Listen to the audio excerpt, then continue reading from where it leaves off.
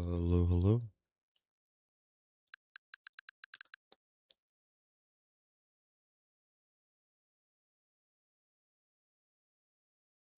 Great. Everything sounds correctly.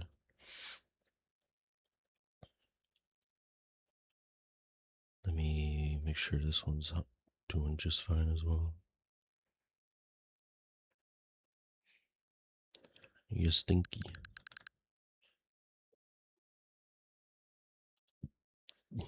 Good job.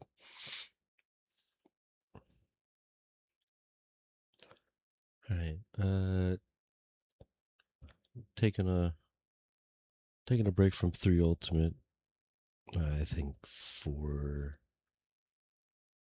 months of it being my game of choice when I'm not hanging out with my friends a little is enough time. So we're going to be playing some Monster Hunter Stories. Now, we will probably go back to 3U at some point, but I wanted to take a small little break from it.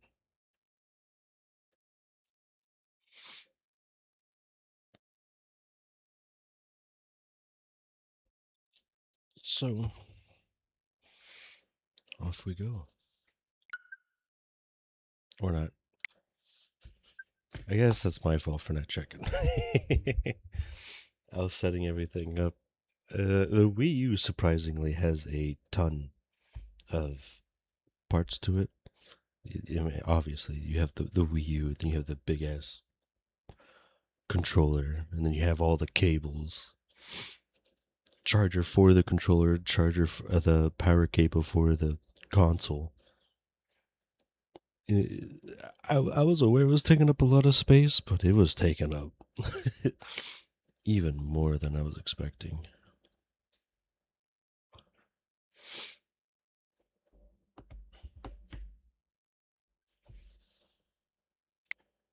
Dude, there's an update for fucking everything. This is what I get for not turning this thing on for 2 months.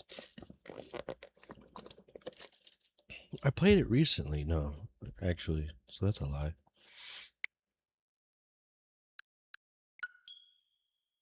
Everything should be correct with this game. It may be in Japanese for a bit, but we'll ignore that.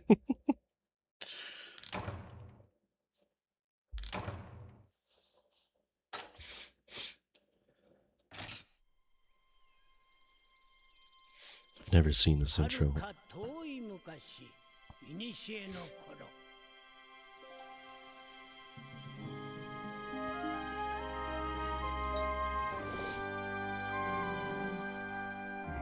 モンスターと心を通わせ、眠れる力を目覚めさせる者がいた。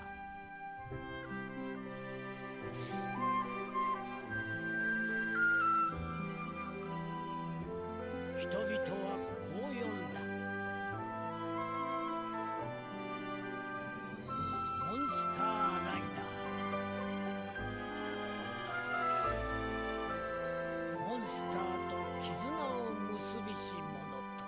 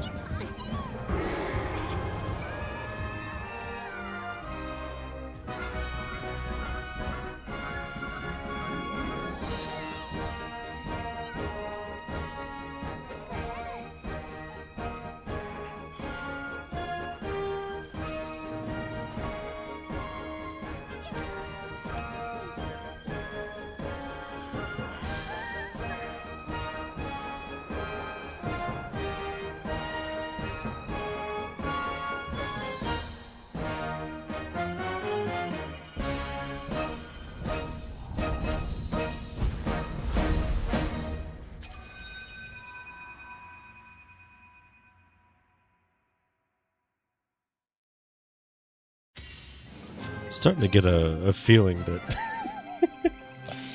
Monster Hunter Stories 1 and 2 takes place around the same area. Okay, let's check all these settings real quick.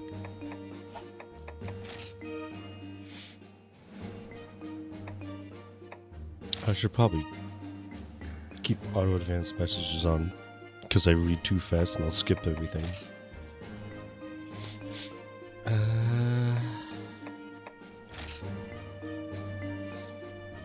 Technically, I'm wearing headphones.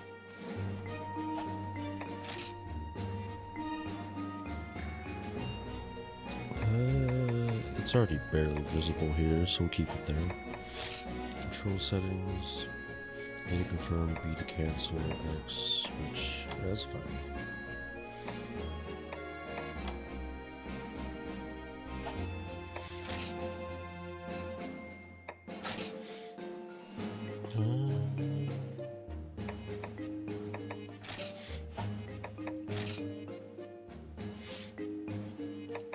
So select whether to save party arrangement.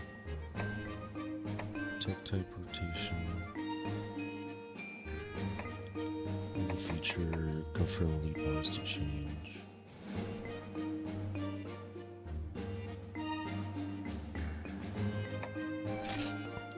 I don't think I need a confirmation each time for that.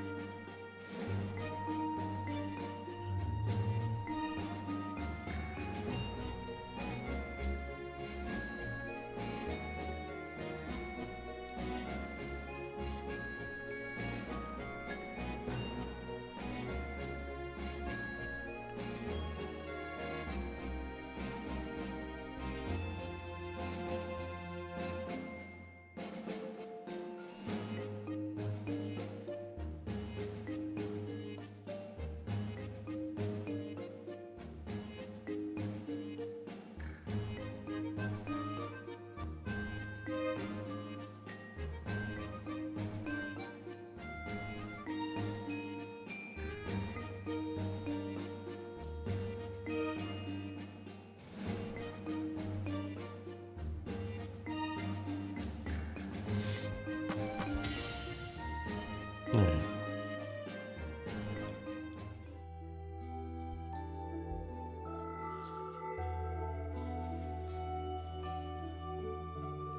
大地に黒き闇の生まれし時、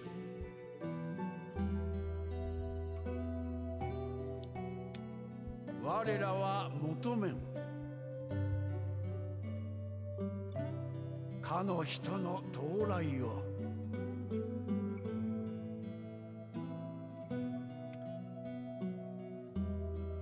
見よ、彼は白き竜にまたがりて颯爽と天かける。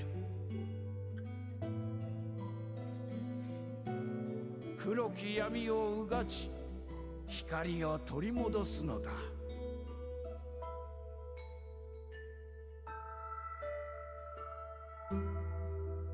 彼はモンスターライダー。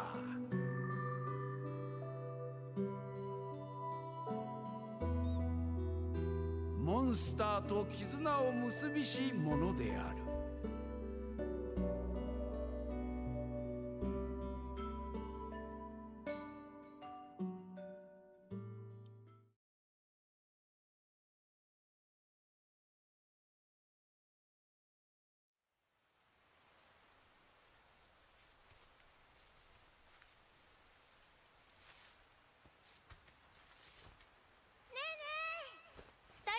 こっちだよ。リリア、森の奥は入っちゃいけないって掟なのに。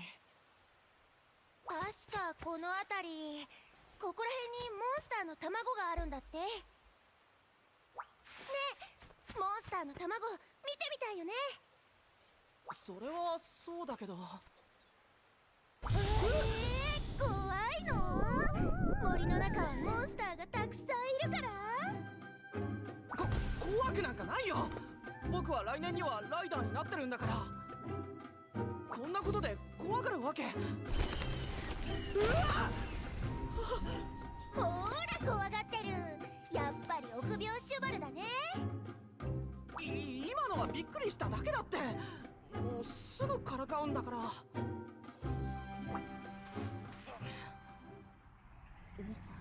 なんだろうこれ。早く卵を探しに行こうよ。怖くないんでしょ。証明してよね。もう分かったよ。僕も行くよ。そう来なくっちゃ。3人で手分けして探そうよ。もし卵を見つけたらいつもの合図ね。後で合流しよう。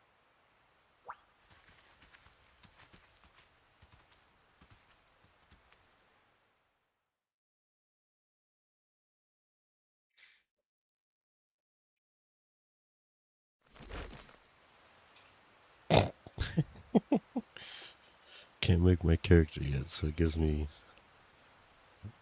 generic pro tag.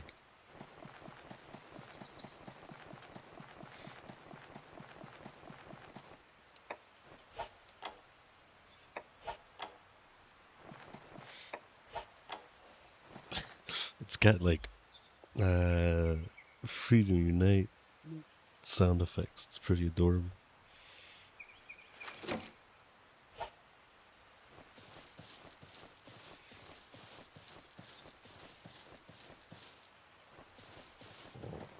Big nut.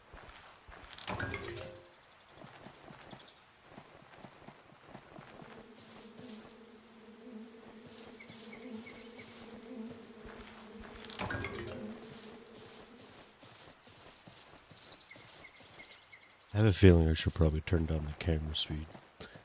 It's fine for me, but I'm very well aware I have a habit of flicking my camera stick back and forth very often. So it might get annoying. Or I'll just do this. That might be more annoying though.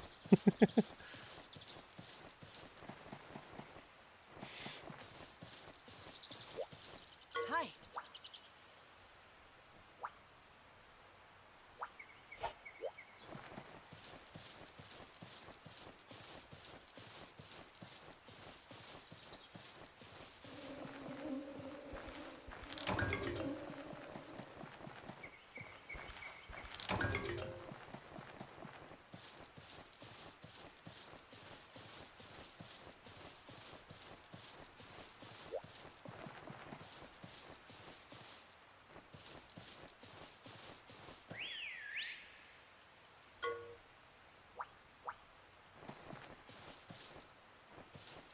But I need all these things. I need to hoard. I need to obtain.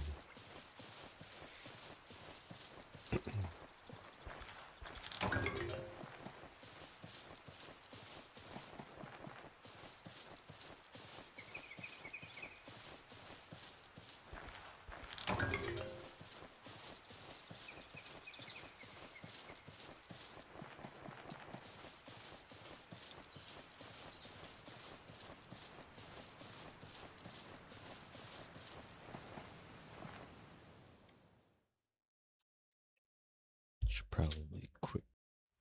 こっちこっち。見てあれ。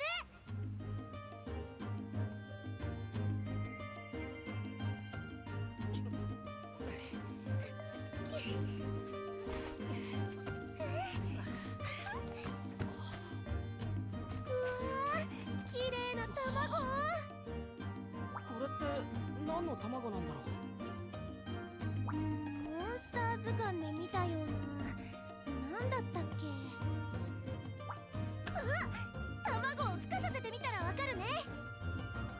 う。でも卵を孵化させられるのは絆石を持ったライダーだけだよ。じゃあライダーになればいいんだよ。ライダーになるってどうやって？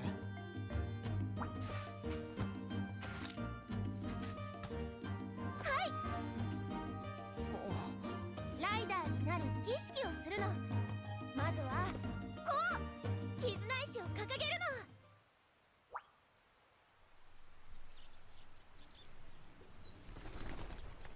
はなんだ。ただのモノマネか。そこ静粛に。これは神聖な儀式なんだから黙って見ててよね。はいはい。次は卵に挨拶するよ。さあ名前を言ってみて。 Oh boy. Here comes the next 15 minutes. I don't think there's a ton of detail to put into the first one. I don't think there was a ton in the second game.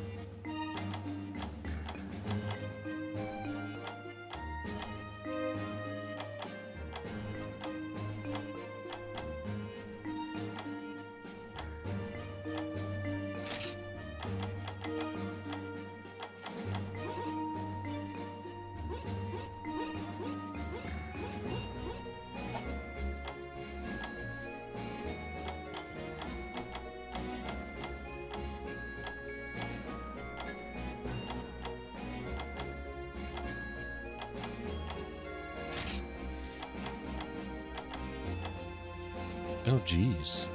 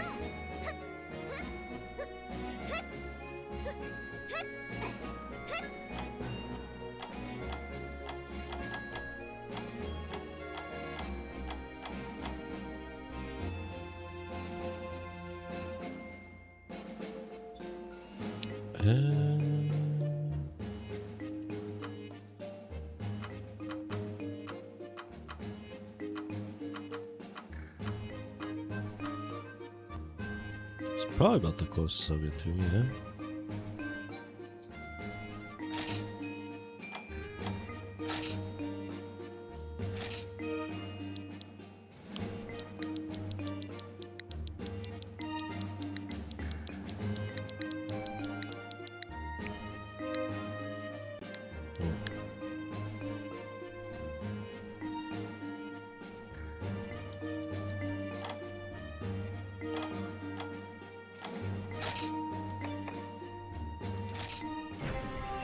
Good enough.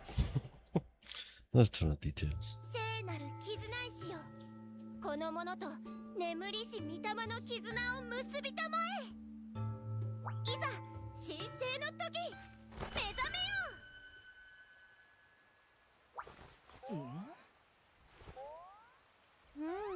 あらら、ダメか。そりゃ本当の儀式じゃないからね。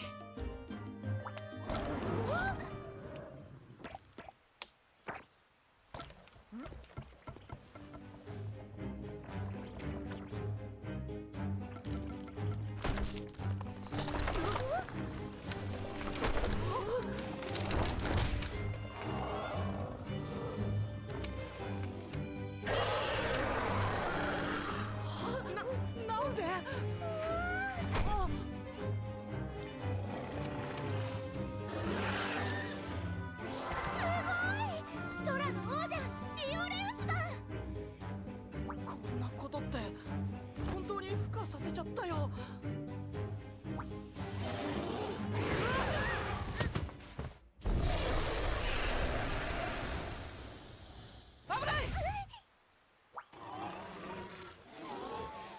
You big baby. どうなってんの？きっと親だと思ってるんだよね、レウス。レウス。そうリオレウスだからレウスって呼ぶの。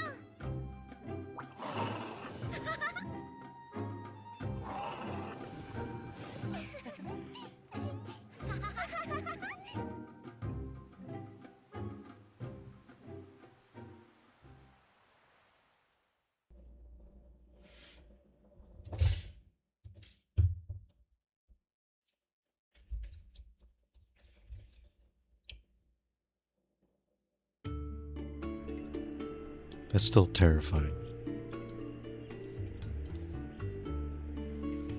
Just got a windmill made out of Rathalos wings.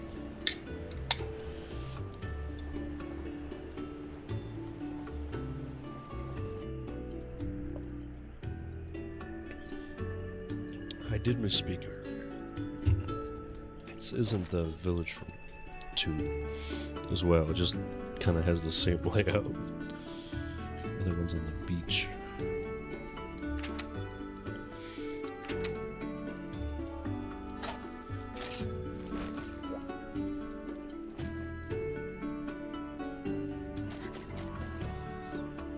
Look at this fried out chicken.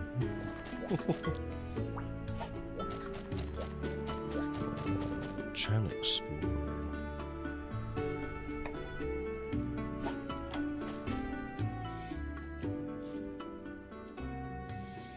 まだうまく飛べないんだね、赤ちゃんだから。ずいぶん大きな赤ちゃんだけどね。ほら、お前たち掟を破り森の奥へ入ったら3人揃ってお仕置きだぞ。いつまでも帰ってこないから心配したのよ、シュバル。母さん。ごめんなさい。ダンさんにまで迷惑をかけて、オムナ村長にきちんと謝ってきなさい。ちゃんとできるわね。母さん、ご飯の支度をして待ってるわ。親のリオレウスが近くにいたらどうなっていたか。考えただけでもゾッとする。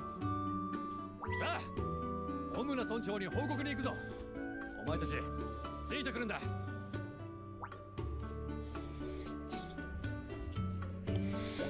How adorable.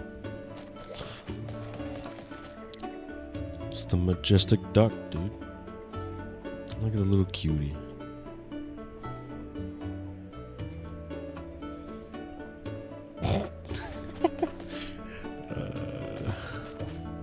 Love how bipedal things have like the same kind of stance.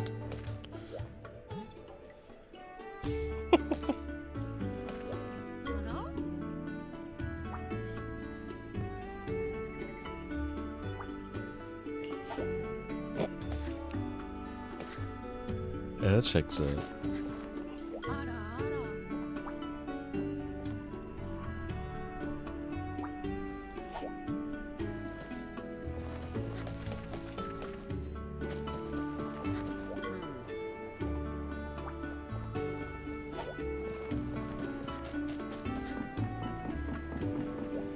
Look at this guy. He's stanced up.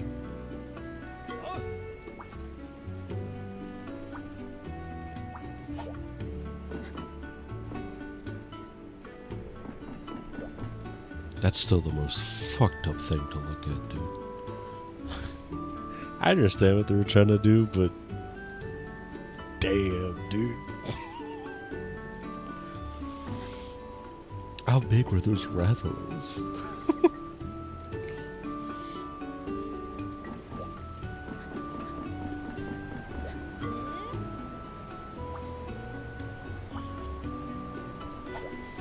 Wow, that's so original. I can't tell if that was sarcasm or not.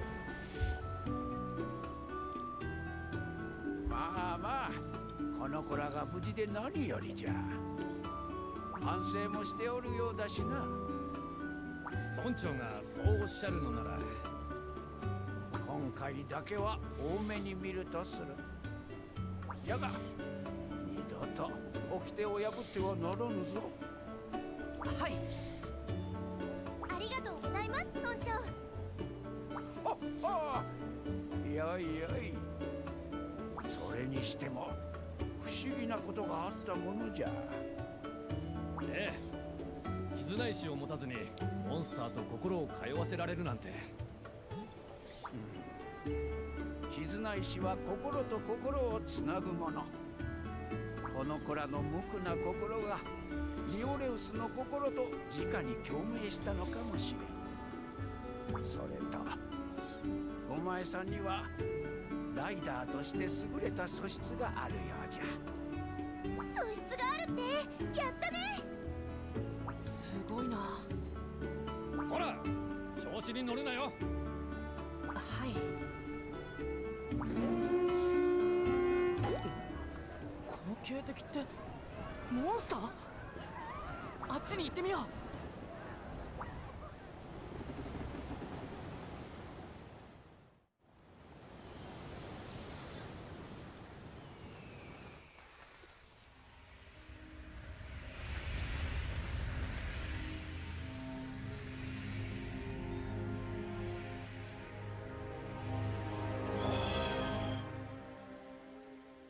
It's not who I thought, but still a sick one.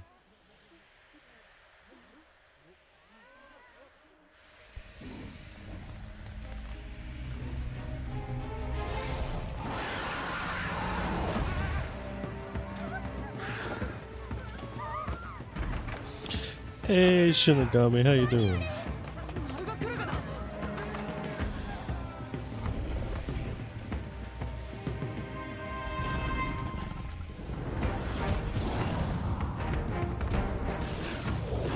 I'm doing pretty great. Excited to be playing stories.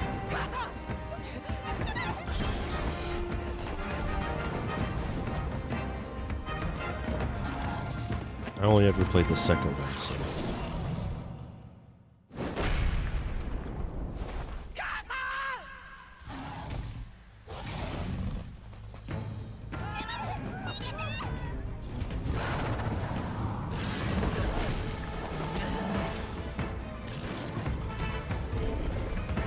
So they just put the hood up and that's how they get past the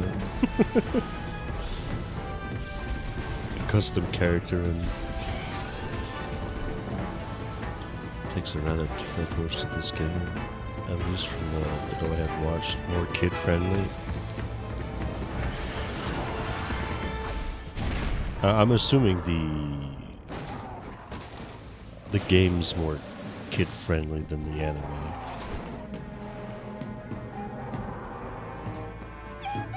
At least that's how it typically turns out.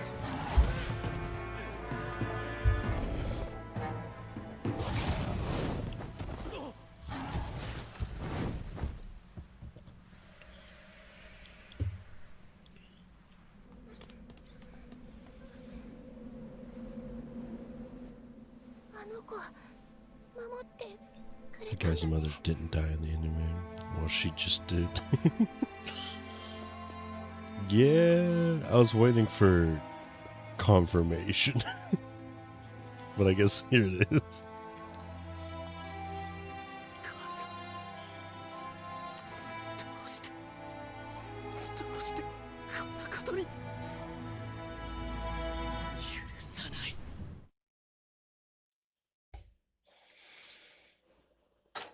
To be honest, I didn't think anything this dark was going to happen.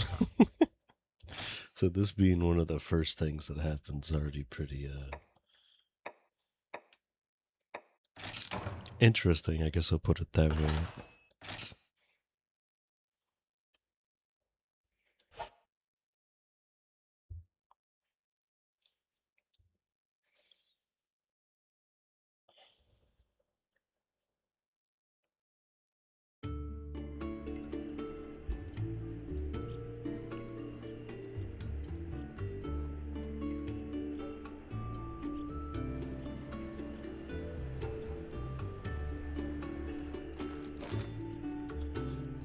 Played this a bit, but never actually got around to beating it. Should get back to it again at some point.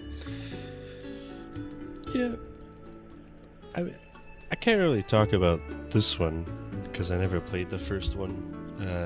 By the time I became aware of it, Monster Hunter Stories 2 already came out.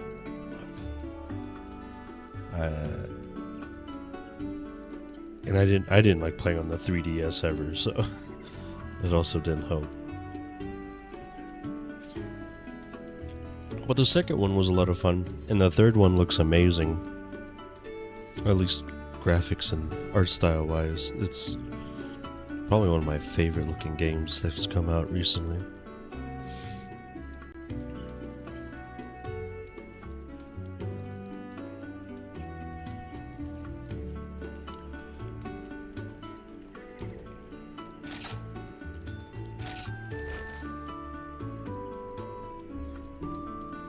Fucking look like a gremlin. Oh no, the shit monkey.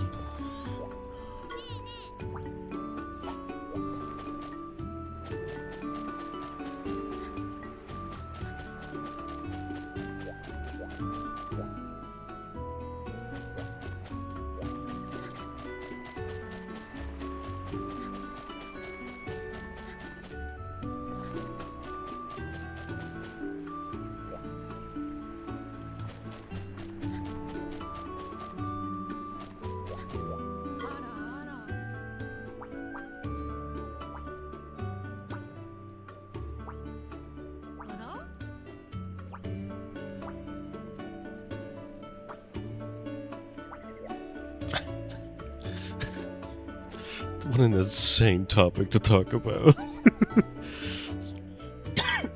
I was playing Ghost of Yote Legends last night. The remix took a while to come out, but lacked matchmaking. Yippee! The only issue now is the poor quality of it, and the bosses just spam a bunch of bullshit under the claim of it's just higher difficulty. Oh, it's one of those. That's unfortunate, but hopefully if enough people make a stink of it, they'll actually implement something interesting.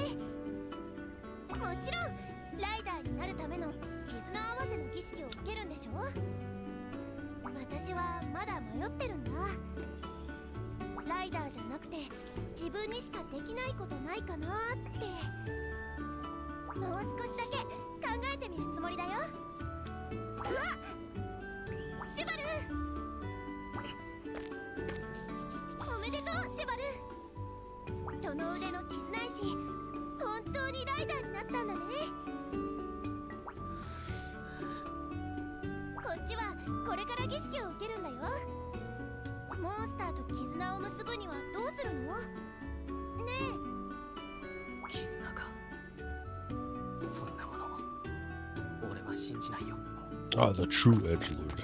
待ってよ、シュバル。ライダーになったお祝いを3人でしたかったんだけど、1年前の事件からあまり話をしてないね。3人一緒じゃないとなんか変。調子が出ないよ。こんなんじゃダメだね。さあ、そろそろ行かないと。オムナ村長が儀式の間で待ってるんでしょ。きっと立派なライダーになれるはず。私応援してるからね。The raid boss, the dragon, is just a slightly modified repeat of the story fight with the Oni. Very lazy. Ah, that always sucks to hear.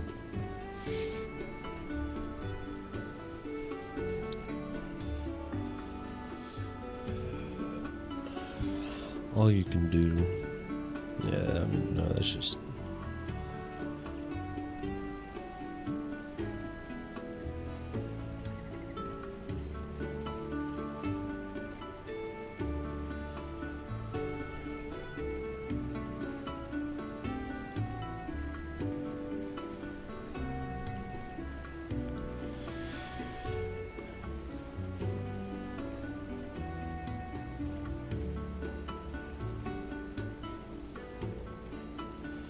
Honestly, no idea what any of the people working on it were thinking when they made such decisions. They were probably giving a deadline that were pushed by shareholders, like everything else that makes,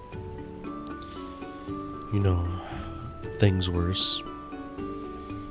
And they were basically strong-armed into pushing out content at a certain date, and they're like, well, this is basically the best I can do.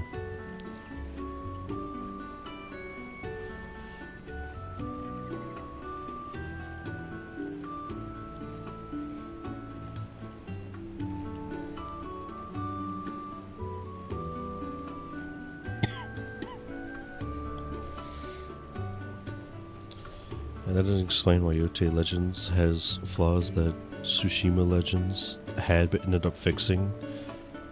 Yeah, you're right, it doesn't really.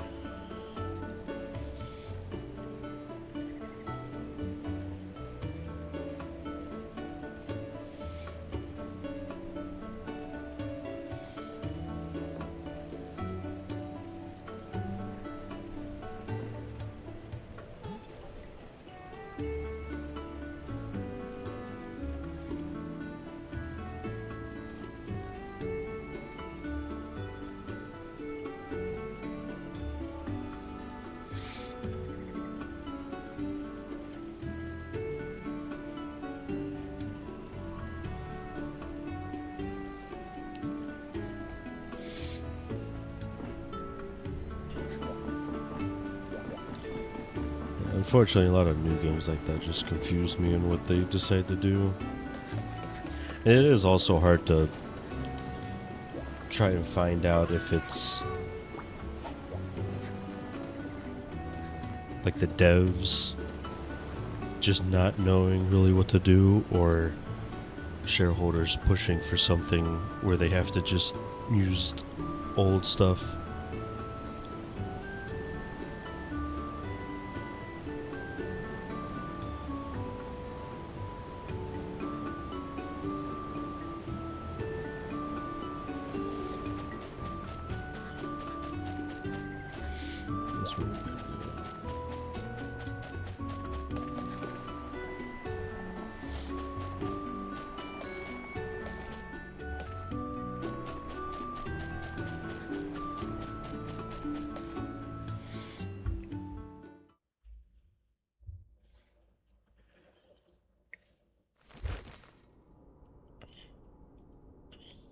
I kind of want to see what that is, like the full scroll of it, but I have a feeling I won't be able to see it.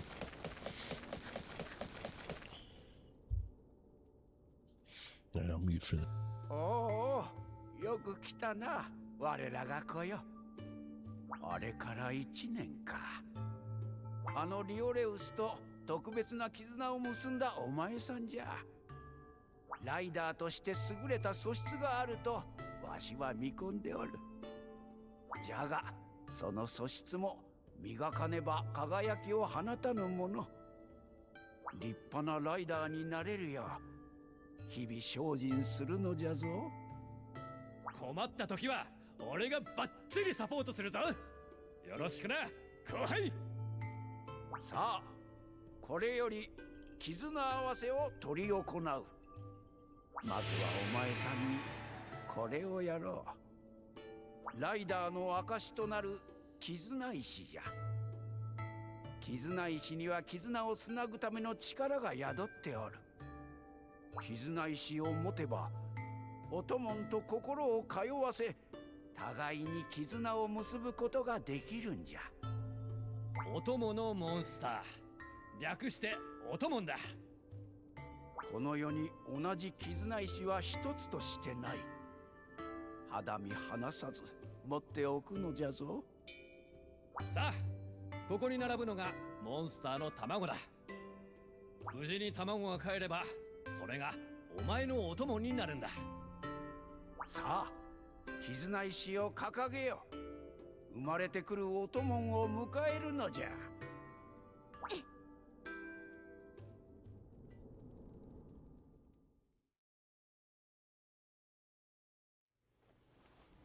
さてさて、絆あれ。はあ、聖なる絆石よのほるがあまティムきなせ目覚めよ。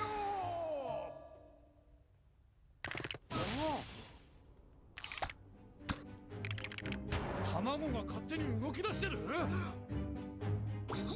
はい。絶好調じゃないですか。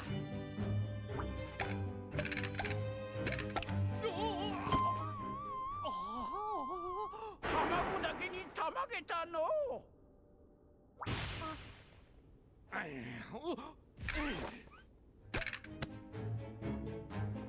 おい、ぼーっとするな。卵を捕まえるんだ。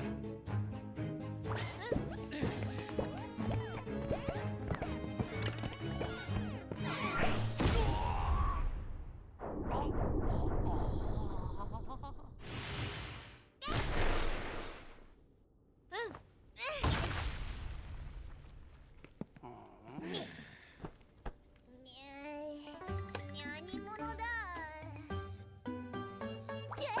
何者、名を名乗れ。あと、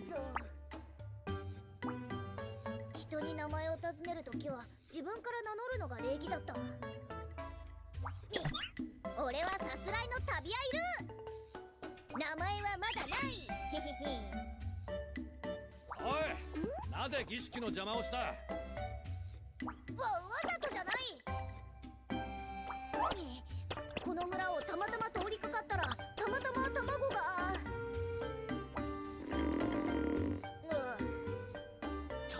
たまって腹が減っているのか。別に減ってない。今は神聖な儀式の最中だ。よそへ行ってくれ。シュッシュッ。ちっけえなやつだな。俺はそこらのアイルと違うんだからな。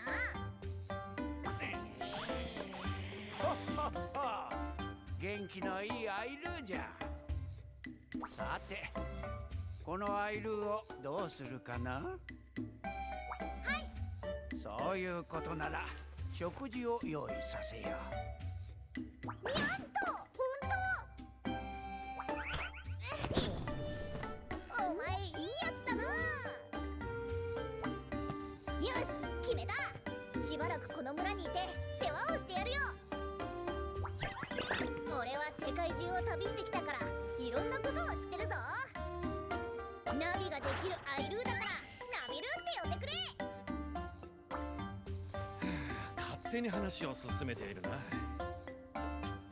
そうだ、儀式をしてたんだったな。手伝ってやるよ。はっは。アイルーとも心を通わせ合ったようじゃの。さて、儀式を再開しよう。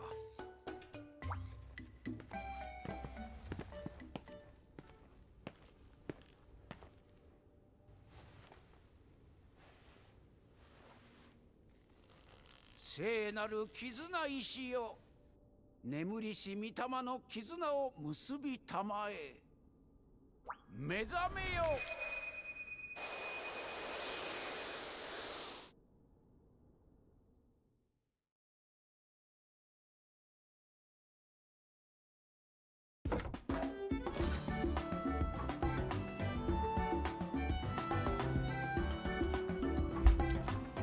Yeah, he's not. I'm not sure what he is. That's why I just call him the cursed creature, the cursed child.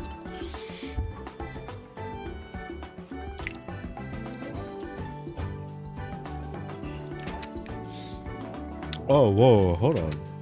So this is not new. This is new. Select the egg fragments to assemble eggs and hatch new monsters. You can find egg fragments battle throughout the world or win them in network battles. This is a first. Yeah, this didn't make a return in the second game. The second game also had multiplayer, which seems to be the only one.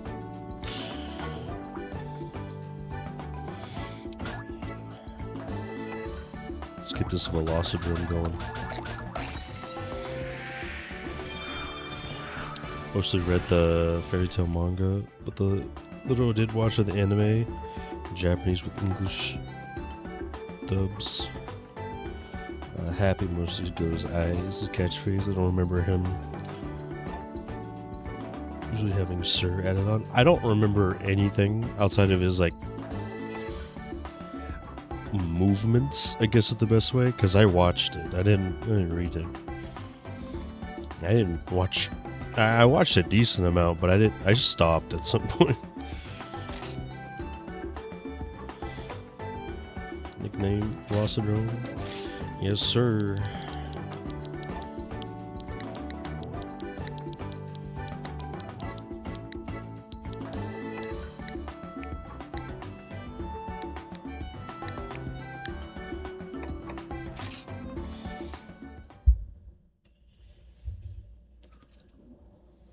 ほっほう、めでたいめでたい。この子とお前さんは縁あって絆で結ばれたのじゃ。大事に慈しみ育てるのじゃぞ。モンスターと絆を結ぶなんてすっげえしびれるぜ。だが儀式はこれで終わりじゃないぞ。絆石は清めることで秘めた力を発揮するんだ。村外れのボルデ山の洞窟まで行き、滝の奥にある水場で絆石を清めてもらう。この試練を乗り越えなければ儀式を終えることはできない。もちろん挑戦するよな。よーし、いい返事だ後輩。準備ができたら村の門まで来い。先に行って待っているからな。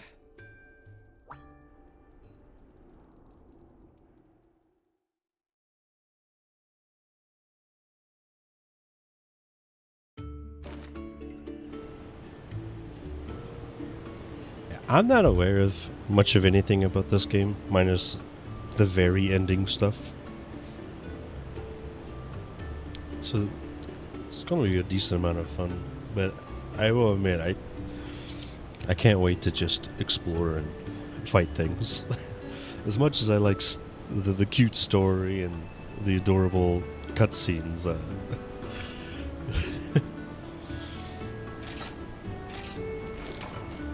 There's some other stuff I'd rather be doing.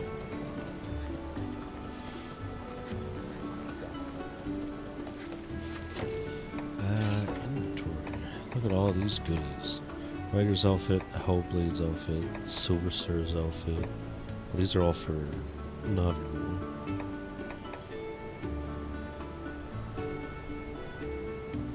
Was this? 2016 was around when Generations came out.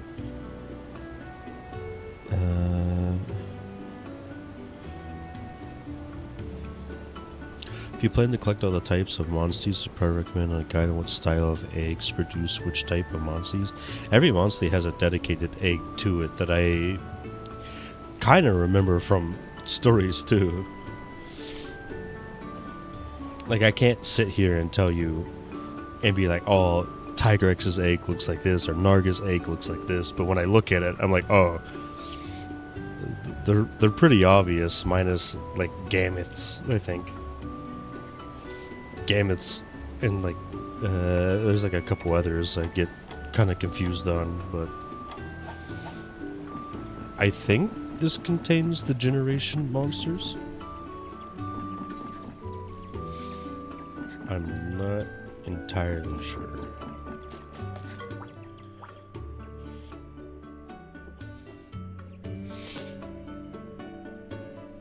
And I don't think I have much grandiose plans for this game. I'm probably just going to beat it. I don't know if I want to collect everything. This might be one of those ones where I get towards the end and I'm like, I mean, we're pretty close, we might as well get it.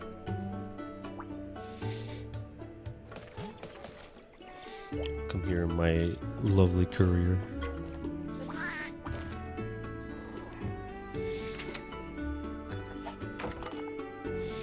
Yes, I'm gonna have a lot of rider cards.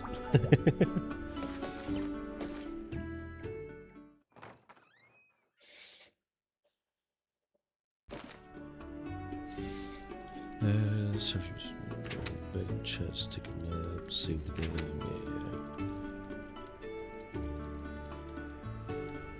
Yeah. Body type, hairstyle, and armor colors.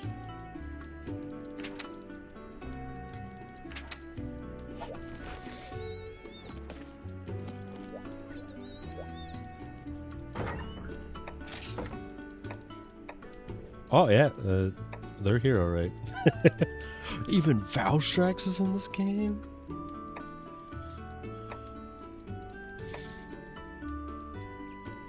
Dude, what the hell? Oh, dude, I loved this outfit in the second game. This is basically what I had him in the entire time. Because it's just so no. I don't think. You can do the whole thing.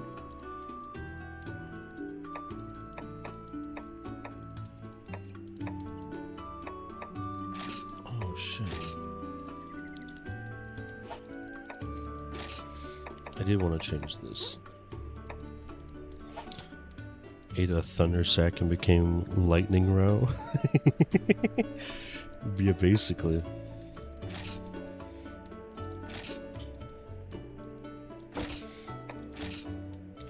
And you can do, oh, thank goodness.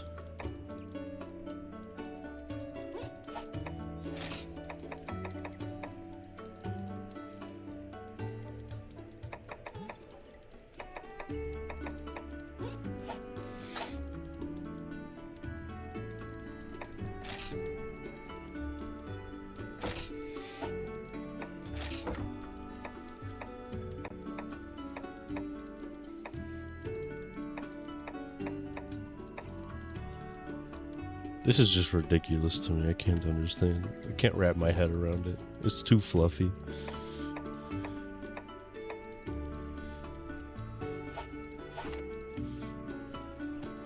Velocidrome plushie over there. Oh my goodness.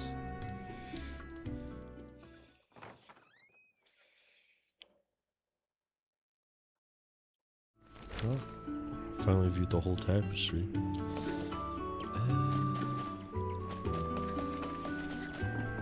I don't think we can interact with the blacksmith.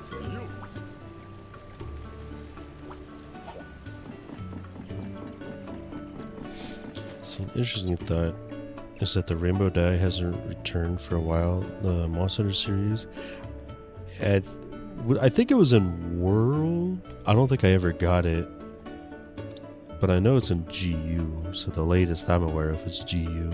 Hey, I would love to have it back, but I guess the idea of the color changing probably creates extra pressure on the system. Be a range of color changing dyes. Yeah, I miss it. I love the rainbow dye. It was always so nice because it was a nice little bonus for completing the story. Like the village, like all the village quests, you get the nice rainbow dye. And it's always such a nice feeling to get. I loved it. I do hope for its return.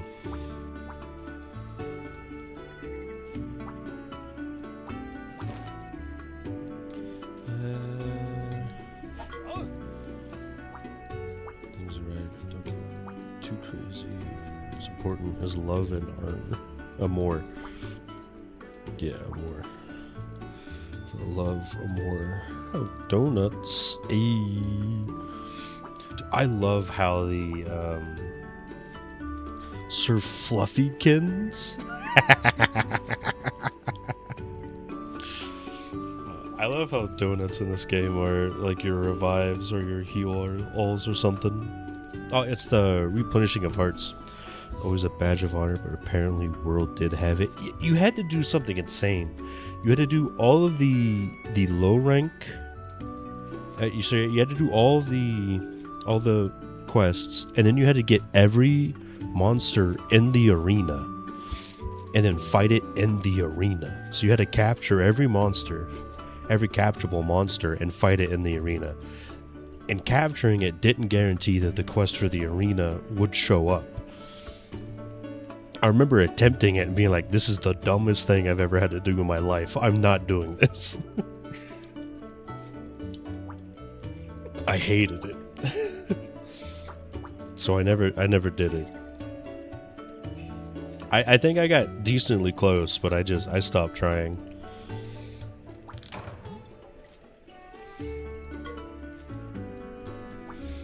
Head to Pondry Hills.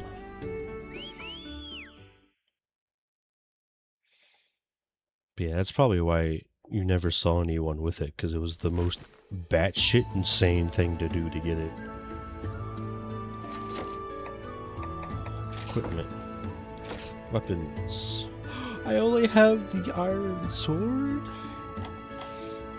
Oh no! Is that really all my choices? Great sword, sword and shield, hammer, hunting horn? Damn. Some annoying stuff like how RNG heavy certain trophies were like, trying to catch the rare endemic life. Wilds is a similar issue. Wilds was easier because of the crowns being broken. 3/4 of those weapons were part of the Monster Hunter 1 weapon roster. Yeah, it's always funny to think about how little weapons Monster Hunter 1 had. That would be a fun one to play. I have the PS2 game. I might just boot that up and play the village of it at some point. Obviously, if I want to go further in, I would play like Freedom or Freedom Unite, but it'd be fun. So I guess Stories 2 is when I get my beloved gun lance. So I guess we're sticking with Greatsword for most of everything. I have no accessories, okay.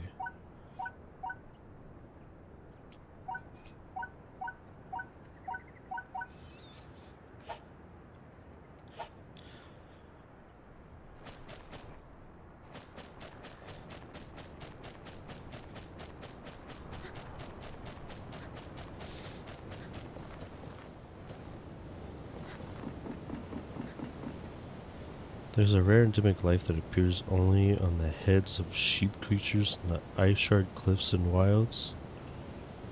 I've rebooted this area so many times to find it and only found it once and have it disappear before I catch it.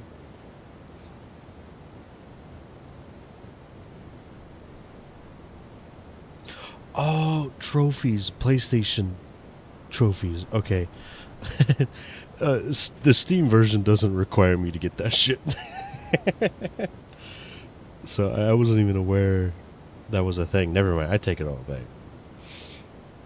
That's some bullshit.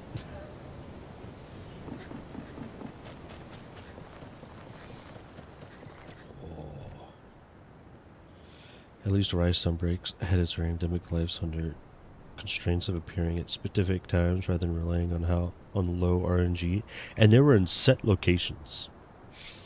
Like you could always go there and find them as long as the weather was there. Like you don't have to look in random spots. They were always in the same area, which was super nice.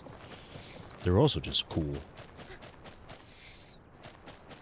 God, Rise Sunbreak's such a good ass game. Look at that helpless dinosaur. Go fucking murder it.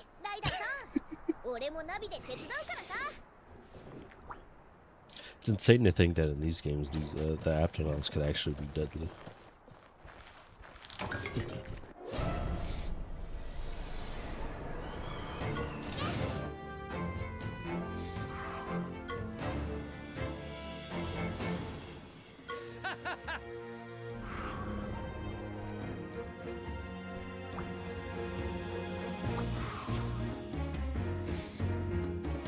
I love my fucked up rock, paper, scissors.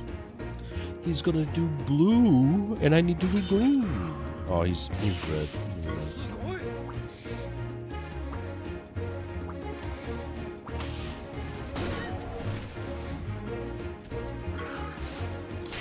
Despite Rise being pushed to the changed part way through development in order to make it closer to World's Choice, Seamless managed to make full use of these in such a great way. I love, so in a fight it can be annoying, but the wall running in Rise is so cool for like traversing or just exploring the maps. And the way the wire bugs are, to be honest, if every time I hear it, and I'm always aware of it, that they weren't seamless maps in Rise blows my mind, because it works so well in that game. It's like the best thing about the game is just how you can traverse in these open world maps, that trying to picture it without seamless maps seems hard. Like, I can't really understand how they would have done it because just of how well they did it in Rise.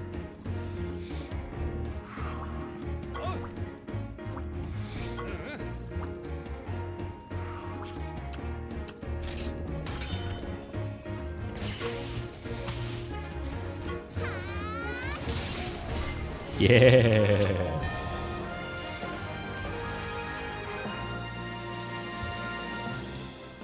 Oh, this has got a speed up mechanic in it too. Thank goodness. I probably won't use it until we're like way late into the game. But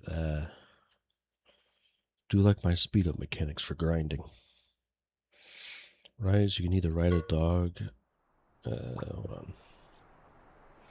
You can either ride a dog to get to the monster faster or go cross country outside for the normal paths. We give you options. You don't need to use the other wilds. Nah, you gotta ride this fuck ass bird that doesn't want to listen to your directions 90% of the time, and you have to use it to get to certain pathways. Oh. I can't believe reading that pissed me off so much. I'm playing a cozy, comfy game. Here I am getting mad at wilds again. Yeah, the fuck-ass bird lizard is definitely a downgrade compared to not only the palamutes, but just running in general.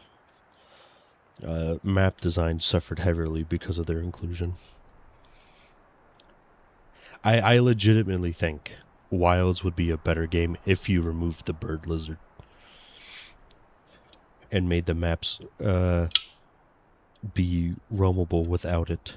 Like, keep the map size as big as you want it, like now. Just remove the birds and make it to the bird only running distances are able to be used by non-bird lizards. I think it would be a much better time. Because I don't remember shit from Wilds. Like their maps. I remember like the spots where you fight monsters. I don't remember anything else. Because I would quite literally just auto-track with my bird and play a phone game. Or something. I wouldn't really do too much. I tried running everywhere at first. And for a long time, it works out. You can just run around. But at some point, you have to fucking use the bird to get to certain areas. It's like, come on, man. Just let me play the game. Don't make me ride this fuck-ass bird.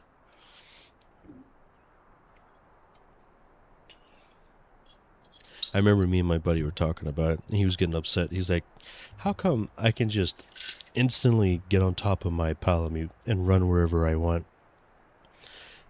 And then this bird takes like 6 years, and I have to stop walking because it can't catch up to me when I'm running. To realize that not only do the older games value the term of commitment, that's an understatement, and so many aspects like pre-hunt prep, attacking animations, positioning, but also bird can't drift and get a skin on it that gives its jet boosters, so when you drift you hit a fat fucking Mario Kart boost. But it also gave you choices without particularly forcing you how to play certain ways. World and Wilds, on the other hand, both lose the commitment, but also force you to use mechanics that overall aren't that great. I mean, This is going to sound insane, but my hunt times were super long in World. I think it took me like 30 to 40 minutes to fight a new monster when I found it in Iceborne. Because I never used the clutch claw. I just, to be honest, the game showed me it, and I was like, that's dumb. And I just never used it. To the point that I can't play World with other people because they get pissed off because I don't use the clutch claw to weaken a monster. It's a legitimate problem. Wait, I do agree that World and Wilds wants you to play the game in the way that they set you to play it, and if you don't play it that way, they tend to get pissed. It's funny. It's very funny to notice this. Yeah, I never really used the clutch claw, even using the slinger much in World and Wilds. I was punished heavily. Dude, oh my god, I hate the slinger so fucking much. The amount of times I've went to go and throw a flash bomb, but instead to watch my character load it into the slinger instead, I fucking would scream. It's like, just let me throw the damn bomb. Why am I doing this? I hate the slingers. I hate the slingers so much. I remember seeing them in the Wilds trailer, and I legit told my friends, like, the game instantly lost like 2 points because this thing's back. Mechanic desire to improve things. If you're just gonna punish me for not using it, that's not optional, that's forced. It is. My hunts went on for so long because I never used the clutch claw, dude. I didn't really care too much. But at some point, I remember asking my friends, like, man, are these hunts taking you a long time too? And he's like, no. And then we played together, and he's like, dude, you're not using the clutch claw to get weakness spots open. I'm like, oh, shit. Slingers don't seem like they're going to leave anytime soon. Well, the rise in some break versions of the game seem like they're not showing up. I hope that continues that way, because those are the games I'm only going to purchase from going forward. I'm not buying first generation of Monster Hunter games anymore after World and Wilds. So, not unless either of the dev teams decide to make a game back in the older style and change almost everything back. Portable team only player? Yeah, that's after Wilds. That's where I am. I hated World and Iceborne, and Wilds somehow was even worse for me. So I don't think I'm ever going to play a main, like, first gen, first game of the generation again. I'm just gonna wait for the portable teams versions to come out and play that.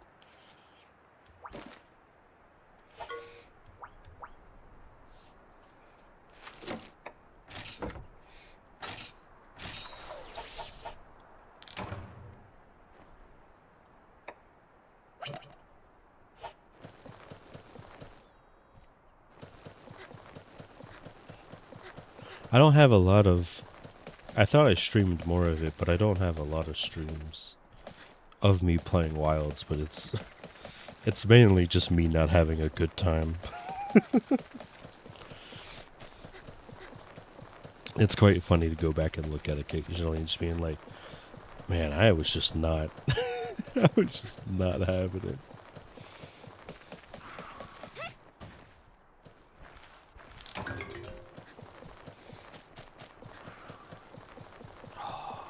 I'm already getting excited.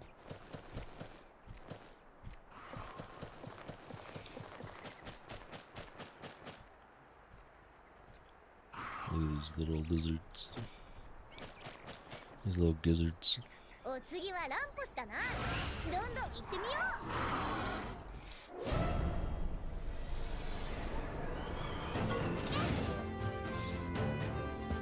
Clutch Claw weaken a spot for only 90 seconds if you use heavy weapons. 1 hit if you use the non-heavy weapon. 2 hits in the same spot.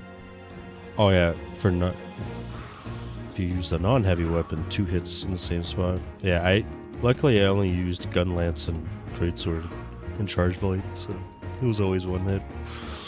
Now that you've weakened the spot from melee who can't really aim, it's super awkward trying to target a specific spot instead of a general area. While for long-range weapons that can aim, it's obviously a huge advantage. Yeah, World was oddly very, very like ranged, focused feeling compared to everything else. Like ranged has always been good, obviously, but I feel like it was even more so in World.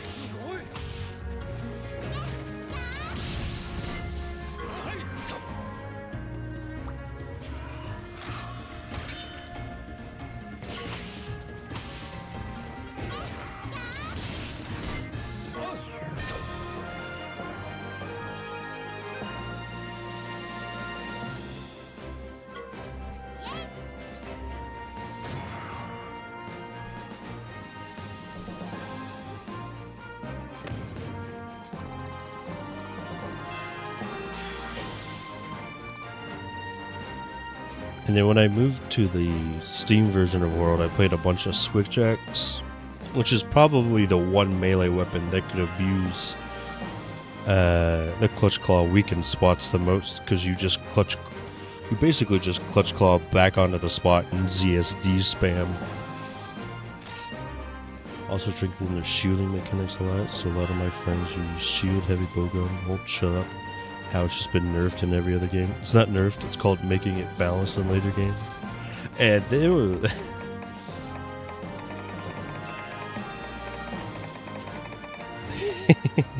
yeah.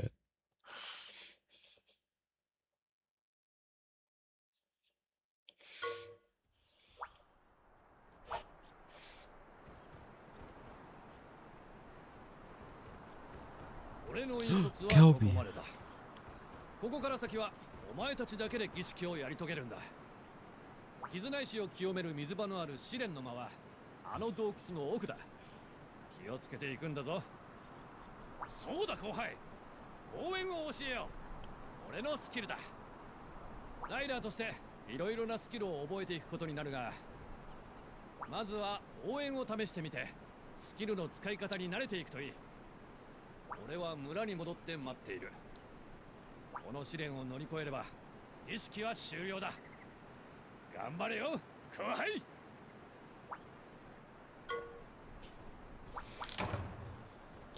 Give me Kelby. Give me Kelby. I can't fight Kelby. What's the point?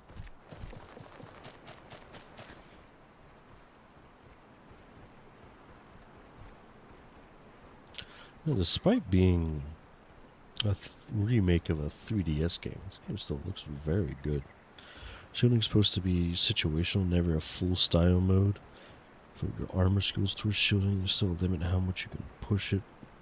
Because when everyone puts their weapons away, you can dodge at the same, but my friend complains that dodging is unfair compared to shielding.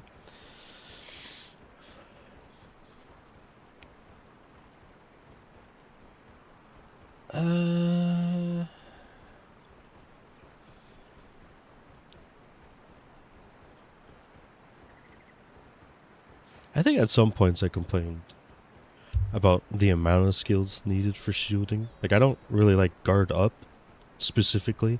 I'm fine with guard and guard plus 2 being a thing. You know, devoting some of your skills so your shields are better. I think I'm fine with when I think about it outside of being a little piss baby and complaining in the moment. I don't like guard up though. I wish that was not a skill needed and it was something I could use with my shields. Mainly because I just want to block laser beams. I think it's more fine in World and Rise because the amount of skills you can get. But in the older games it is quite annoying having to devote so much to a guard up and guard plus 2 that basically you get nothing else. But I don't think dodging is unfair compared to shielding. There's different benefits to each one, so it's kind of hard to understand where your friend's coming from. Shielding is, in my eyes, is stronger than dodging. Just because of the ability to stay so close and stick so close to the monster at all times and never putting away your weapon. And you still get a dodge with shielded weapons that can have shields. But I've never really played a heavy bowgun, so I don't know how shielded heavy bowgun plays.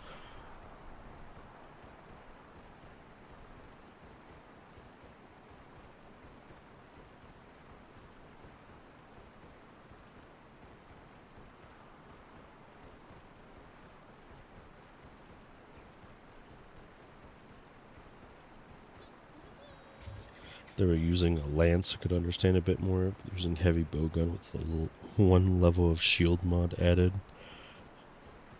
Yeah, that sounds insane. I was playing lance and gun lance.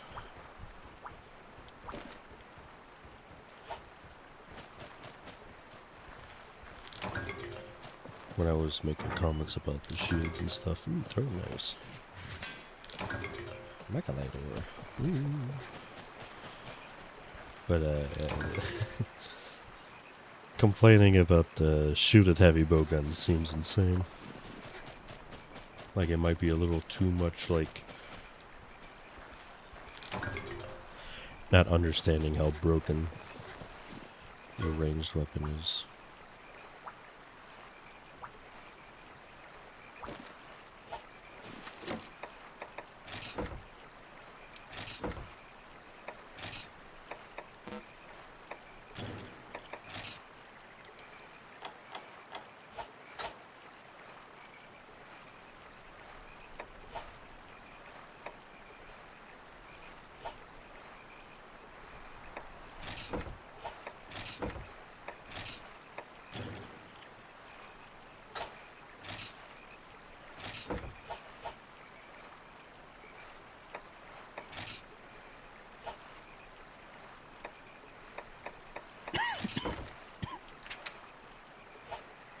Oh.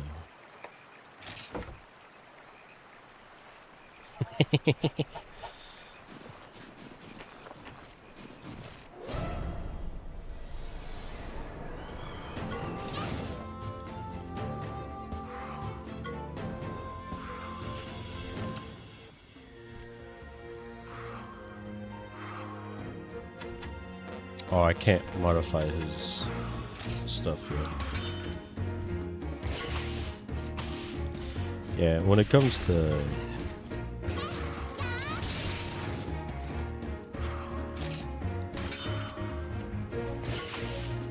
heavy bowgun shields, I know next to nothing about them.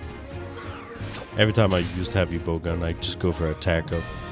I don't go for the shielded option. I know it's a thing you can do, but I just never...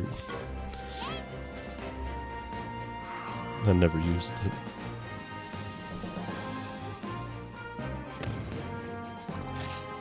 See, there's nothing I can do.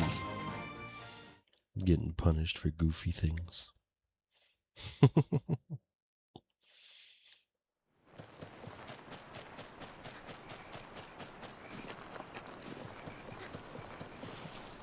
This is one of the cameras where it forces the camera back down to follow the movement paths.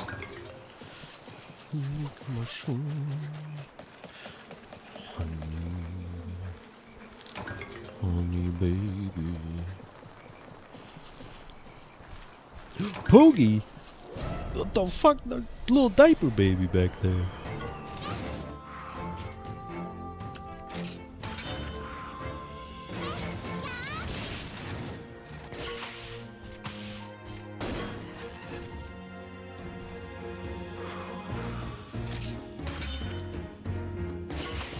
Yeah, double attack, baby.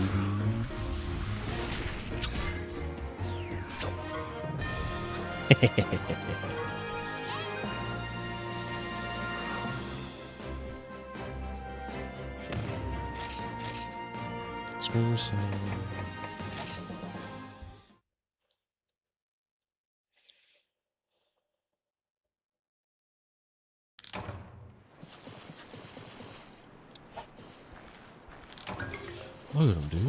There's a little baby over there.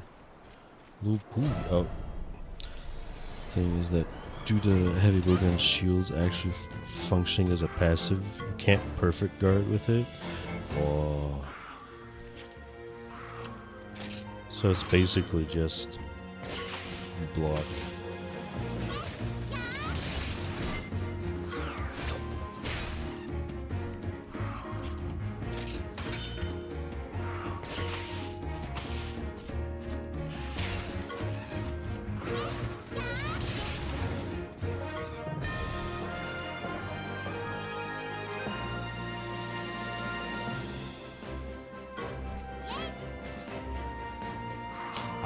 I keep forgetting perfect block's a thing.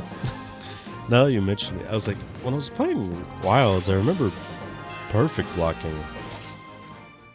But yeah, as long as you don't shoot the guard shield is active without costing stamina to upkeep or slowing from regenerating. That's fucking insane. Jesus. That seems like a little much, no?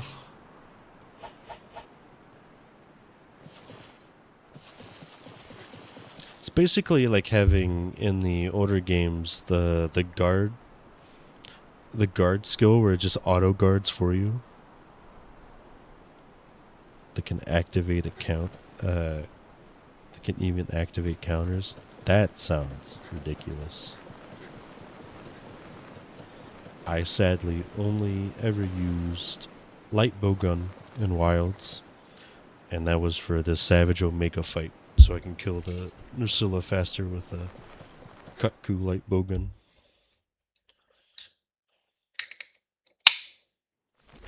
Another bluesky.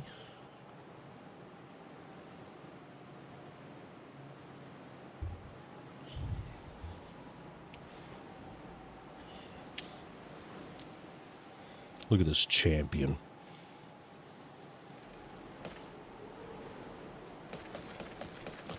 Shadows don't look too good in this game. That's fine. Wanted to stand there with this heavy bun gun, just shoot the monster, didn't want to have to move at all for some weird reason. Classic situation change between. I feel like for a lot of people, they just want to fight the monster and they don't. Sorry, they just want to hit the monster and they don't want the monster to fight back, it feels like. There's not a ton of people like that, but there's enough to make it a little worrying. There are many lost Poogies hidden all over the world. Was this a thing in Stories 2? I know it's a thing in Stories 3, but I don't think it's a thing in Stories 2. Origins power fantasy came from being as weak as you are, but managing to take down very strong. Comes from flashy moves and feeling directly stronger than the monster you're fighting in the moment. It is, and it's quite worrying. Also, it was also super satisfying to get invaded, knowing you're on the back foot, but still trying to kill the invading monster to get early stuff. Like, it's not technically invading in Rise and Sunbreak. They're kind of just Rajang's just around. But finding an early Rajang and then farming his armor before you actually get to fight him. What a feeling. And then, obviously, 3U does it with Devil Joe. The story quest where he invades, and he just invades on high rank.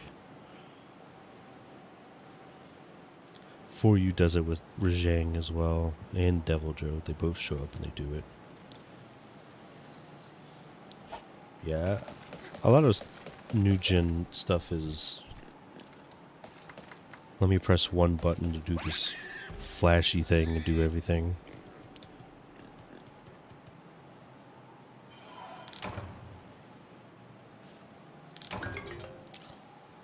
Yeah, I think... Yeah, because God Eater 3 was like that. Was it? No. Me and my buddy were just talking about a shit ton of Monster Hunter closed recently, because he was talking about the PS Vita I wasn't aware of a lot of it. I've only ever really been aware of God Eater. I played all 3 of those. But we were talking about some random PS Vita game recently. I have never played any or seen any of the God Eater games, but I've seen some of Dauntless. I've never heard anything good about Dauntless, so I'm assuming that's what you mean. The God Eater games are actually pretty good. Freedom Wars is another game that's like that, where it's like on the PS Vita Monster Hunter clone kind of thing. Okay. Here we're talking about White Knight Chronicles. Oh, Soul Sacrifice. Delta Vita. Here it is. This is another Monster Hunter clone. I think a lot of the Vita games were free from this kind of sin. But when you get to the Steam, when you get to like the Monster Hunter World Monster Hunter clones around that area is where you start to see a lot of these press one button to do a super. I hate saying that because GU has that as well. But you have to build up essentially a meter. And then you get to do a cool fancy move. But I also like that, so.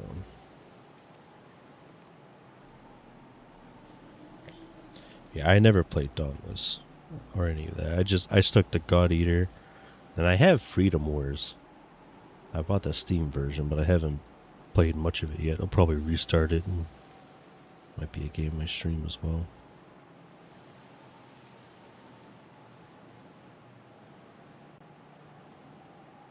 And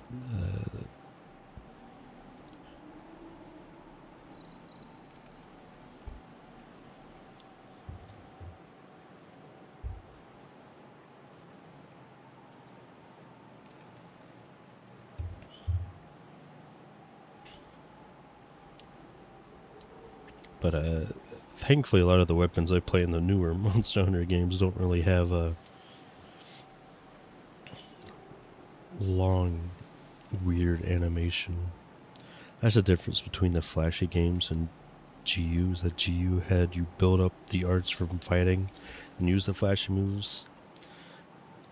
And build it up again. You had to put in the effort. It wasn't an auto cooldown. Yeah. That is kind of one of the downsides too.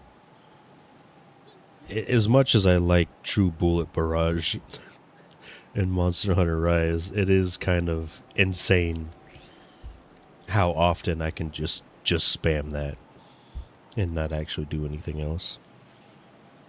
Well, if you compare it to GU, you can't really just spam those. Use things now, but if you're still in contact, yeah, that is the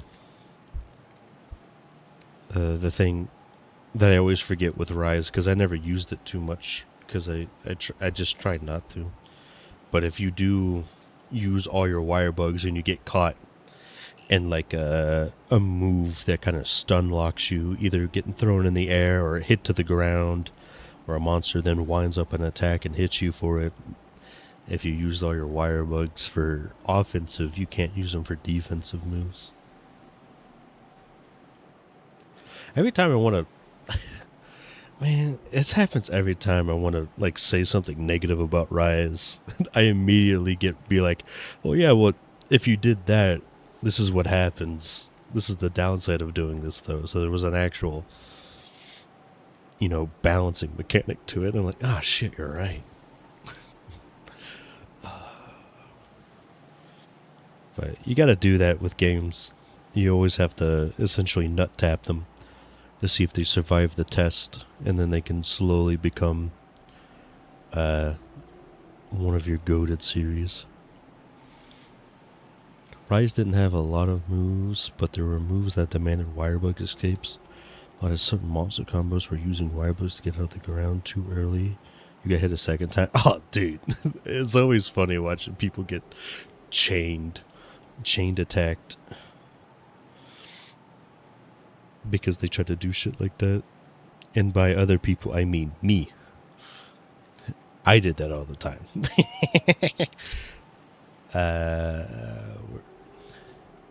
It became something to learn where to use and where not to use wirebugs.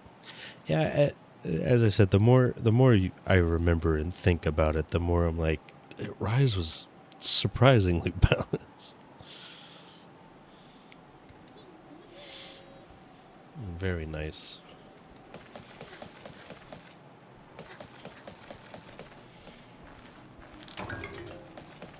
It's also why my faith in upcoming titles hasn't been destroyed, is because of Rise and Sunbreak.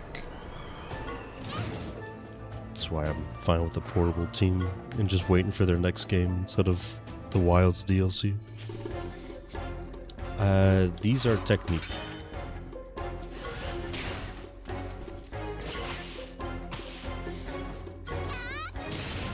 Who knew 200 hours and Stories 2 would let me remember everything?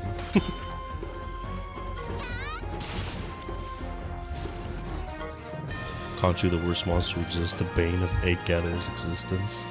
I legit thought Conchus were older than they were, but I hate speaking with this amount of confidence that I was about to, because it's probably going to be wrong. But they showed up in 4U, right? They weren't pre 4U.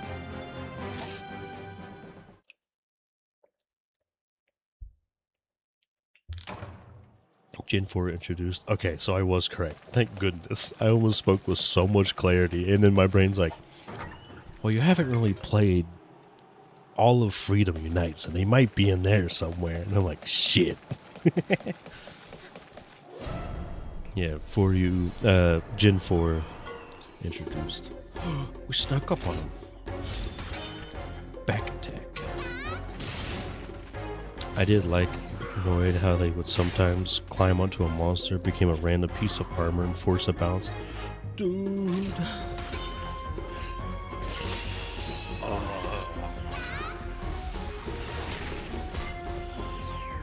You're sitting there, you're like, what the I remember freaking out the first time it happened. I was like, what just happened? My sharpness isn't that bad.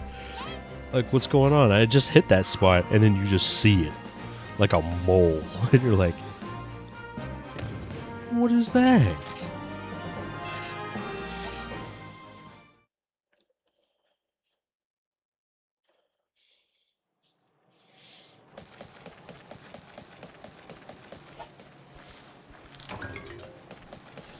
Aloe leaf. Come to me, pretty Conchu. Our blue young Kaku would pick up and roll Conchu at you as an attack. Make the... I always forget he was in 4 Ultimate. I don't think I ever fought him.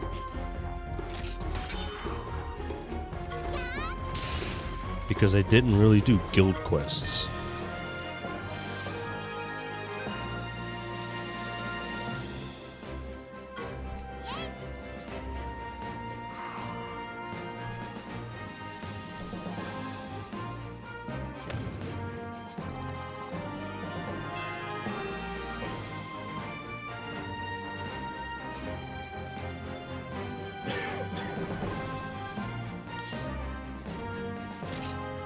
But I am a big fan of whenever they make a subspecies or a different colored monster have its own little unique identity.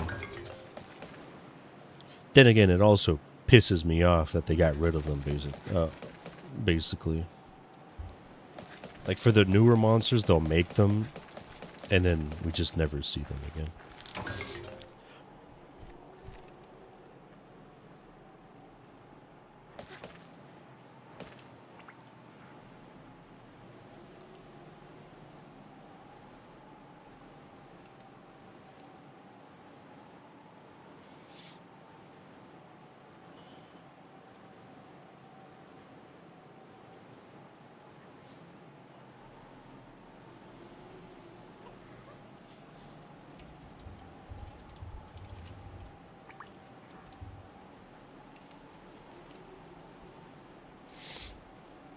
I just want my Stygians and Ogre back, man.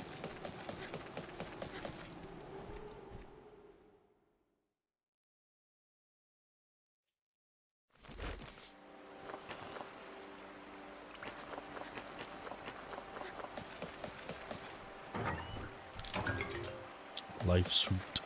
Suit.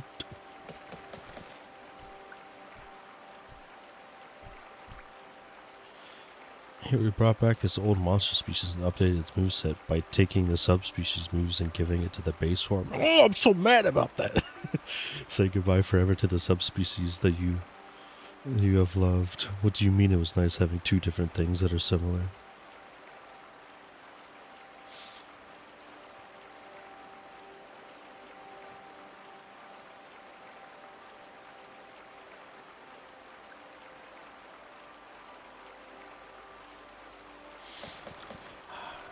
It sucks because they were just getting to the point where subspecies were super, super cool and unique, and it's like you would go through the game and it'd be like, oh, this is technically it looks like the same monster, but it's different, so you gotta fight it differently.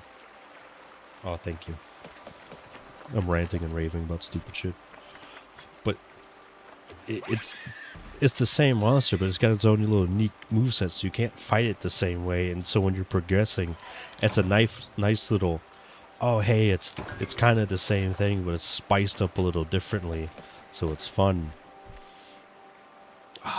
And they were just getting to where it was super great, and now here we are, gone. ここが神聖なる水源だな。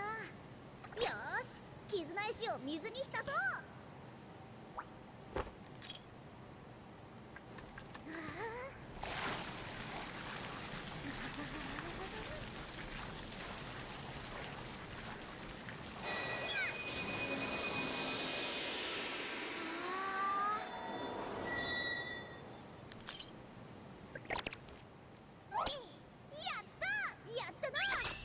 儀式は終了。正真正銘ライダーさんの誕生だ。さあライダーさん、村に戻って報告だ。明日に向かってライドオン。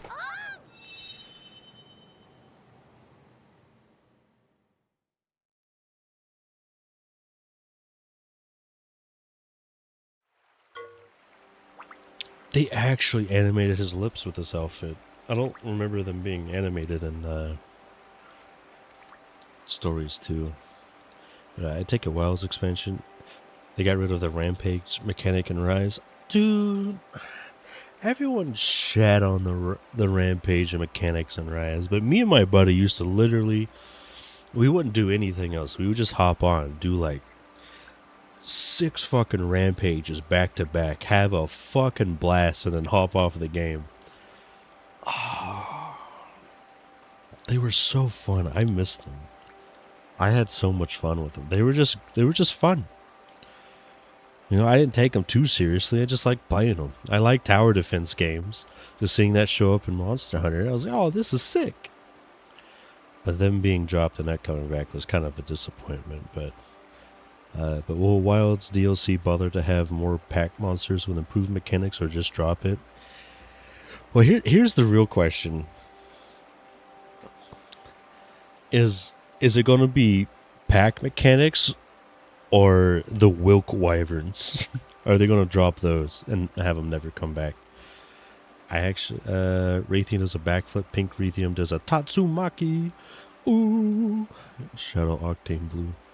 It's that much, but it freshens it up and gives a new armor set without having to spend lots of time and effort on a whole new monster, a whole new other stuff.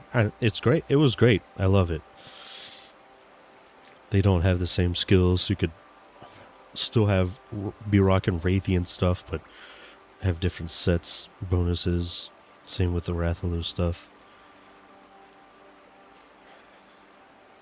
Pink Raytheon being scarier than normal Raytheon was always a nice feeling.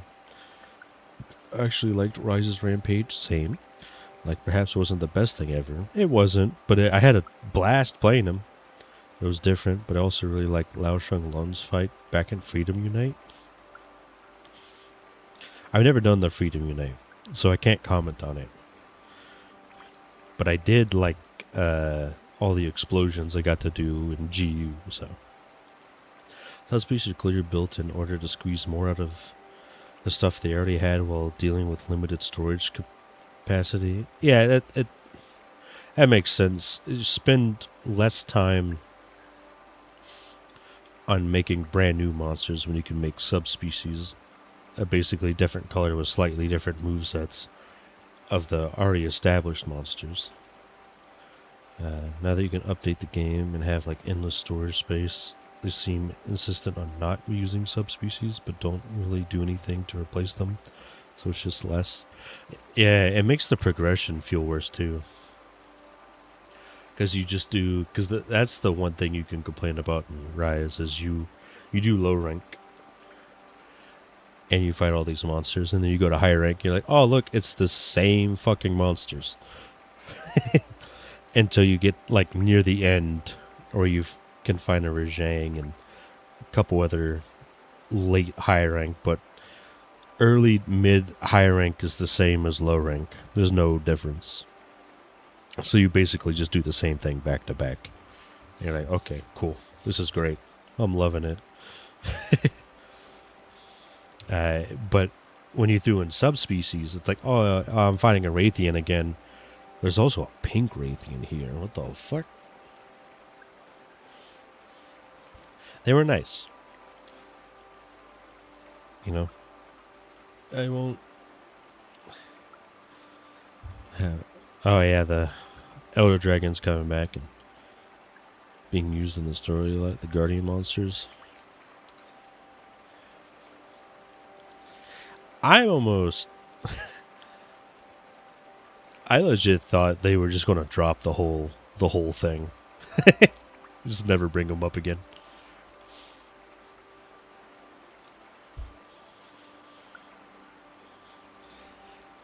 Because along with the Rampage, they also got rid of Apex monsters in Rise and Sunbreak.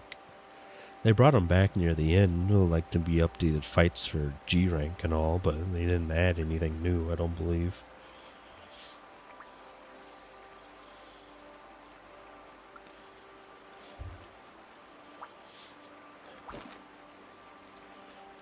Monster limit up to rarity 2. Oh, okay, that's how they cook you. That's fine. I do hate it when games put little limits on what you can and cannot use like this, but it's fine, I guess. Could be worse.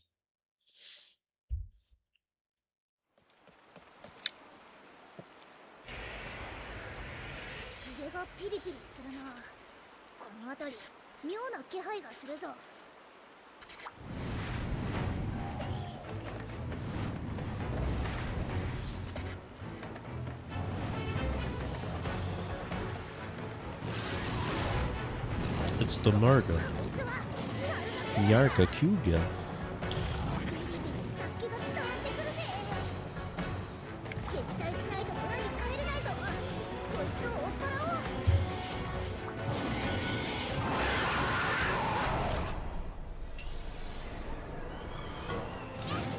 I wasn't expecting the outfit to actually have the mouth synced and have its own little unique animations for it. I guess it makes sense given this is the game it's meant for over Stories 2. But the For You, we got Apex Monster, Sunbreak, we got Apex. Guys, funny thing. It's always funny. They keep using Apex to the point that I don't think they know what that word means anymore. He's speed.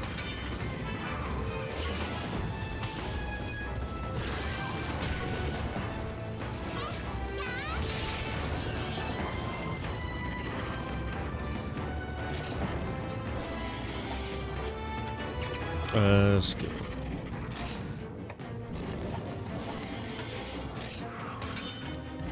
Spike ball. Flick the attack down and then attack. Ooh.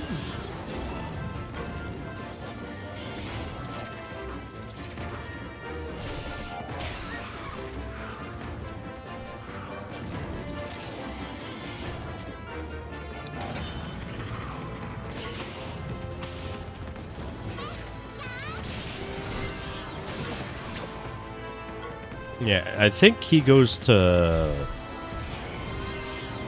power for this.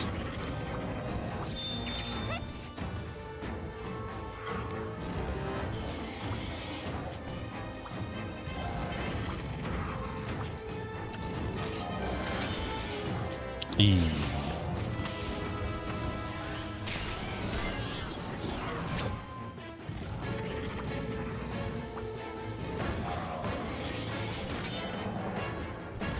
From my understanding, the Japanese versions have a different name title for each.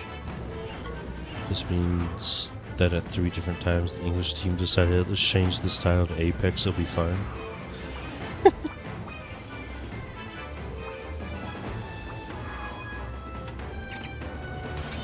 That is funny to think about. Yeah, let's just keep using Apex.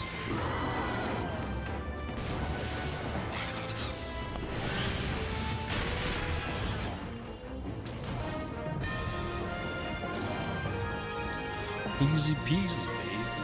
No sweat. And for the 2 times after the first, nobody on the team's like, we already have an Apex though.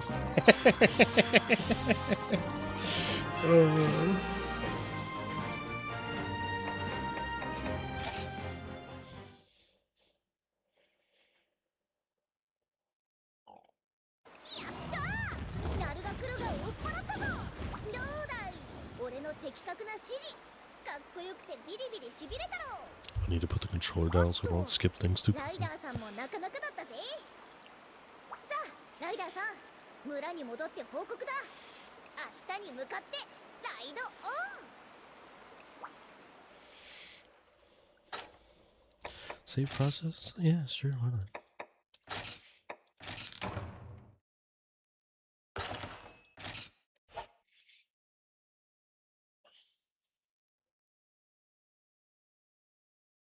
The next day.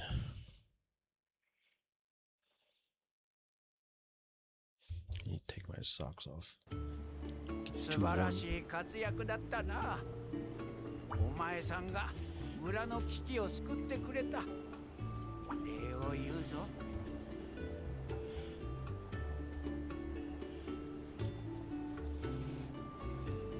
さて、これからライダーの生活が始まるの。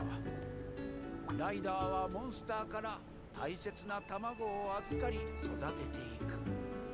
じゃが一方で、わしらはモンスターの命を糧にして生きておる。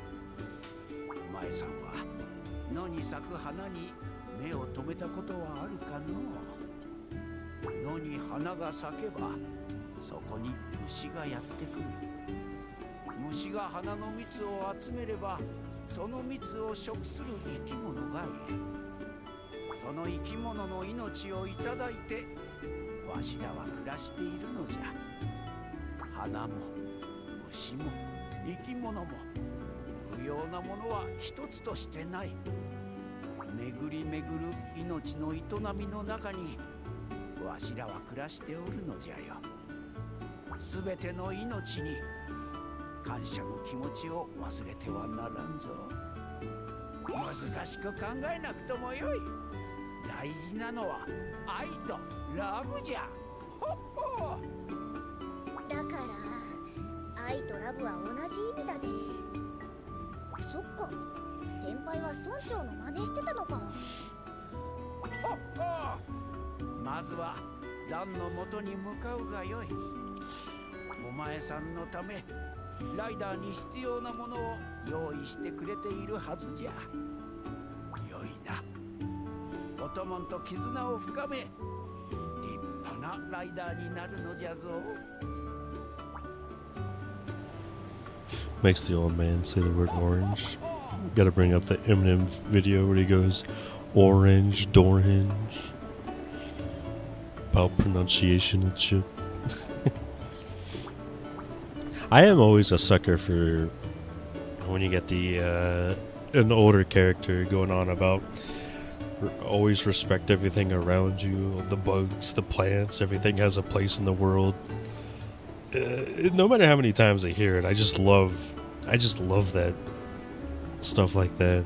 It just Gets me all warm and fuzzy.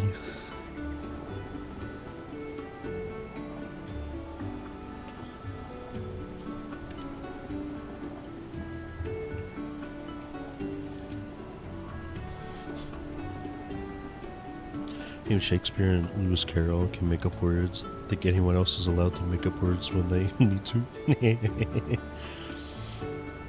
No word is a made-up word, as long as you have a way to define it. Or some shit.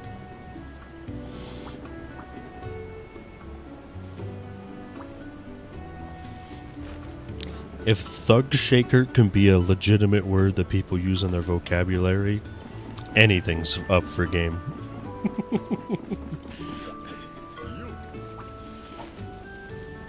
Ooh, here we go. Upgrade. Ooh. I can't upgrade shit. Not enough materials. What low grade ore? Bite my ass.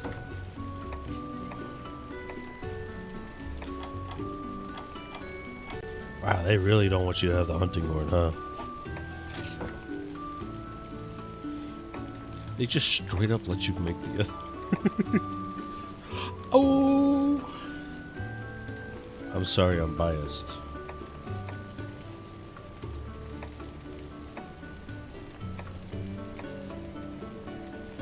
Sweetheart.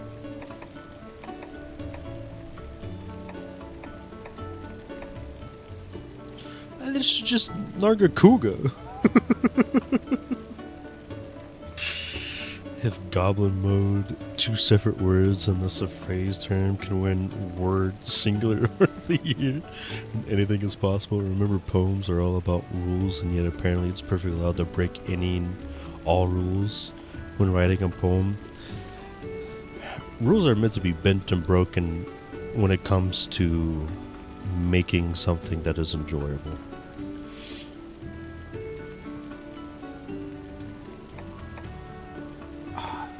Do I make this? Dude, look how fluffy the fucking hair is. God damn. I was gonna make this, but oh,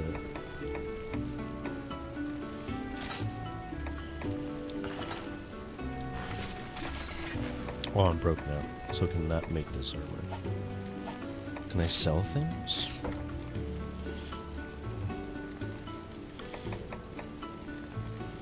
Can sell at the market and other shops. Say less.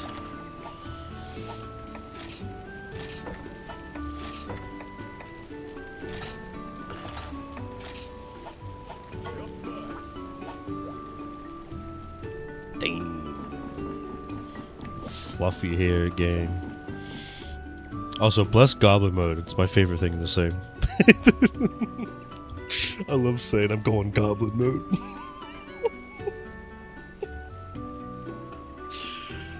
Such a good word. Yeah, apparently it is a word.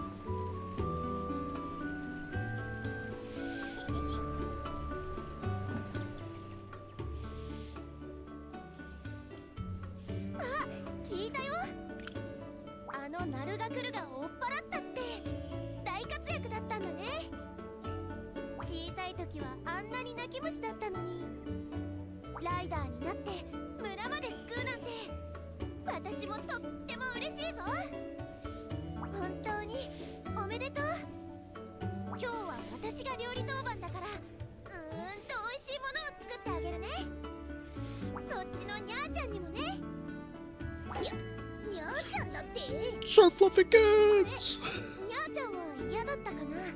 Special Agent Mittens, it keeps getting better!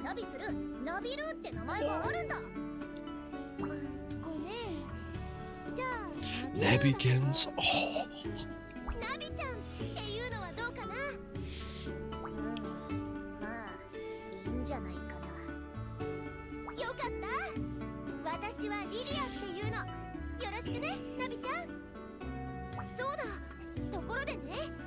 Insane that the English is so acting like she didn't just isn't always going to refer to him as Nabby. And that he wasn't like, oh, it's close enough, I guess. Apparently the Western understanding of a haiku being 575 syllables isn't actually quite right. Apparently the traditional version simply has a limit of 17 phonic units, but doesn't have have to follow the 575 setup.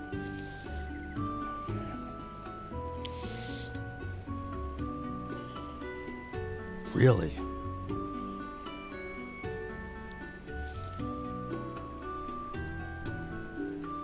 I wonder if they established the 575 because it was a lot easier to follow than the 17 phonic units. Phonetic. Ooh. Pronunciation's a bitch.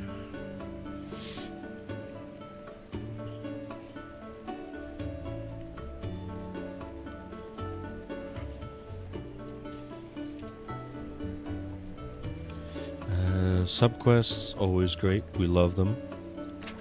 Subquest types. Boop, speech bubble, white bubbles means you have fulfilled. Normally it's the opposite, but okay.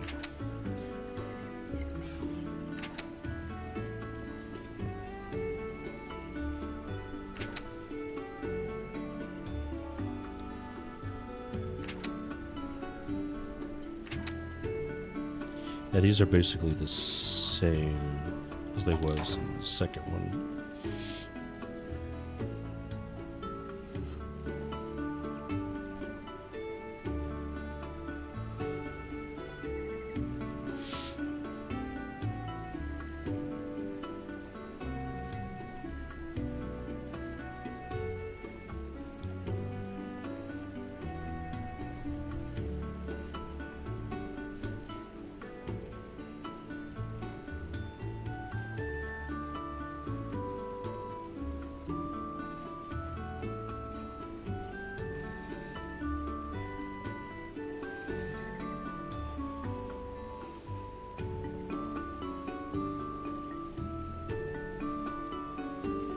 Crazy. Alright, let's do a bunch of subquests. Your boy's a quest fiend.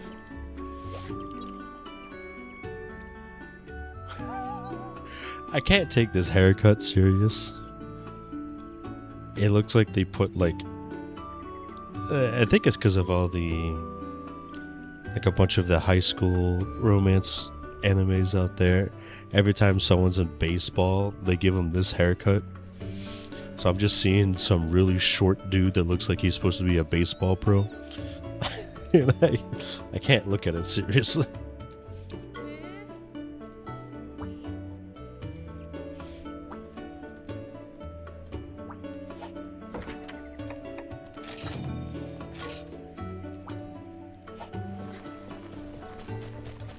Alright, Mr. Poogie. This is a big Poogie. Back to find something good will happen, maybe. Talk to a Poogie in town to view which ones you found so far. Select your favorite. Your favorite Poogie will be usually standing near the stables. Oh, it's basically a bunch of the different outfits that you can find, and you can do that. Okay. So items to find a certain number of Poogies. Check the rewards list to view how many Poogies are required for which items. Encyclopedia.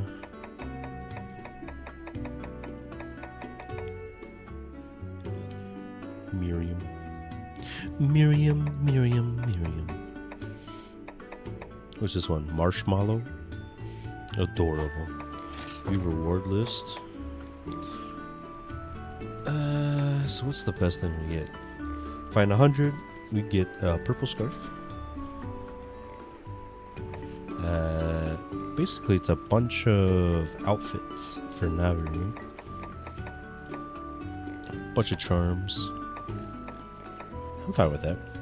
There's probably reasons for the short hair, particularly for baseball players. Japanese top knots weren't simply a sign of high to help with the wearing and preventing overheating. Also help keep the helmets steady when wearing. I mean, it's the same in the States. Anyone that does sports in high school and middle school always had buzz cuts. But because of that, whenever I see a real, basically a child with that haircut, I'm like, the fuck is going on? Especially in games like this, where the height difference between some characters just makes it look like he's just really small.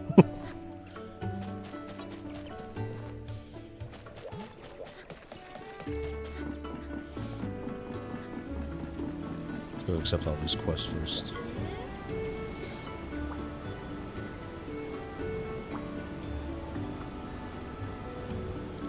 A herbivore egg?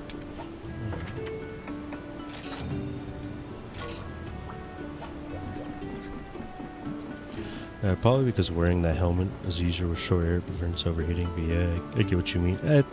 That is typically what most people say when you ask them. The helmet, the baseball caps, when they're out and about.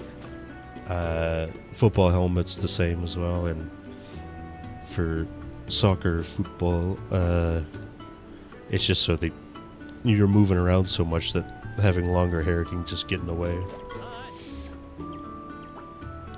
These are all sports you want to have unrestricted unblocked eyes. So having longer hair could mess with that. So just get a buzz cut. You never have to worry about it.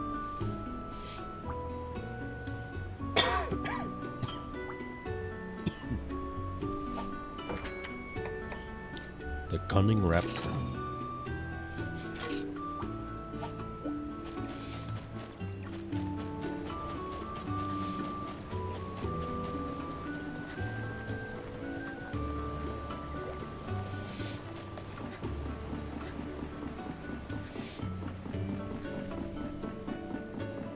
Should probably just speak to Cheval. Bitter bugs, bugs bitter. Extract medicine gift. Buy swarms, press A. Oh, his name's Quiet Lad. I was like, what the? What is happening?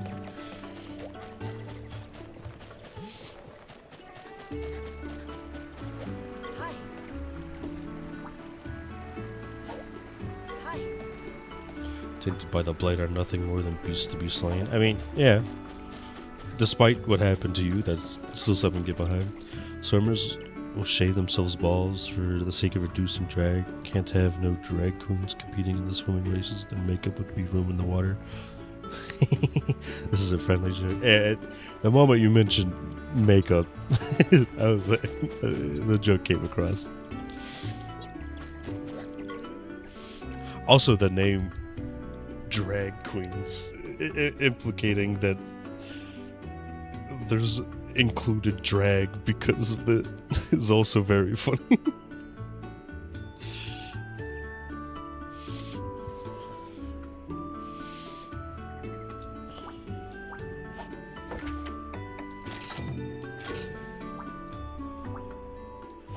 Gifts, Great Sword Scroll. I think that's all the.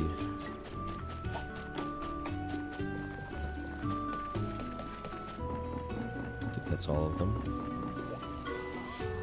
Oh, Baba.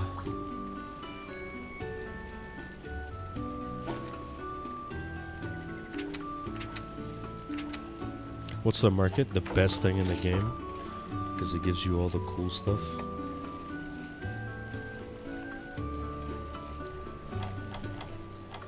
Binoculars. I don't need them. I remember most of them. I remember most monsters. Attack patterns and stuff. Can I leave? Without talking to the quest? I want to do these sub-quests. We can. Thank goodness.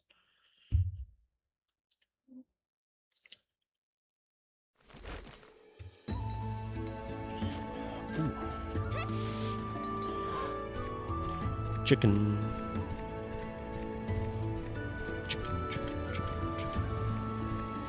Big old chicken.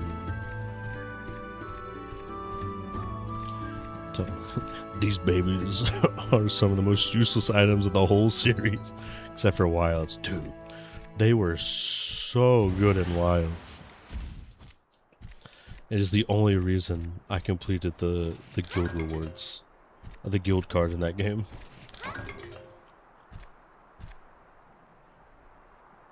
What is that? There's bugs over there. Try catching them.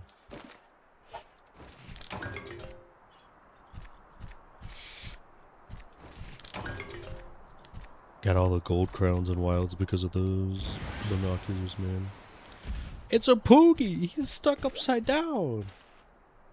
Mr. Poogster. This archway is not coded properly. We're halfway in it.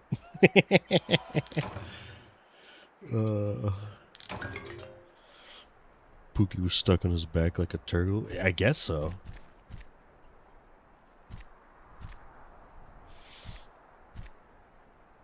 There's another Poogster there. That's a young Kutku for some reason. And I know there's one over there that we can go and get. Can I just hop off? Yeah, we sure can.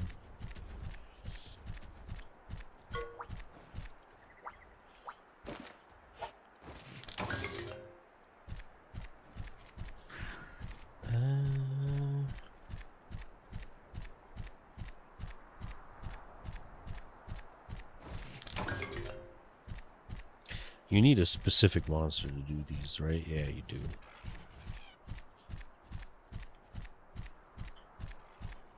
I always use Tigrex in stories too, so I'm assuming something like that will be needed. Look at him, dude. He's just sleeping. He's eepy. There's one iron one. There's two.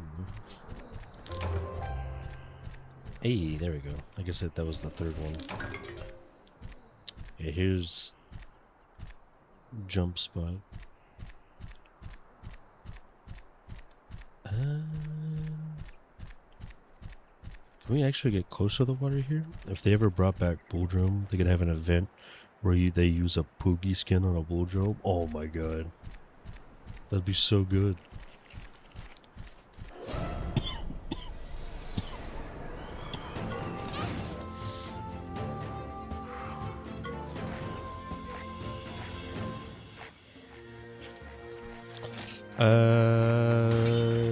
Oh, okay. I don't remember what these guys are. I think they're technique.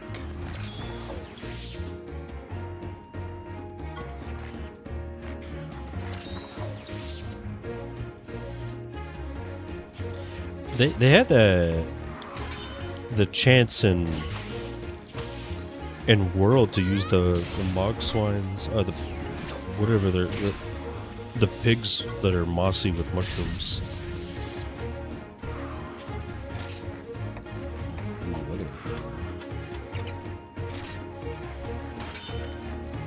Moss Swines won't ever turn though. He's far too simple with what they want now. You can't have anything too simple. Focus to be flash. Yeah, that is a good point.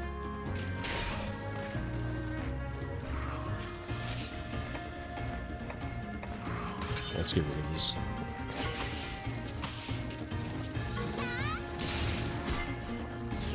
I do no damage.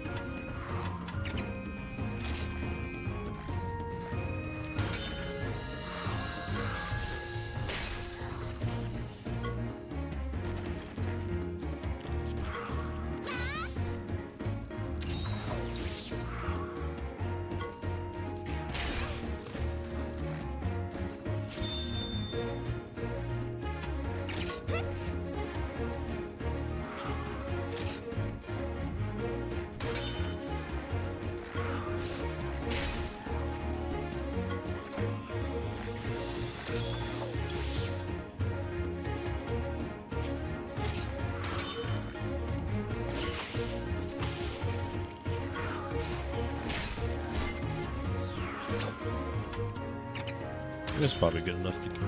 We've been doing decent damage. I have to wonder if over time we'll start trying to phase out smaller monsters, but I guess they care about world appearances. Be too empty without it. Would still remember the Unigarn quest where they were absent. Oh, dude, that shit was spooky. That was such a good quest, but it was very spooky. Yeah, in the older games for Elder Dragons, nothing shows up. It's just the monster there. Makes it really creepy and eerily, like something's gone awry. Which is true in Elder Dragon's appearances, kind of basically something's going awry. I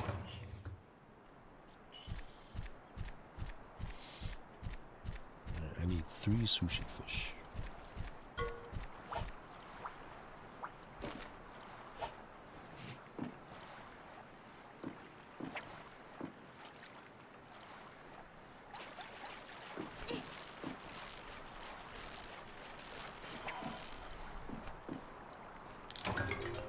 Two sushi fish.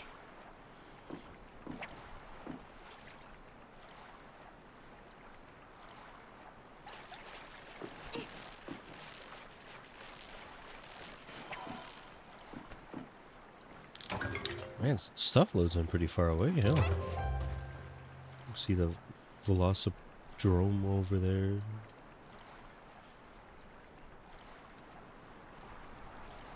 Stinky ass Kutku.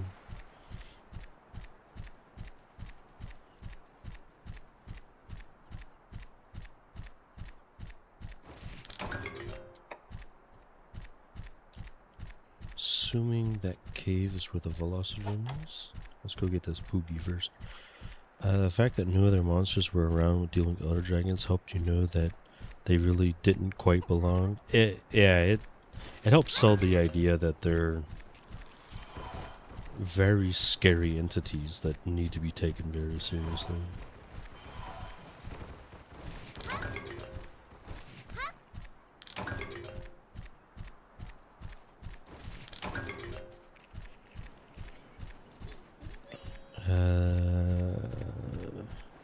Not to mention that any story moments in horror games that involved Elder Dragons usually mention just walking around an area or just doing that, disrupting the ecosystem. Just their mere presence alone was enough to cause like massive amount of damage to the areas they were in. They were like proper threats of like, hey, you need to get out there and deal with this. This is a legitimate issue. We cannot be having them just roam around like this. It's going to cause irreparable damage to not only us, but everything around us as well. Super cool. I loved it.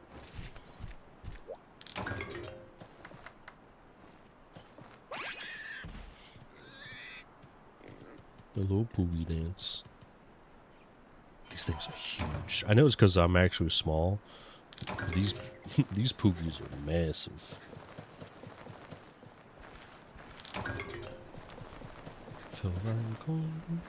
Felvancoin.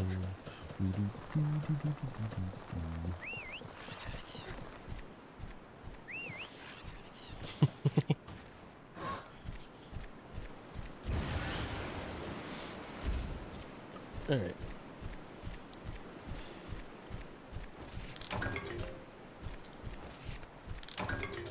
Can we do anything with this? Ooh, we can. Not. Ooh, okay.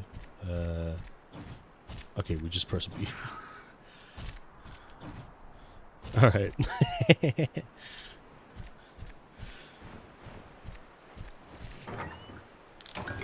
Bottle cap. Wrong game series, but I'll take it.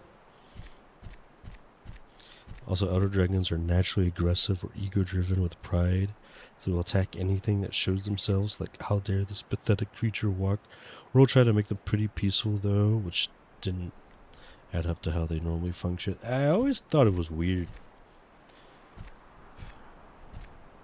It was like cool at first because you get up real close and look at them and really like, you know, see them. I was like, it's odd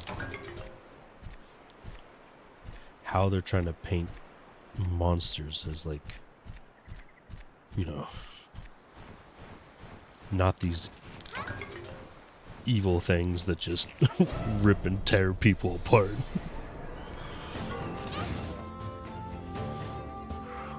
Or are just walking natural disasters.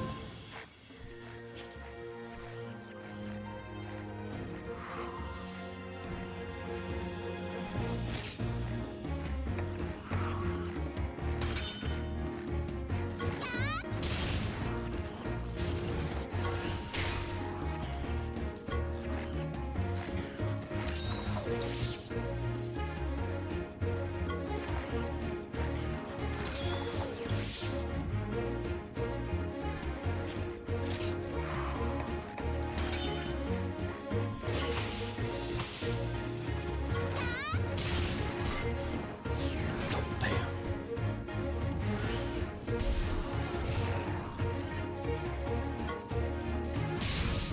17! What the fuck?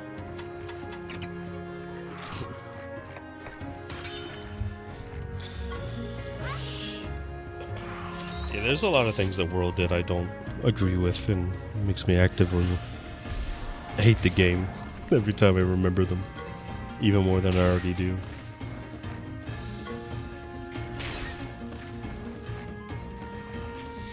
Unfortunately, I think I have to heal again here.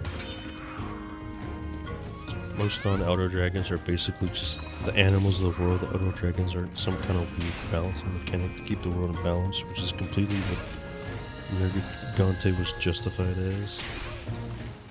Yeah, I don't like Nergigante either.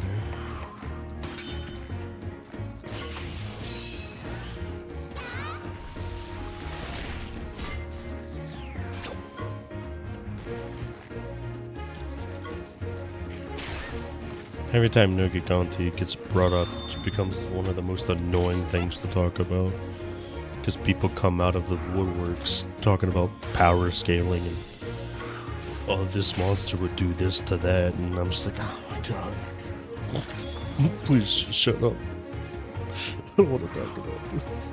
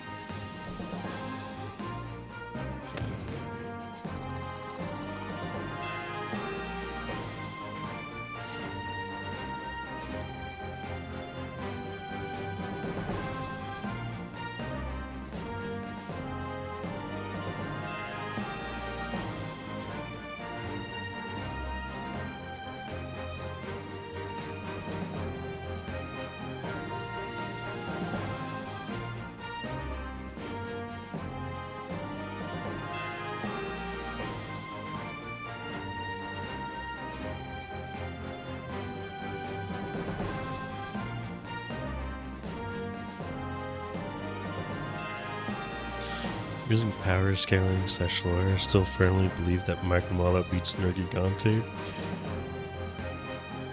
I don't have any real thoughts on it, but for the sake of my own sanity, I'm going to agree. Most of Nergigante's feats are him fighting monsters that lore-wise are said to be close to dying. He's thus a fancy, more aggressive vulture, but a scavenger nonetheless. Always brings a tear to my eye when I remember that fact. Smiles of joy. We accept Nergigante slander here. Mainly just because of the people that fancy him. I just don't like them.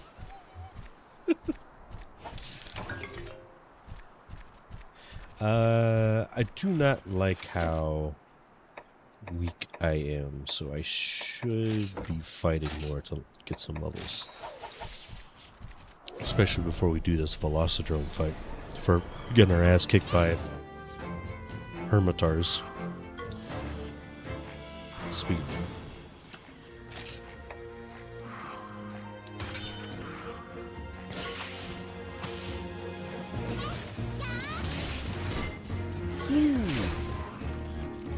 Maybe I'm not weak. Maybe it's just Hermitars are insanely good against slash damage.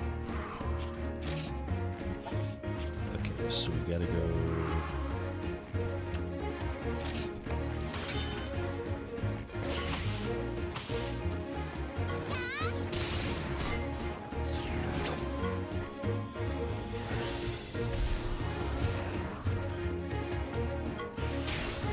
So Stories 2 is where they introduce pierce damage.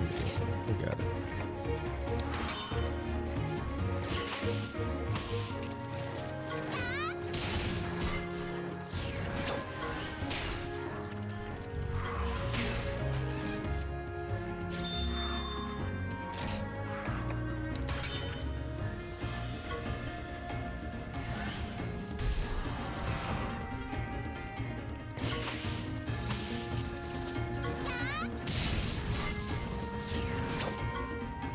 Is that like how the Nergy fans will boast about Nuki would fly up above Magna?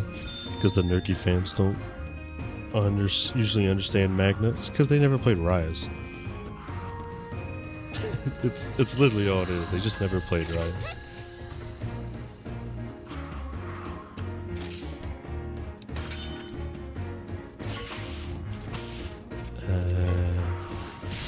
Crap out of Nergy when it launches itself with a blast a rocket into the sky and then use another explosion to smash Nergy to the ground.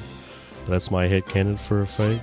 And probably just pan out the same way it does against Kushala or Wrath, where he does the exact same thing, where he just launches himself in the air with 16 different explosions just to grab him and shoot him back down to the ground.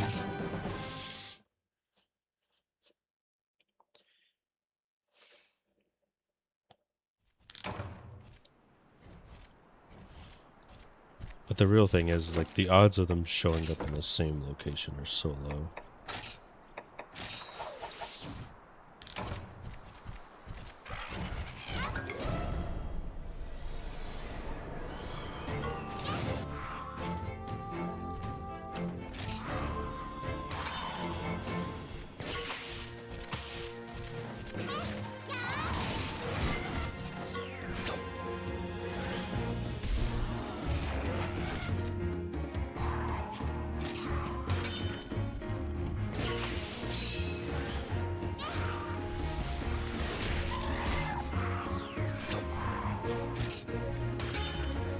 Oh shit, he enraged.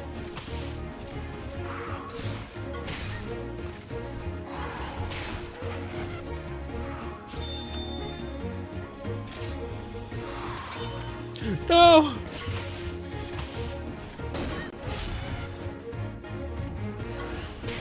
I wonder if mounting riding your monster full heals you in this game. No, it doesn't, but it does enough. Will Magna return in later games, or is he too specialized for Rise's system? I think he's one of the... I think he's kind of like Valstrax, or he will show up in portable games, in the portable teams games, but I don't think he'll show up anywhere outside of that. Oh my god.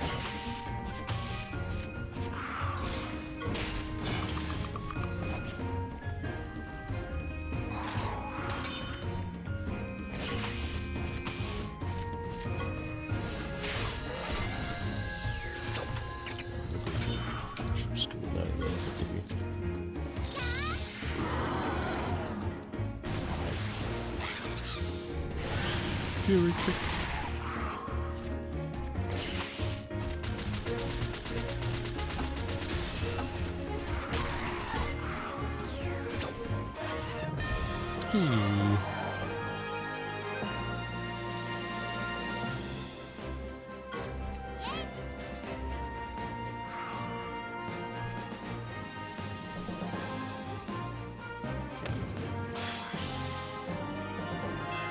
Full heal, baby.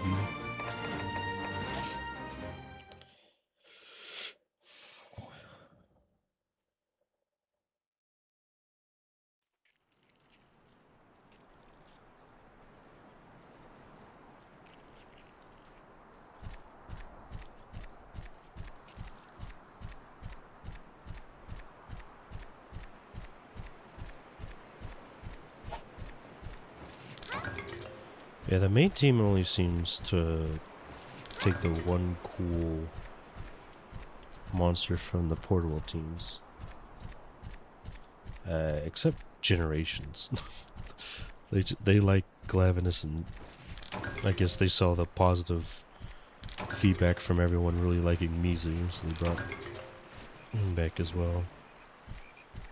But outside of that, it's basically just been Zinogre.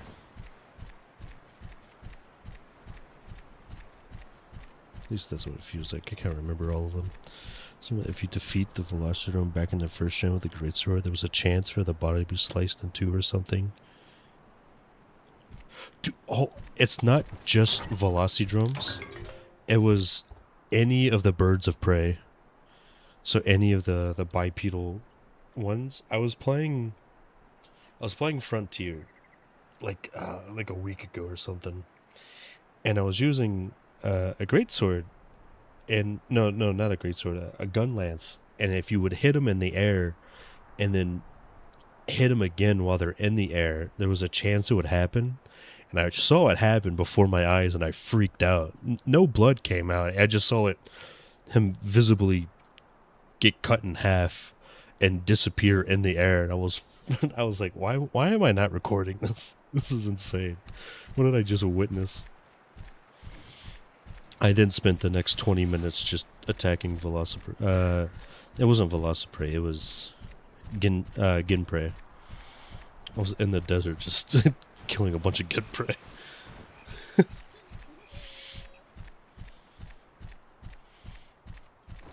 was pretty great.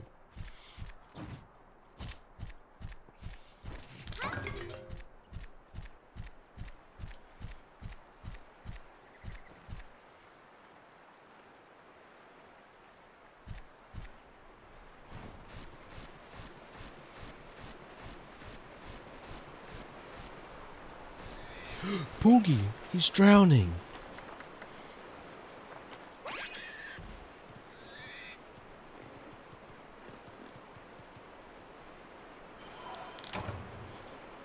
I thought he was a fish. I was like, oh shit, that's a big fish.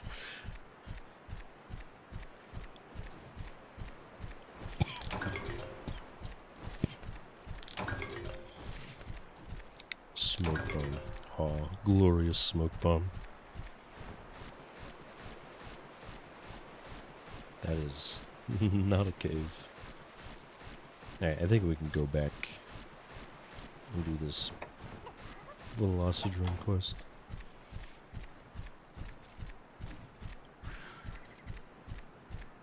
Actually, I wanted to go in here.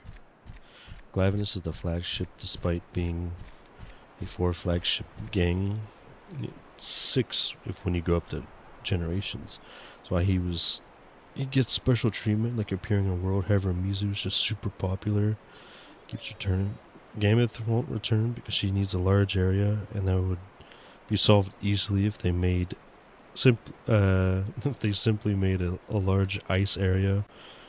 Like you could fight Cantlos, but also the reason why you don't get Cantless and the Canthor back too large. Yeah, it pisses me off.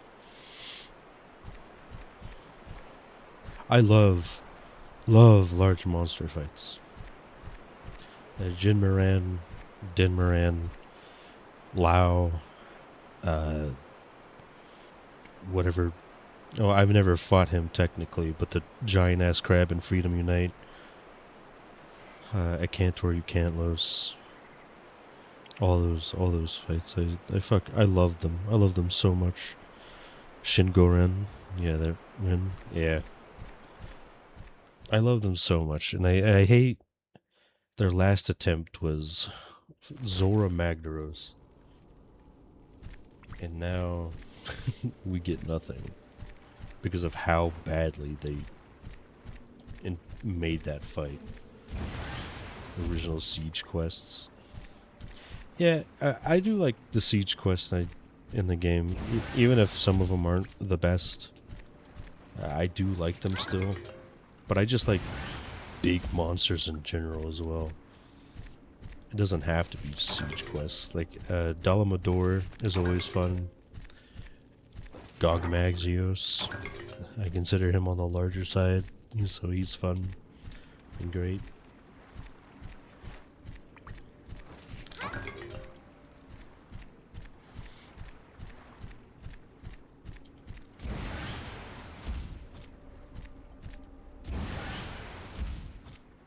had to come all the way back here to get this Poogie.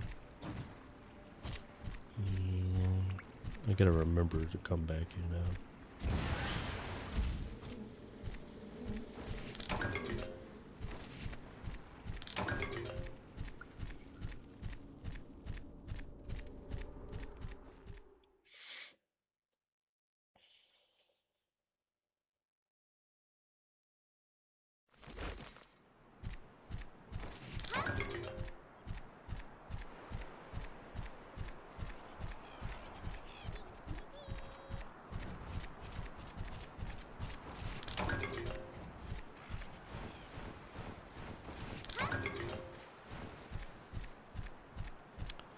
Kuvetoro's first of the 4 parts was something clearly inspired by Lao, so more like an annoyance to deal with at the beginning, and then later, completing parts, you just start skipping that section.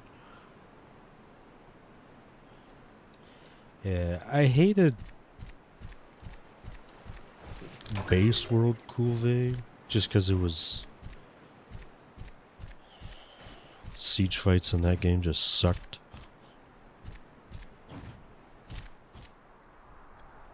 Because it was based on like the 16-player lobby, so you have 4 teams of 4 going in to complete a hunt, and then you know I mainly played solo even back then with World, so I'm like, I can't fucking do this by myself, so I have to go online and just be pissed off the entire time.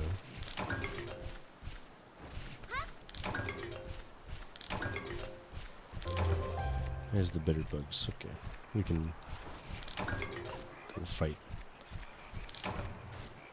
But Kuve as a monster and its armor, so fucking good.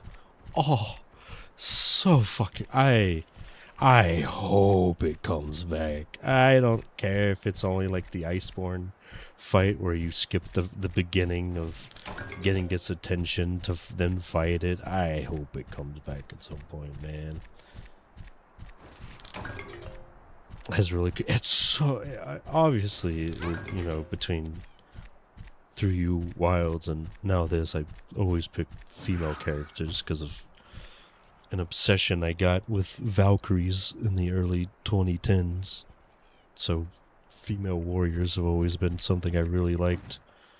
But its female armor is just so good. It has some of my favorite hair that came with it too. I'm always constantly trying to get mods working to get it back. A lot of people have complained about laggy's underwater force segments and wilds. This will give the devs the wrong message and see people don't want underwater combat and not see some people don't want bad underwater combat. The thing is, I wouldn't even classify that shit as underwater combat. I don't know what the fuck it is, but I'm not fighting anything. I'm just using a slinger underwater or clutch clawing for an attack.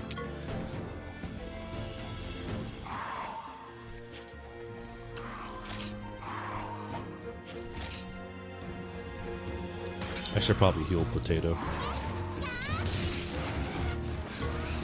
Yeah, I hope Kuve comes back so badly.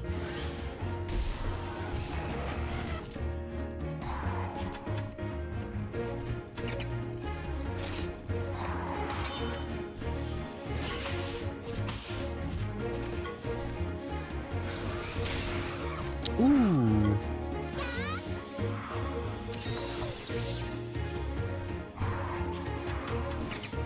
Fortunately, we're just going to have to heal again.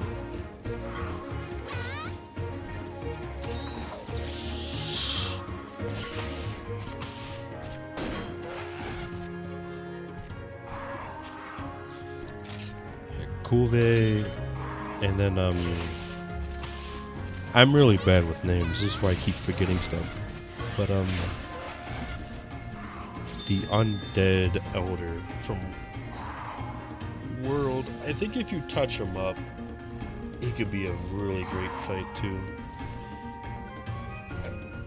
I don't think he needs touched up though. Valhazak, yeah. I think it's just good. But I'm also a sucker for, you know, like all,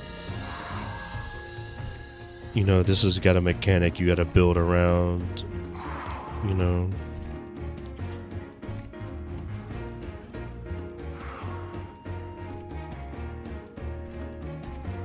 You know, that with Valhazak, it's a fluvium, and you have to slot it into your build to properly tackle it.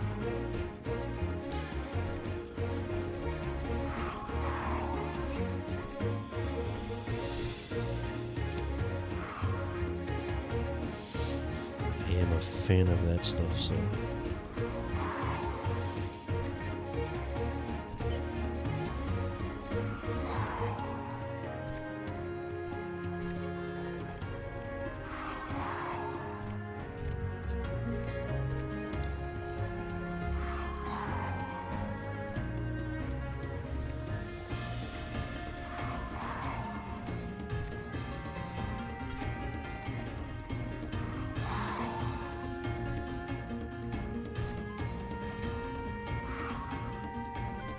Val's flaw is the same as Nurgi and Valshak. They tied the monster too much to a specific environment. This means deal with Valshak, which has come up with a lore reason, and is likely this a variant for it to make sense of why it's not living in its area, or make a copy of the area. Well, you just need to have any place where, like, essentially a graveyard is, and you can bring him back. But doesn't his variant just hang out in the woods? Like his variant's just in the forest, yeah. The black, ooh, black moss Valhazak or something akin to it.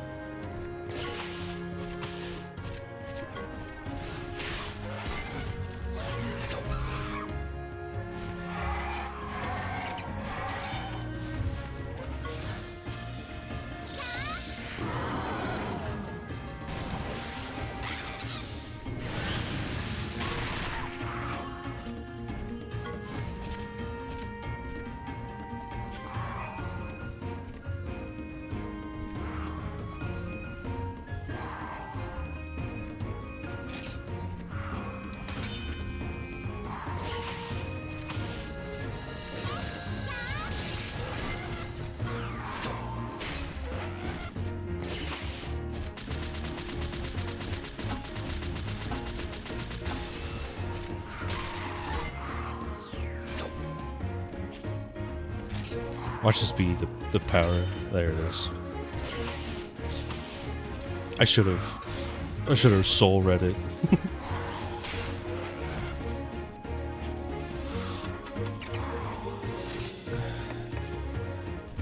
I think if you win head to heads, you do not die. Let's see if that's true.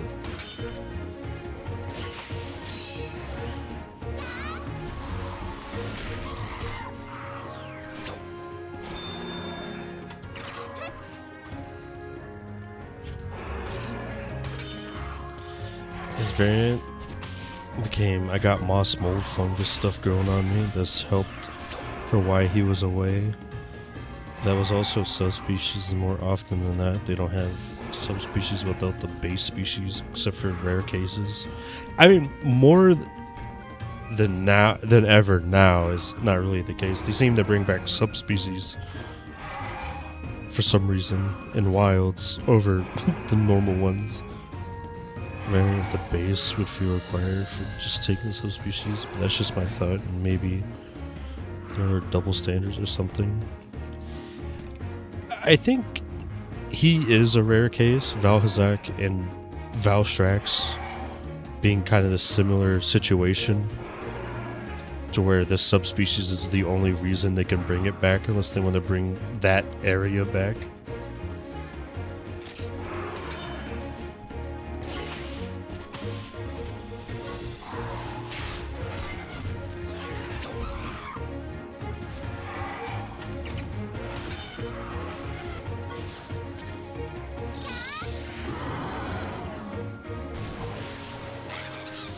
I also just like Bahazak's song.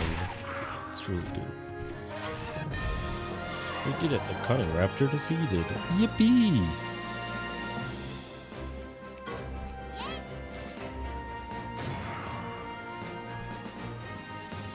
In Wilds, they have the Guardians, which being clones designed for the tasks in the Dead Society, it sort of gives the excuse for the sub existing at the base. They use the parts. Yeah.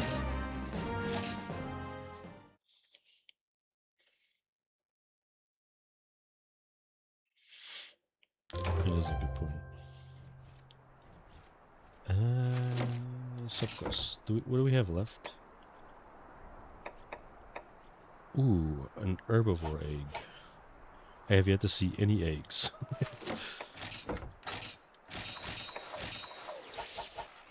I hate the whole cloning DNA type crap, but I still accept it as their reasoning. Yeah, it's the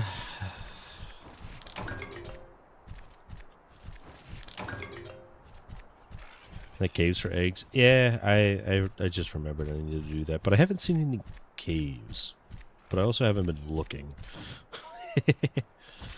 So, you know, kind of not doing one thing.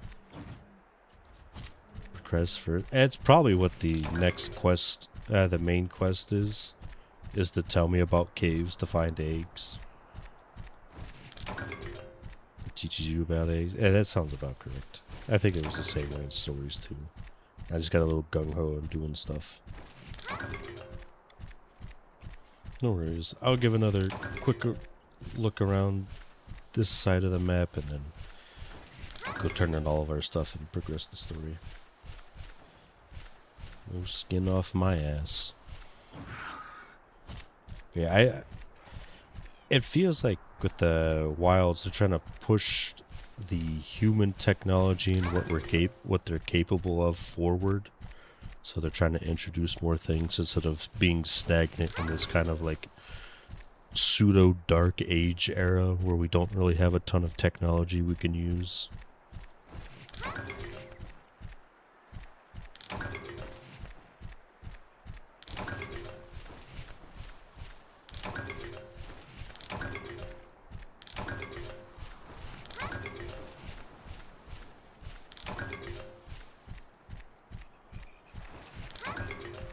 Oh, I didn't realize the walk path was right here.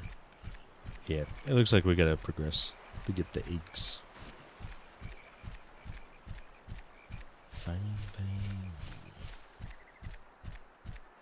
Cool.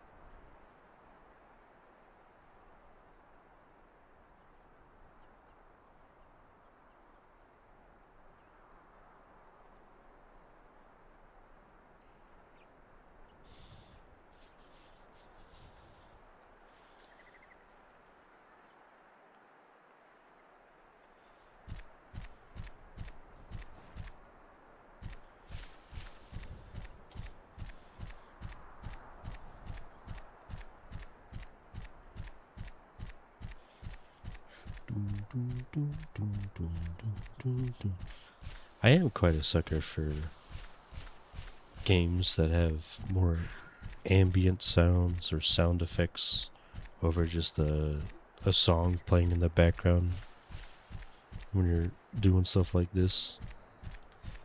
I don't know what caused my appreciation for it. It's probably Breath of the Wild is when I first noticed it. It is nice. I like the idea that Dragonairs are mostly just giant machinery, perhaps built with certain monster parts. But overall, it's just a bunch of tight steel wires and stuff all connected with a lever, so releasing it, unless it's basically a giant wound-opening spring effect. Why it takes so long it gets ready. Yeah, you basically have to wind up this giant spear, essentially. Shows that use can't be spam. Super advanced civilization will probably be able to spam such a thing. Yeah.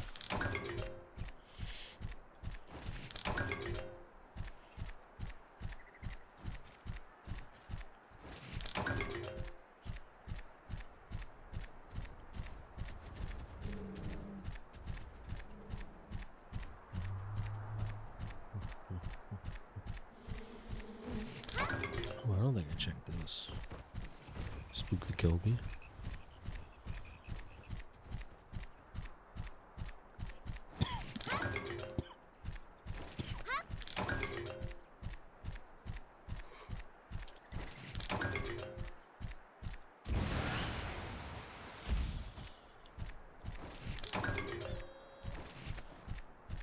It's also nice because they're not really portable.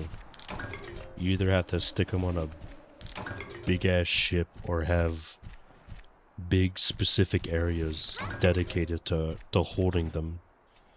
You can't just really find them out and about. Or you can't just mobilize them out and about.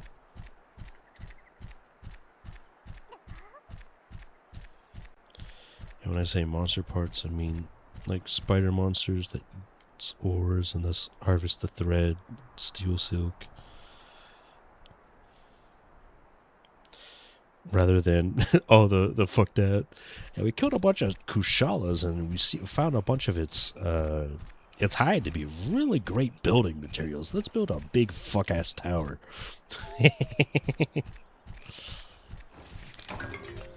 I will admit, I do kind of like the idea of them slaying a bunch of kushalas in their own ego-ridden self of height. It was like, let's build this giant fuck-ass tower out of it. And it's basically what brought their downfall. It's kind of like a story of Icarus, where they got too good and flew too close to the sun and it came back and bit them in the ass. That's why rusted kushala is a thing, but apparently all this metal is used to craft stone. Oh, I didn't realize it was stone. Never mind. That makes it worse.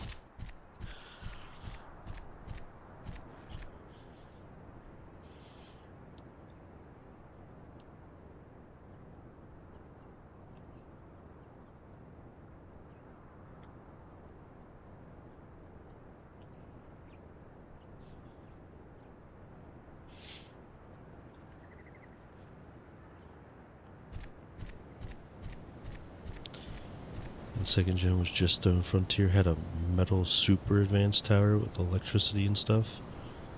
There's so much about Frontier I don't know. I'm still in the MMO aspect of Generation 2 part of Frontier. I haven't really made it to any of the super fucky stuff. So I always forget. Just a little, let's see.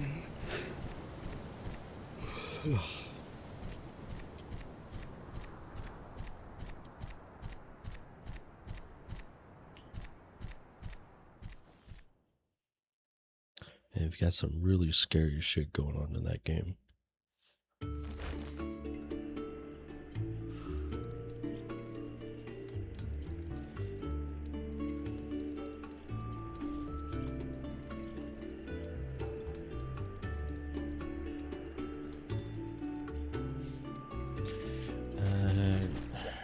Here you go, kiddo.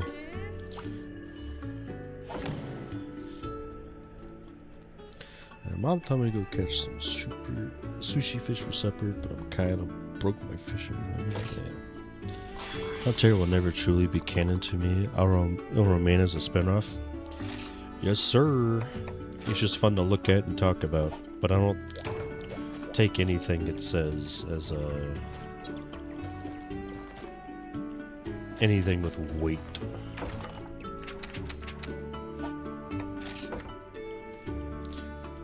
Slay him and wipe Monoblos. Okay, let's not read those. It's just a walking fucking spoiler. Okay.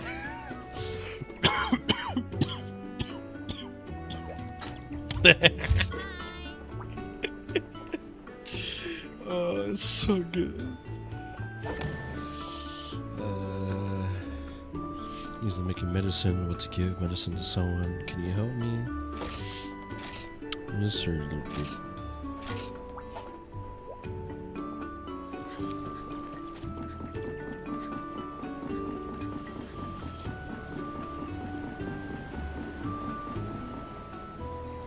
The only thing I really am interested in Frontier is some of the Frontier specific monsters, but it's basically just the big tower where you can fight Zenith White Fatalis.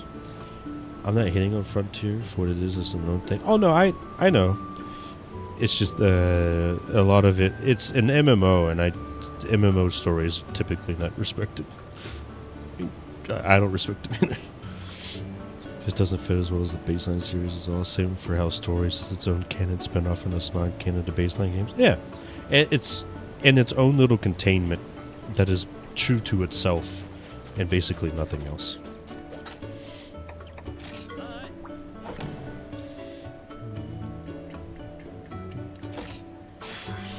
Yeah, level up.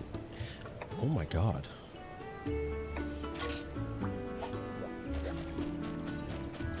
Let's get the other two subquests and then do the main quest. It's already 4 in the morning. God damn.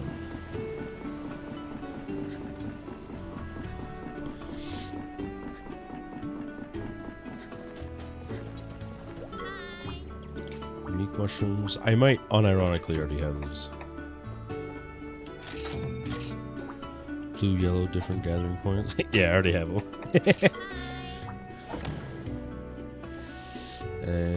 I have another favorite. Have you heard of unique mushrooms? Only grow in Pondry Hills. Special fragrance. Got good medicine in return. Thank you. Potato learns Swift Strike. I love calling them dumb names.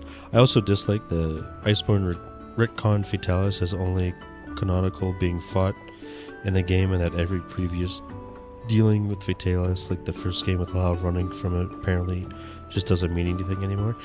World, the more you look at World and Iceborne, you realize it's just a soft reboot of all the lore in the fucking games. It literally just ignores everything that happened prior to it. That's why Rise and Sunbreak's better, because it doesn't ignore the past games. It just builds upon it again some more. And then you go to Wilds, and it's like, okay, no, the past games did kind of happen, but not the way that you remember it. It's like, huh? So what is it? Is it a reboot, or are we continuing off? So is World its own little self-contained area that shouldn't mean anything, or like Wild's inclusion is what makes everything so much more confusing, because if they continued off of World's soft reboot of kind of like restarting everything from a story narrative, since they wanted to go more heavy into that, then why did they include any of the 4 ultimate characters at all? It's like I am questioning a lot of things at this point.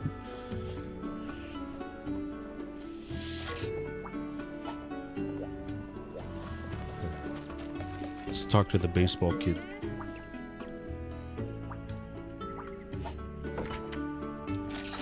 I might have 5 raw meat already. I don't. Okay. Let's get this great sword skill. Give me skills. Give me skills.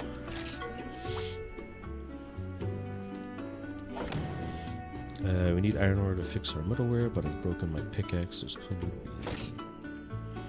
That's a medium reboot, not full soft, but not complete hard. It's so weird. I tried to understand it. I just kind of gave up.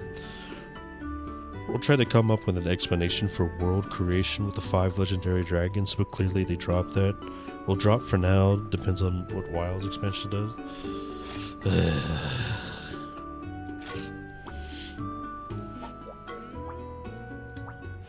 Ooh, I don't think I've gotten any earth crystals.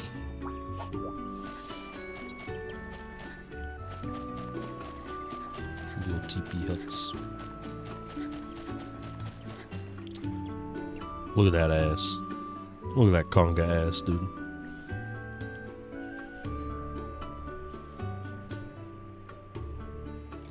I can never...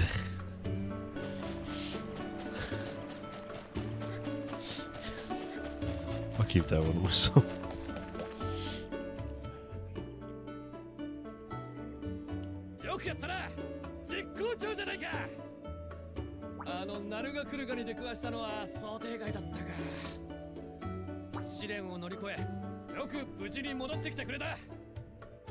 さすがだぞ後輩。次に必要なのはオトモンを育てるための厩舎だ。そしてここがお前の厩舎というわけだ。自由に使ってくれていいぞ。モンスターからいただいた卵を厩舎で返してオトモンを増やしていくんだ。モンスターの巣を見つけるのもこれまた簡単じゃないんだが。なーに、心配はいらん。今日のところは俺が早起きしていい感じの巣を見つけておいた。マップに印をつけておいたから早速行ってこい。巣までは少し距離がある。お供にライドオンしていくといい。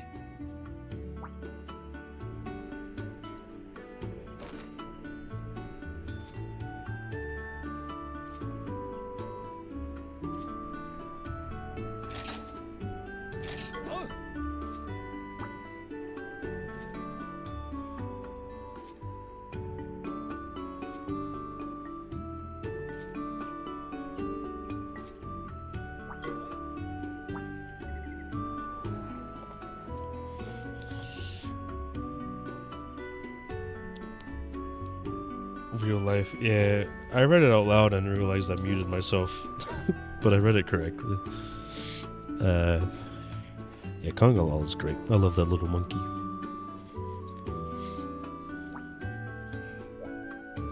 Alright, looks like I can find monster dens now.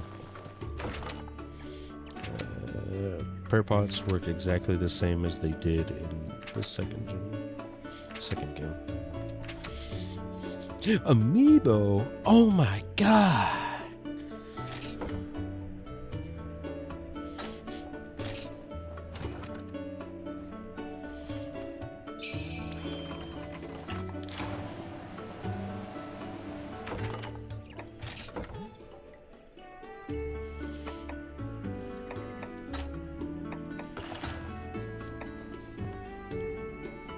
Oh, none of that.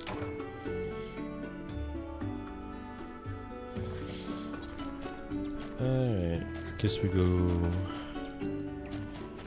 via monster.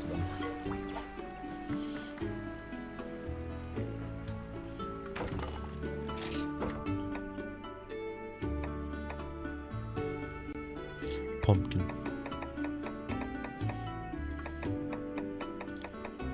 Edmund. Arthur. Such good names.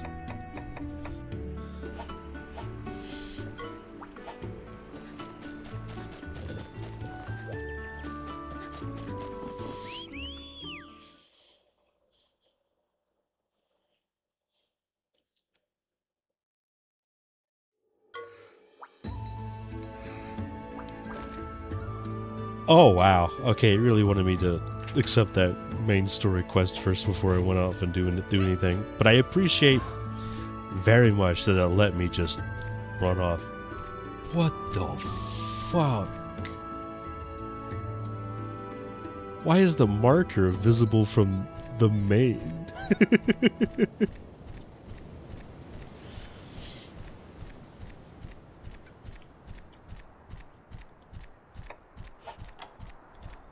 That's hilarious. It was so big.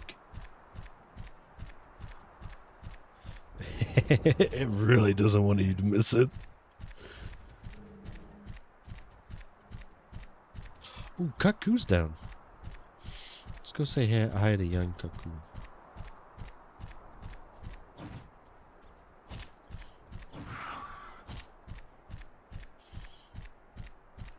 More importantly, it's basically let's go get our ass kicked by a young Kaku.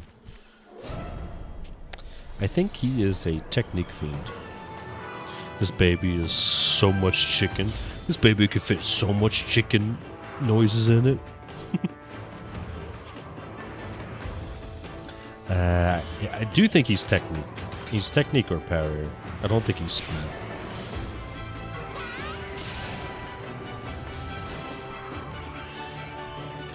Time to find out. He is technique.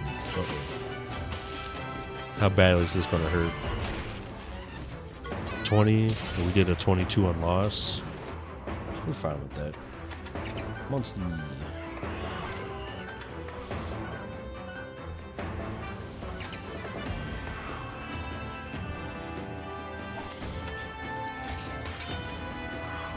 fireball.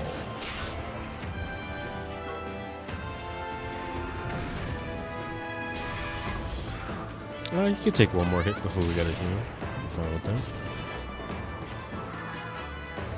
Ooh. He's gonna lose this one, so we might as well just heal now. Even on loss, he still does a lot of damage. This Velocidrome pack and heat. 19, 21 instead. You love it.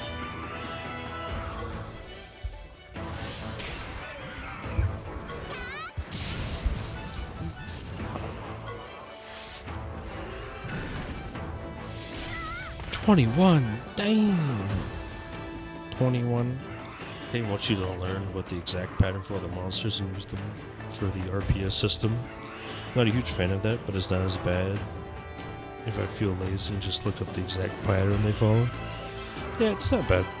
I didn't mind the RPS system, mainly because I played a bunch of Fate Extra. And that basically started me on the rock, paper, scissors kind of system.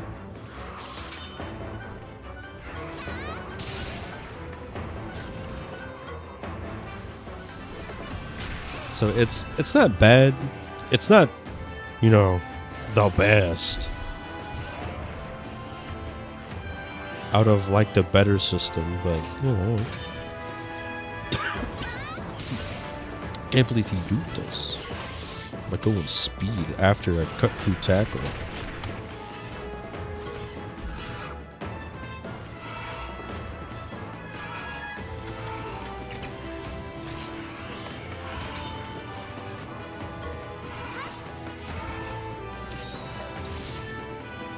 Yeah, I always enjoyed memorizing monsters' attacks and what patterns they're going to follow after which moves they do. Like a certain number of attacks, and then they do a certain thing. Don't you have any speed or technique attack for your potato to command him, or commands not unlocked yet? He only has Swift. He only has speed. Yeah, I know what you meant, but he only has Swift Strike, which is a speed skill.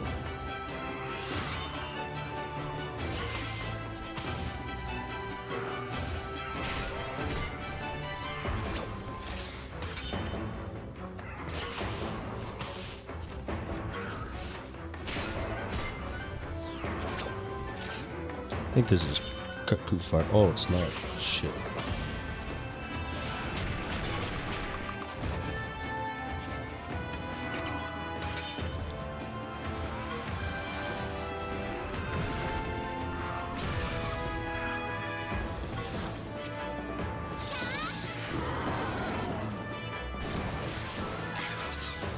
No, you're fine to say whatever you want. I'll comment if I find it annoying. You know? Your job isn't to restrict what you say based on what I may or may not enjoy reading. My job is to comment if I find something annoying and ask you not to do it. But I don't particularly care. You are correct, though. Dictating him to use a speed skill instead of letting him and tying with it instead of just getting hit by power is technically the correct move. It's just even losing, I did enough damage that I didn't particularly care too much. That's why I wasn't doing it. No, that's a lie. I just wasn't doing it because I kept forgetting about it. But yeah, no need to apologize. If I didn't want anyone to talk about how to play a game or stuff about it, I wouldn't stream. There's a certain understanding that people will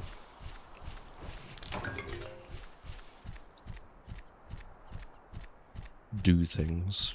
But that was also the case when you would couch co-op with a buddy. You're doing a strategy, they would chime in and be like, hey, you should do this instead. And you'd be like, oh shit, you're right.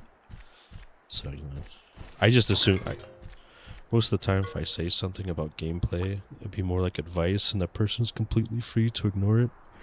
or they have their own ideas at the time anyways. I don't usually consider it me telling them they must play this way.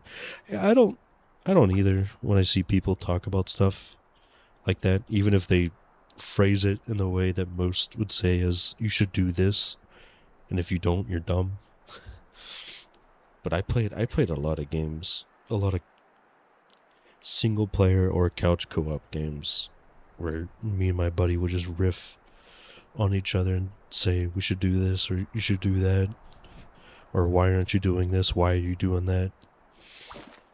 It's just the nature of playing video games when someone else is watching.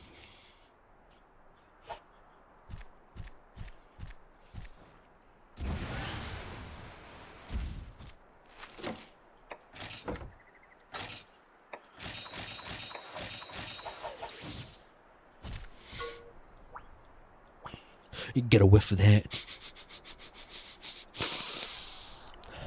I smell the stinky egg.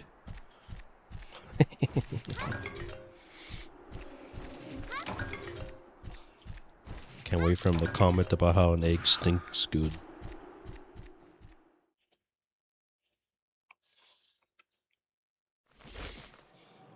Bull drum. Can't choose. I'm going to murder everything. Being a navigator. Next thing you'll know, he'll say, hey, listen.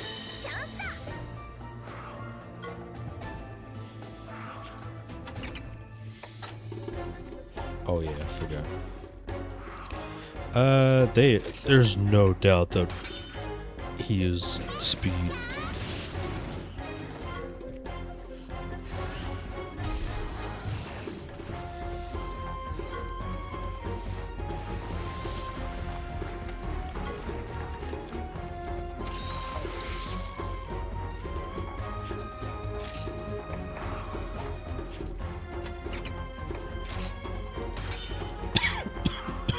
Power? What?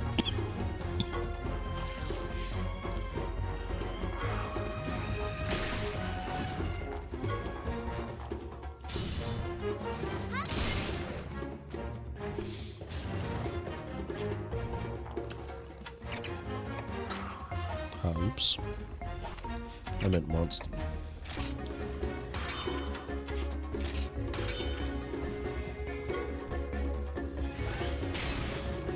Charges head first like a bull, but he lacks the nimbleness required for speed, is I think the reasoning.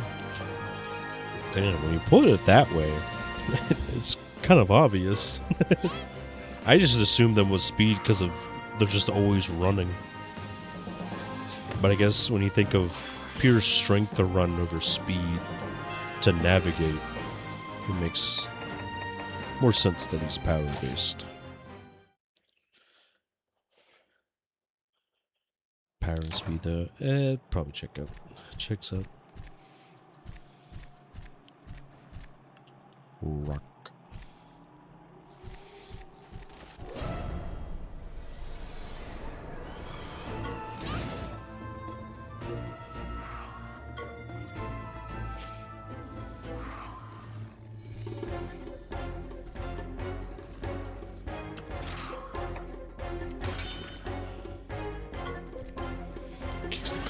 Oh shit, I just invented Monsty Soccer.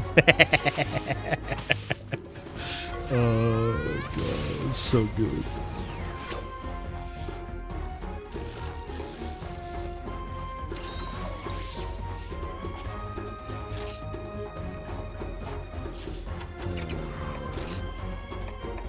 There we go.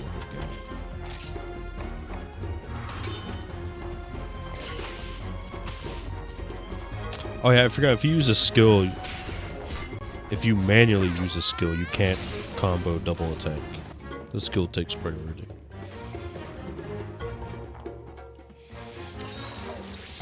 I think Bufongo might be 2 power and 1 speed as their pattern, with the attack up happening every so often.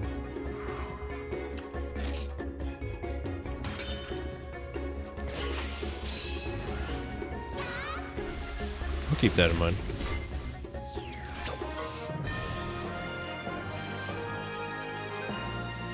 I always forget the non-big monsters follow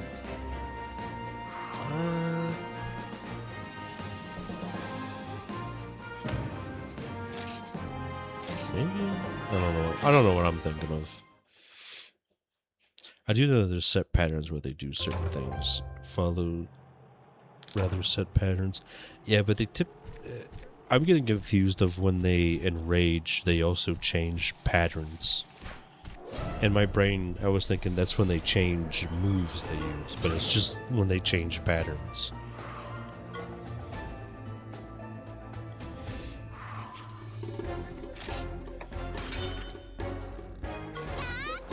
That's what I was getting hung up on. Because I read the Narga, but then the smaller ones, obviously, I'm forgetting about.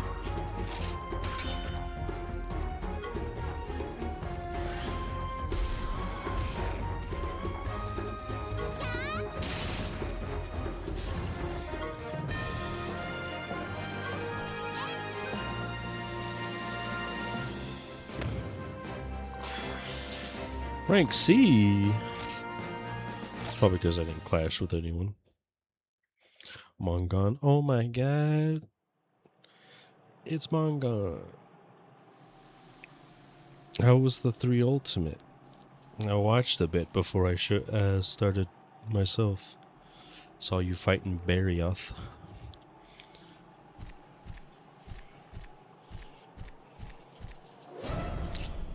Threw you and Wilds? Damn.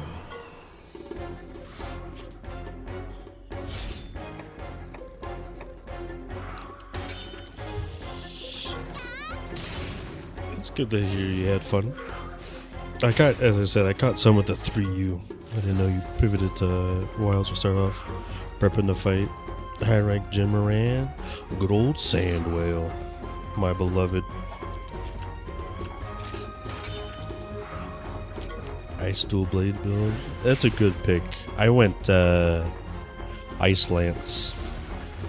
Barioth fused with Zeros. You get Barioth.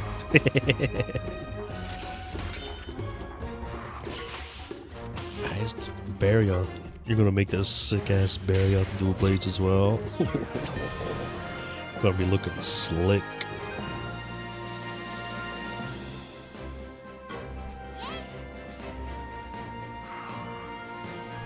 Yeah, it's gonna be sick. Hell yeah.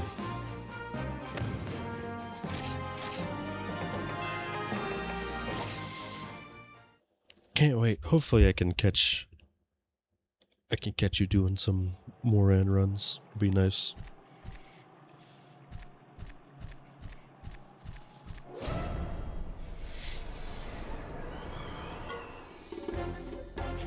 Anyways, I gotta go have a nice stream. Thanks for the raid and take care, big guy.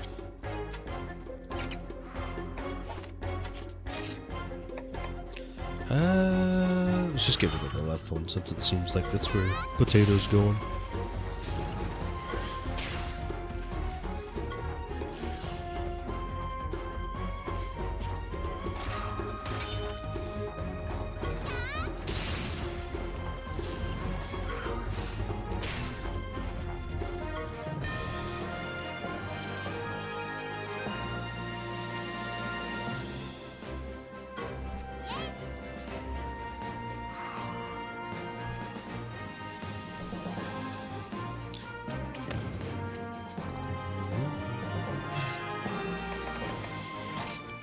A lot of stones. I do need to check all the ore spots to see if any earth crystals are here. But I think we got all the raw meat we need for the baseball kid.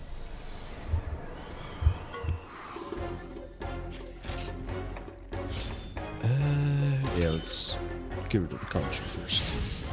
Oh, fuck! 64 crit potato going in. Damn.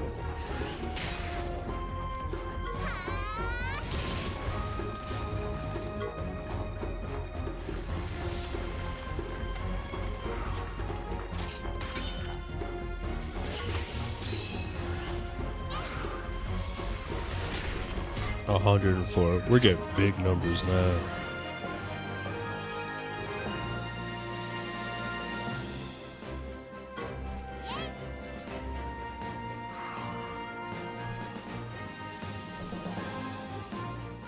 I still get grossed out by Velocidrome's big toe.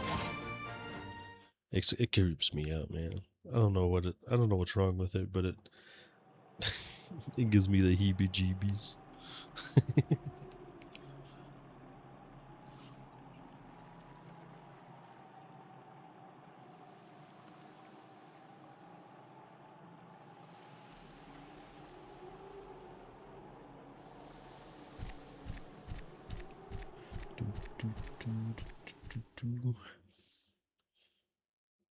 Oh, just a one layer.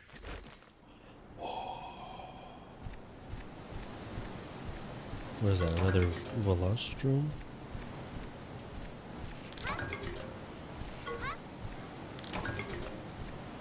Navaroo said something, but I'm spamming buttons. I don't think we should hang around much longer. Oh, quit your...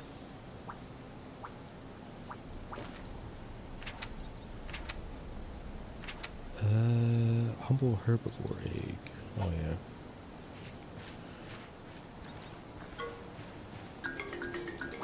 Doesn't smell of anything. Boring.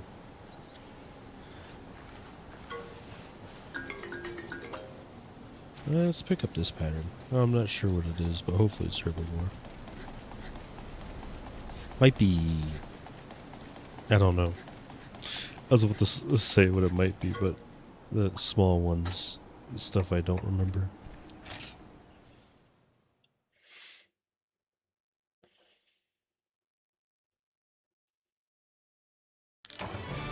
Humble herbivore egg, that's all we needed. Fortunately, do not think we got any earth crystals. I think it was all stones.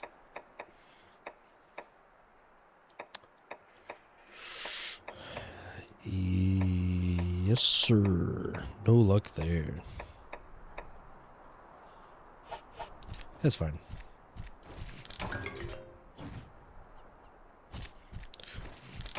Do the little sky wiggle.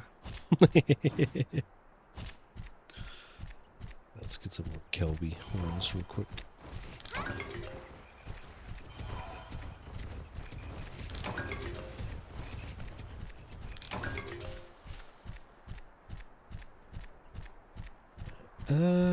I don't think any other dens will spawn before we turn in this quest, so let's go turn it in, and then we can come back here and frolic about.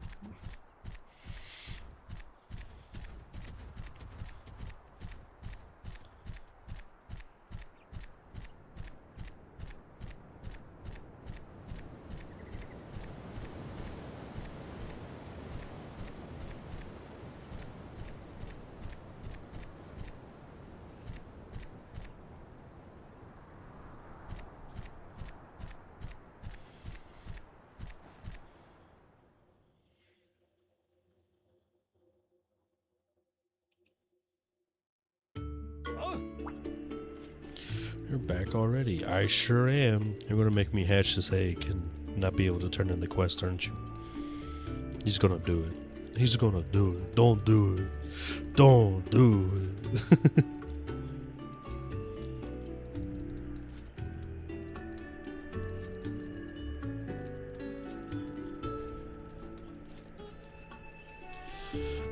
No. No.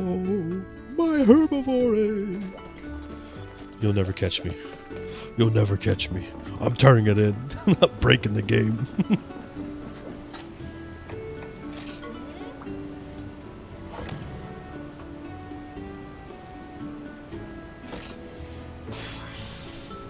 Finally a game where you learn how to ride me. I hope you know if Great Jaggy is here, he is being named after you. Why are eggs so pretty? I too wonder that. Makes you wonder if the Easter Bunny is really real. Fang Beast eggs, they're pretty demanding. The first Stories game. It's the first one. I'm not sure if he's in it. I'd be surprised if he isn't. Well, I mean, they are weird about it.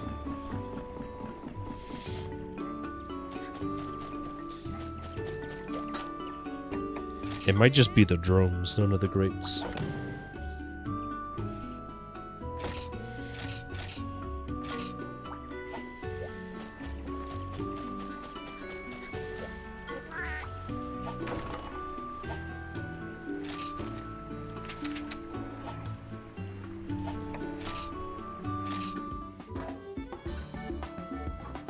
I thought I turned this in. I guess not.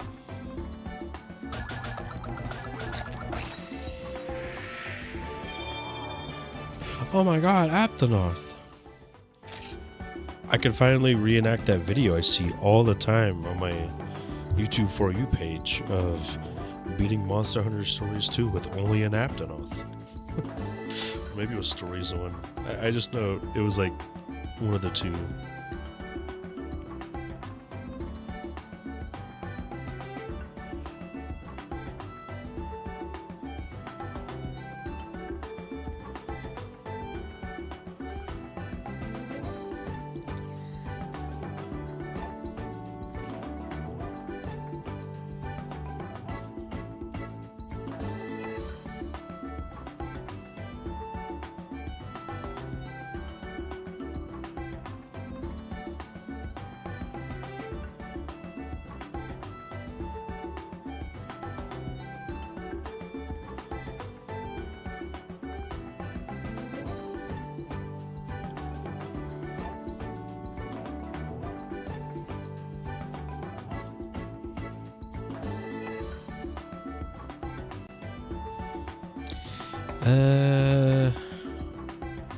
I'm never gonna use them, so no name. Egg fragments, such a weird thing.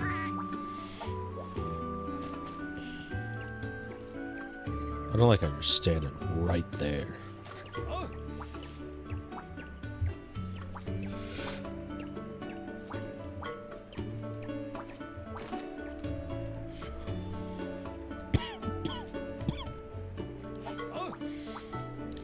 Chief Omna told me he has something to tell you.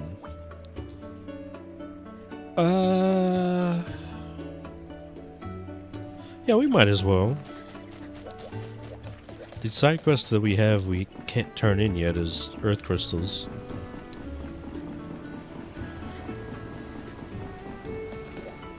So, who knows if we can even find them here. ライダーの暮らしにも慣れた頃じゃろ。そろそろお前さんに話して聞かせたいことがある。黒き闇、黒の狂気のことじゃ。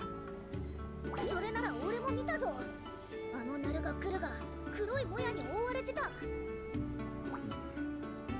それが黒の狂気じゃ。古の頃よりそれは存在しておる。黒の狂気はモンスターを犯し、モンスターを介して広まっていく。一体何なんだ黒の狂気って。自然現象の一つと考えられておる。風のように現れ、風のように消え去るからの。それがどういうわけか。今回はなかなか消えるのじゃ。消えなかったらどうなるんだ。この世は滅びに向かうじゃろう。にゃんだって。じゃがにゃんだって希望はある。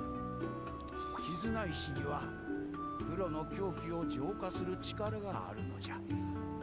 ただしその力を発揮するには絆石の力を強めることが必要となる。今のお前さんにできることはオトモンとの絆を深めることじゃ。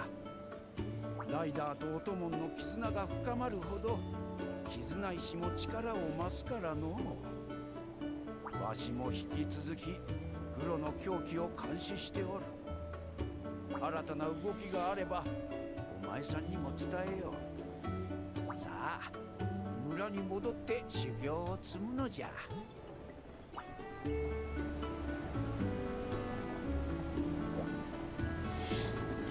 Ooh, big danger afoot. No new quests. So it's still just earth crystals is the only side thing we gotta do. Actually, you got anything new for me?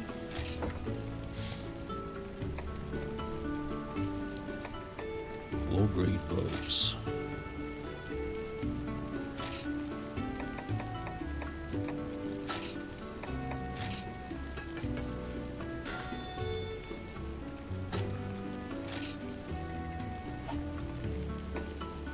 What do you need now?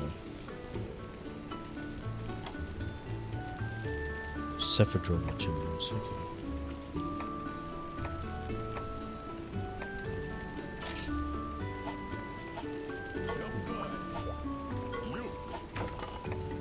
This is craft. For now, I can only buy.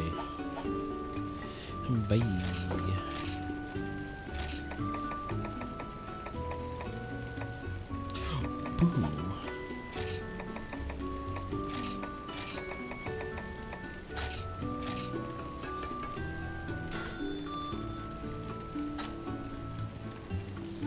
License.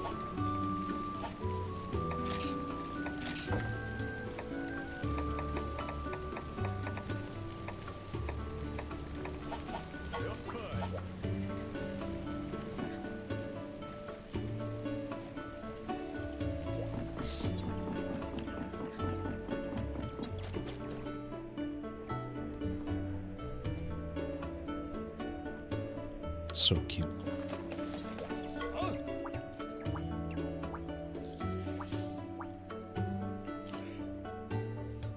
The cheek. How dare you?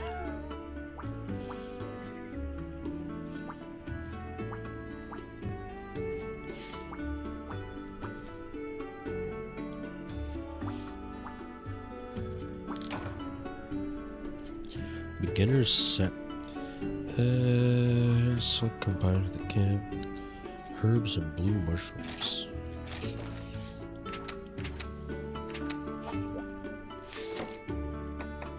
Combine. Oh gee, I wonder if I have enough.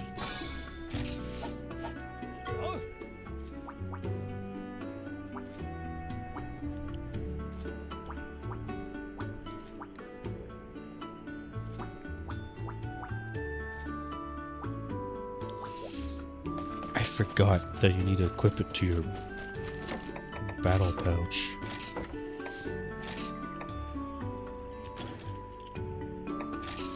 Is there anything else in here we'd want to use?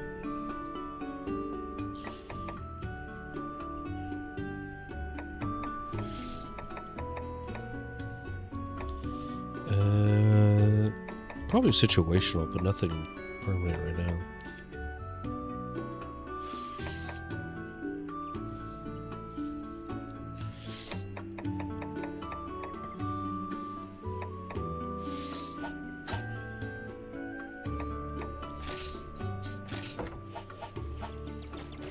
What do you gotta say, Sean?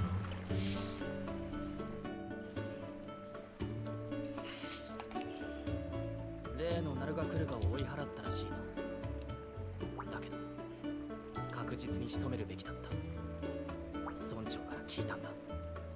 黒の狂気に侵されたモンスターは周囲に狂気を拡散させ、草木は枯れ、大地は腐り、そのうち世界は狂気で満ちる。狂気に侵されたモンスターは倒さなければならない敵だ。1年前の悲劇を忘れるな。 Even if he's supposed to be like edgy, full of rage because of what happened to his mother, he quite literally didn't say anything false. It's one of the first times where someone's like consumed by hate like he is, but he's still like, you know, it's like, yeah, everything you said is true. Like, I can't say anything about it. Rainbow.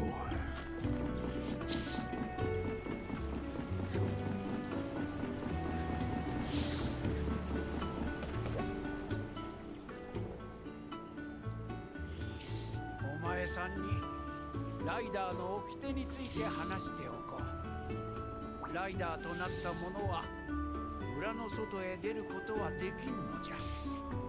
なんで外に出ちゃいけないんだよ。楽しいことがいっぱいあるのに。外の人々にとってモンスターは絆を結ぶ相手ではないからじゃ。ライダーにとっては当たり前の暮らしが外に出れば当たり前ではなくなるのじゃよ。古の頃からわしらはモンスターと寄り添い生きてきた。しかしそんなわしらの生き方を恐れる人々もおる。ライダーは人里を離れることで自分たちの暮らしを守ってきたのじゃ。だけどなんだか窮屈だな。ほっほ、正直なアイルーじゃ。それでも起きては起きて守らねばならぬ理由があるのじゃよ。I have a feeling someone's about to break that code. 村を遠く離れてはならぬぞとは言ったが、わしらの目の届く場所であれば話は別じゃ。そろそろお前さんも森には入ってよい時期じゃろ。実は最近森の入り口付近に青あしらが居ついてしまってな。しかもその青あしらはとびきり気性が荒いときておる。刺激せぬよう森を立ち入り禁止として住みかへ戻るのを待っていたのじゃが、困ったことにいつまでも戻りそうな気配がないのじゃよ。あやつが住みかへ戻るよう後押しをしてやってくれぬかのう。お前さんにとってはいい腕試しにもなるじゃろう。ライダーとしての初の大仕事じゃ。決して気を抜くでないぞ。A game about riding your bestie. Bestie, let me bounce on it. A story for the ages, is that what you sort of mean? Yeah, that's what he means, alright.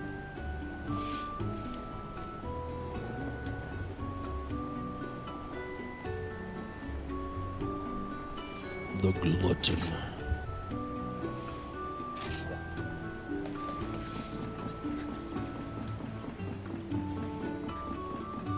Not out of the tutorial yet. We can't craft things just yet. Should be soon. Hopefully. I pray.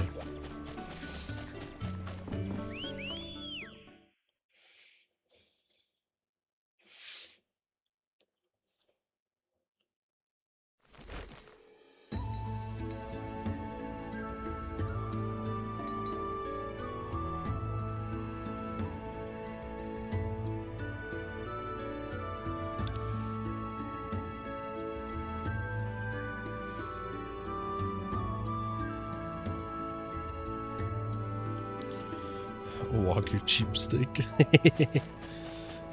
Psych. Skate. Yeah, there you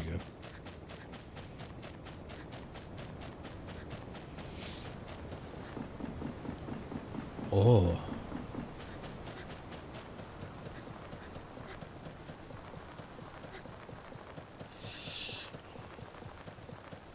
Buddy alert. Buddy alert. What you doing out here, Lily? Leela, I think. あのね、村の外がどうなってるのかなって考えたことない？ライダーは村から出ていけないから外の世界を知ることができないんだよね。外の世界を見てみたいな。私にしかできないことがある気がする。外の世界のことなら俺に聞いてくれよ。世界中を旅してきたからどんなことだって知ってるぜ。おっと、そんな俺でもライダーがいるってことは知らなかったな。モンスターは乗るんじゃなくて狩るもんだって思ってた。外の世界はハンターでいっぱいだからさ。ハンターのことなら聞いたことあるよ。狩りをして暮らしている人たちなんでしょ。ああ、でっかい武器を背負って筋肉はムキムキ。そっか、会ってみたいな。想像するだけでワクワクしちゃう。だったらギルデクランに行くといい。世界中からハンターたちが集まって祭りみたいに賑やかなんだ。だけどそんなに広かったら迷子になっちゃうかもしれないね。だったら俺に任せてくれよ。な、ライダーさんは外の世界に行ってみたいよな。だけどライダーには掟があるから村の外に出ちゃいけないんだよね。村長だって窮屈な掟だと思ってるはずだぞ。きっと一人前のライダーになったら外に出るのを許してもらえるさ。そん時は俺が町まで連れてってやるよ。ナビはバッチリ任せとけって。Riders aren't allowed to leave, and yet without a monster to protect you, you're not allowed to leave. So a catch-22. It's, yeah, basically just a way to keep you confined to the village. Because your way of thinking may get you in trouble. Type shit. Cave. Out of the way, Aptonoth. I need my eggs.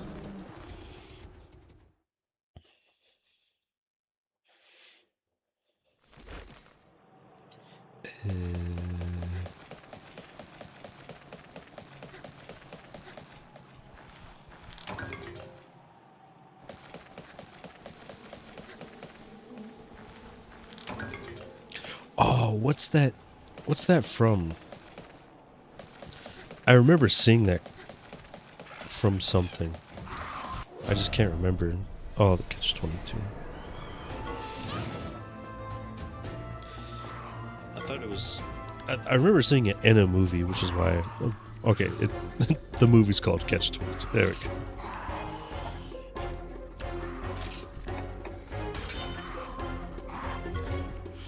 You don't have to fly dangerous missions. If you're crazy, asking to not fly dangerous missions proves you have self-preservation. Thus aren't crazy. So you have to fly the mission. Yeah, it's forever damned if you do.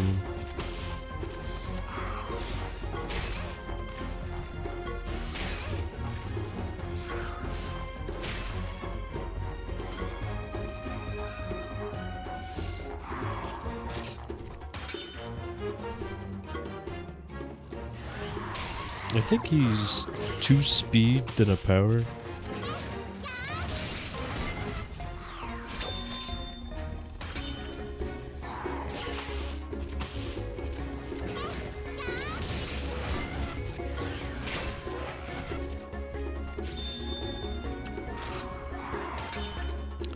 Fuck.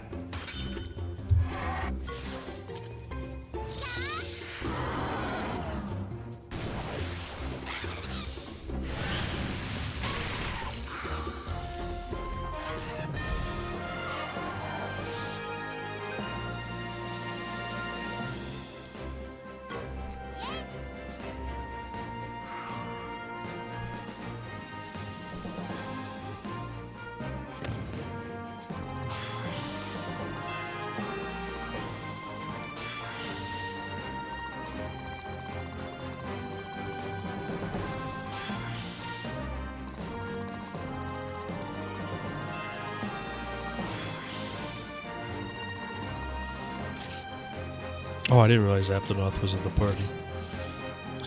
I guess that makes sense.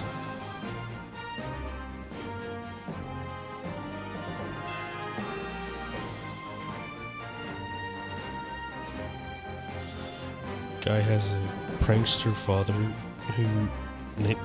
That's the same movie? Major, when he joins the army?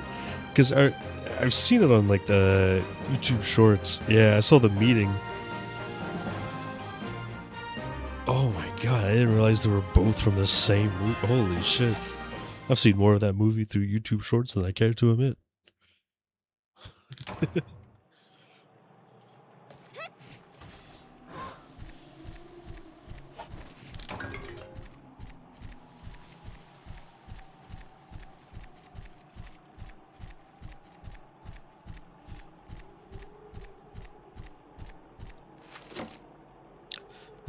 Speaking of...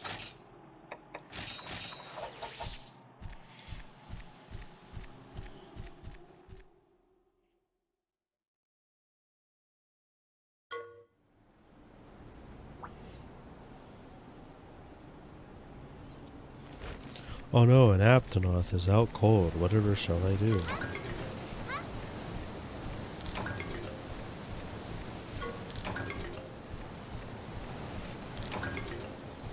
Brother, it's just an Aptonoth.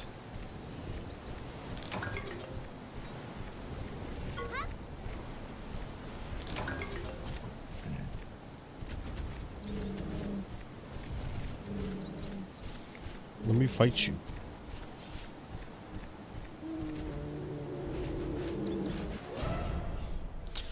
As a major, he gets a private office with the receptionist. He doesn't want to deal with the work involved, so anytime he's in the office, the receptionist has to tell people he is busy or out.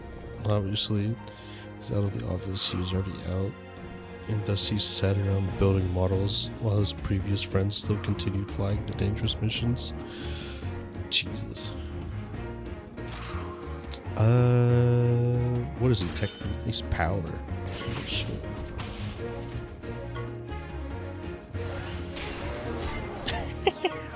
$69. Nice.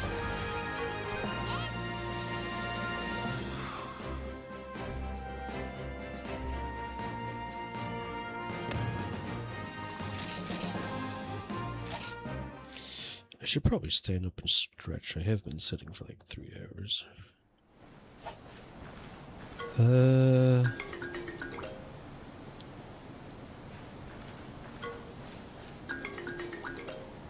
We're probably only gonna get... Let's not get another Velocidrome. I will take this.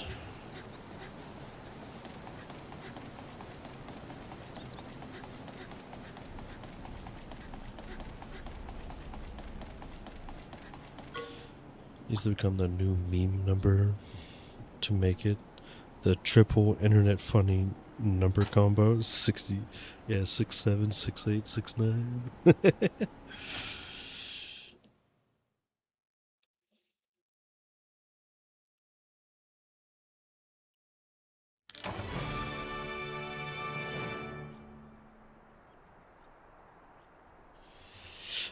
Alright,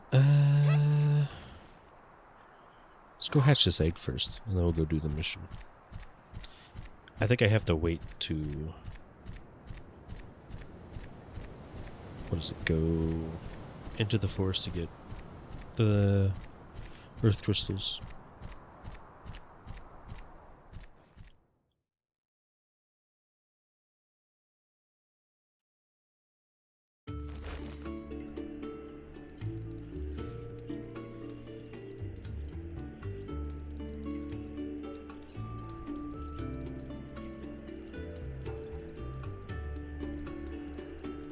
Slaps top in it. This baby can fit so many numbers. Okay, Nabaru, you're being cute as shit right now. I can see you.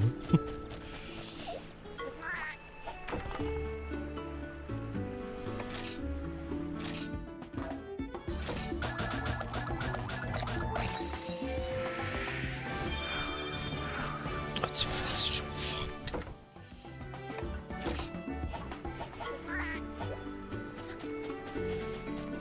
I do remember about the first game is it took quite a bit long time to actually start to get monsters I give a shit about.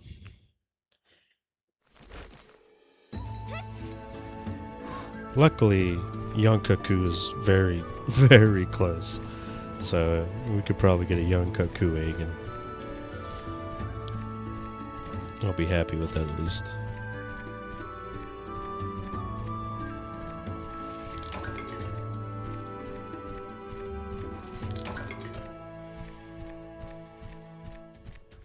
Oh, dude, look at the size of the marker. They really don't want you to miss it. It's understandable. 3DS game.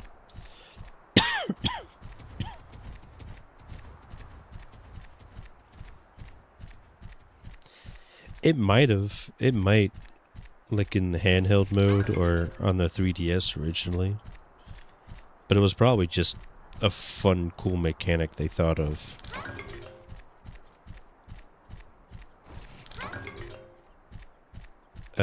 Just to interact with the touch screen of the game. Because in Stories 2, it doesn't have this. Yeah, the marker was huge. It's fucking giant. Some of them just get ridiculous. It's great.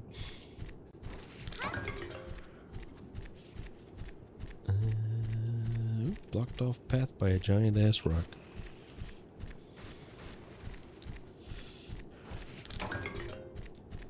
Yeah, it was definitely like a tap the bottom screen to hatch the egg, because they got rid of it in Stories 2. It's not a thing anymore. You just press it once and it hatches it. Or you press a button and it hatches like all your eggs.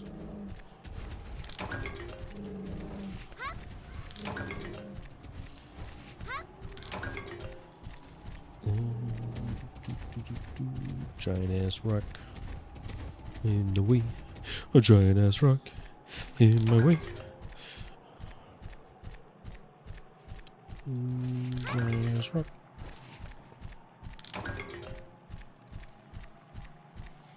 Egg nest. Give me young cuckoo, baby. Should I even gather anything? I'm not getting anything I want.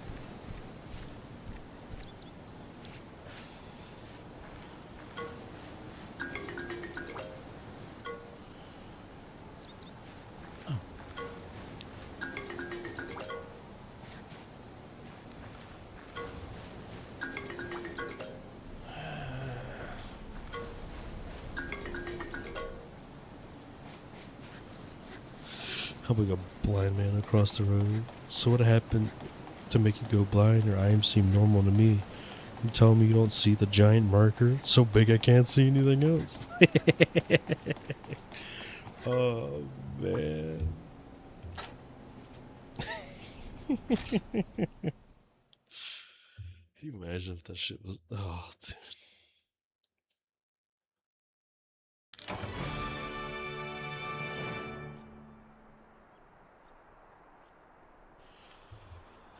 I didn't see what egg that was, but I don't think it matters too much. We're going to continue to the giant ass marker.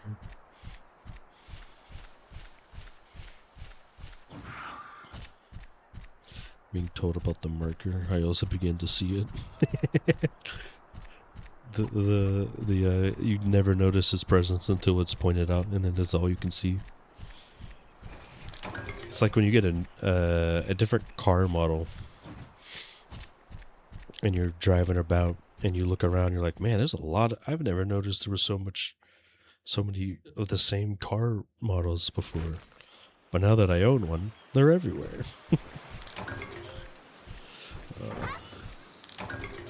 Paralysis knife. Oh shit. It's an infection spread through words.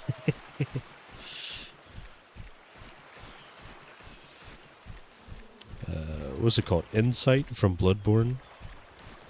The more insight you get, the more fucked up things you can see.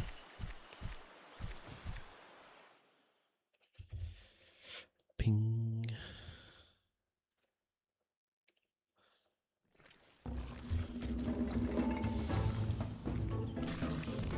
I sure did with Jacksepticeye as a producer.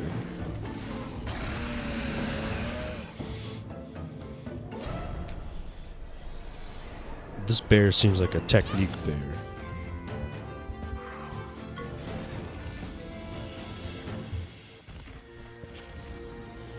The glutton.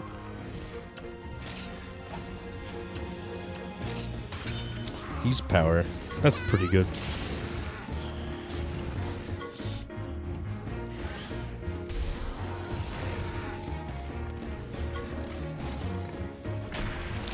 I never beat Bloodborne. I forget how far I got. I think I ended up quite literally just getting confused on where to go next, and I didn't really want to look up anything, so I just stopped playing.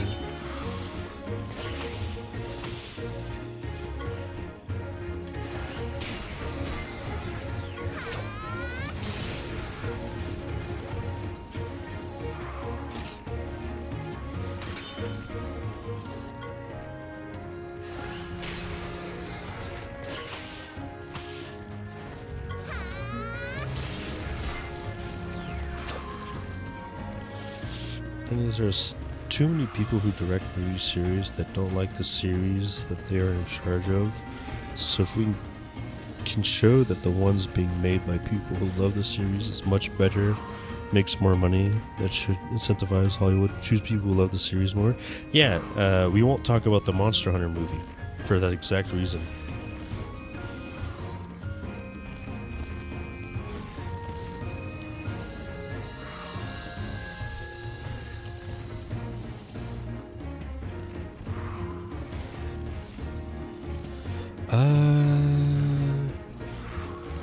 Just because I quite literally don't know, I'm going to go speed again.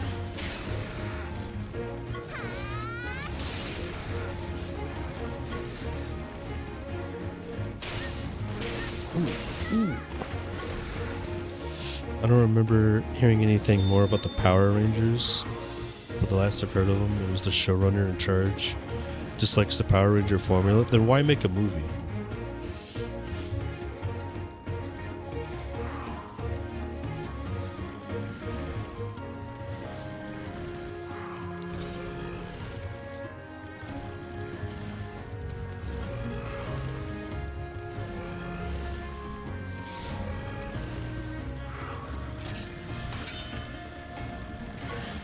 There's a showrunner in charge for a future TV series. That kind of makes it worse.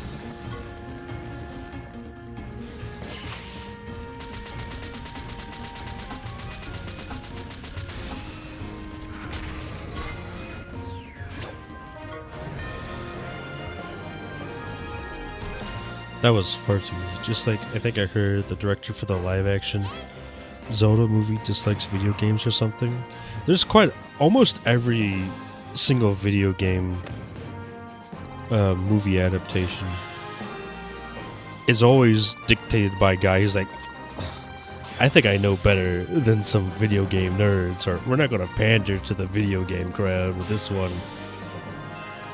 Every time I hear it, I was like, then why make the fucking movie, dog? Like, why? What's the point? The curse of live action video game movies. Animation works so much better. It does. That's why I don't watch them. I watched the Monster Hunter one just because my parents really like Godzilla and big monster movies. So when they saw it on like Hulu or whatever video streaming platform they had, they asked to watch it with me, so I said sure.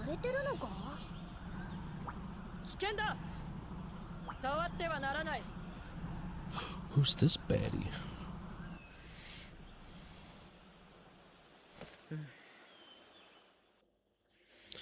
Wants their name to be famous. They don't care about the IP or franchise. 黒い草がここにも侵食が進んでいるようで、風も騒いでいる。闇が迫っている証拠と考えざるを得ない。君たち、調査が済むまで森へは近づかないように。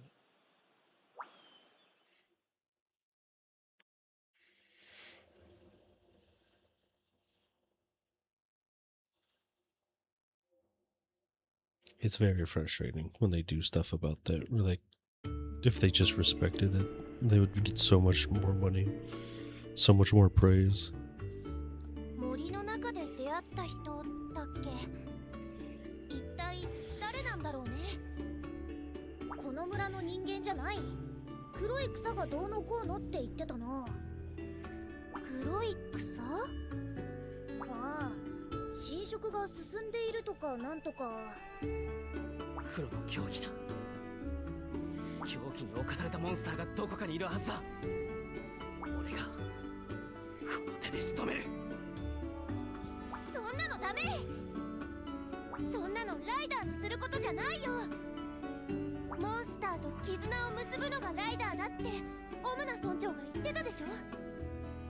ブラウおばさんだって悲しむ。シュバル、間違ってるよ。母さんのことを言うな。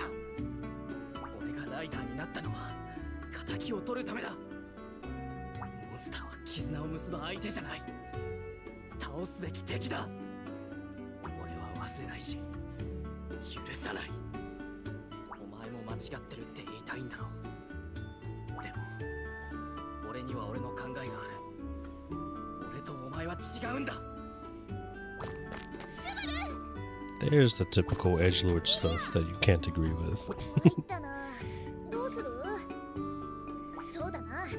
とにかく二人を追いかけよう。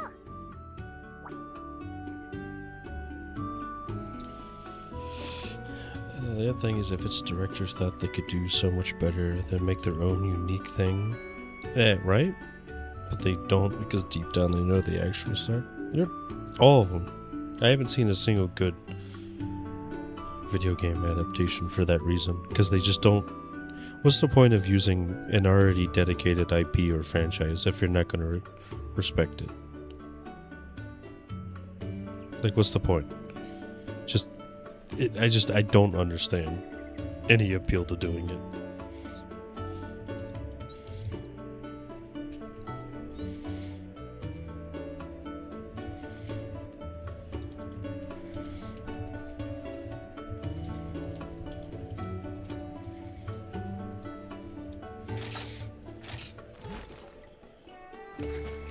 Alright, let's see what we got. Which monster?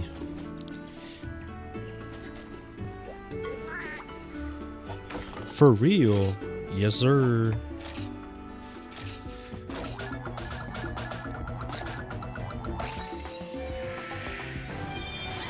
Blow Yaka, go! Look at that big ass head. M. Night Shyamalan is chosen for making a Last Airbender movie, which results in showing how he really didn't watch or understand the series and thought he knew better than something that is so freaking amazing. Yeah, or that Devil May Cry fucker.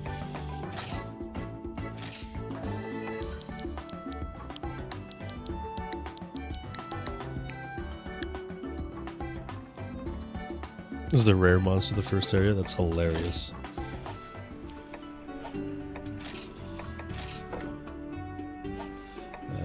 Change party.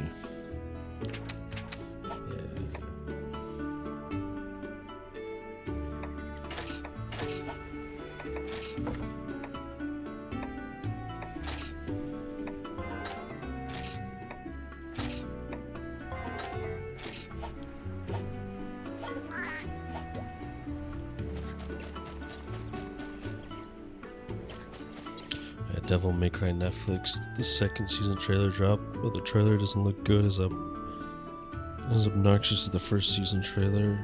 Still have my doubts about it. Due to how he talks, I refuse to watch it on base principle. So I'll never invest any time to watch anything he makes, just due to how he refers to the series or talks to the fans of the games.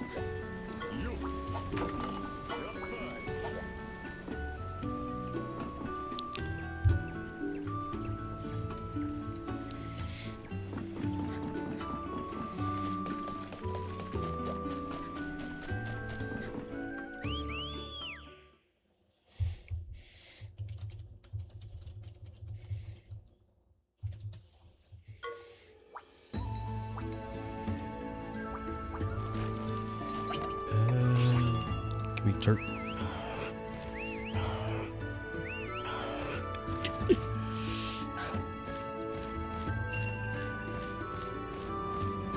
Oh, he's got the search.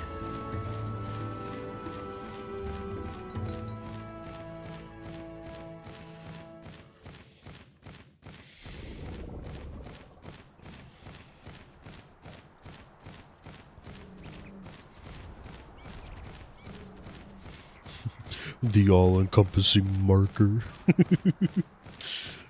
So good.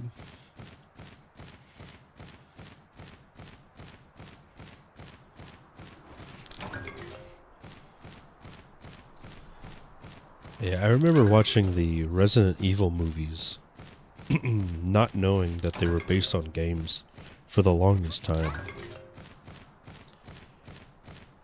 And then when I first saw the Resident Evil movies, the games, I'm like, I mean, I kind of get it, but at the same time, this is like way over the top.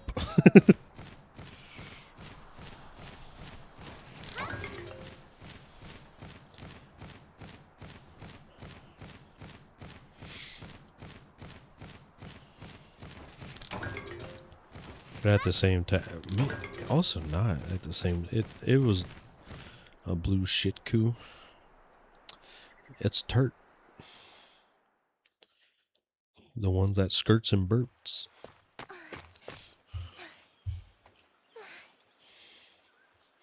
臆病シュバルのくせにどこに行っちゃったの？戻ってきてよ、シュバル。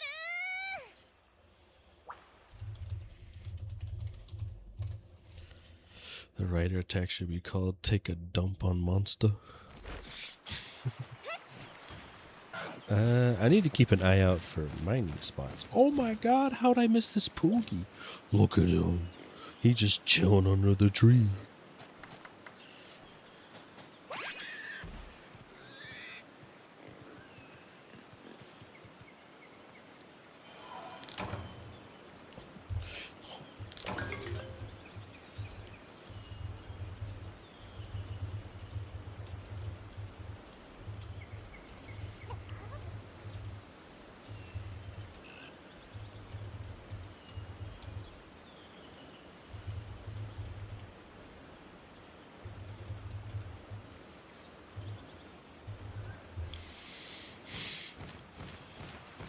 Open that.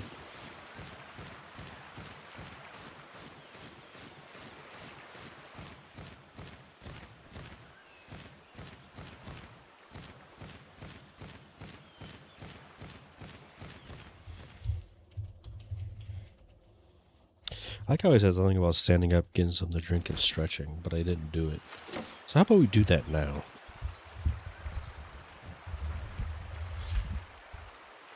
Mainly because I gotta take a shit. I'll be right back.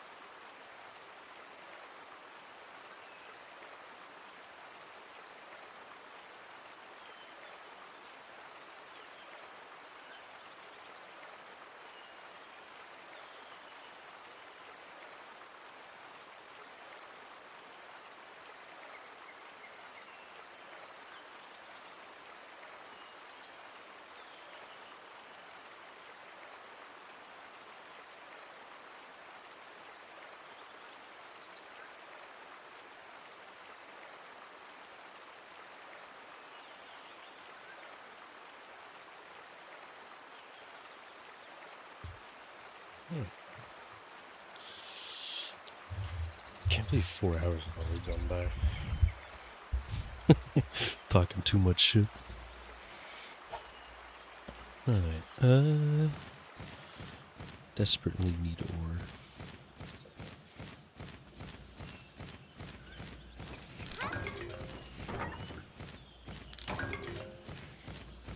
Look at him go.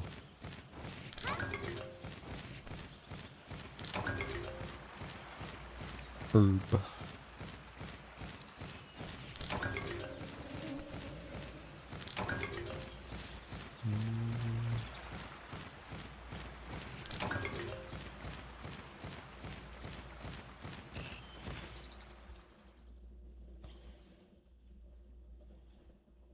Spooky, scary time. シュバル。来ない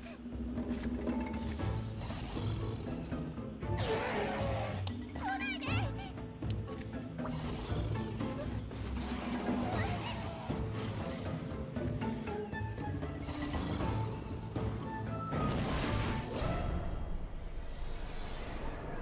Glad to see all the drones in this game.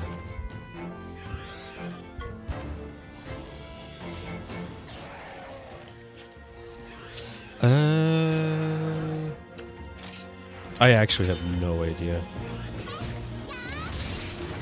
I want to say he's the same as Velocidrome, but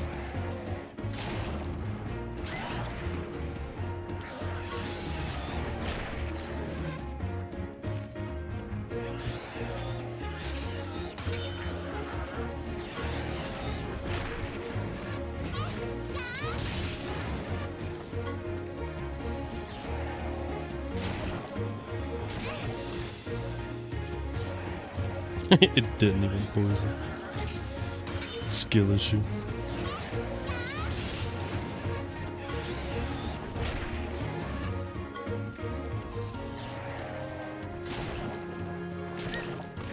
Okay. I can. I was about to say, I don't know if I can be poisoned.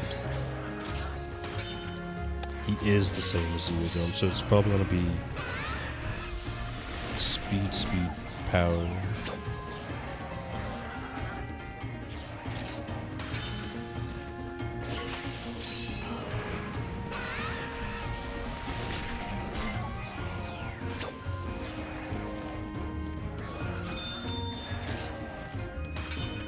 It sure was.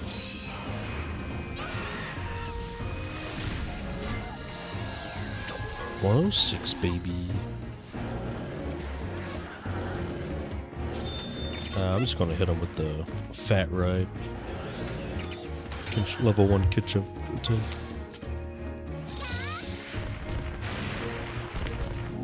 He can't you.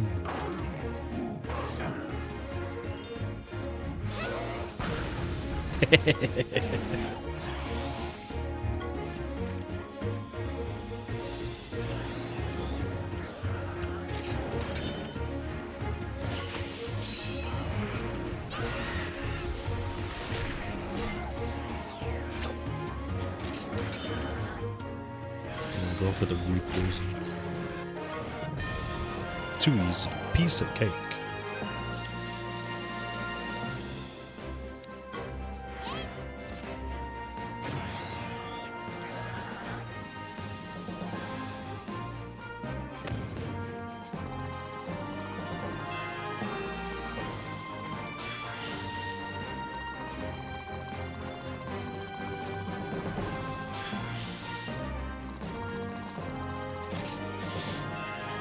I forgot Turt was level 1.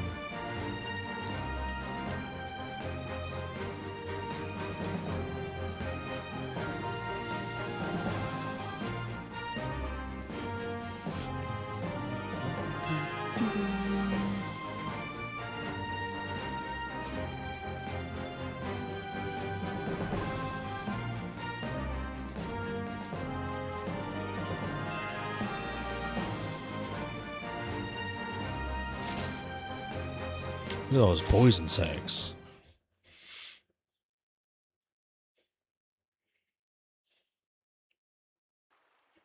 ありがとう。どう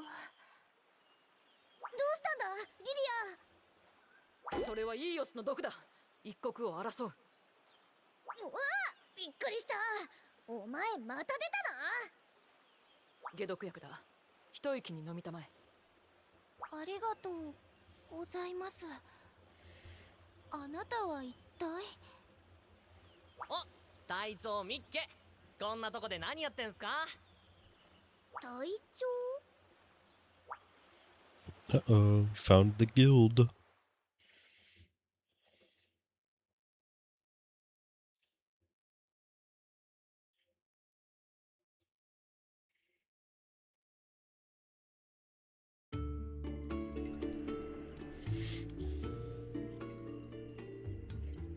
隊長、ひょっとして王立書士隊の？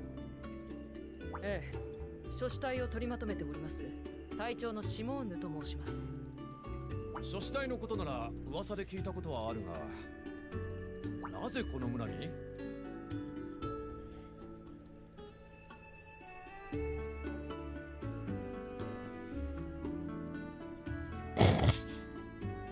それな、俺から説明させてもらうっす。我々は環境の変化を調査しているっす。申し遅れました。俺は副隊長のパパンっす。 What's poppin'? 気軽に副隊って呼んでくれて OK っすよ。ずいぶん軽い兄ちゃんだな。黒く枯れた草、凶暴化したモンスター、それらに心当たりはないですか？黒の狂気か。書士隊が動かねばならんほど侵食が進んでおるのじゃな。ええ、おっしゃる通りです。危ないところを助けてくれてありがとうございました。礼などいい。出発の前に元気な姿を見られて安心したよ。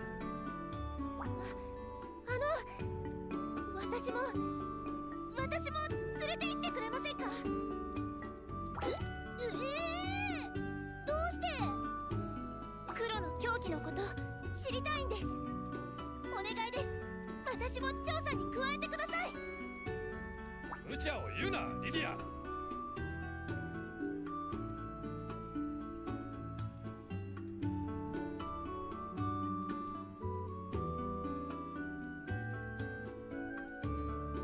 Dan's broken. I have to manually press A whenever Dan pops up. シュバルも無断で村を出て行って、その上お前まで。大体王立書士隊に入隊など。お断りする。生半可な決意で務まるものではない。生半可なんかじゃありません。私知りたいんです。この村の外で起きていることを。ずっと自分にできることを探してたんです。友達を、みんなを助けたい。よすんだ。これ以上の無茶を。許可しよどうして？う。これも何かの縁だ。最初は見習いだけど、それでもいいね。はい、もちろんです。ちょっと止めないんですか、村長？ほっほ、仕方がないの。どうして？この子はライダーにはならず、己の道を見つけたいと言っておった。ここは喜んで送り出そうじゃないか。ありがとうございます、オムナ村長。そういうことだから私行くね。私シュバルを見つけ出す。必ず一緒に戻ってくるからね。そうだ、これをあげる。私の宝物、モンスター図鑑だよ。よく3人でこの図鑑を眺めたよね。あなたもシュバルもモンスターが大好きだったから。元気でね。ちゃんとご飯を食べて立派なライダーになるんだよ。さよならはいつだって突然だな。泣いてもいいんだぜ。ハンカチはないけど、俺のモフモフの毛でよかったら貸してやる。Woofu woofu. Oh.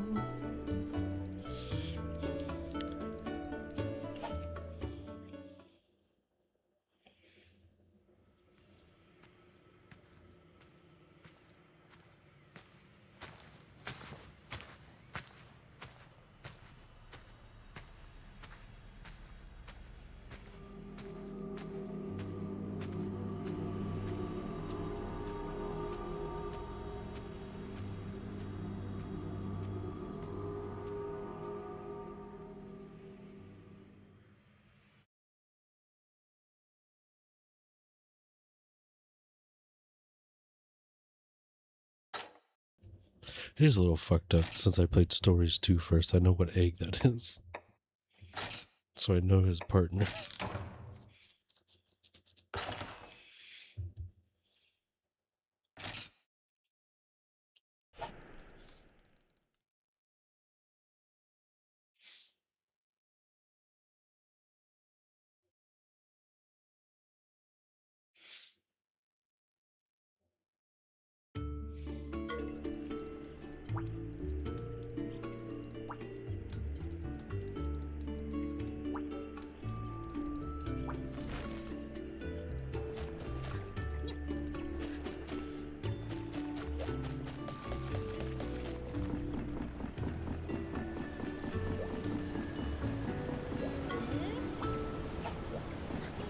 I forgot about that egg quest. Oh shit.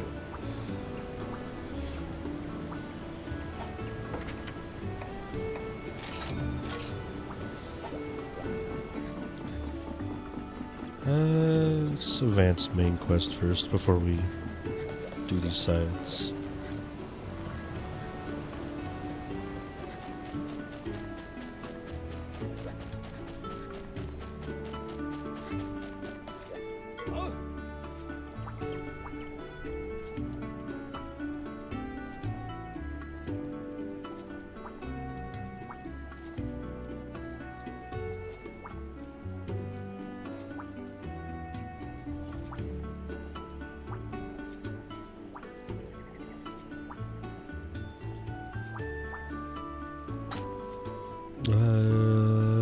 Sure. Why not?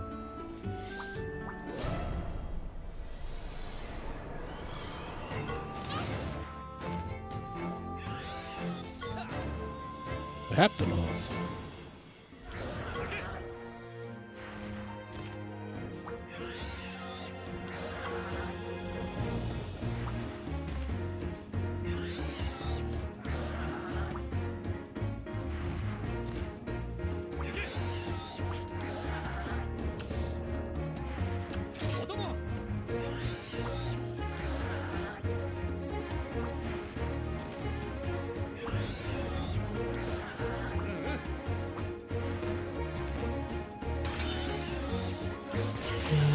This asshole.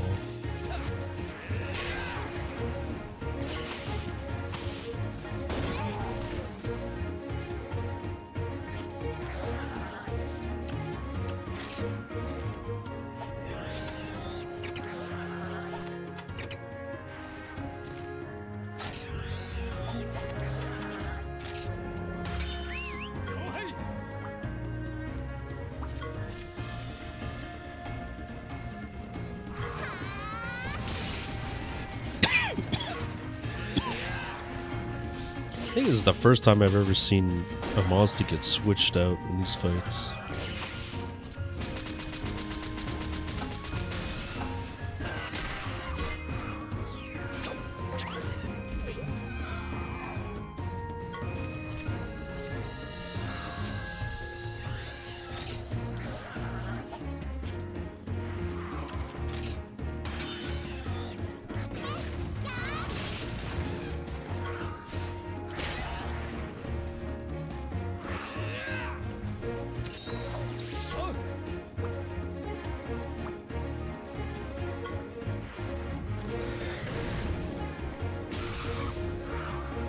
I don't know, Dan. You're getting pretty cooked here, buddy.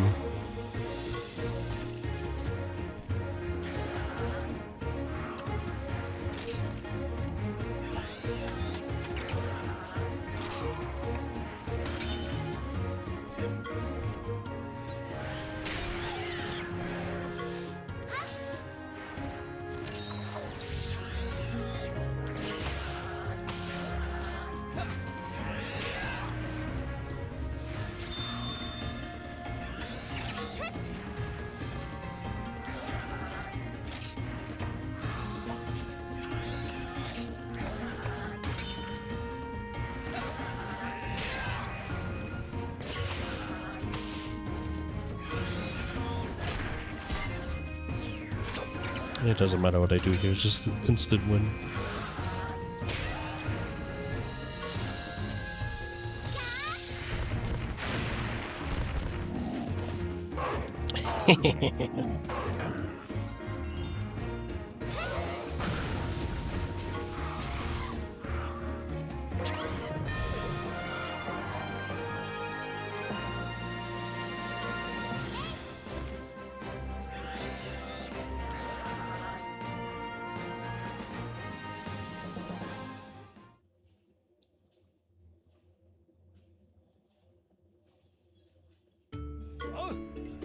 Oh Jesus, damn jump scare.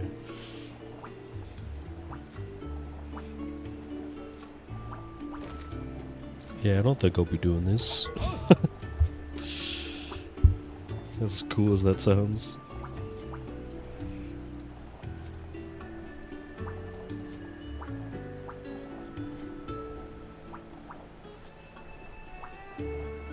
Yonkaku.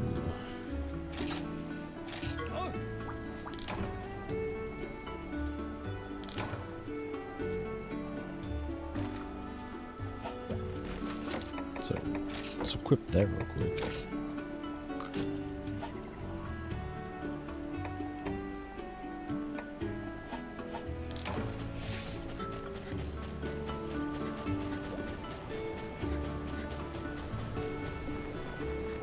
Let's go check the smithy real quick. Go explore some more caves, because we need a fanged beast egg, which I'm pretty sure is what the Velocidrome and Velociraptors are. It's just more upgrades. Can't craft anything yet.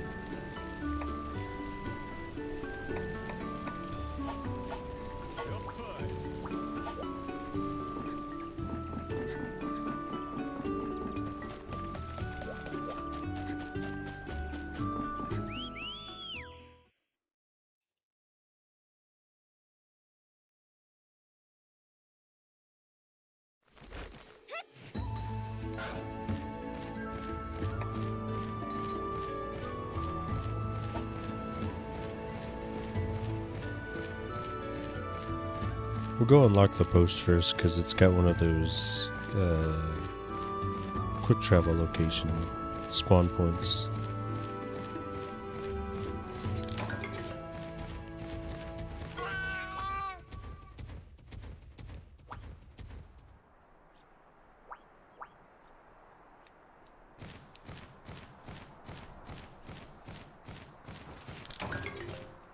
Ooh, gold dome.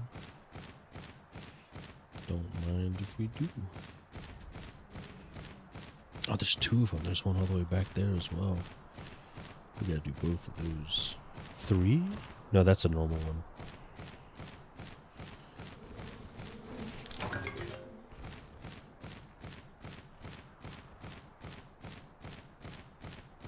Two rare den spawns. That's always nice.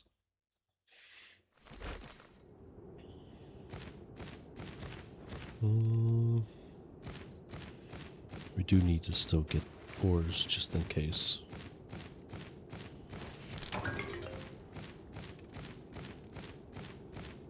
It's not looking like we'll get any earth crystals. I'd still rather check. How convenient these boulders are.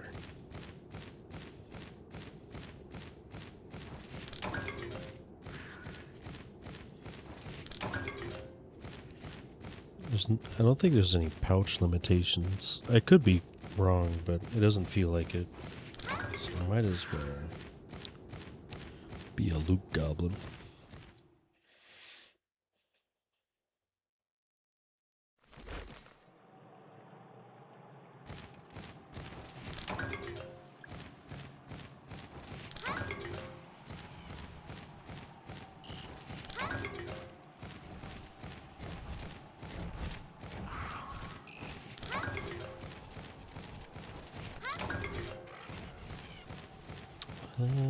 Is this area appear blocked off? I didn't even check.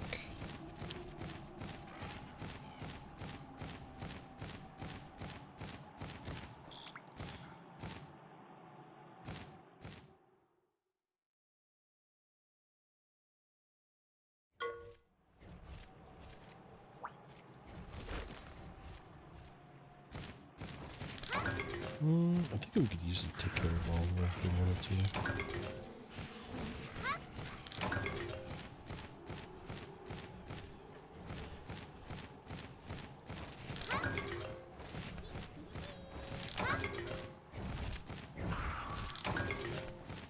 Snooze you lose, big guy.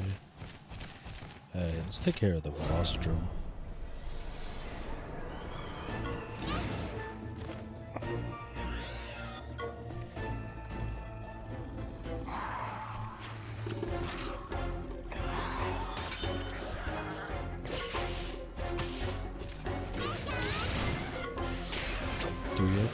Yeah, we'll do 3x for now.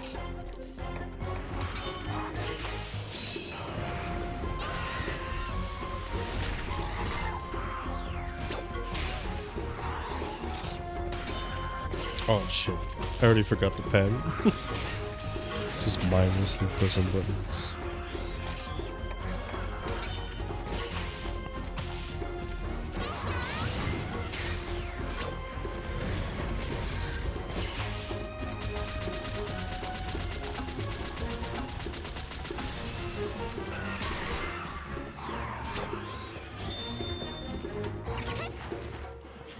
I don't need that. We can just move Velocitron right here. It didn't kill? That's kind of surprising.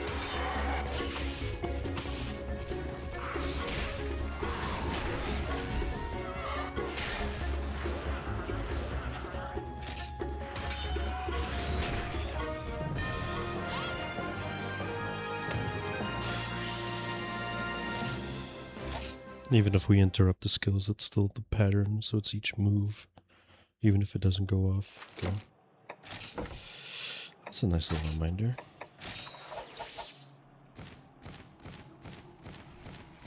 Give me treasure. Another gem. Oh, wait, let's wait for us.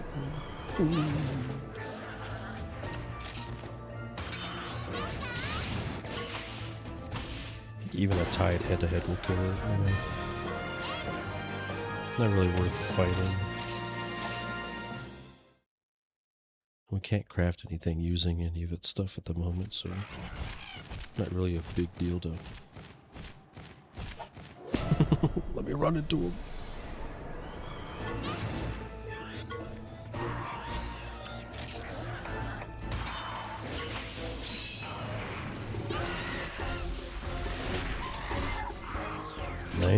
Big ones.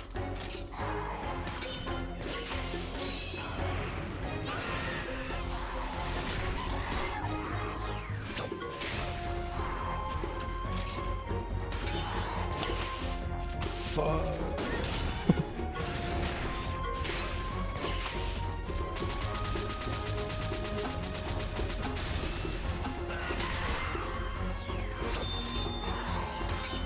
This asshole.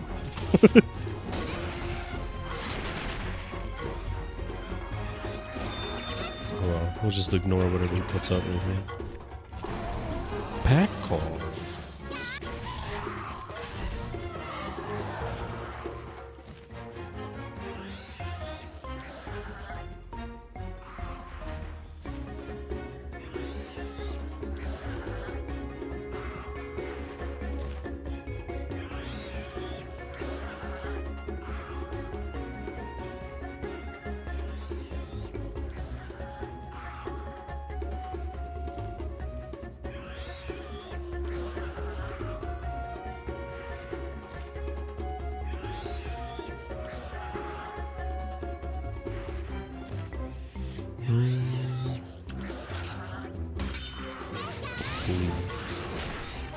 Yeah, right.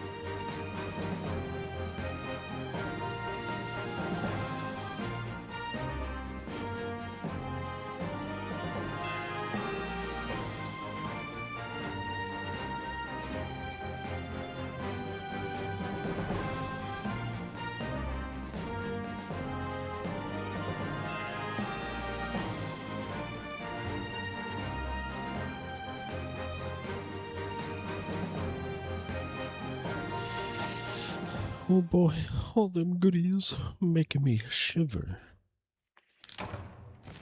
Alright. Should probably heal up.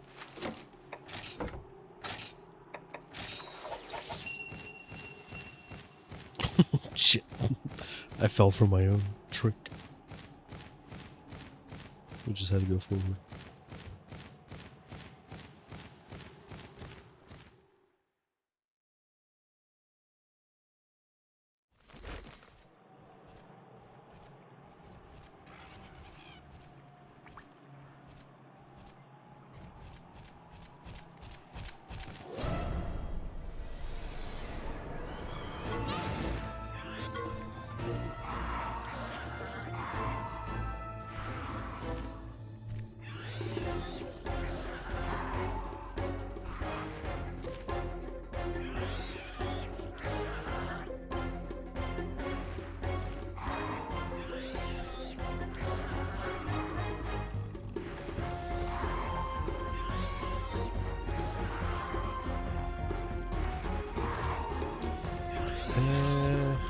God, there's 3 of them. Oops, all speed.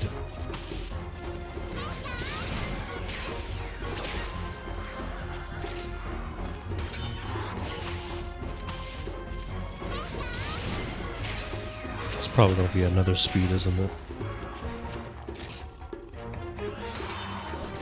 It is. So it's 2 speed attacks.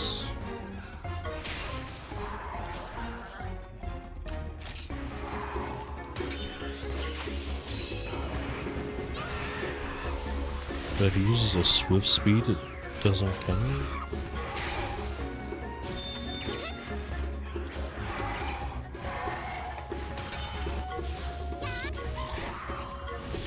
I'm thinking about it too much. It's a Velocitron.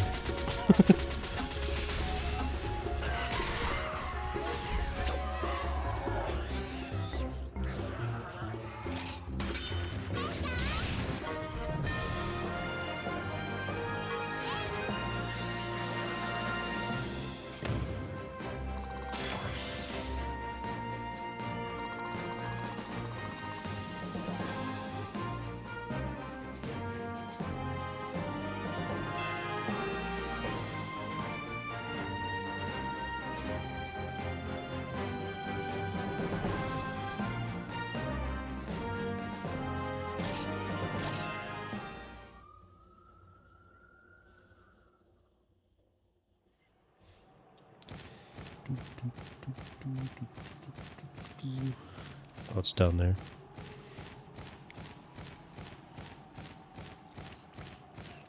Oh, my way, Stinky. I have eggs to obtain.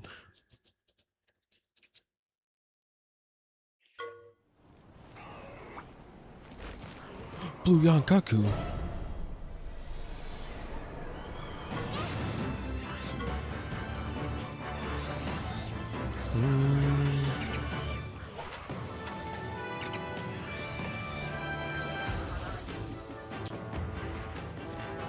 Nah, potatoes nut.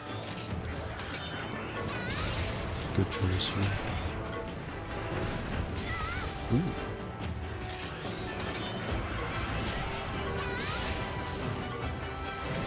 Should probably slow it down since it's technically a new fight.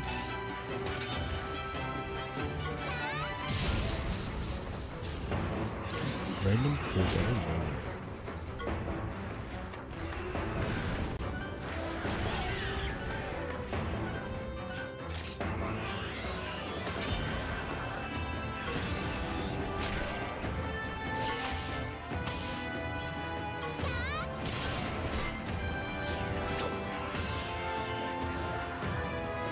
Him choosing speed seems like it's...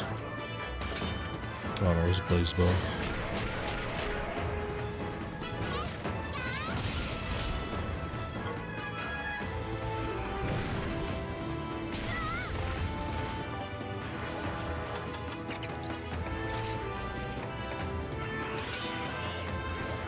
Peck Onslaught, there it is.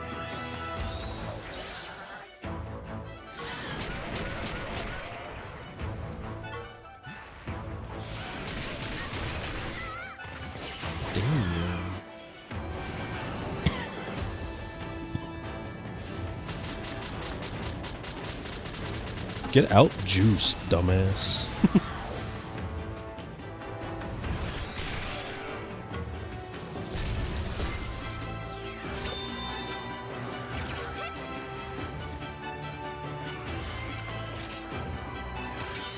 Speed attack, what do you mean?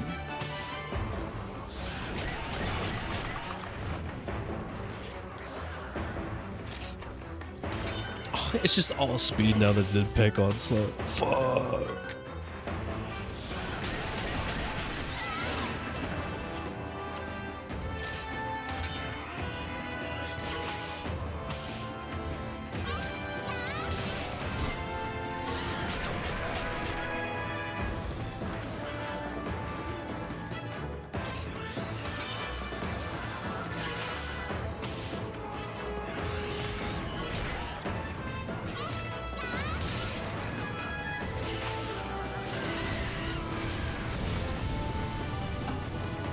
The easiest button mash one, the Budokai Tenkaichi beam struggle.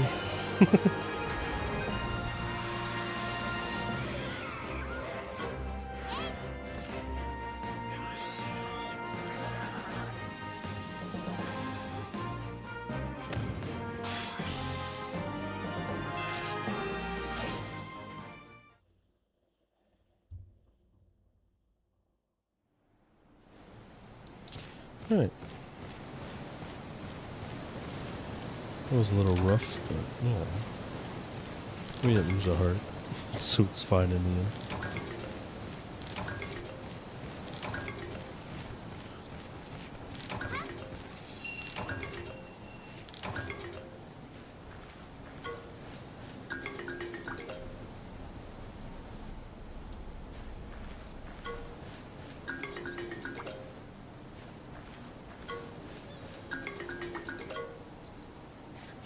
That's fine.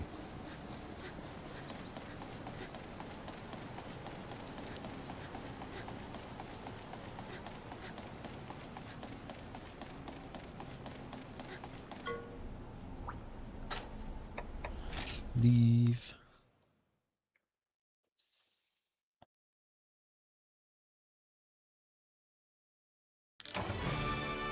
Burning bird wagon. Alright.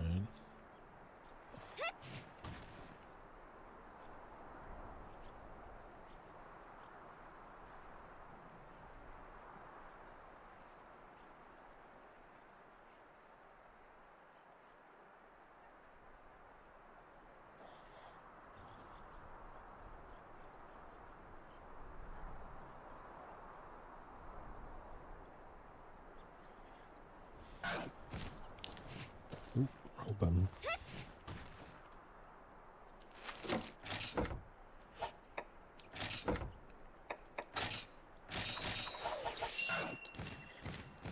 There's another rare monster den on the other side.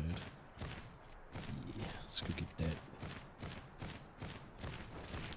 Is there any other rare monster den?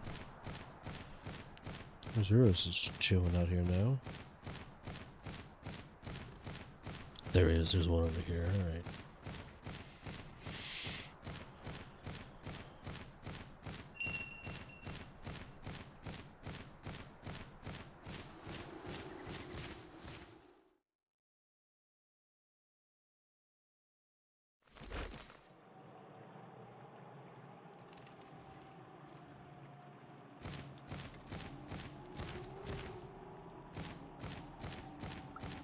Just gonna rush to the boss area. Starting to, yeah, I don't think I can get earth crystals here. Fuck me, I guess.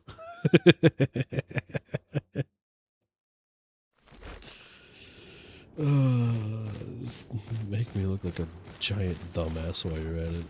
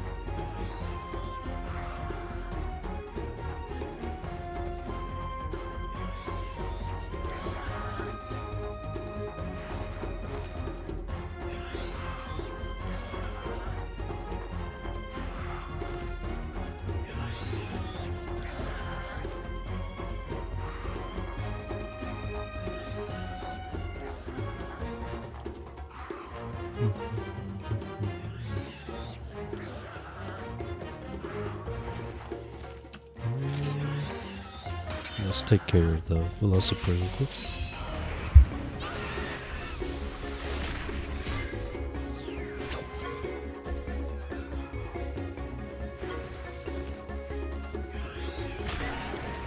Turk got some big HP.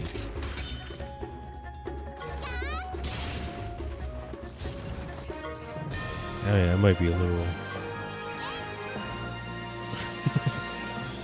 over leveled for conchus. Try my best to avoid them. I gotta double back for that fishing spot though. You never know what you might find. Look at all these potential goodies.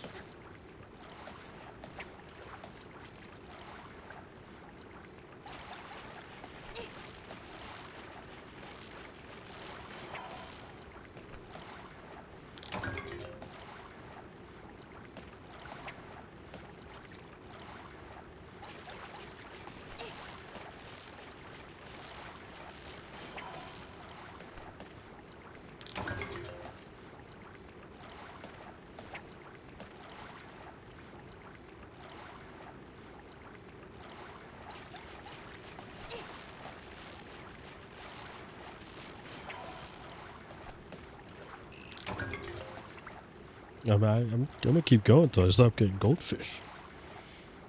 Let's knock that smiles back goldfish.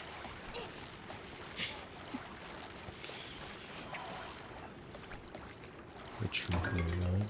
Oh my gosh.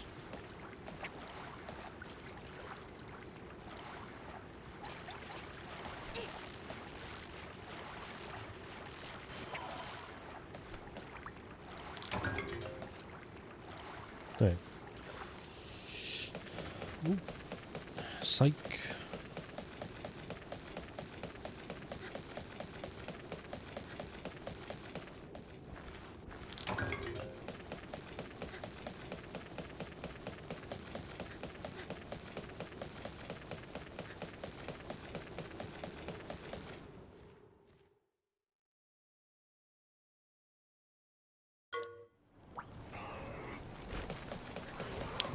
Cuckoo.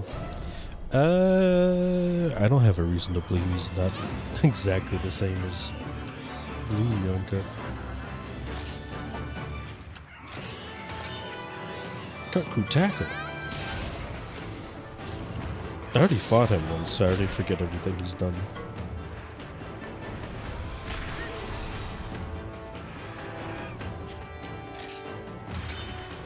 But he's still technically.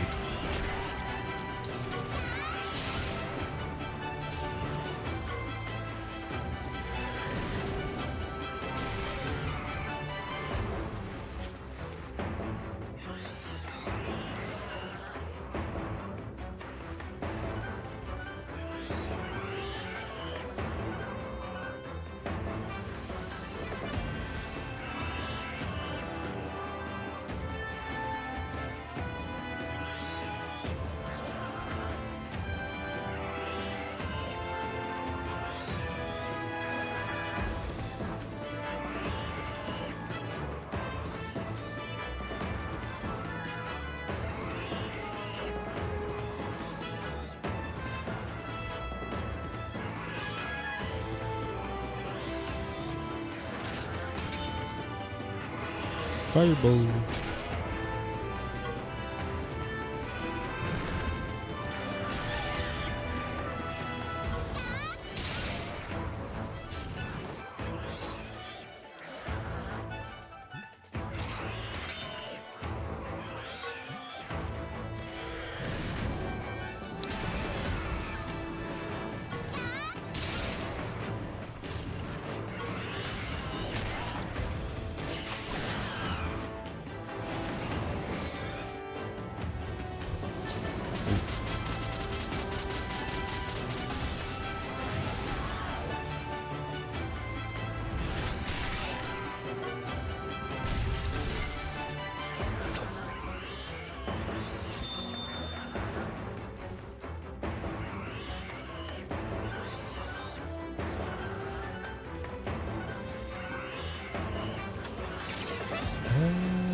think we just kinship attack over there.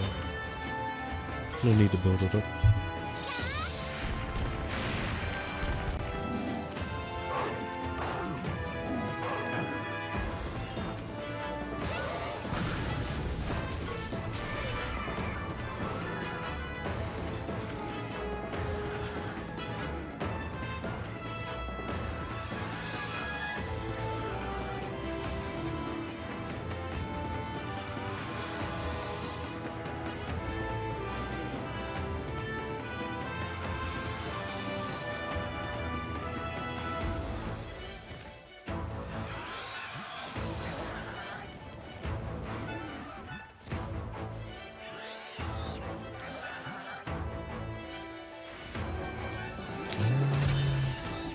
Fireman. Look at this cheeky bastard.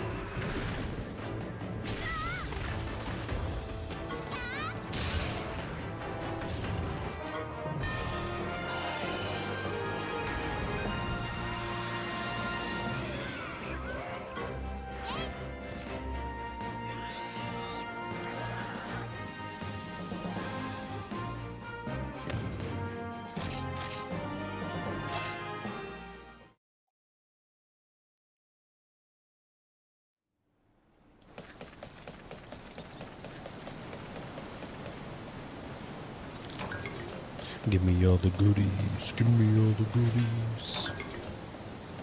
That's enough goodies.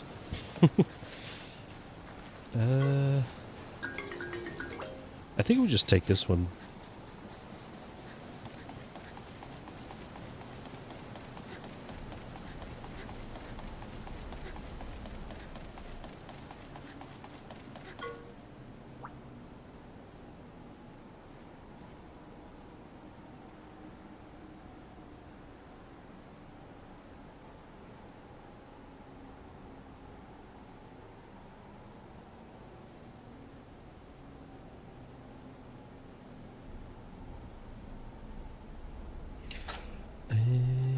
Yes, sir.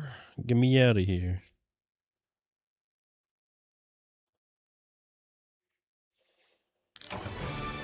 Humble bird wagon. Fantastic.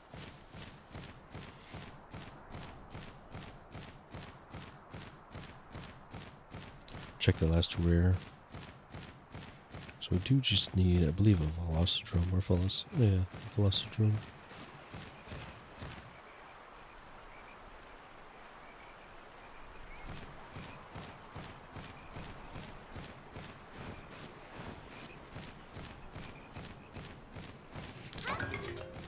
Ooh, earth crystal. I guess it's just not very common. Give me a potato.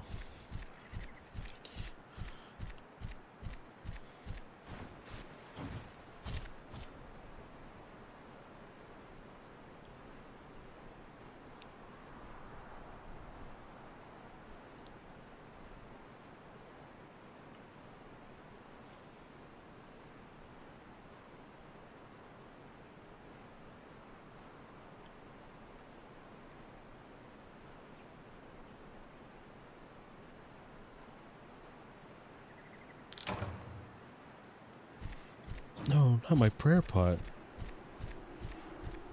I need those to protect from melee. Dude, what am I going to do now?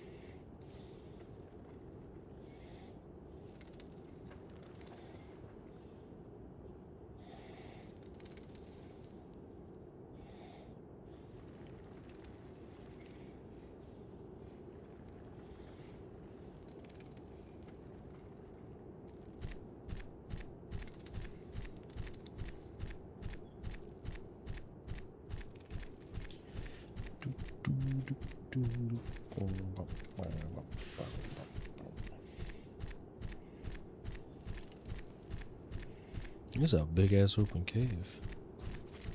No rocks blocking me this time, baby.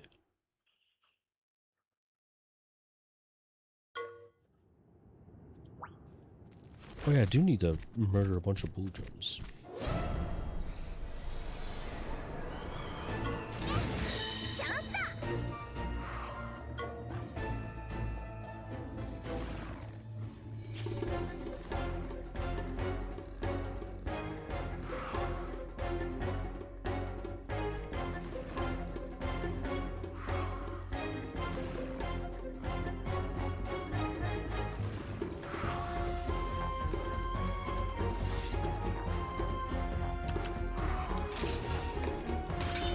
Both power charge. Boo.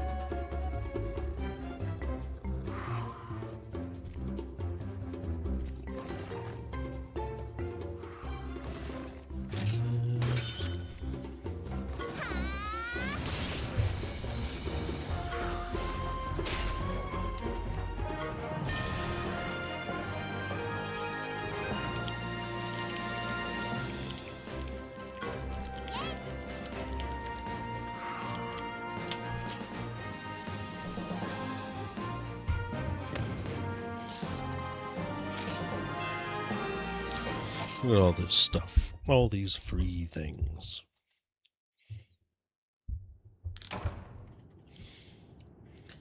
Any more blue drums in here?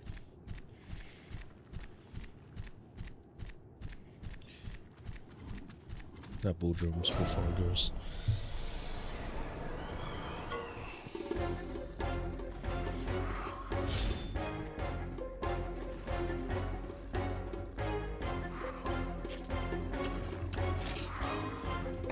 He's attacking the left one, we'll get the right one. Oh, he's not actually attacking.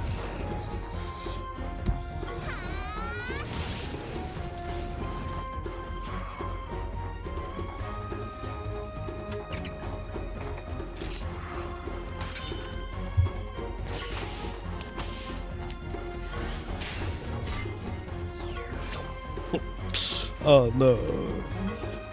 It's like the second time it's happened. I gotta use sweeping strike and the other one dies.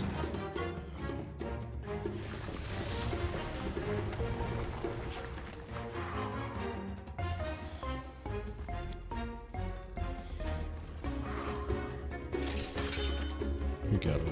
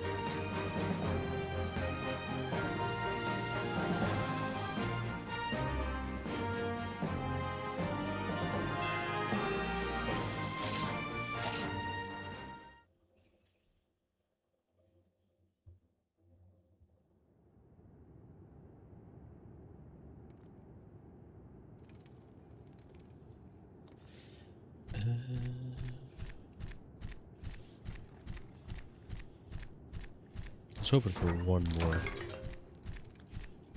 Because I think they put us at a very awkward number of 4.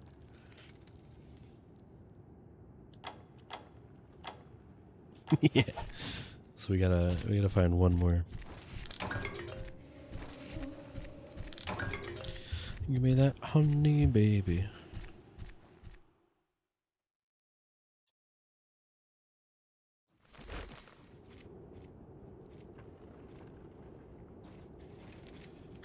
Nope.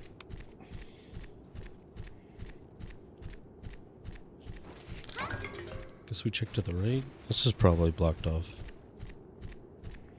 It's not. Damn. Oh, egg nest.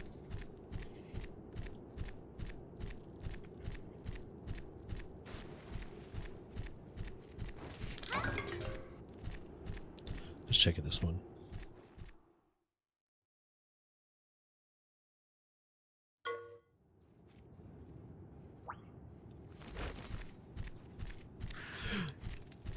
I know.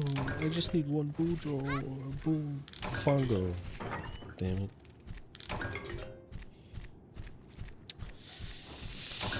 It's all these stinky birds, dude.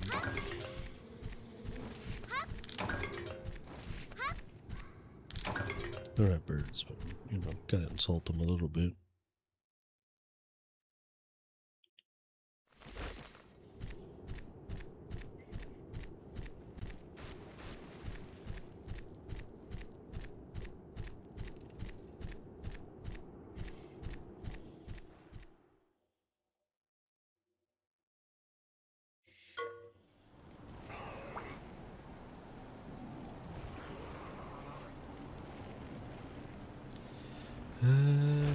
Another blue yawn.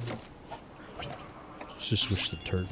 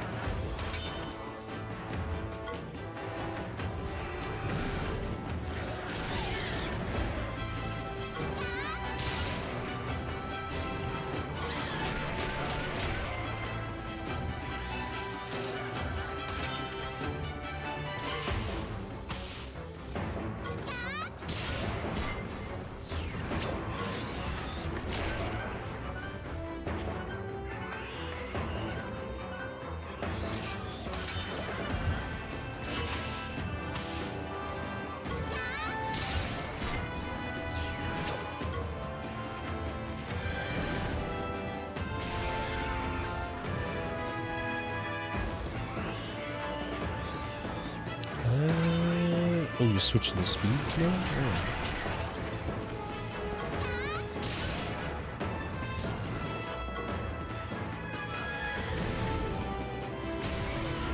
I'll speed through this one.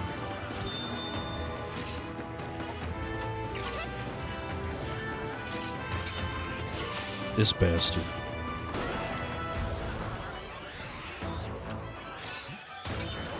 This bastard.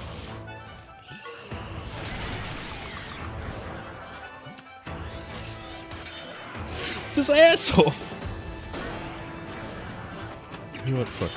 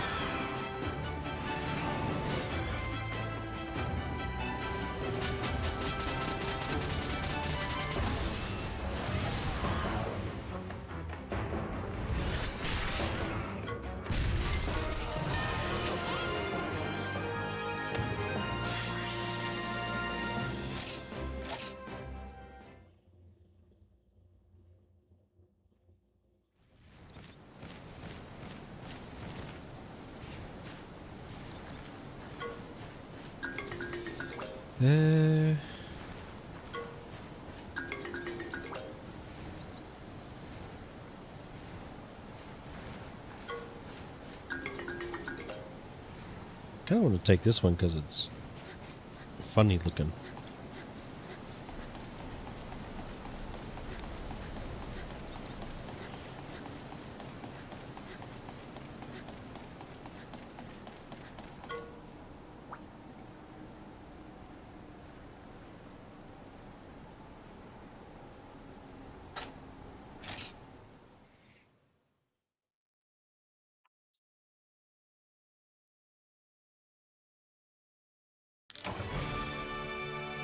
Another burning bird.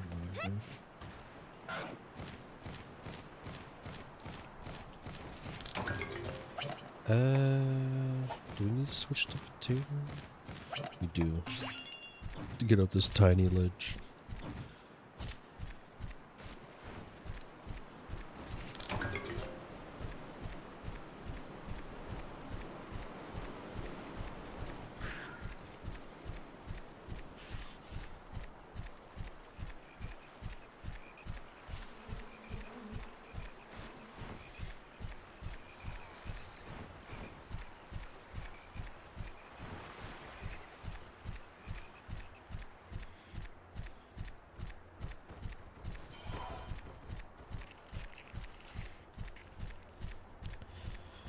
Making my way downtown, looking bad.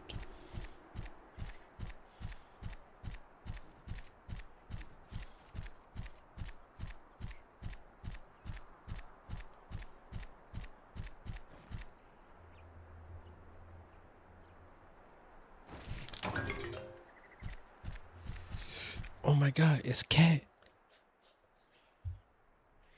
お、なんだこれ。何のスタンド？うにゃ、にゃにゃにゃ。パタ、にゃ。どうしたんだ？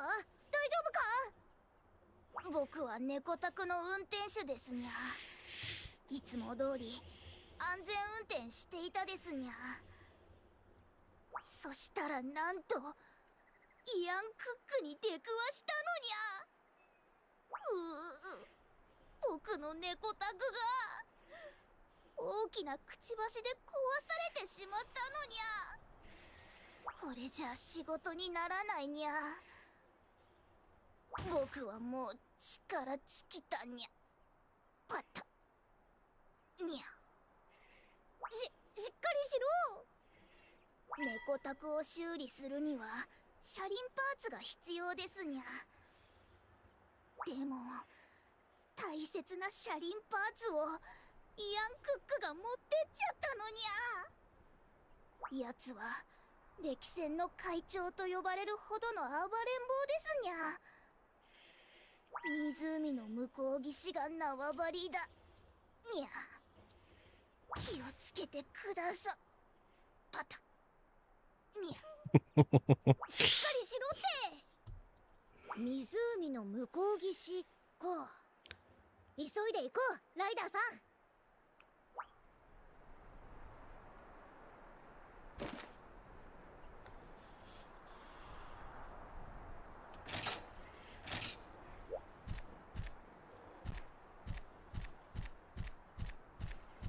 Son of a bitch. Why do I keep doing this myself?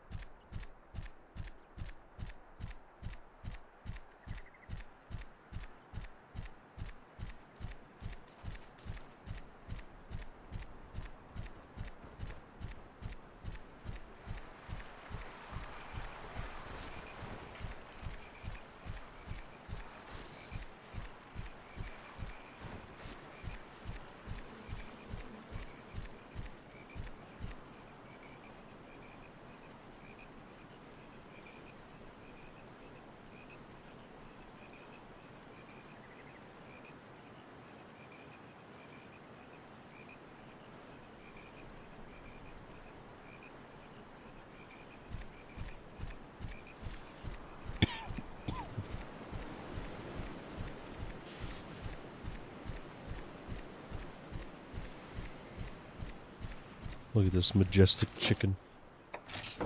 We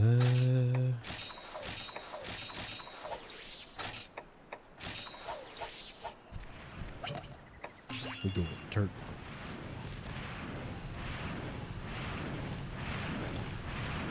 fight me. どうやらこいつが歴戦の会長みたいだな。イアン・クックは臆病な性格のはずなのに、こいつは堂々たる風格が漂ってるぜ。調査ってわけにはいかないかもな。ライダーさん、油断するなよ。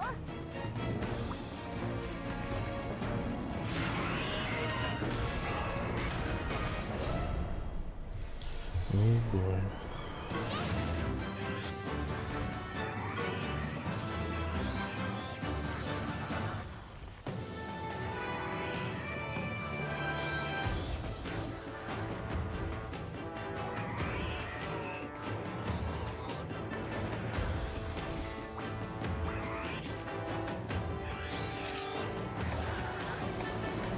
Oh.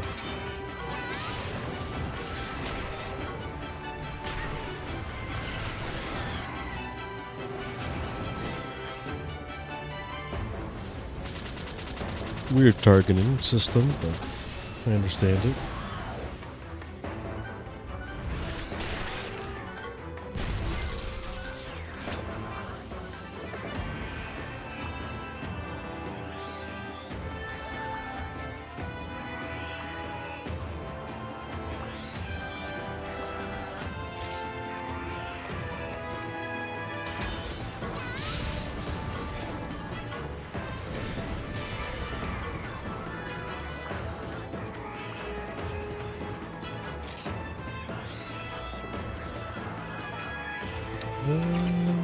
You don't have any fancy skills.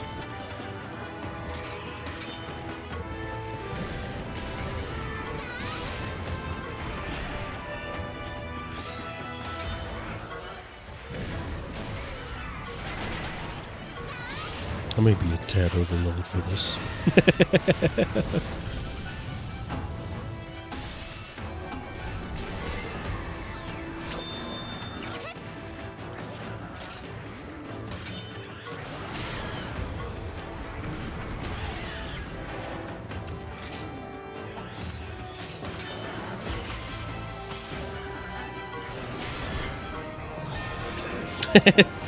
It's just a tad overloaded.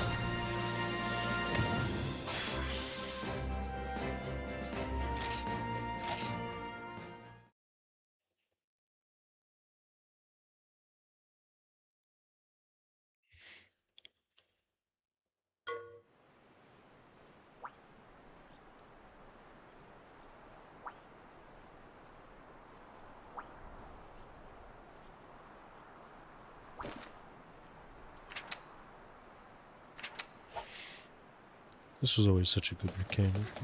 I don't know, good mechanic. It's something I always liked.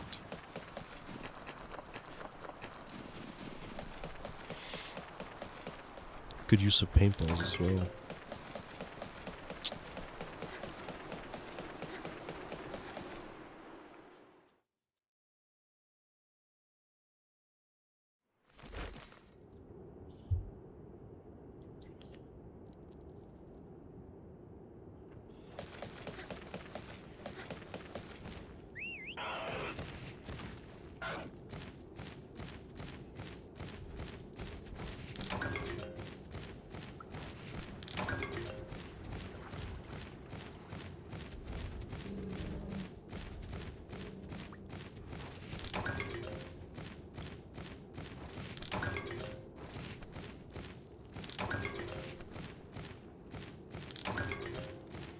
Paintberry. Need to turn those into paintballs soon. There he is. I've come for you. They're like cornered rats. They're vicious.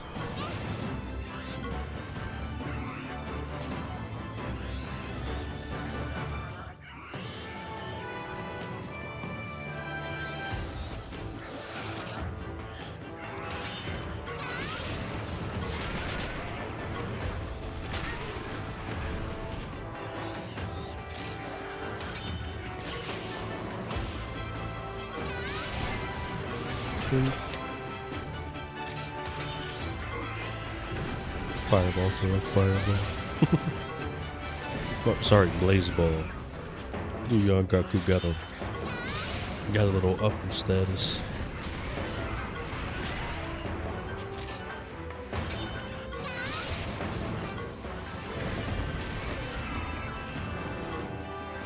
I think I'm gonna stay on 1x speed. 3x is nice to make something go by faster, but I kind of just want to watch all the animations.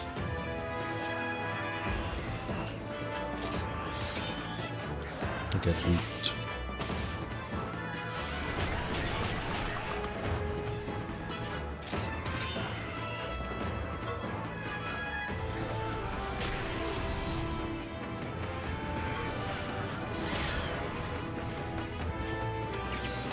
That should be enough.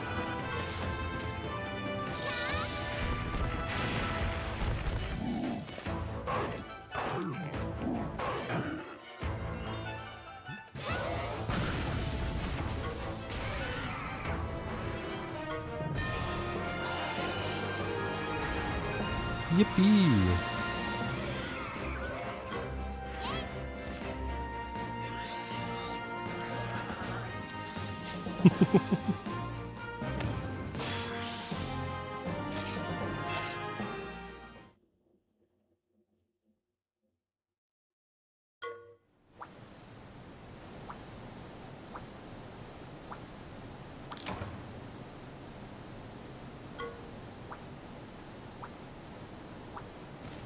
Sure would.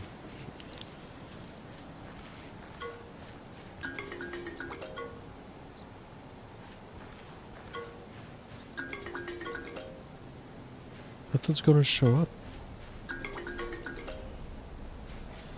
Oh no, it's all Yonkakus. I'm gonna have to stop by a normal den.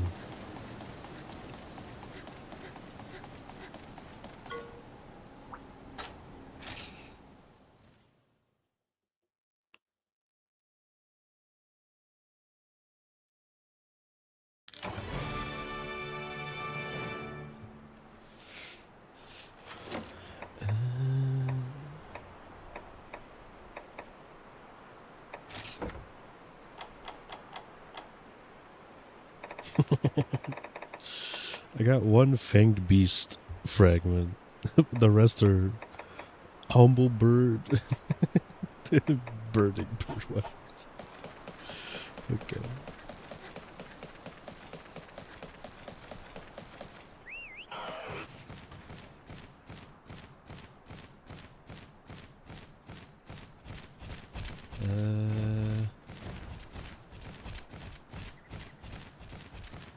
There was a normal den around here somewhere, but I think we'll find another one on our way back anyways.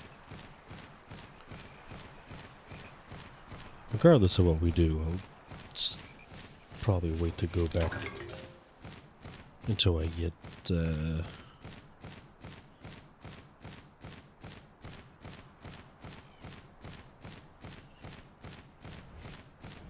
last subquest finished. At least I'd like to.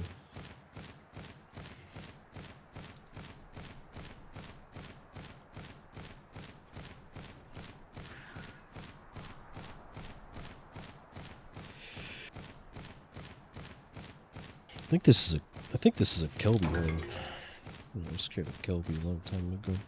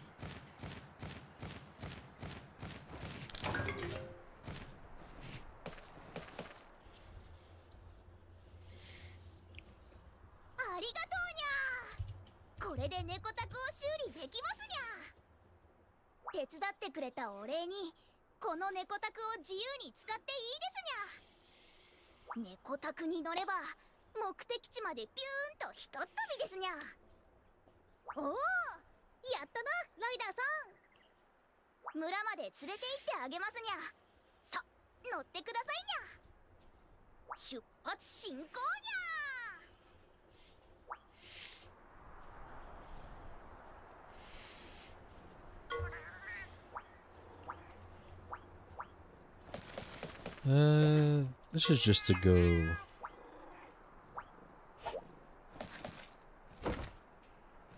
right back to the village.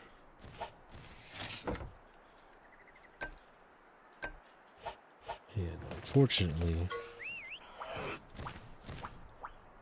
Oh my god. Okay. Back to the village we go.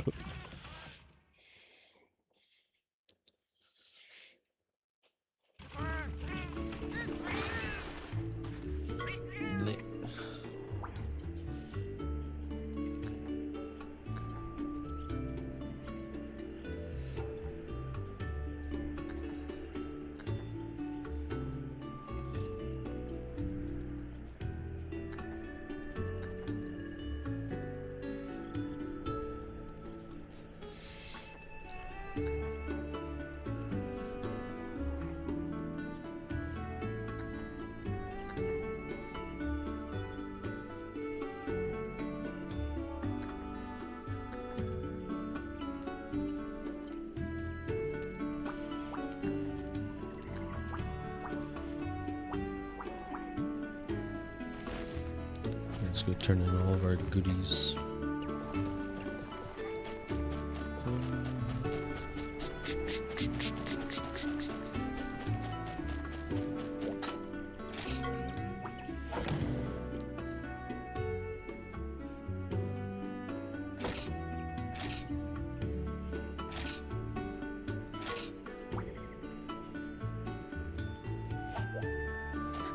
Yeah, that's done. The one we're really missing is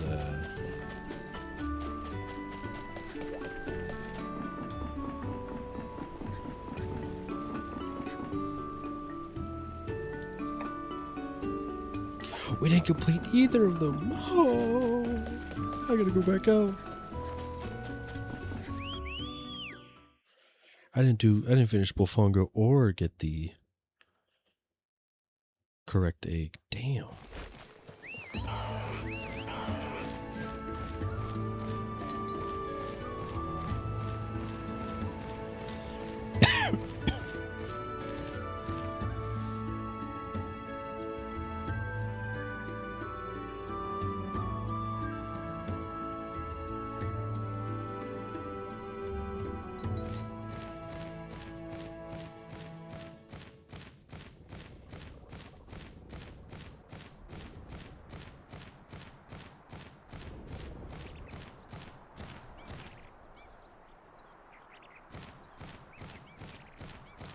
Alright, should be able to quickly go in and out with this one.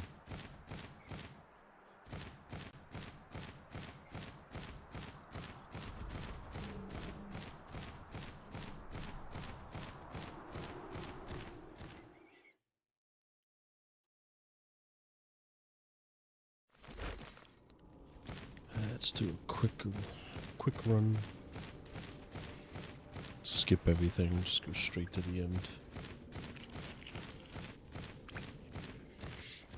Well, not entirely. Seal Bofongo.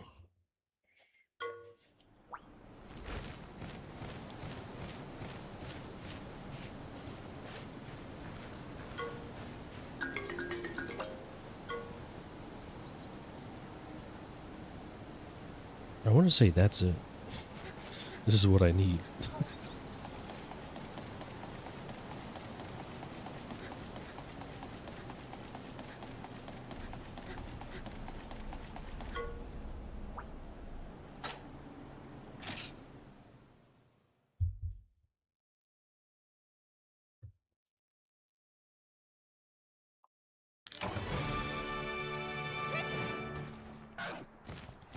I'm getting skill to shoot so hard.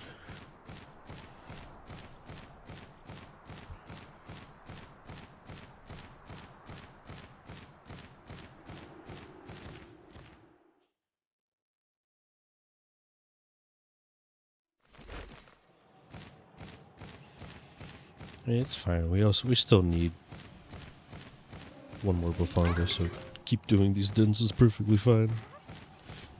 I'm gonna keep telling myself that. Hey.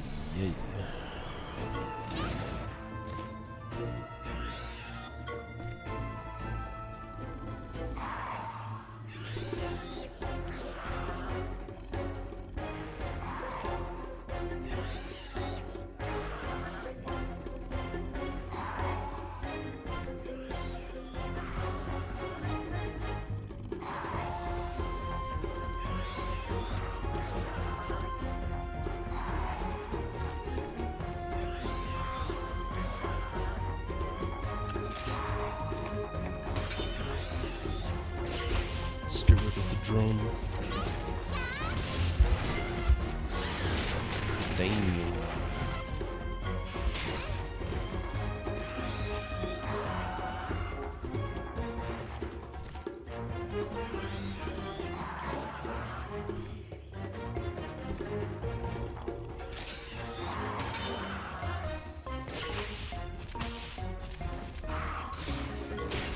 Oops.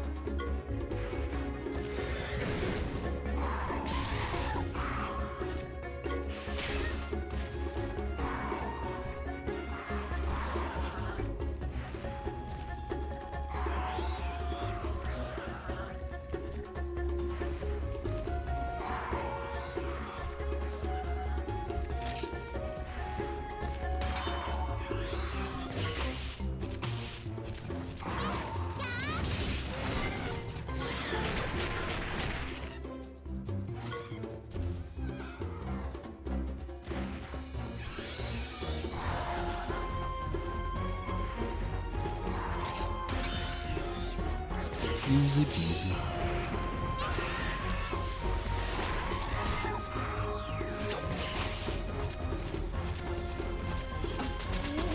Not paying attention. Not paying attention. Oh, shit.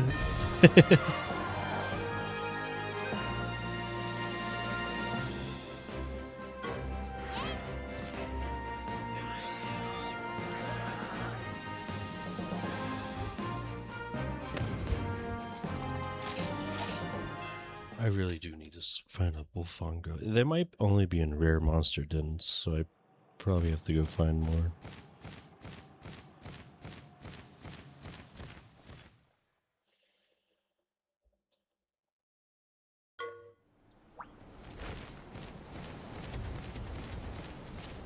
Get out of here, you goofy ass Aptonoth.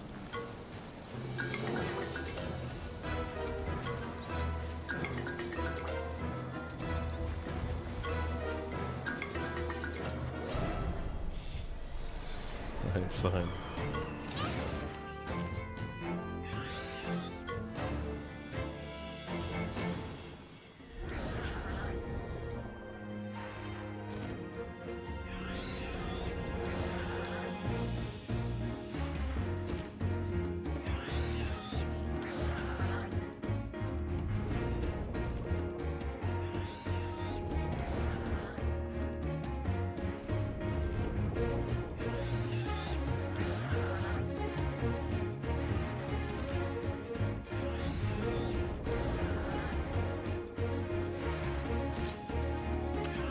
Oh, wow.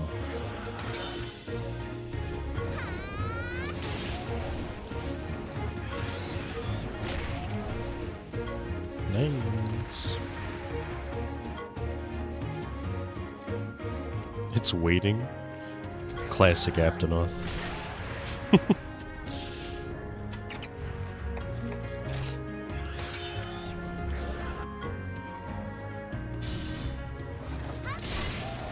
Damn. So close to just being able to kill.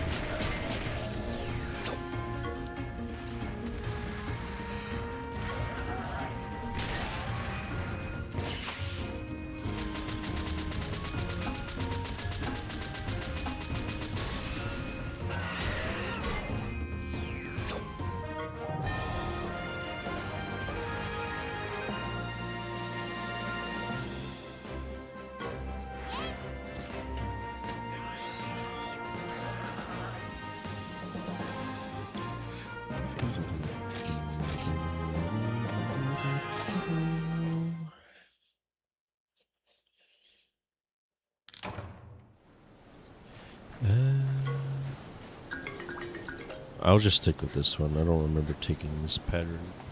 I think I took this once actually, and that's when I got a Velocidrome.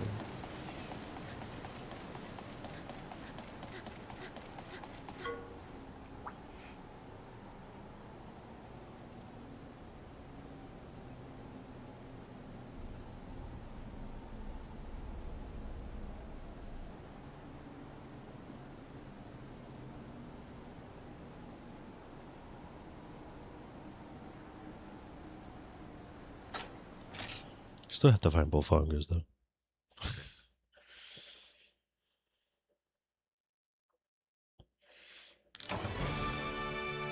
Humble Fang Beast Egg. There we go.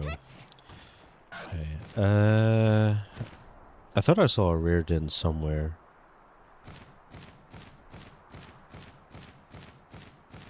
I probably didn't.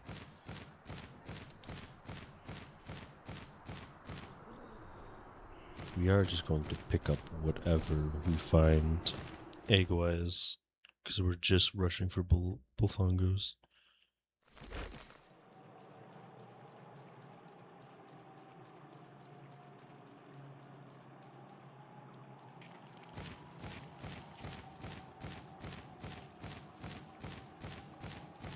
Look at all these cool crabs. I love crabs. They're so cute. I love Daimyo Hermitar.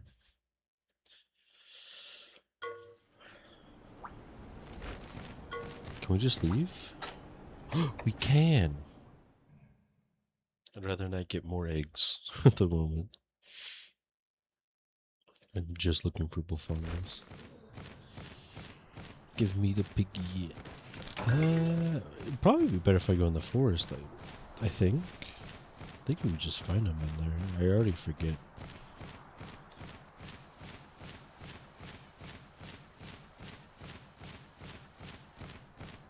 If it lets me in there, it might be one of those things where, since it's technically forbidden, we might not be able to make it in. Ooh, caravan spot.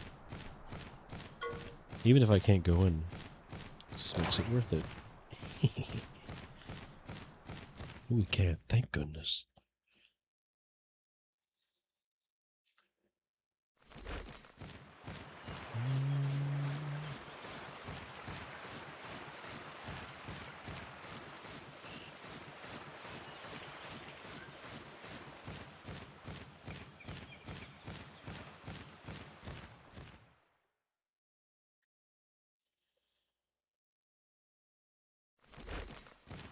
Here we go. We just need one of you. It's time for you to come with me.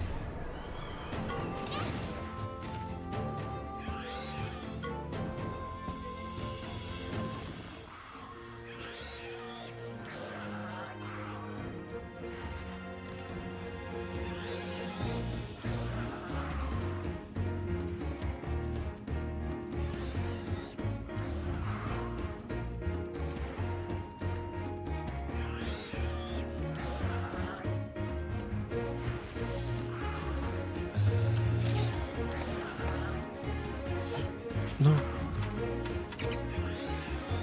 We don't have enough. He's just about to get macked by a bullfong. No! Turn! Whatever shall you do? Could have just switched out the potato, but it's one tap.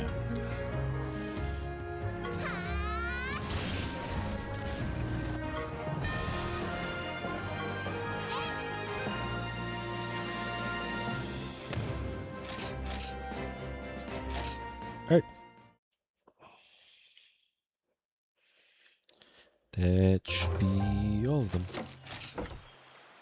I just need to turn on the last two. We outie.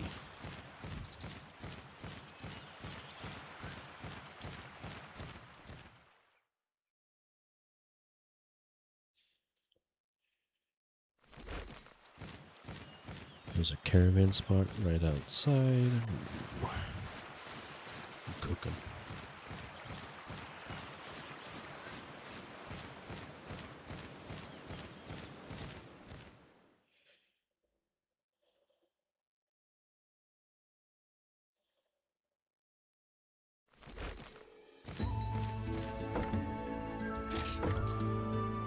Well, actually, let's save first. Now that I see the option there. We're like 2 levels up from the last save. An hour afterwards. I don't expect this game to crash.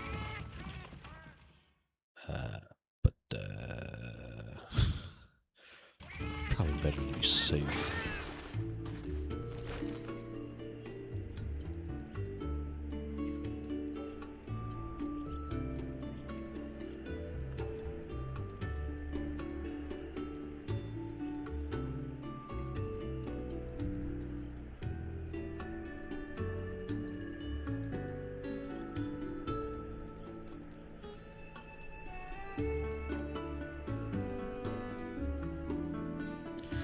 Let's go turn in these quests first.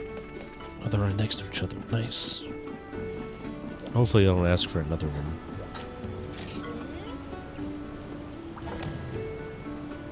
My darling monster waves. I can't wait to see another one. Peck Onslaught learned. Hell yeah. Extra fresh sushi for dragon noodles. Well, and dragon noodles. Talkative man. There's a bunch. No problem. Bunch of potions. 3 potions. My butt's still bad, but better before. Okay. Copper metal. Fantastic. Let's go open these eggs. Should just be a bunch of young cocoons.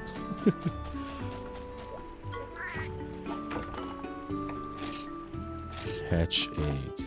Hatch all. Oh, thank goodness. Oh, thank goodness. Another blue young.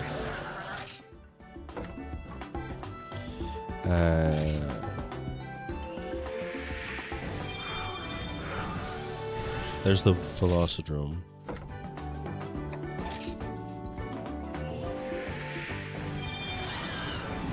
Young duck.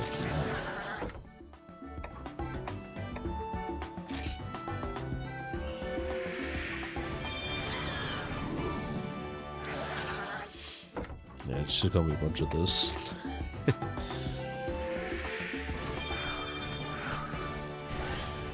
Oh.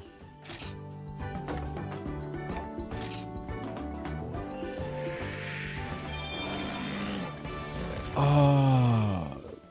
We need the reserves, I guess.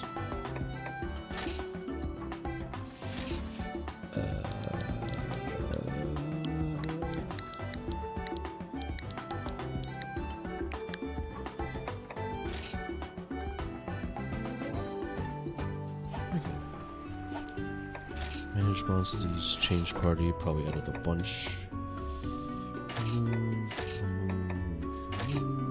We will take the reserves. There might be, these two might be something they could do with extra monsters. I should probably not release them yet. Should wait a bit.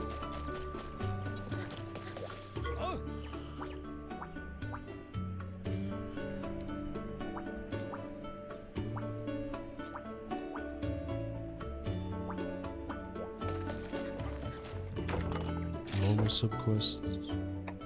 Oh my god, there's all these normal subquests I've just been ignoring. Oh shit.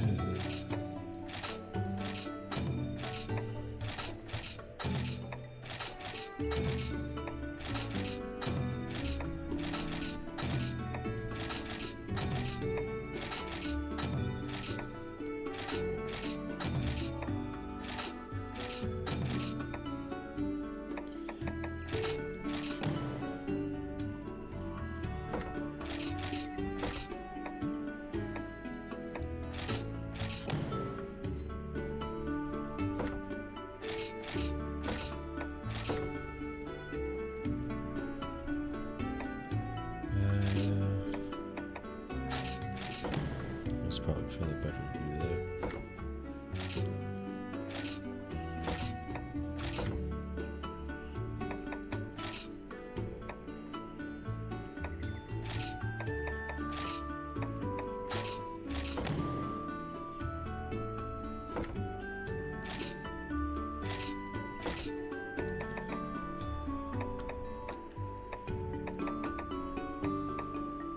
All these are on the overworld. The only things we would have to really go inside for would be Velociprey. No, Velociprey is an overworld too. conchus might also be.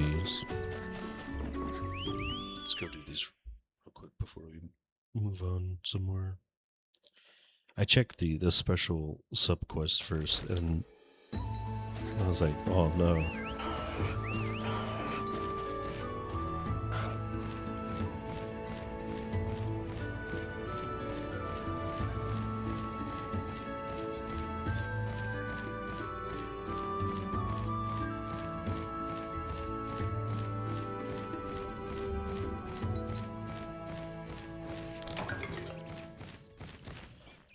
Let's get rid of all these Velociprey.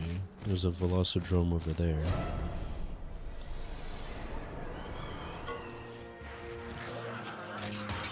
Should be pretty quick.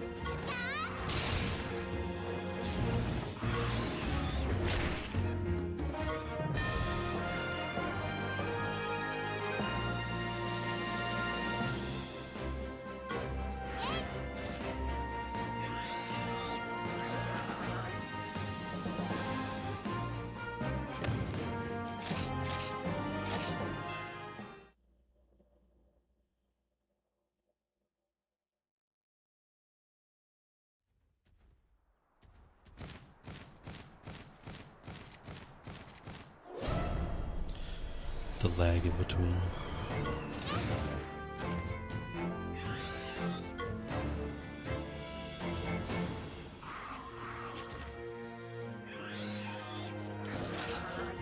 Their speed.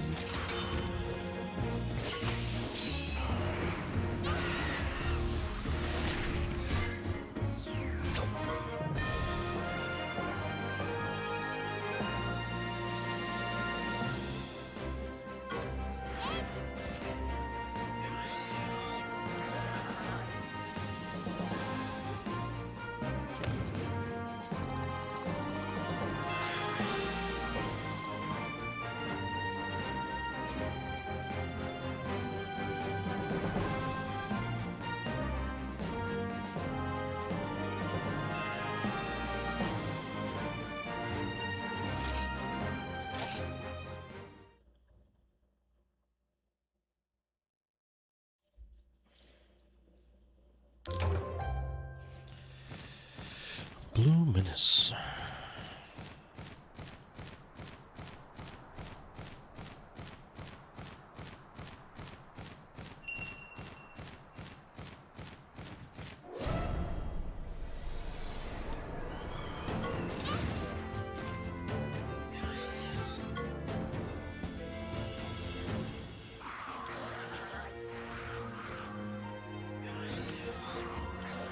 Talk about a nice run-in. Buddy, why are you speed attacking when you're normally attacking?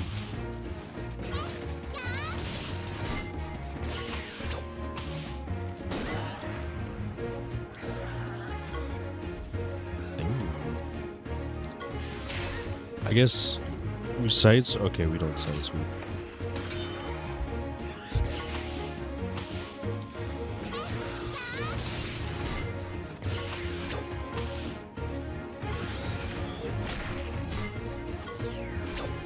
Actually, maybe. If we would have went first, it would have caused them to attack the other one.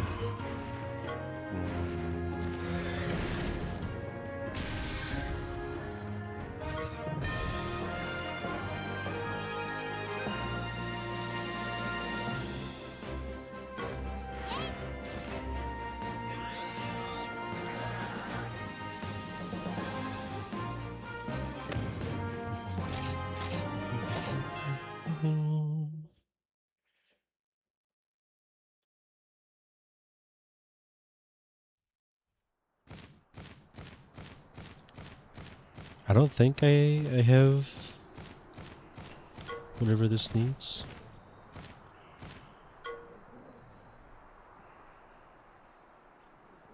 Who's that?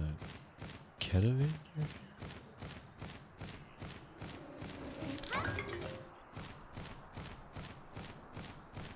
Oh, it is. Damn. Okay. Snow Yankaku. There should be Zeros around here.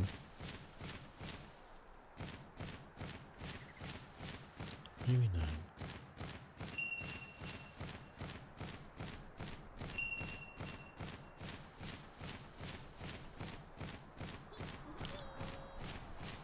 Let's get these. Oh, there's a Velociraptor. Get that off.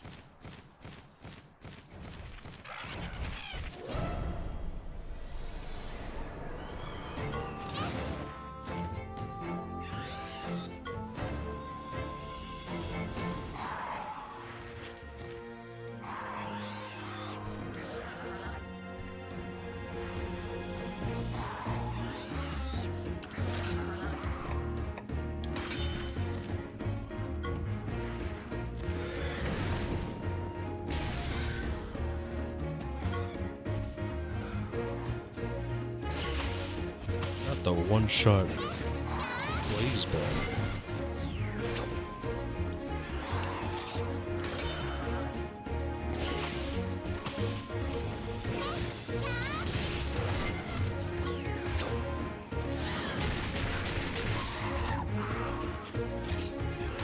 Kurt going in.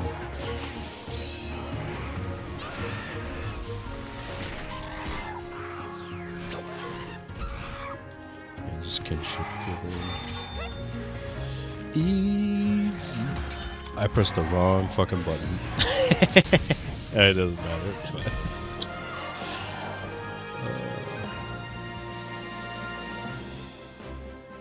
I forgot it doesn't automatically.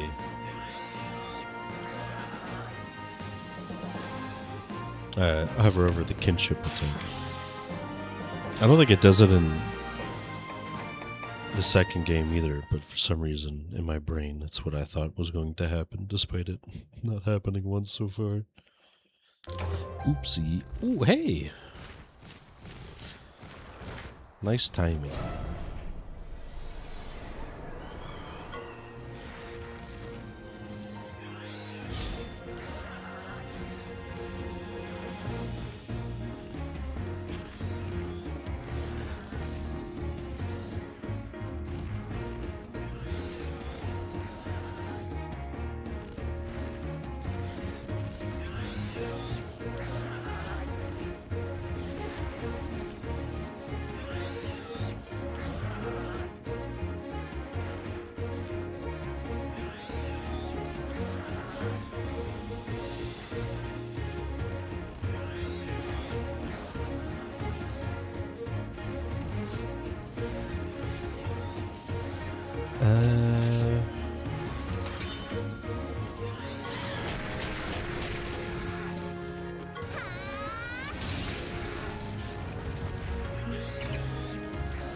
Switch in potato.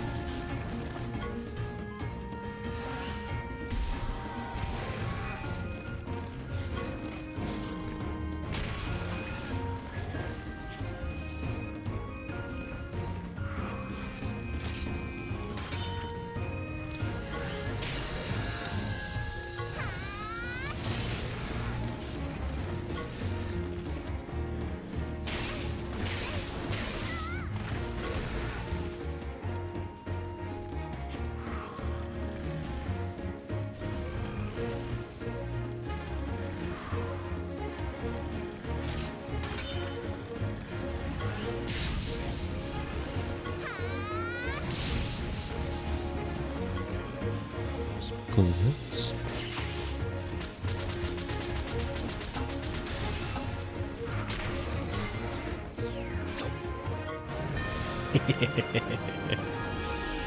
Oh man. Yay.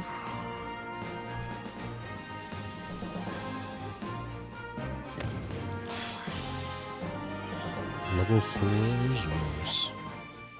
That leaves young cuckoo and then just the conchus and the small stuff left.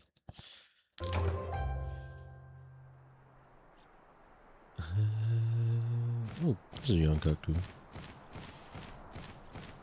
Now the conchus I think I have to go into dens for, but that's fine. We don't have to grab any eggs. We can just you know, murder blender.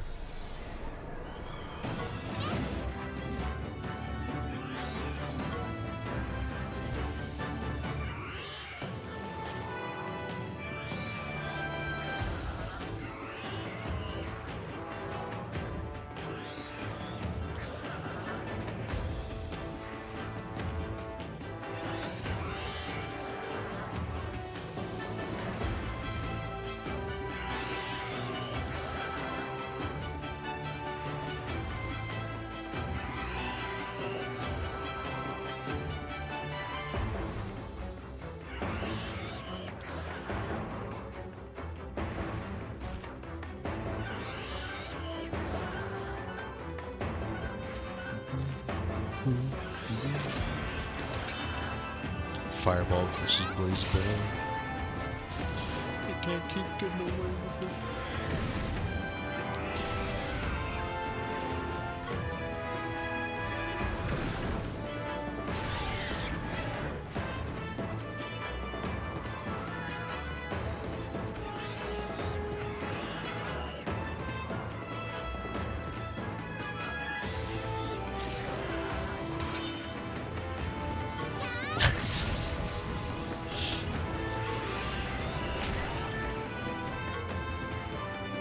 Turk saw he had no good moves. He's like, I'm just gonna spit fireballs.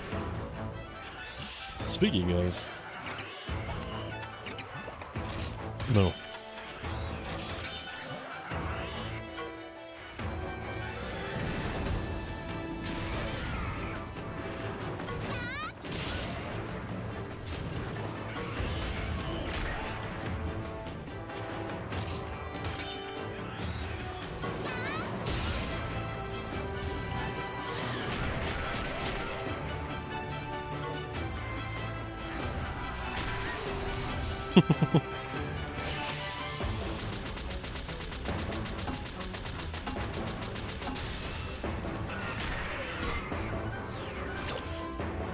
Oh, not yet. What's the odds?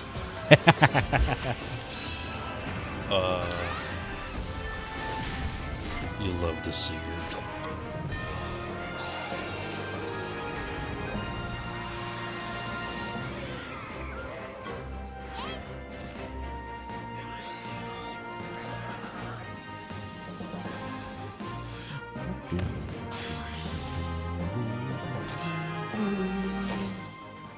More cuckoo stuff.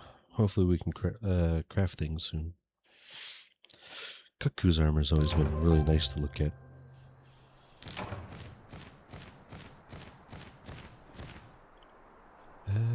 We'll just go in the dens, because that's basically what we have to do regardless. For our Conchu buddies.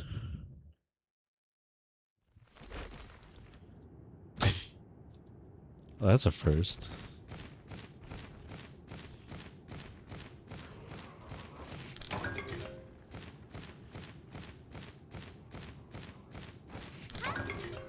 Wait, is that it?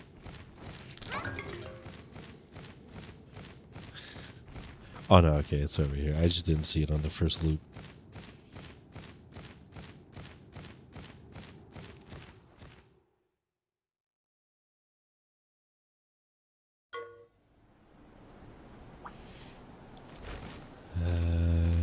No need. We're just here for Conchus. And Velocipres. We have to. I think we need 2 left.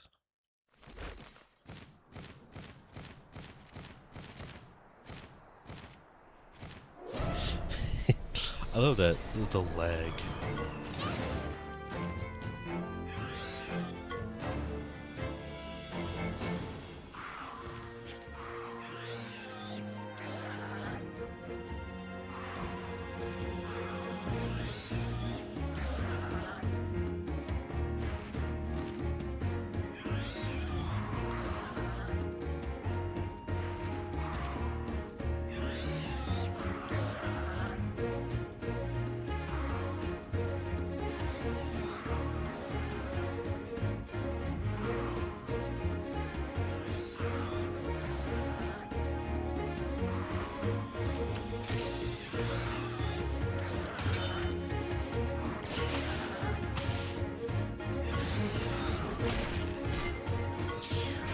No shot I'm doing over 50 with my dinky iron greatsword. Oh, so close. Oh, almost a one-turn wonder.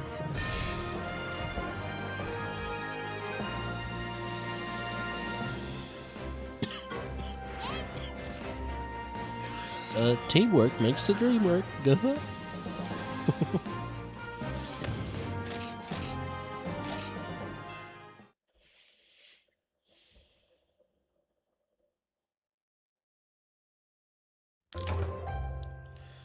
Yeah, there we go. Target reached. Okay, so it's just... Oh, it's also Hermitars. I've been ignoring them.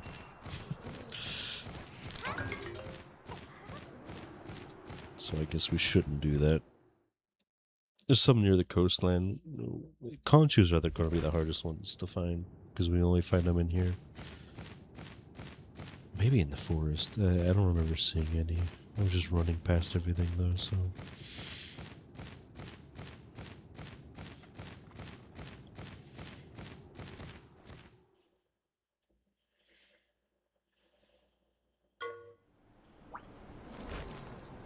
Really? That's unfortunate. I'm way too used to... Every time I think about dens, I think about the deviant dens in the second game, where they're just super long. It takes you quite a while to get through them all. So having one-room dens is kind of... It makes sense. We're still very early, but it's still taking me out.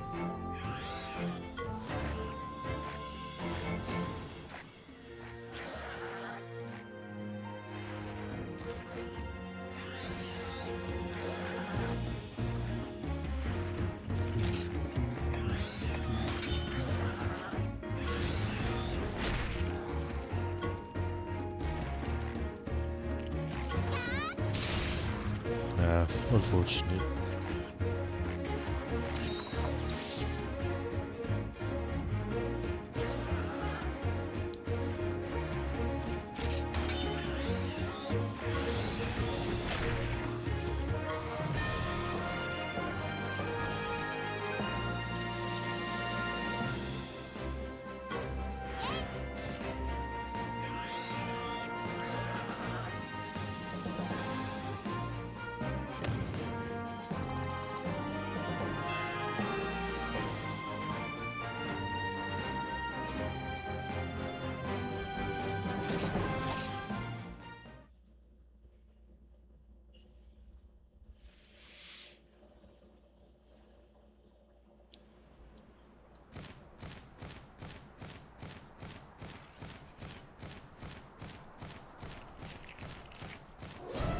Gonna have to cross over the water.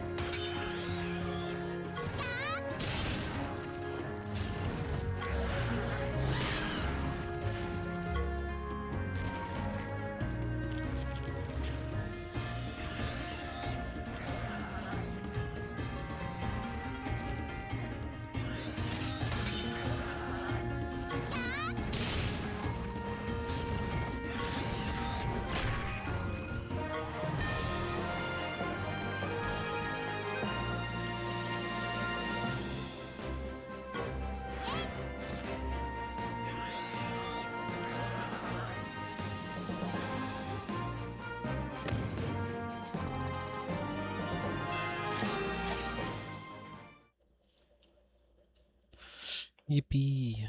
Oh, so exciting. Look at all these crabs.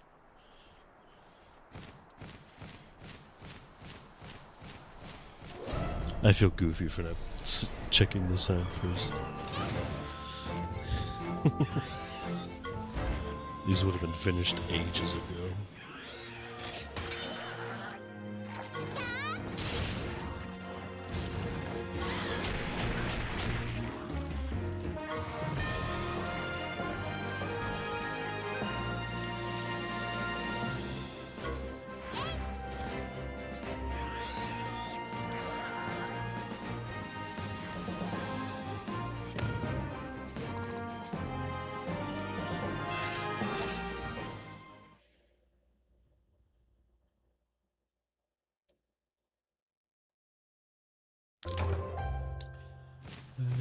Hermiters are done, I guess. It's just conchus, right? Yeah. 5 of them bastards too.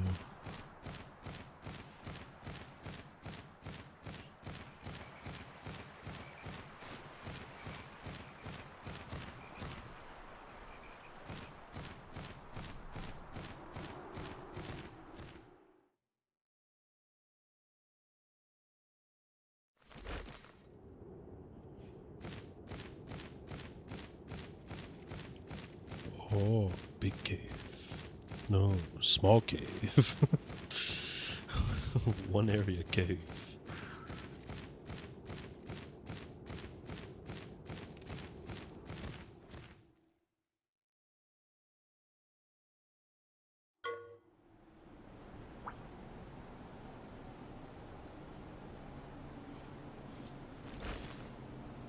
Boo. I need a giant conchu to come out of nowhere and try to roll on me like a boulder.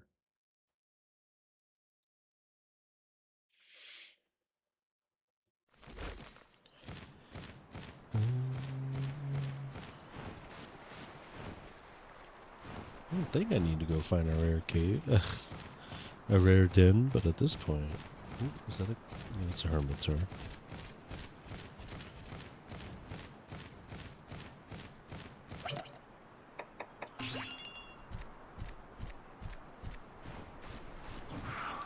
Speaking of, actually, let me.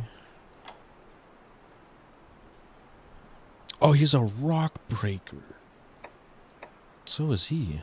Oh shit. And he searches honey.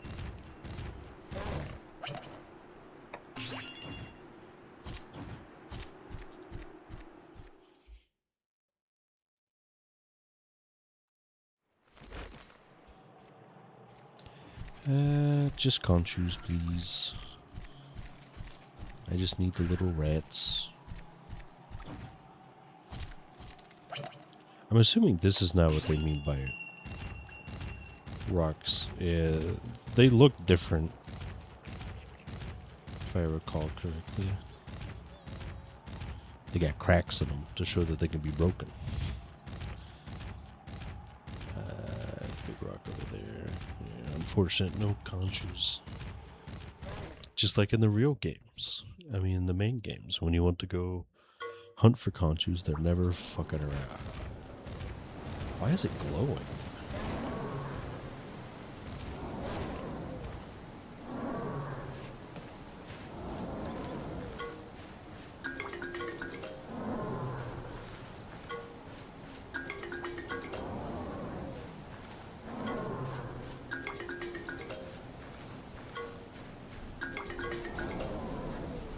Whatever.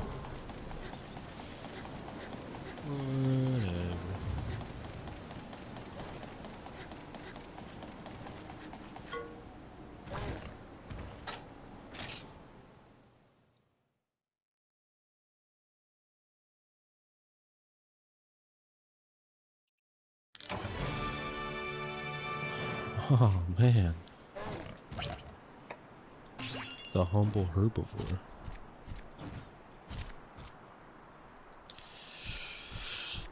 I just need conchus to show up, please. Please, brother, please. Scar, help me.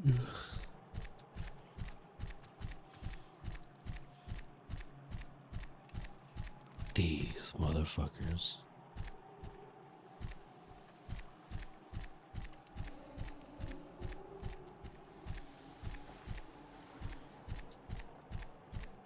Keeping me away from these delectable conchus. Punishing me for having too much faith. Leave, please. Bye-bye.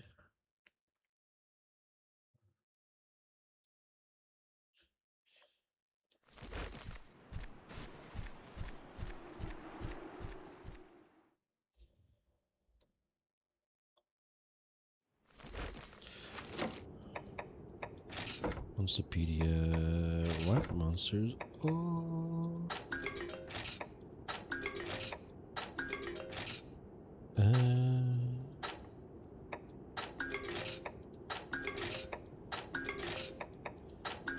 Flash bombs. Damn, life suit. Hell yeah, dude. Nyarka Kuga.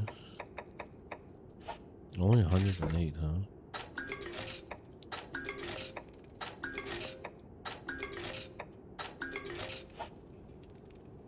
Oh yeah, I guess there is a difference between monsties and monsters.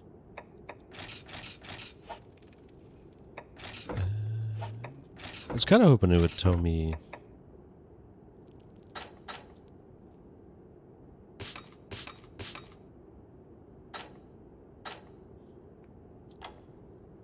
Oh.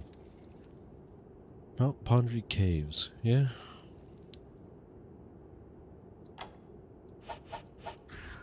So I guess that's what we'll do. Since none of the dens want to give me anything.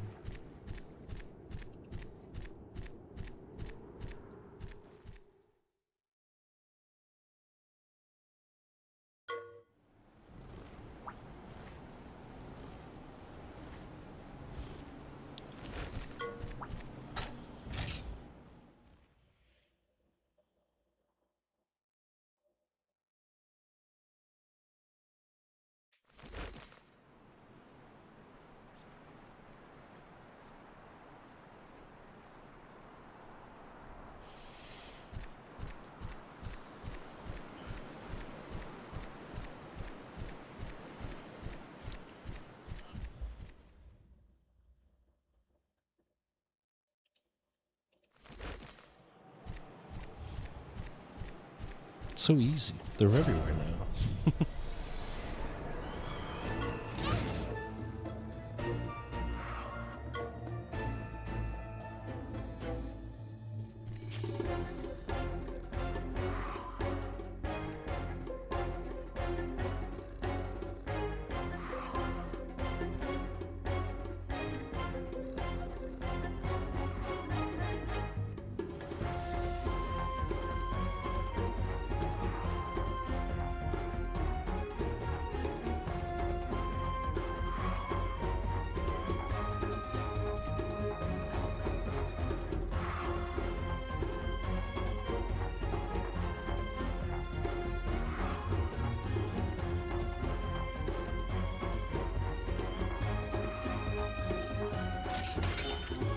One conchu, single conchu.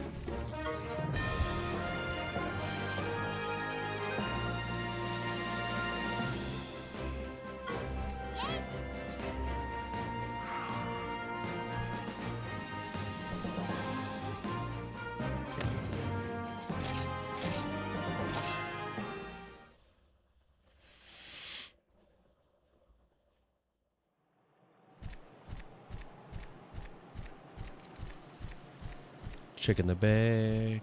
Oh yeah.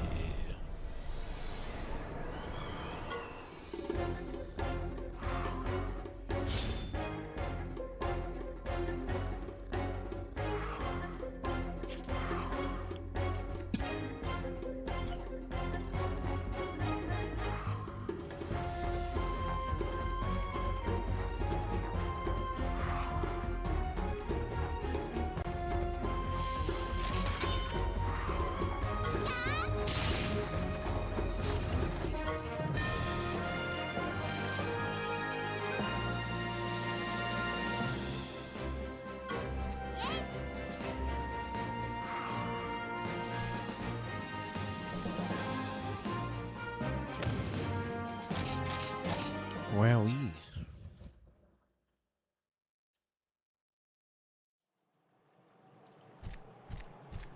Already got that.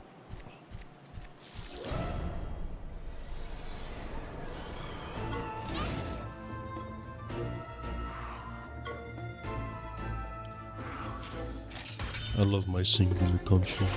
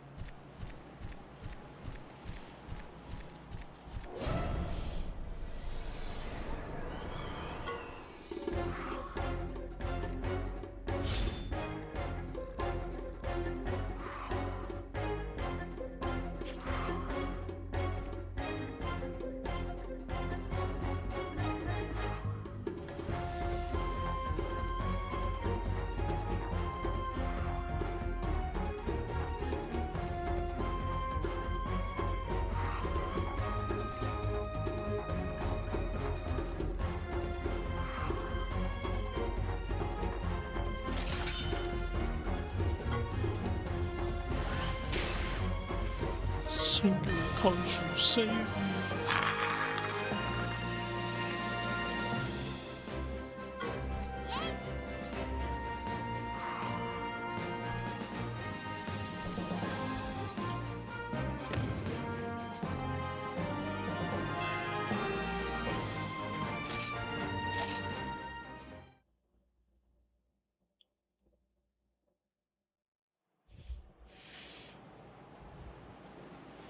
I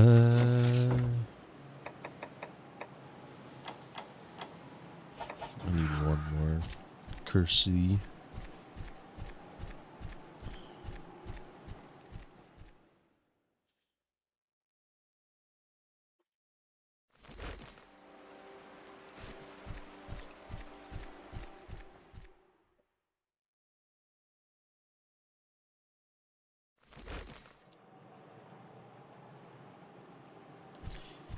I was really hoping they would respawn. I was really hoping. Oh, of course I'm one off. You can't be doing this to me. This is ridiculous. This is mean.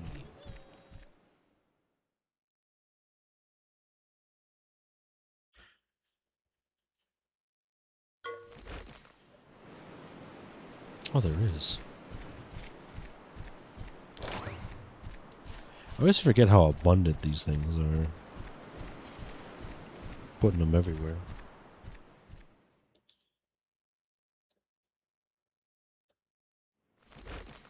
Okay, leaving the entire thing and coming back in and stop it.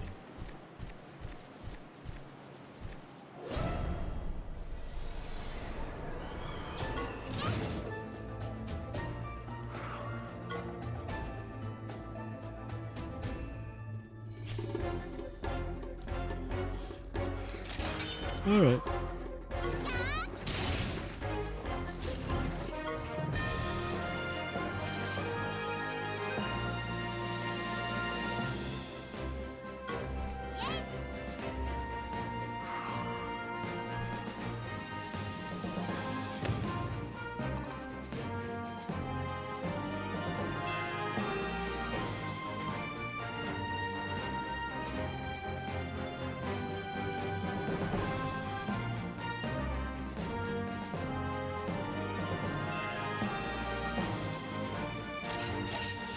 Yippee!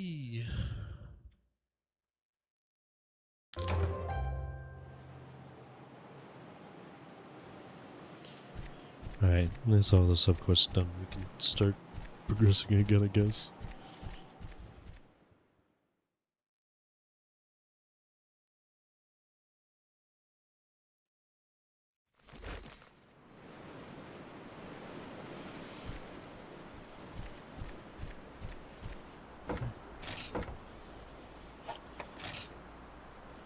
Rather not do all those subquests again.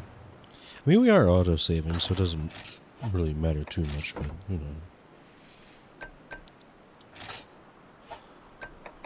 One spot in the Pondry Hills still. If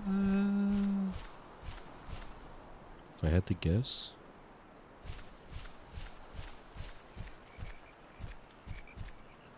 I'm not too worried about it. I'll wait till I have all the abilities unlocked.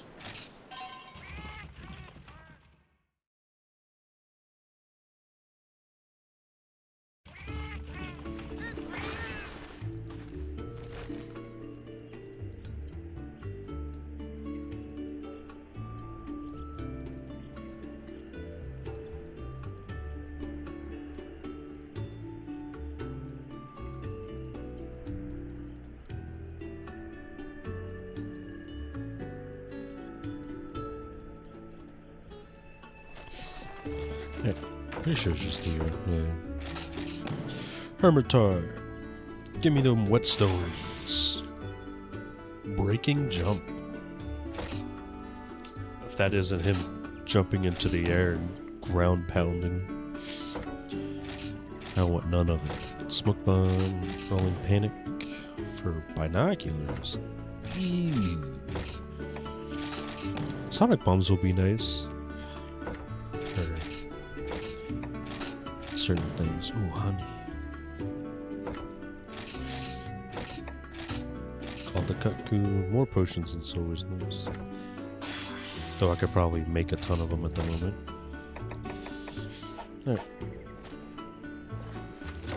Alright. Combine.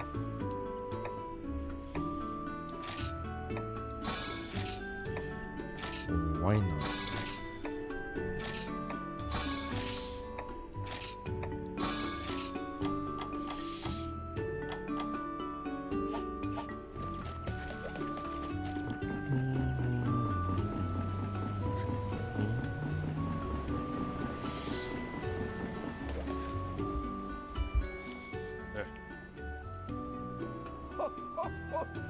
久方ぶりじゃ。ダンから数々の教えを受けたようじゃな。季節の移ろいは早いものじゃ。お前さんもだいぶライダーらしくなってきたの。お前さんの耳にも入れておきたい。森で黒いもやが目撃されたのじゃ。それが黒の狂気によるものなのか、急ぎ調査をしておる。くれぐれも用心するのじゃぞ。環境の変化は小さなところから始まるからの。草木や石、小さな生き物の動き、自然の変化を見落とすでないぞ。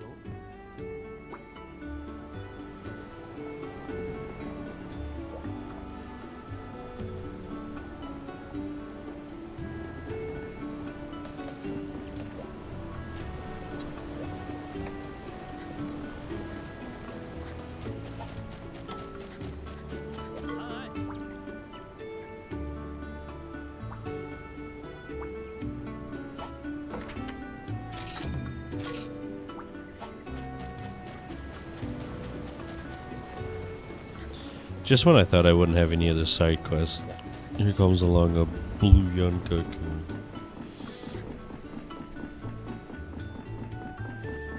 Oh yeah, I have an egg.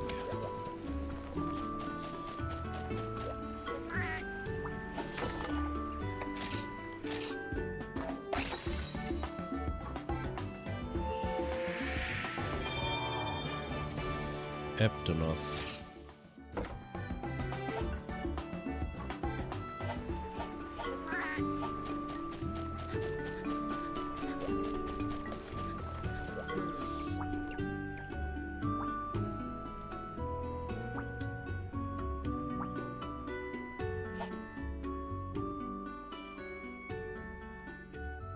困ってるみたいだ。やっぱり放っておけないよな。何か企んでるな、後輩。俺に行くのはいいが、禁足地に入ることは許さんぞ。目撃された黒いもやが黒の凶器だとしたら、近くに狂気化したモンスターがいるはずだ。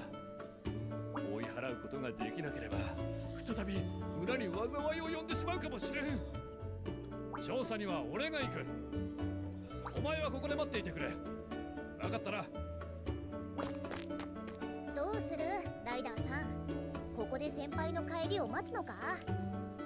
またおっかないモンスターが出てくるかもしれないんだぜ。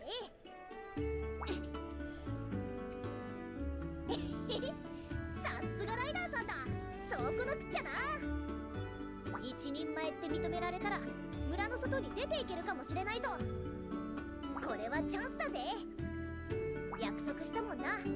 俺もそろそろ次の旅に出たいと思ってたところなんだ。さあ先回りして調査に行こうぜ。おっと、まずはバッチリ身支度を整えないとな。準備ができたら出発だ。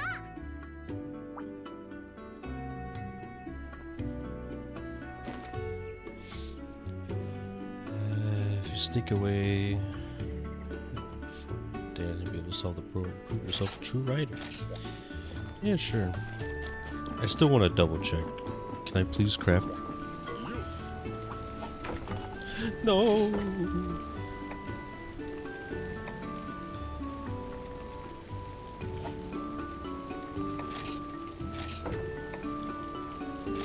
Let's see if the defender has anything else. Maybe we can upgrade it.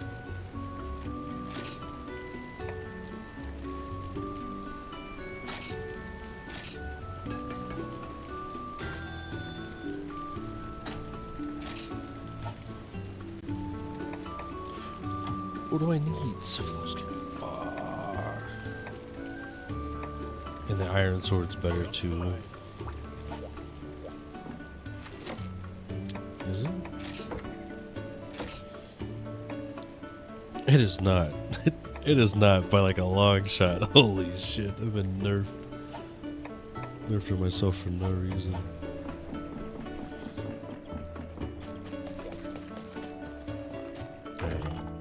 Double check this. Oh, good. So we gotta clean up a blue young cuckoo and then move on with the story.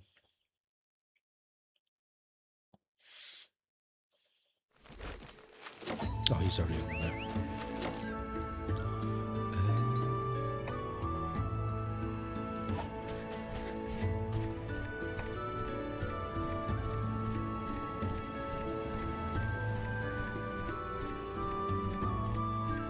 Good time to use Freddy as well.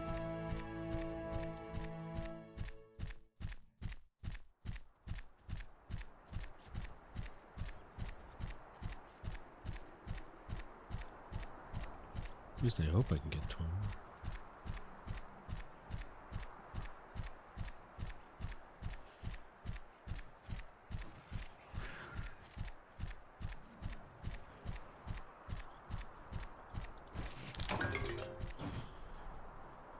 Oh, I can't cheese things. Fine, we'll take the slow way.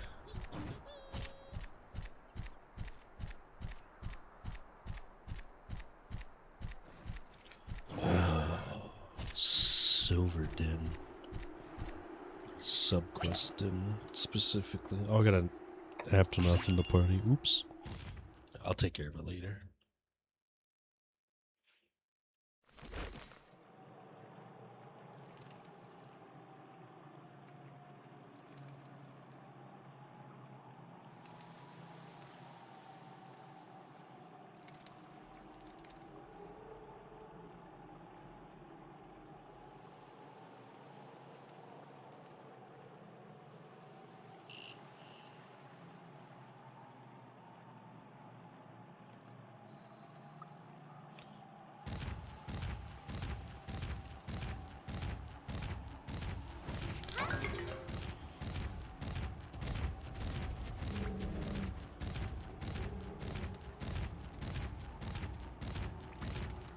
I hate riding him. I'm probably moving at the same speed as everything else, but I feel like there's a slight lag.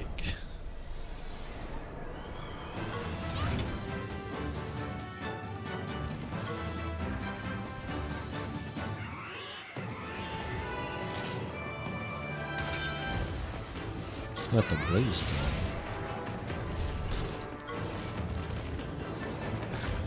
Recover health? Why?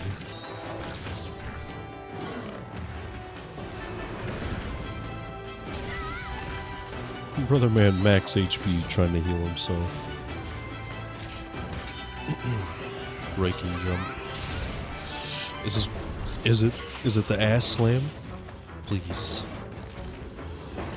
Yeah.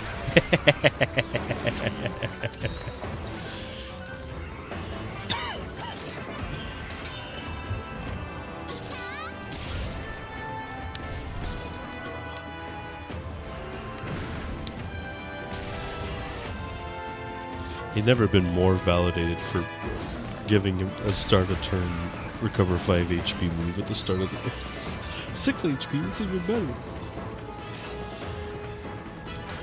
And he's got defense down. Damn.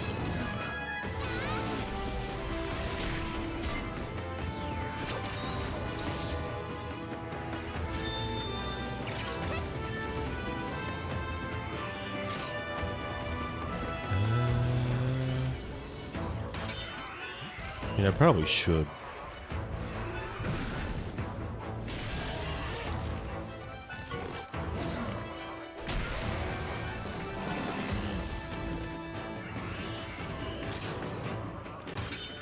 Of course, it's peak onslaught time.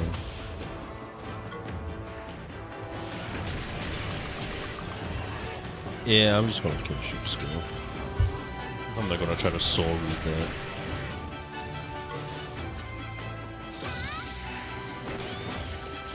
Fish.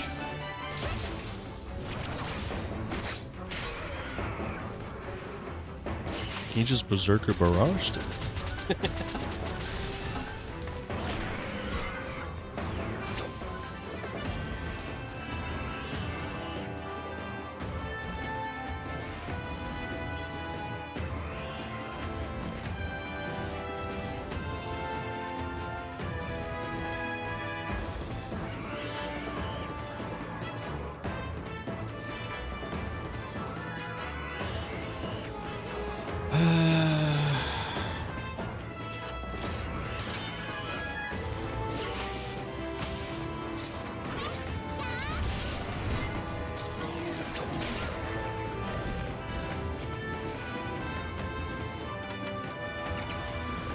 If he's in this mood, we should switch out the blue Yonkaku. To get... Oh. Never been more incorrect.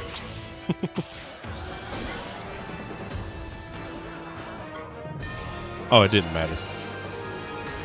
Cool.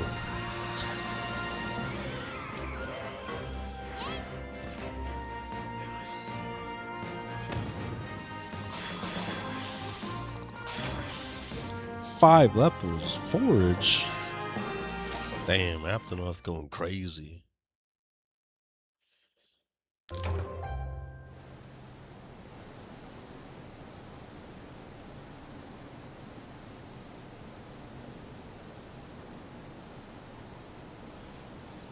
I'm not going to collect any eggs.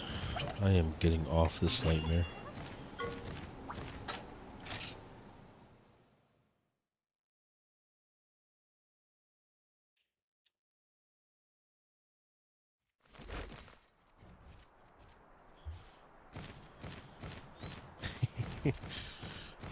I love how ugly they look. Big old marker on the screen.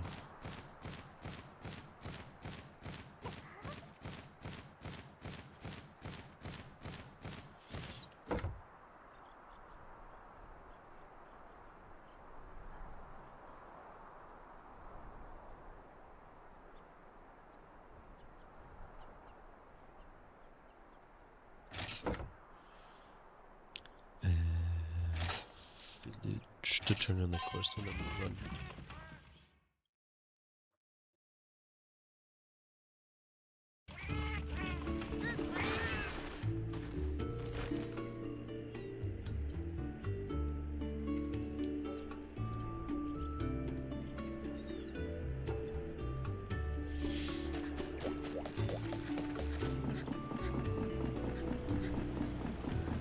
Gotta go fast.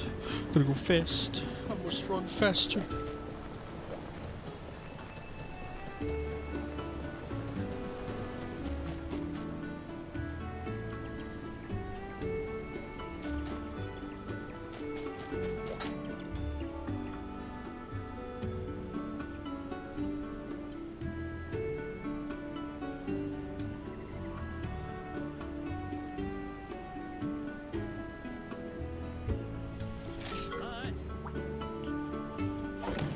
Skill scroll. You know what? He could stay on the team. He deserves it.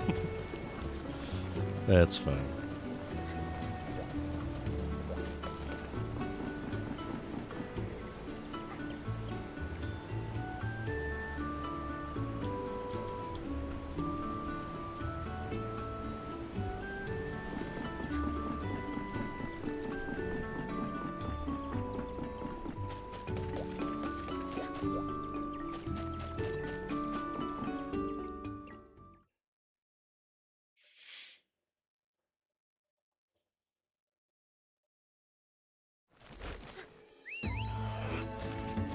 Alright, let's get out of here.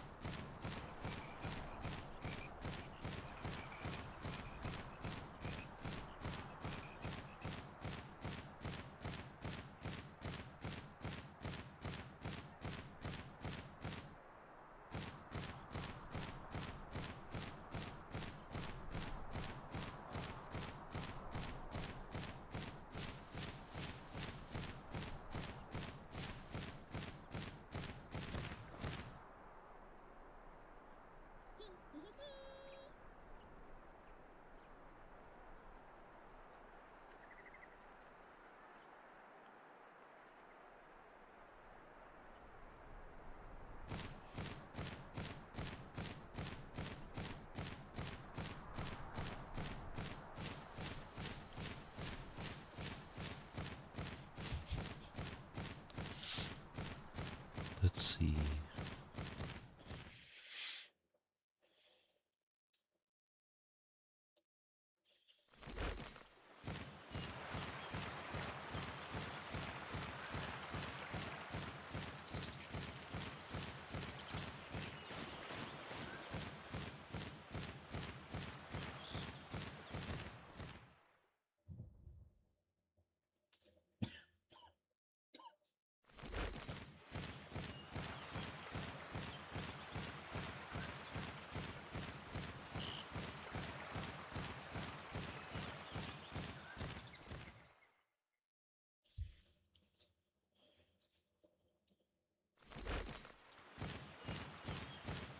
This is where we found Eodrome, so I haven't been past this part right here. Of course, there's Conchu's of Core over here. Earth Crystal, Smoke Bomb. Everything's still pretty much the same. It's kind of be expected at this point, but I always feel like I have to check no matter what I do. Oh.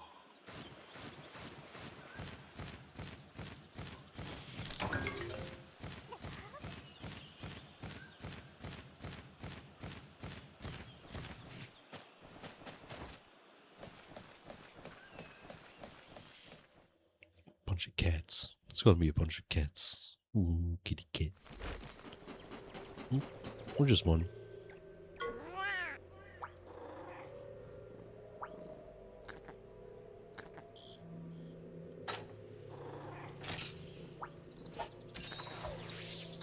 Probably don't need it, but you know, be rude not to.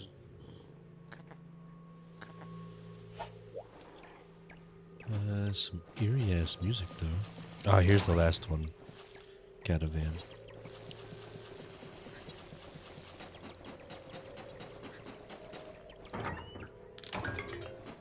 Some more binoculars.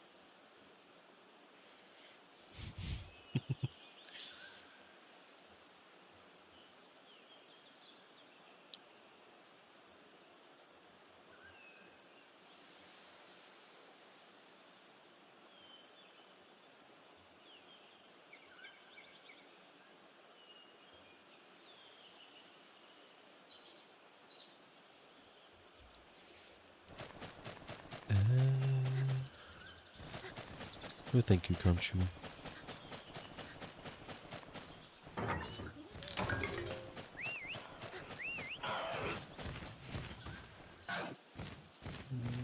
I want to explore more, but at the same time, I should really just move on.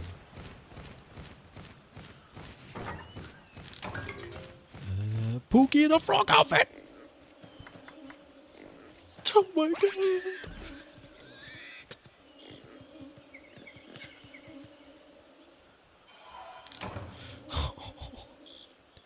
Precious little baby.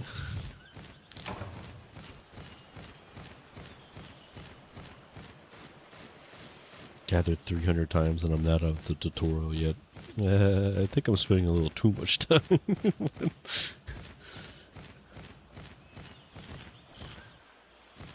Should probably get a move on. It's more of a negative thing to see pop up than a positive.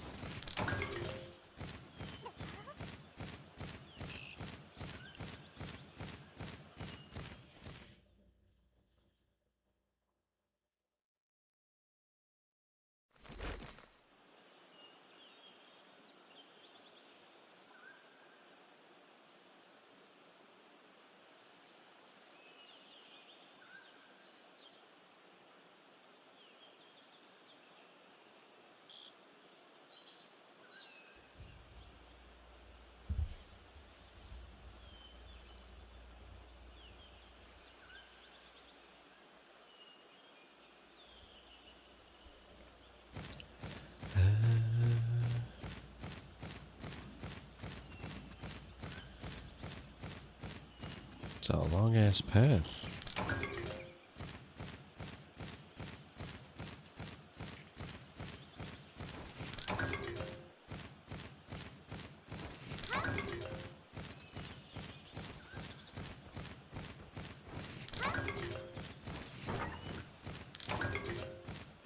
Paw pass ticket.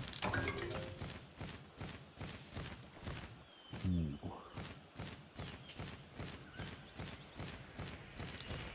It's the frenzy virus.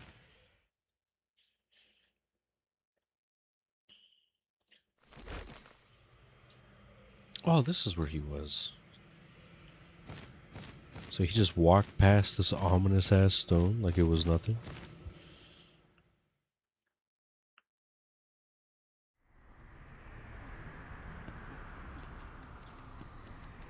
ーさん、これって見たことがあるぞ。絆原石だ。あれ、なんで見たことあるんだっけ。どこでだったっけ。ドーナツ。ドーナツ。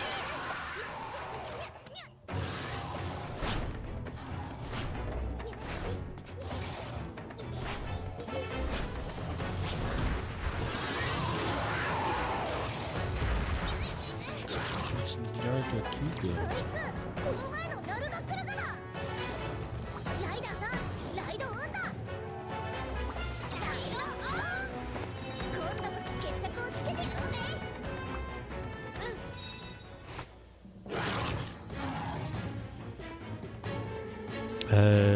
Speed angers power. Starting off right.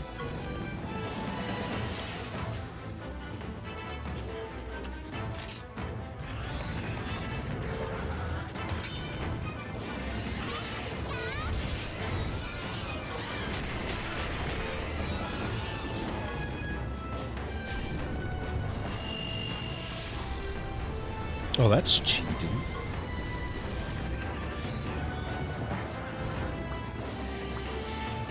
Now, what do we do?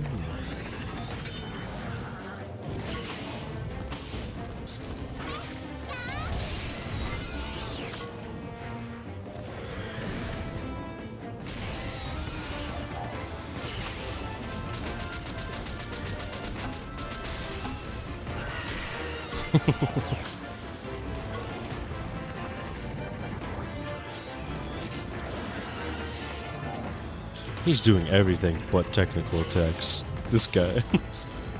I need you for technical attacks. Y'all cut cool. What are you doing? Turret, help me, please.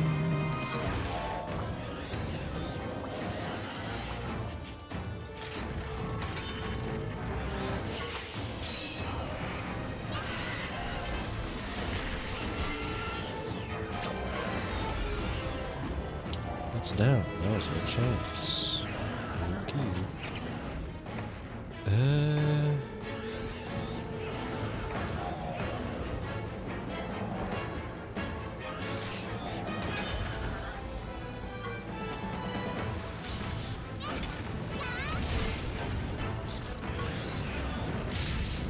$125 crit. Oh.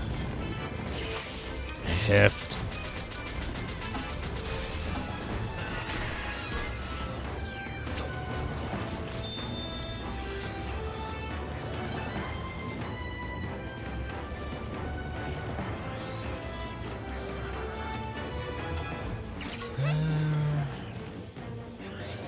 He's not enraged, so it should still be technical.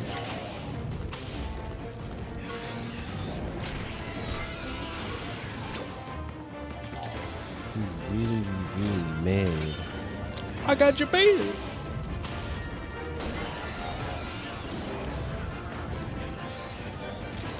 I am almost paused. He's still sweet.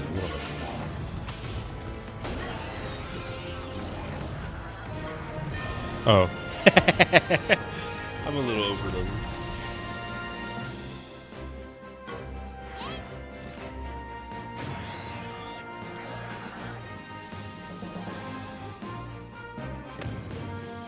S rank. Wow.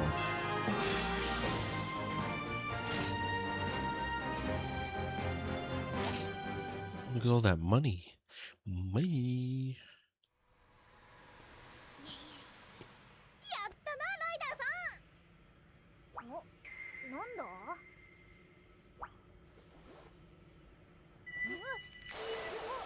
絆石だ。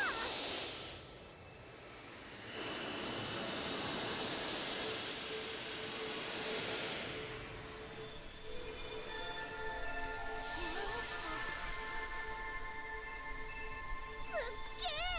黒の狂気を浄化したぞ。 Ooh, it's purple now. 絆石は狂気を浄化する力も併せ持つ。覚えておくがよい。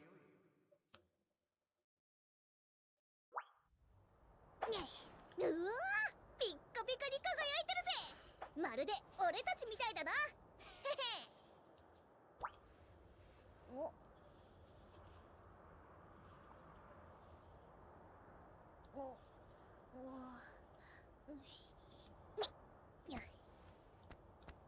そうだよな。悪いのは黒の狂気で、こいつが悪かったわけじゃないんだよな。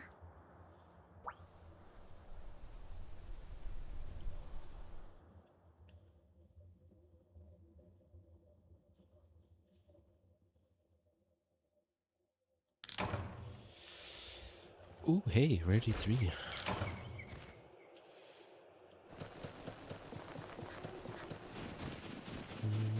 Ooh, blue chest. That's nice.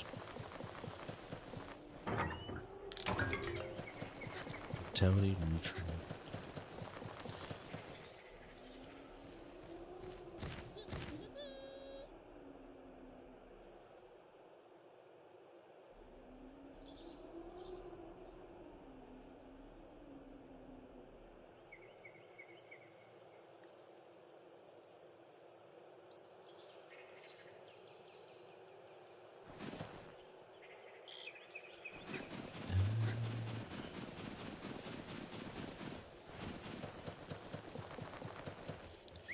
Should probably ride the monster to make it a little faster.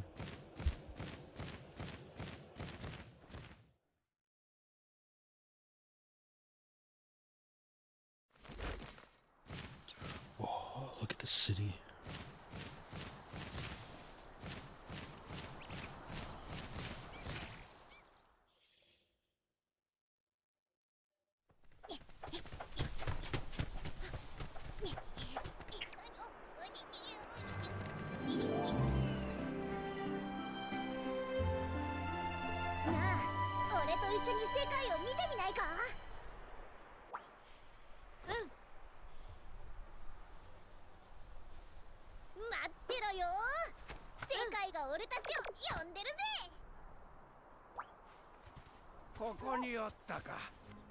Uh-oh. 狂気のナルガクルガを打ち沈めるとはよくやった。ああ、大したもんだ。絶好調だな。ライダーさんはもう一人前だ。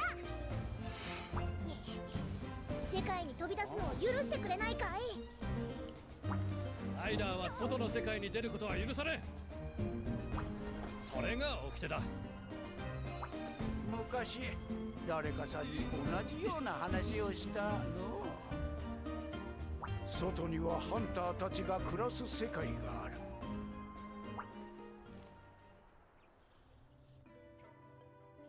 狩る者と育てる者。ハンターとライダーでは役割が違う。掟は守らねばならぬ。じゃが自分なりに道を見つけて進もうとする者を止めるわけにもいかぬか。ハンターの町に出るには雪山を通っていけ。行っていいのか。だがそれは簡単なことじゃないぞ。一歩外に出れば様々な困難が待ち受けているからな。それでも行くというのじゃな。ならばある龍神を探しなさい。伝承の儀を知る数少ない龍神の一人じゃ。噂で聞いたことがありますよ。伝承の儀を知る龍神は若くていい男だと。だいぶ前に会ったきりじゃ。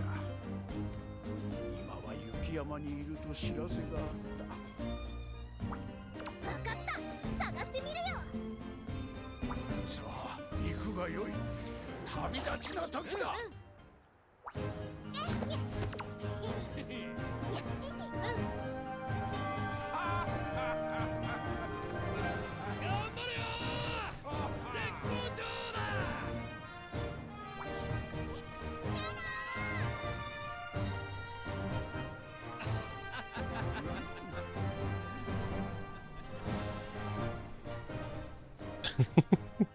That cutscene's kind of broken.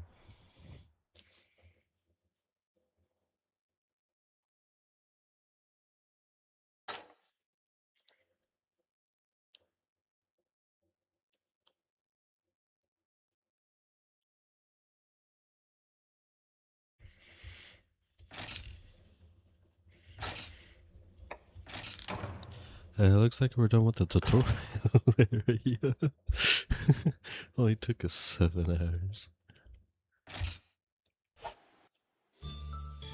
Oh, yes! Snow place! Snow mile! Oh, I'm so excited.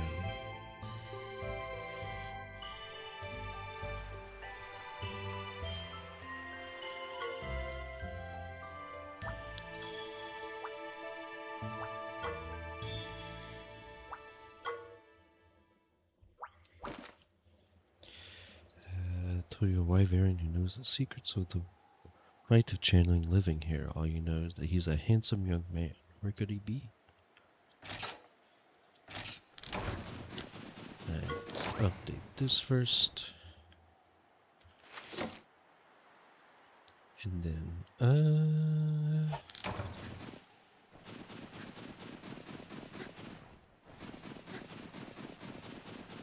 Popo. I love you, Popo.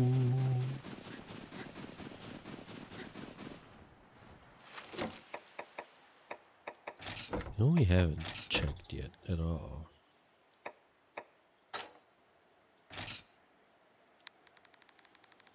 We haven't checked these at all.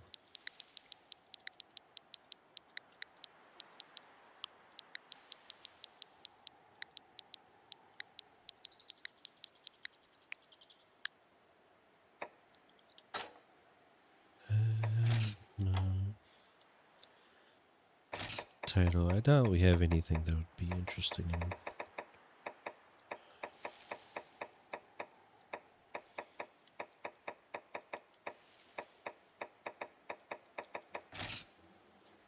Put that there for now. Let's see if there's anything else.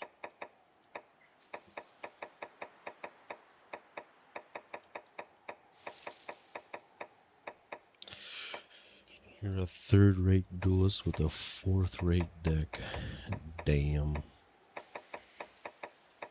Grill master. Just chameleon randomly.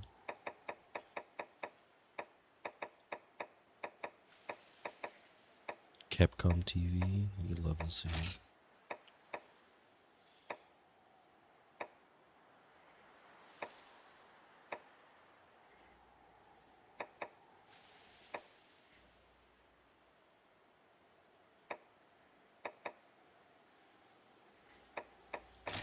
The lonesome dung eater.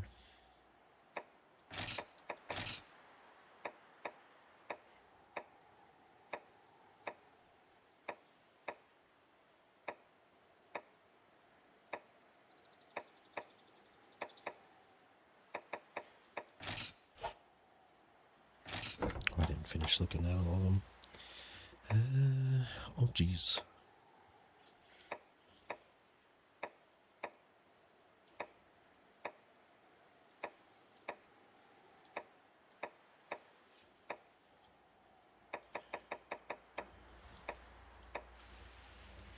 I think I like you.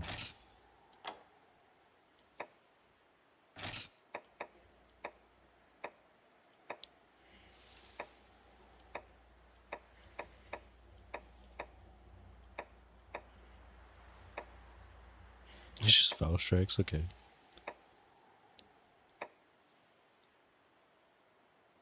Gamura Village! You can tell this is the remake, alright.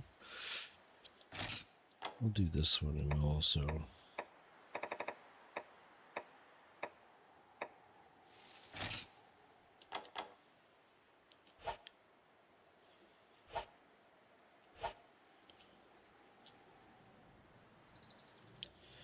I am gonna take a break to make something to eat real quick and get something to drink and stretch, so right back.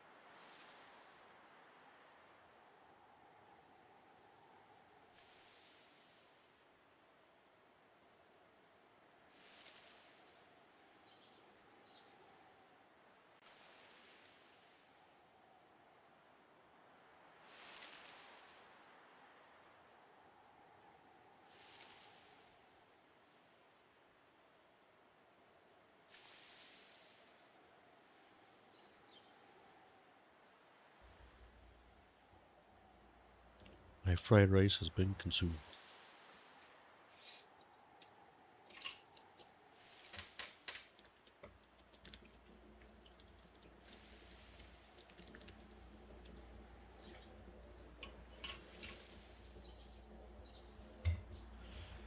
I do like being able to just make a big thing of rice and beans and then slowly throw in other shit throughout the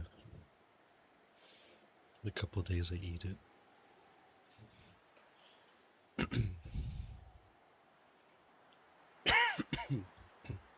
Excuse me. Alright. Pookie. We live for today, Popo. I need this Pookie. He's electric.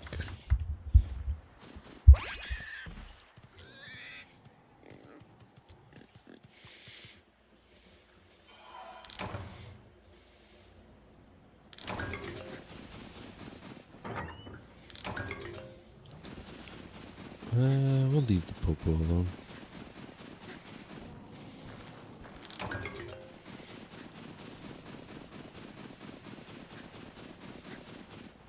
So that's definitely the village we gotta go to.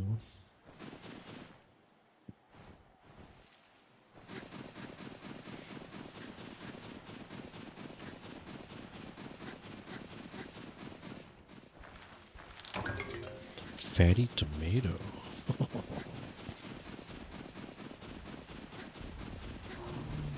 I could have gone for some cucumbers and tomatoes. Would have been pretty delicious.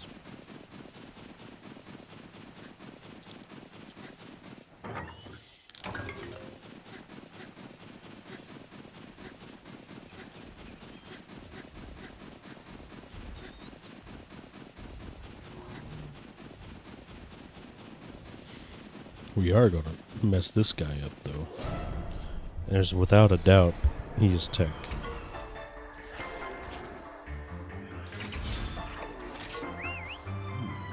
It's a nice song.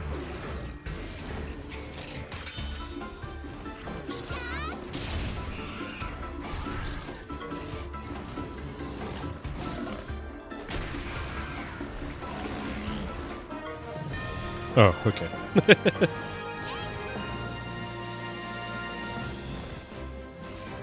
I was ready for a dramatic uptick in difficulty, but not really that difficult. Pretty standard. Let's grab this chest.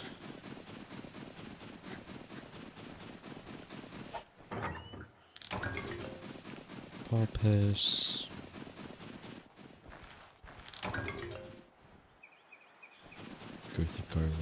I instantly remembered a Poogie I missed, but it's not because I can get it. It's because I can't get it still. Due to okay, I can't go up that way. Not having anything that can swim. That's what I'm missing to get the Mr. Pookster. There's probably new stuff here. Sushi fish and goldfish were the things that we got from the last area. Let's see. Should be burst arowana. What fish? Alright. Understandable. Universal fish. To be honest, so is goldfish, so not much hope. Yeah, okay, same stuff.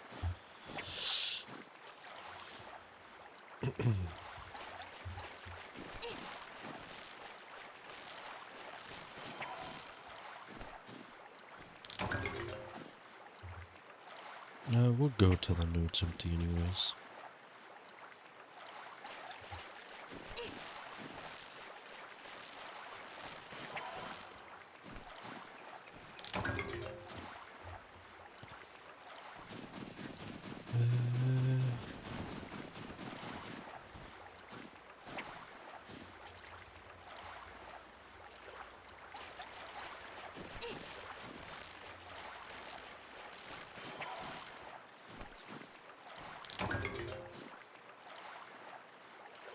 That it? Alright.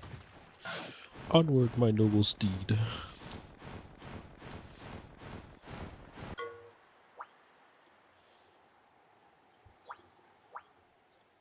I don't think I want to go there. My ever reliable Naviru. Do not make me turn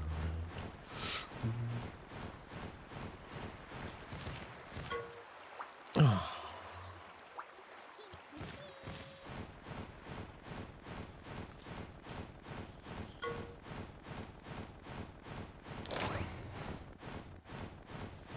So close.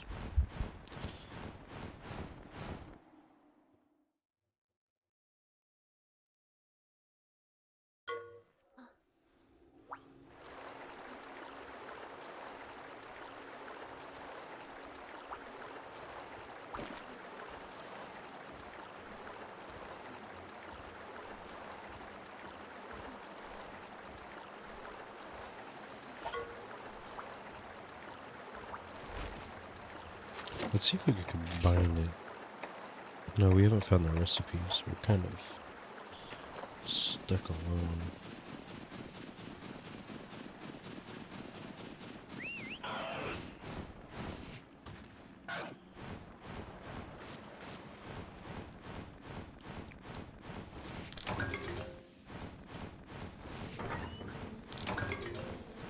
Oh, hot mist.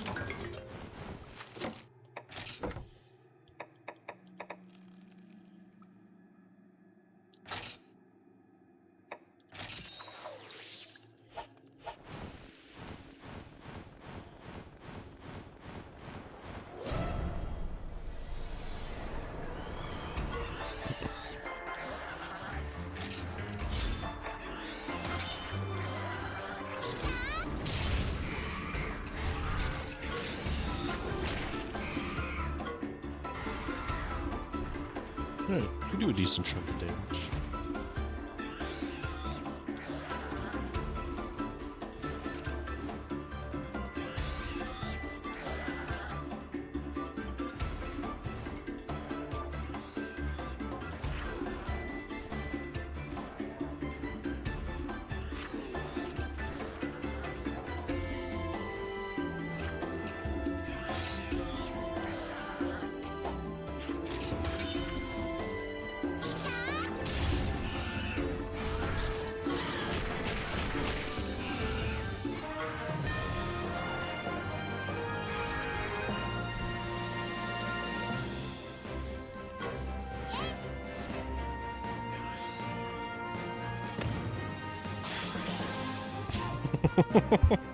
Level 9 aftermath.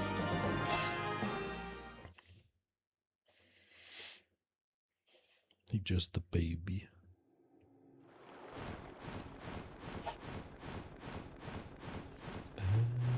Let's see.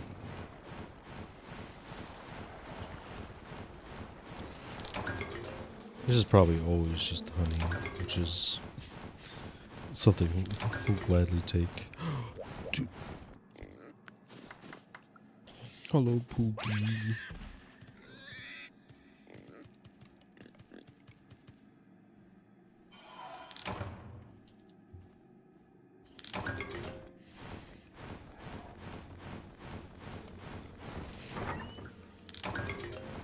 Pitfall trap. Oh, buddy.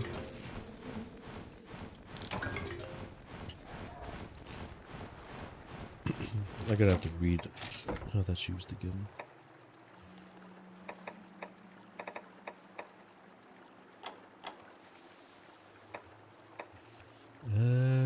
Triggered by an enemy's speed attack. Okay.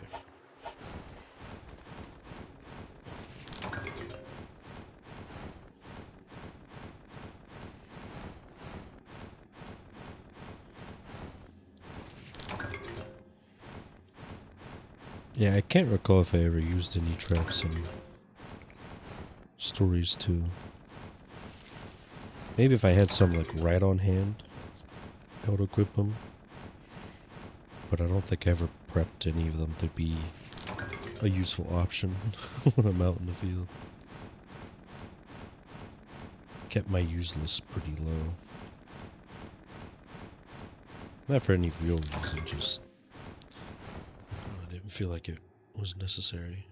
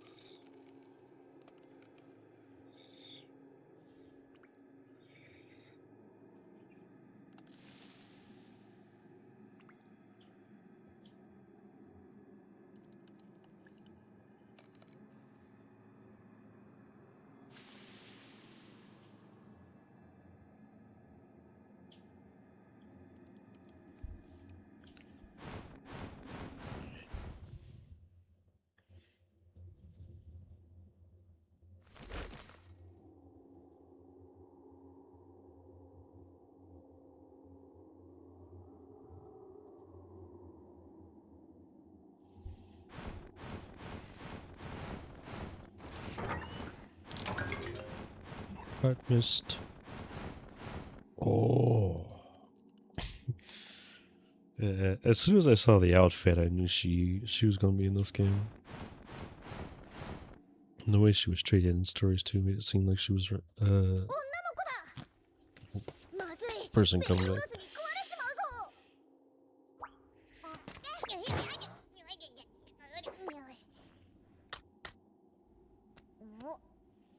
あのペンダント、絆石だ。あの子もライダーなんだ。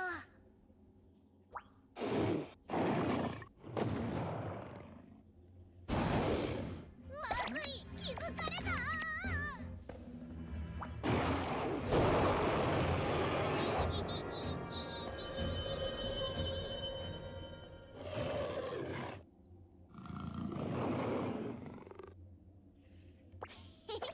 さすがライダーさんだ。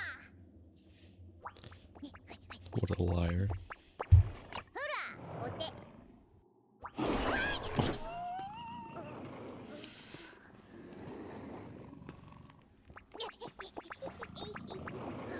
の子、怪我してるぞ。確か、この近くに山小屋がある。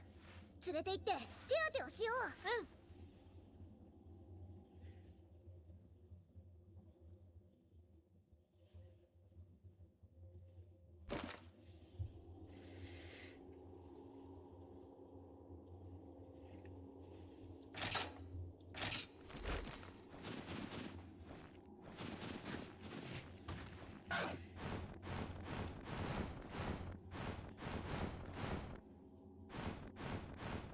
Okay, I guess we're just leaving.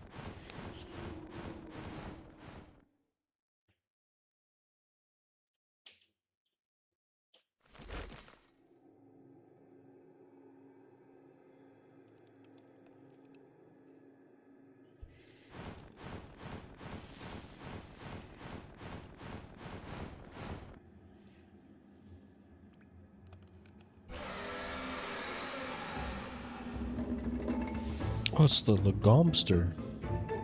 Yo, he looking hella purple.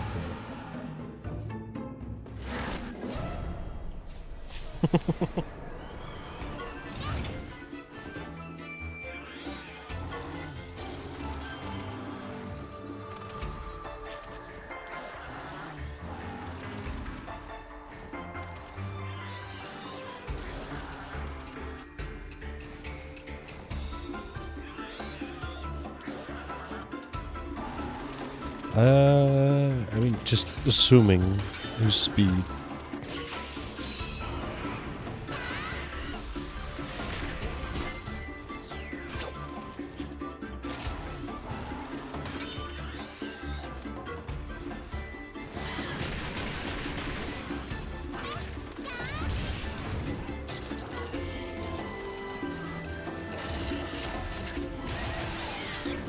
Oh, damn.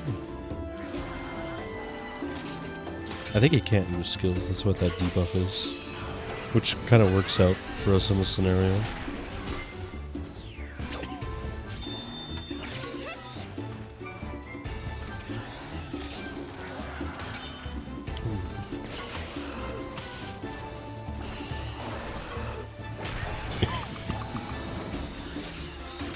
I like how he took more damage than us.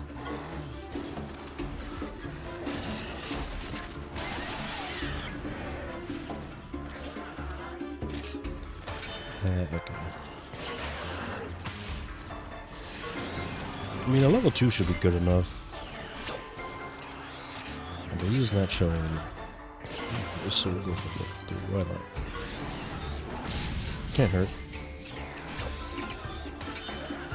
Well, he is slowing down, though. He's weak. Get him.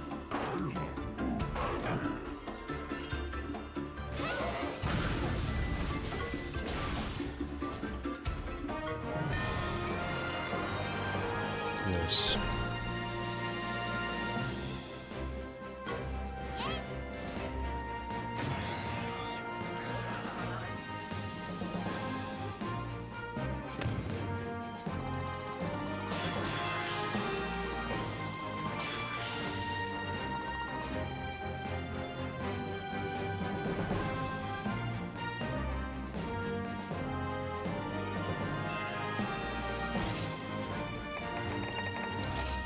Let me make Lagombi armor. Give it to me.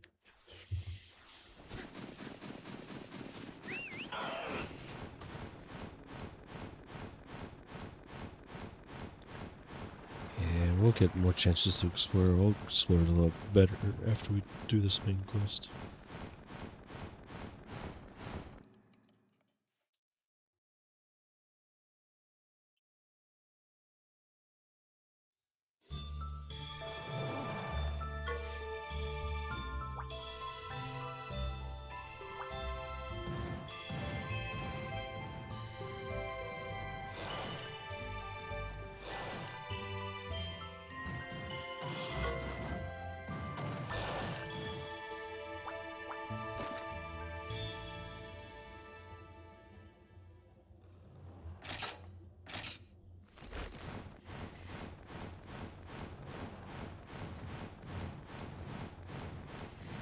Rare monster den.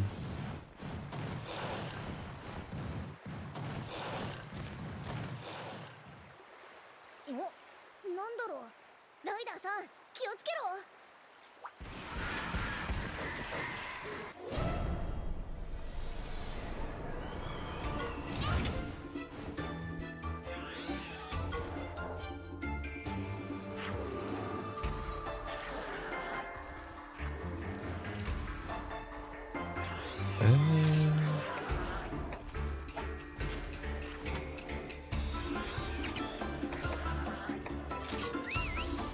Bring out the good old Zeros.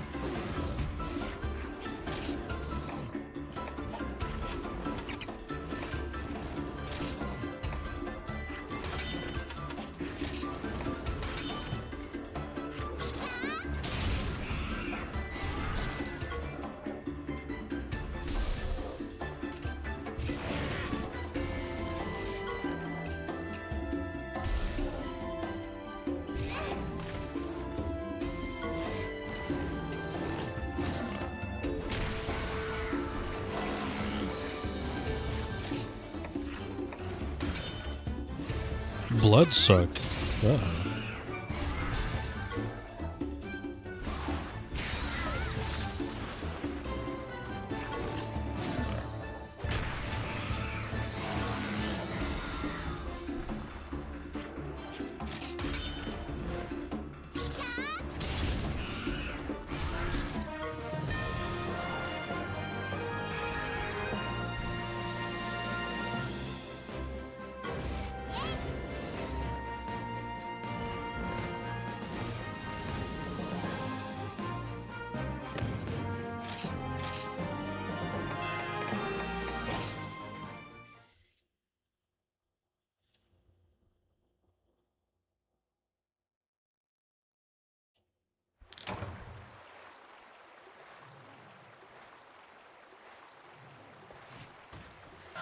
Oh, I want that rare monster den.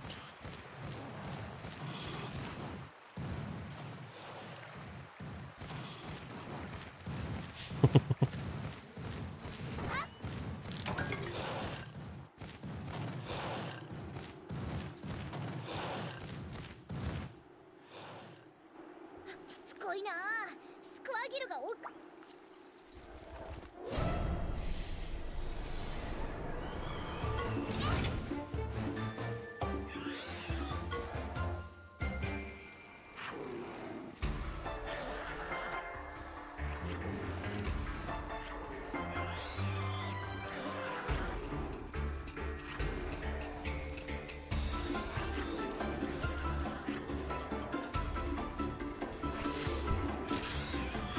Damn, triple?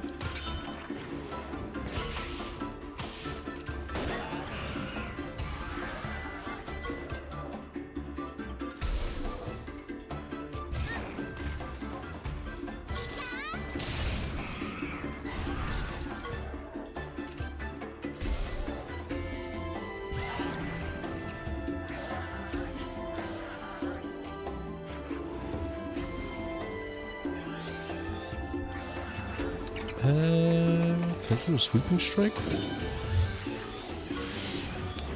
I was kind of hoping to go first. That's alright. He's too slick for me.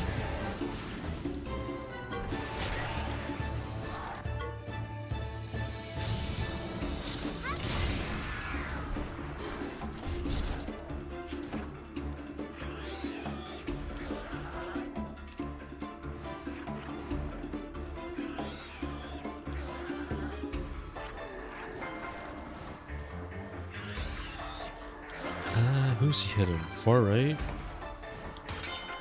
Should be fine.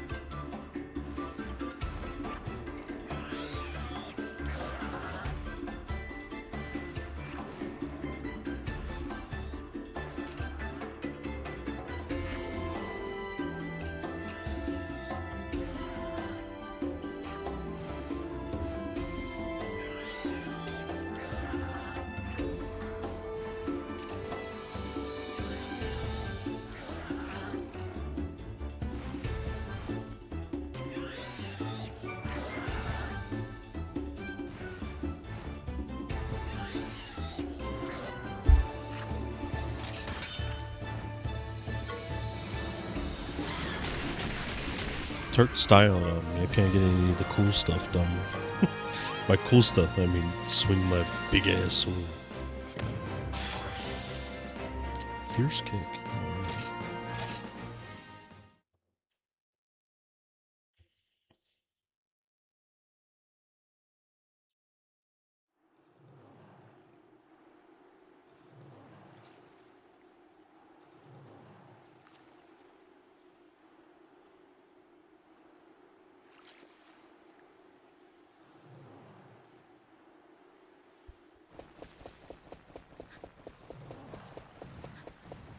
The Bookster. He's in a black and gray striped outfit too. Oh.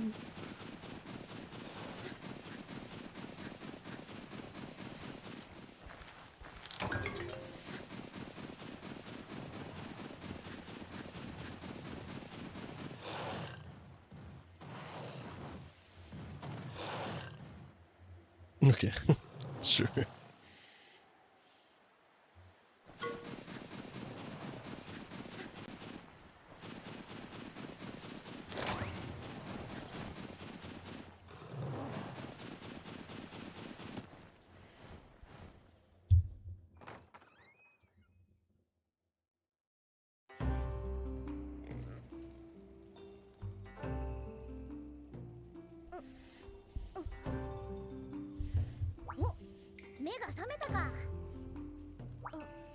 あなたたちは。安心しな。洞窟で倒れてたから運んできてやったんだ。助けてほしいなんて誰も頼んでいません。なんだよ。そんな言い方ってないだろ。その傷ないし、あなたもライダーなのね。だから氷河も心を許したんだ。氷河ってもしかしてあのベリオロスのことか？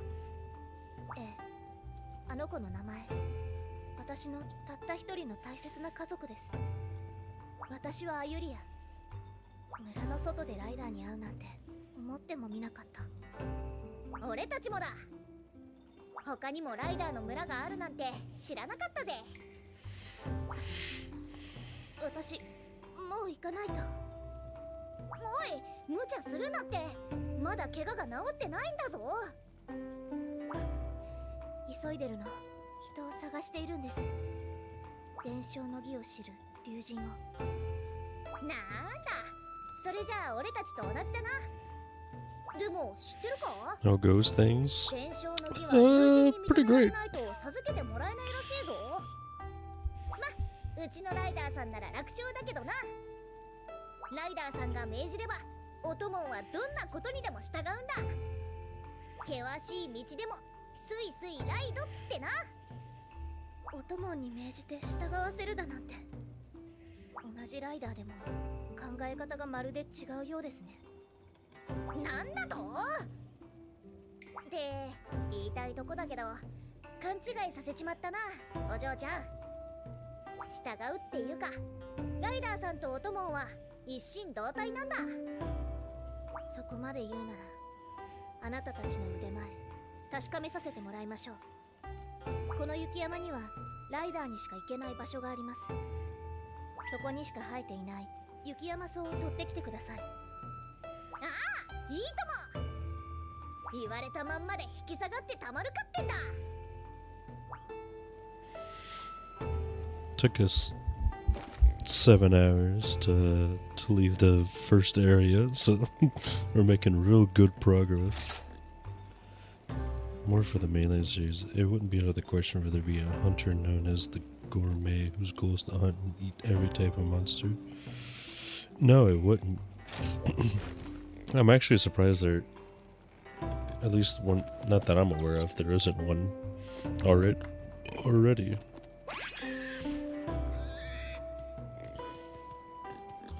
But I guess that's not as serious as they want to take the games nowadays, so that would have been, you know, pre-world kind of random character you run into.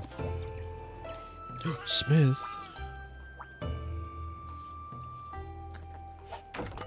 No. Ooh.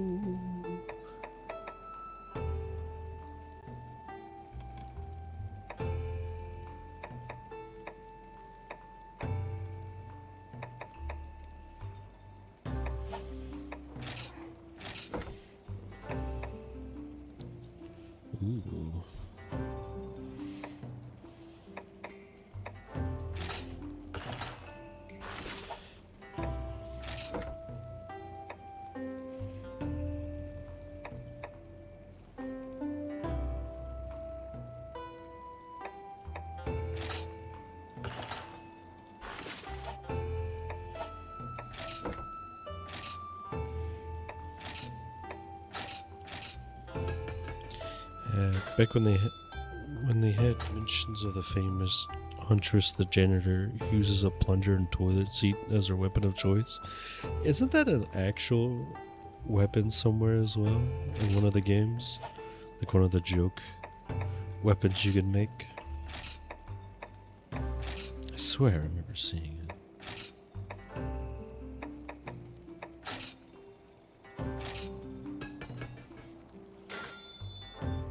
That's so good, though.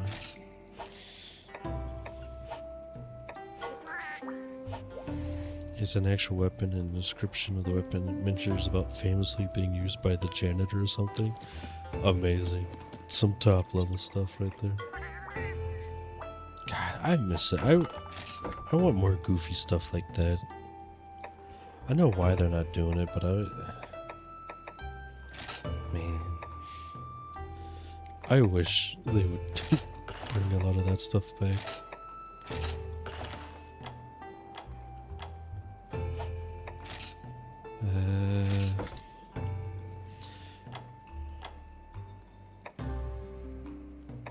I got a bunch of these tiers that are so full. Buku bucks.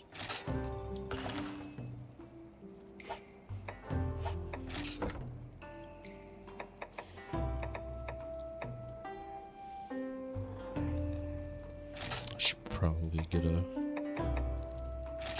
couple of these. I already have 14, so we're good.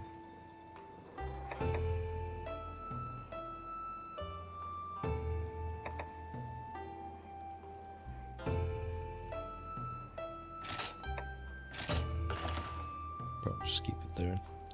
One of the really cool sets of armor was the purple Uniqlo outfit back in like 4U. It looked very cool, sort of casual, but the issue was the stats were pretty bad. With current games having layered armor make for a great layered set. Oh man, dude, there's so many armor sets in the earlier games. That would love to make a comeback. It looked really cool. But it's like you said, you never use them because, you know,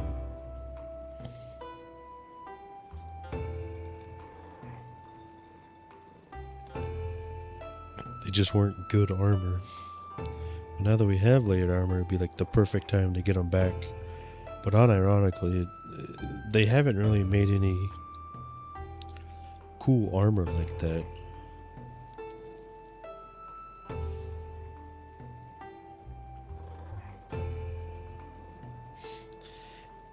Yeah.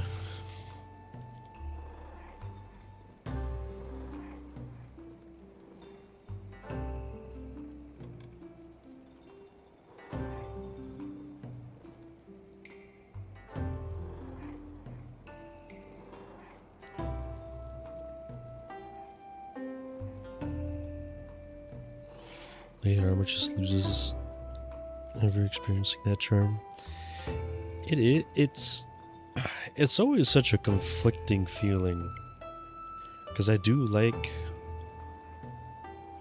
layered armor, like as a concept,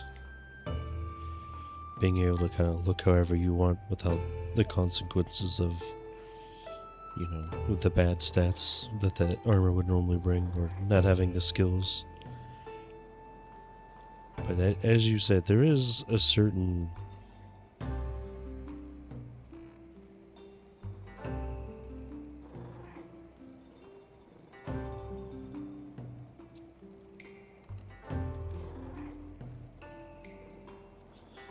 there's just there's just a certain charm and kind of niceness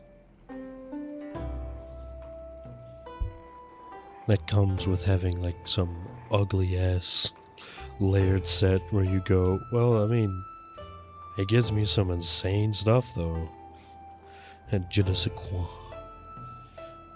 Yeah, it's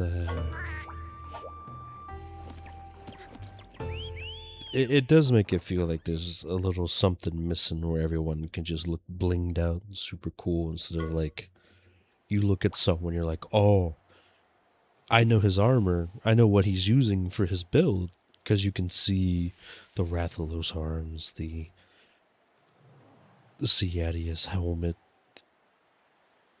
the Jin Moran legs, the Devil Joe waist. Like, you can just look at people and go, oh, that's what he's using. It can also help you unironically spot shitters, because you look at someone, you're like, those mix of armors don't look like they would ever pair together. So then you investigate, you're like, yeah, he's got no skills activated.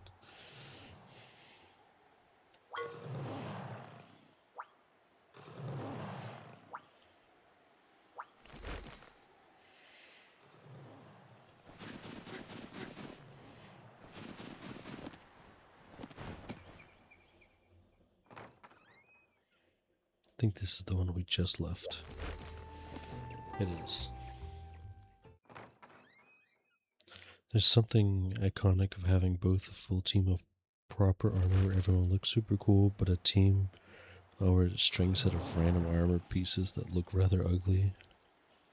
Makes their natural presence stand stronger fight against giant monsters. I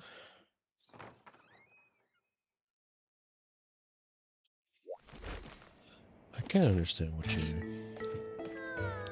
talking about at that angle.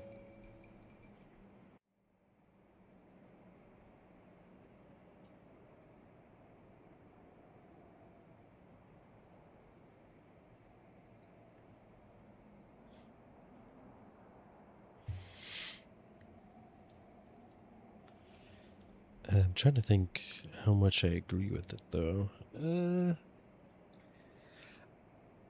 I think I do think at the end of the day I do agree with it more than anything.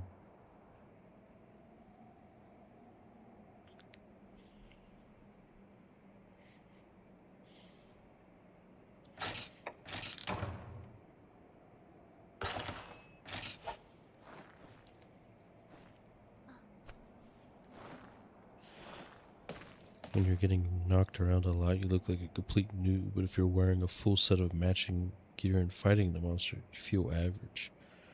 But skirting around the monster, never getting hit, shows you as amazing. Yeah.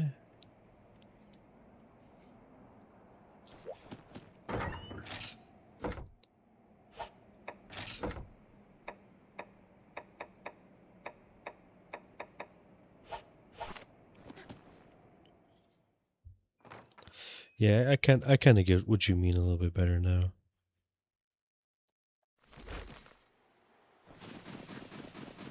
Because both, it's basically the Dark Souls thing where noobs don't have armor, and pros don't have armors, and mid-range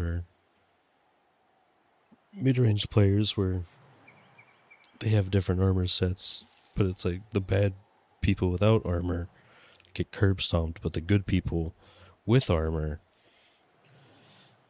without armor, are just flinging around all over the place. Think of the Elden Ring player, Let Me Solo, or whatever the guy who wears no armor except for a pot on his head, defeats Melania. Yeah, Let Me Solo her. Yeah, that is also referring. It was also a legit thing in Dark Souls 1. Is you would run into someone with full Havel and you'd be like, oh, okay, I can do this. And then you run into someone with no armor, and you're like, well, this is either the best person this will be the hardest fight I've ever encountered in my life, or this dude's about to get curb stomped. Like, it's a coin toss. What's happening? So I do understand. I think I have to agree on that aspect of showing off. Let's do the rare then. It's the bell curve situation. Yeah, it is. The idiot and the genius share the same opinion. The average, yeah. They share the same opinion, but for... Yeah. It is. That's kind of what I was thinking about, too, so that's great. Oh, man. That's amazing.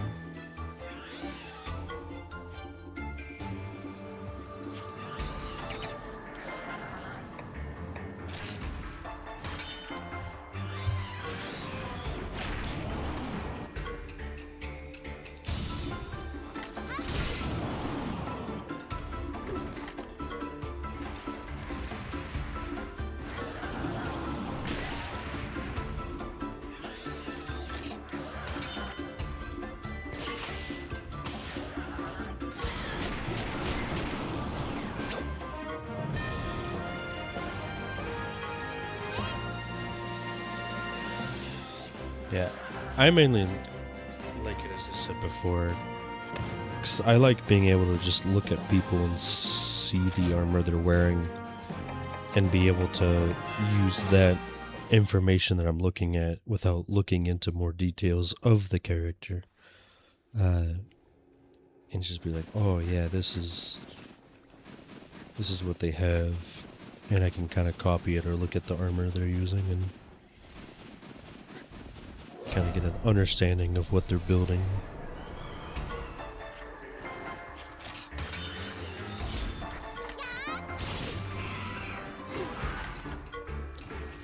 Next person's wearing these parts, so I know they have these skills, sort of thing. Yeah. And it's always been a case where you can just look, you can view their stats and get all the information you need, but there's something about not having to do that and just look at someone and also kind of understand right away that they had to fight those monsters to get the results that you're seeing.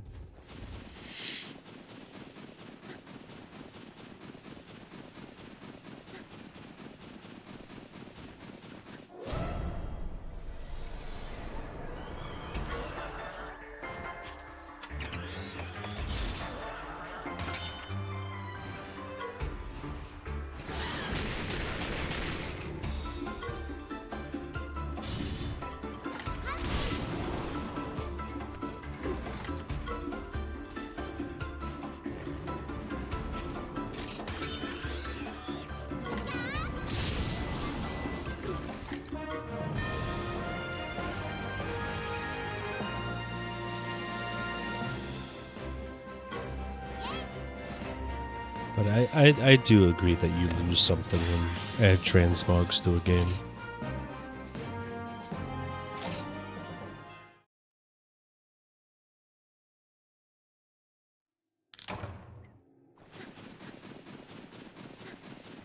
I do think it's kind of apparent with Monster Hunter specifically.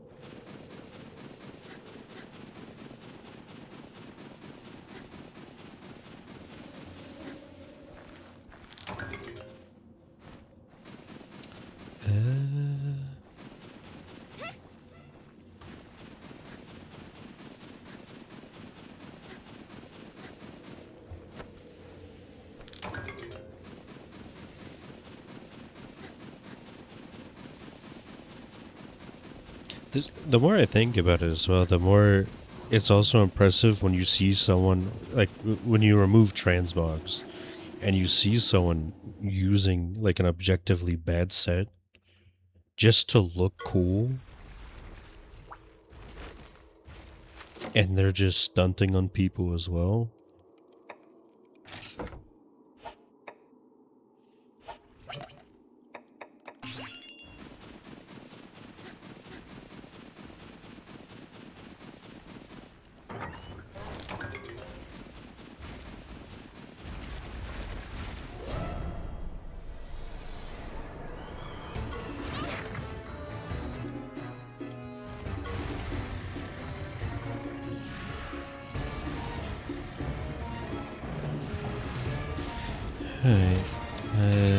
This tech.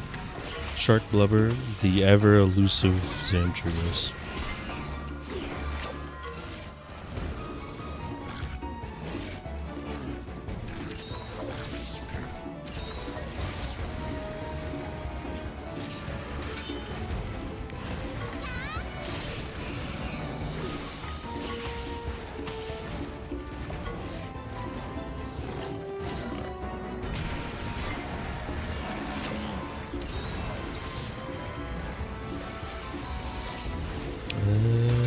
Ice armor. Oh. I hope Zamtrios shows back up at some point. He's so unique, so cool. And bouncing around is definitely 100% why he hasn't been in any post-war games. Yeah, that is probably why. It just takes up too much. Does he go power?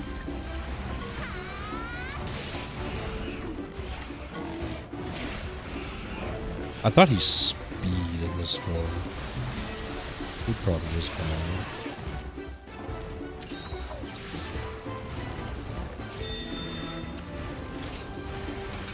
He is speed.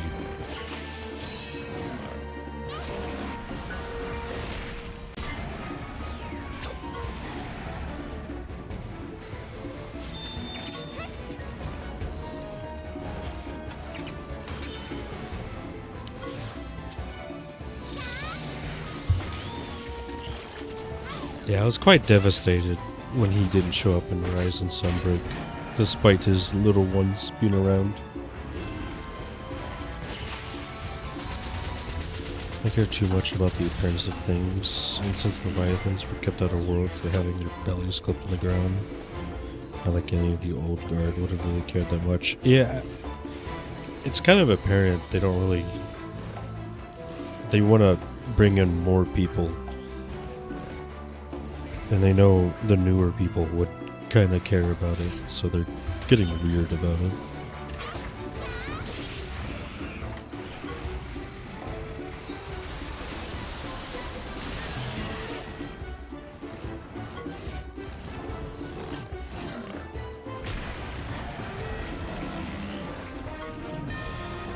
Yeah, I should have paintballed.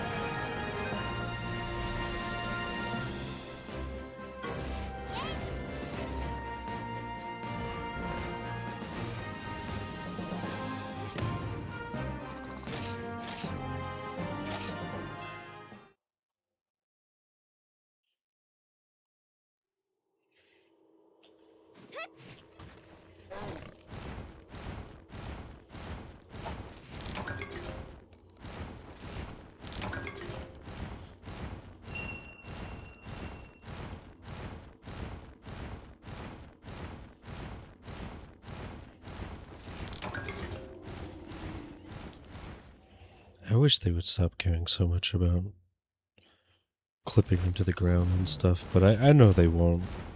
It's definitely not something they want to stop caring about anytime soon.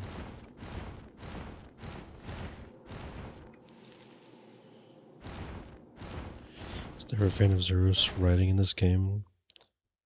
It feels like he stops. I feel like there's noticeable lag.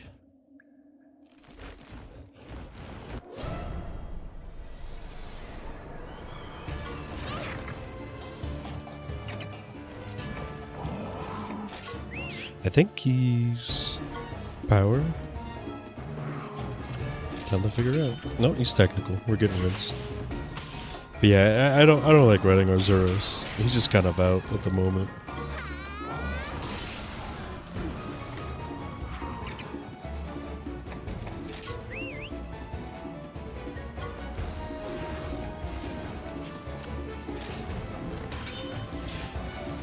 The Jabate. The Jabate. Come on.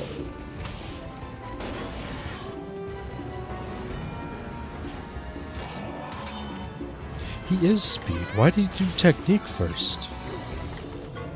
Like, he probably runs just as fast as Velocidrome, but Drome is smoother and just feels slightly faster. He does. It's the little lag in his step kind of breaks my brain a little bit.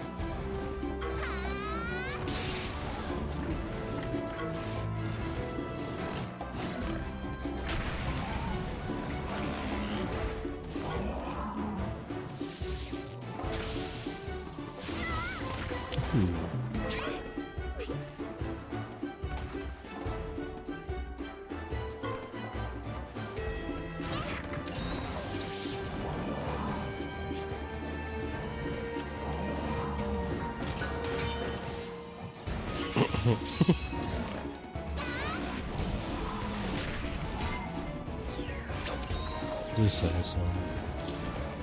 Thailand Kezu, what are you gonna do? Sit on me? Don't tempt me.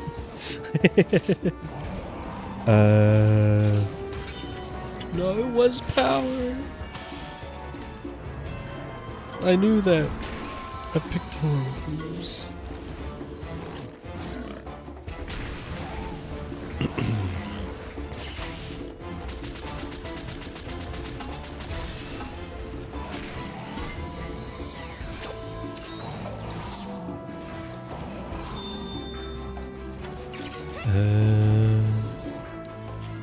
This should be another power move, yeah.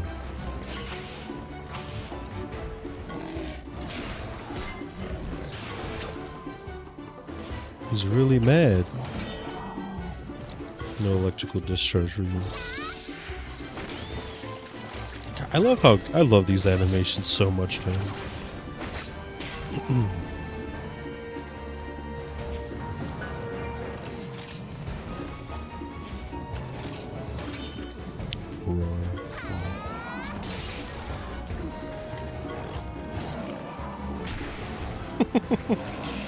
The charged ass slam, always so good.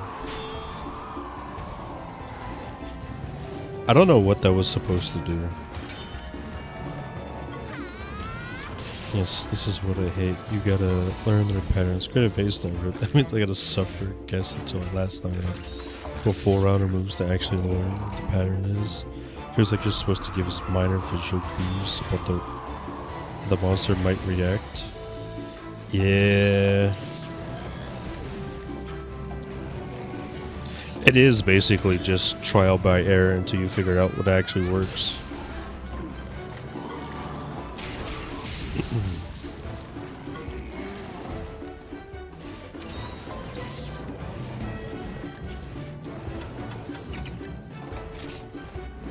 Which is quite annoying.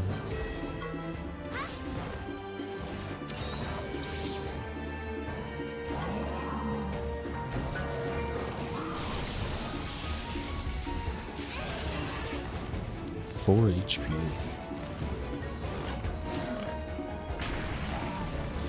Yeah, Nabaru in general is just pretty annoying. I understand why he's in this game, and he's pretty funny, but in fights it's very annoying.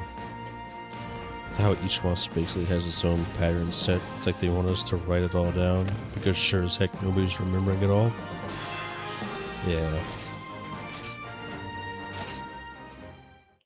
I remember even I was playing a lot of stories too. There would be runs where I would legit just get mixed up on what I was on a pattern and just get nuked out of oblivion. Despite me farming that monster at the moment for certain monsties or drops in general.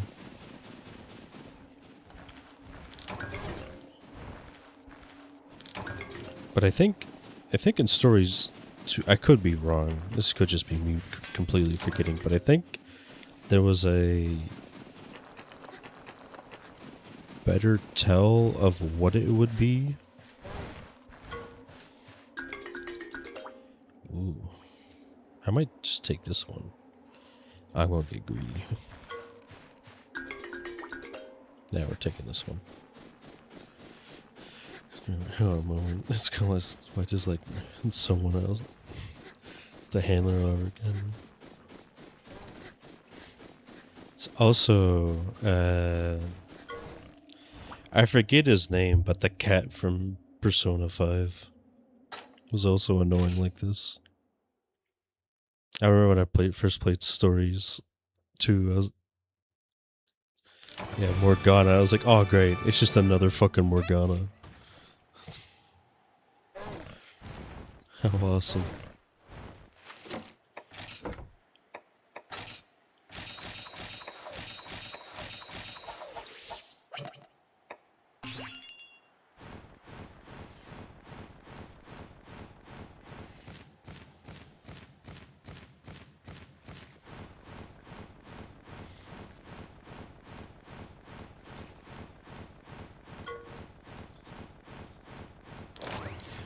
Yoink. Oh yeah, it's not gonna let me explore at the moment.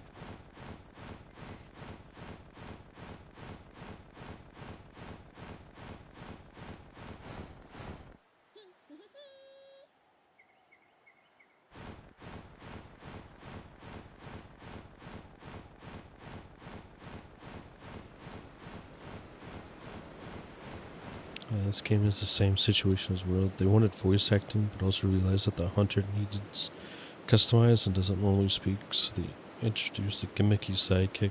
Take this image. The one benefit Naviru has going for him is he's a cat-like thing. Yeah. He also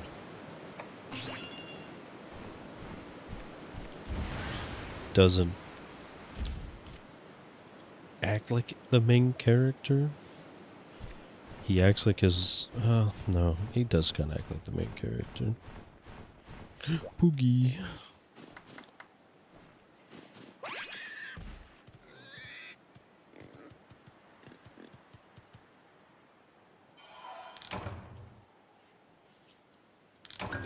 Alright, no, he's just as annoying.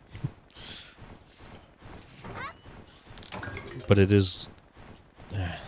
it's just... 雪山草発見ライダーさん採取しよ Yeah, Neveru feels more like a partner in う crime. よし雪山草も手に入ったし山小屋に戻ろう And then a handler was... Yeah, no, yeah, 大変だ you kind of worded 今 it 度 the はサボア best. ザゲルまでやっ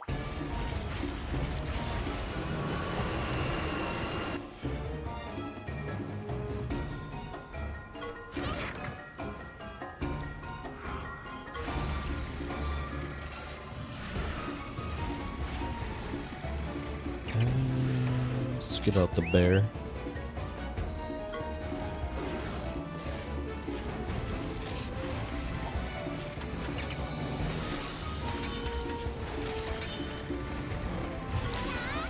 Ain't perfect, but he's better than someone else, and that's good enough. I find him just as annoying, but for different reasons than what I found the handler. But he does serve kind of the same purpose as the handler did. He just does it slightly better.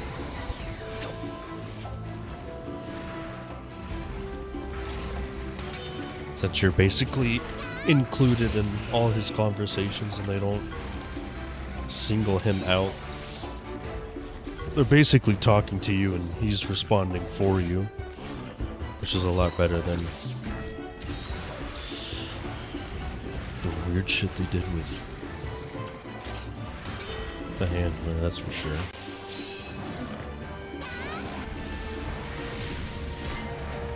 I mean, my main issue with the handler was I didn't care if they tried to make her the main character of the story, focal story point. I hated that even though it felt like she was, they never made it that way. They always made it seem like you were supposed to be the main character, or like the headline of the story, but it never felt that way, and it was very annoying and frustrating. If they just made it to where she was the main character and you were just around, I think it would have been a lot better. Also has the advantage of being part of the spin-off game. Yeah. And a game where a story actually makes sense, and minus the mainline games where the story should be pretty much second, not the focus. That also helps.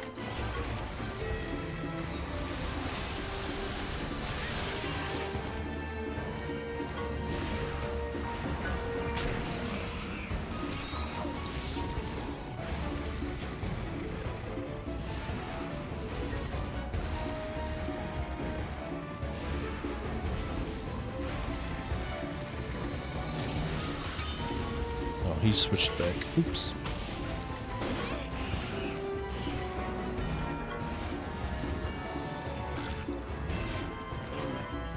I hate Navroo just because I hate mascot characters in general. I find them...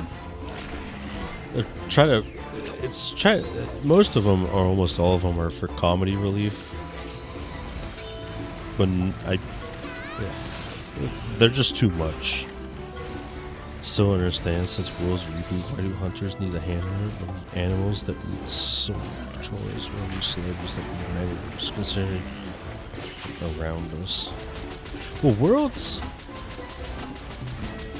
thing with handlers was the most confusing.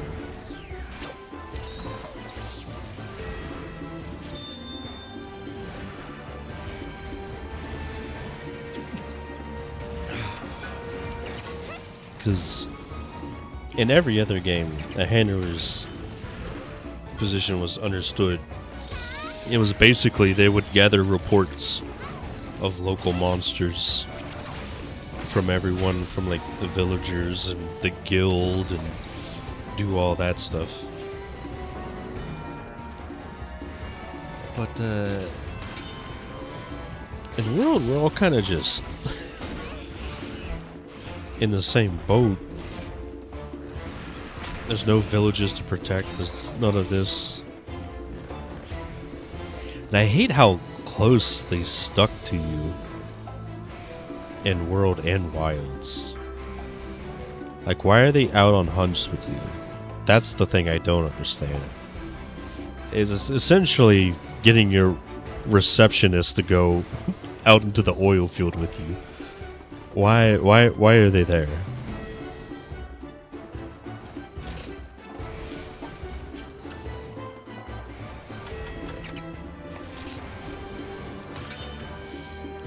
That's the thing.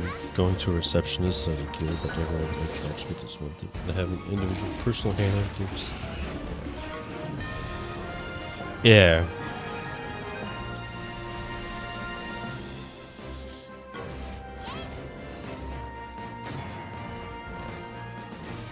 It was supposed to be...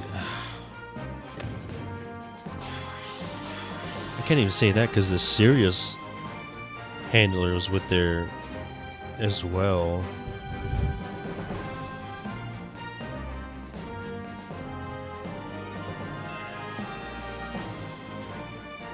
Well, that's also the case for 4U. No? You had the Carveneer as the leader. You had this... You had the man. You had the receptionist. The guildmarm.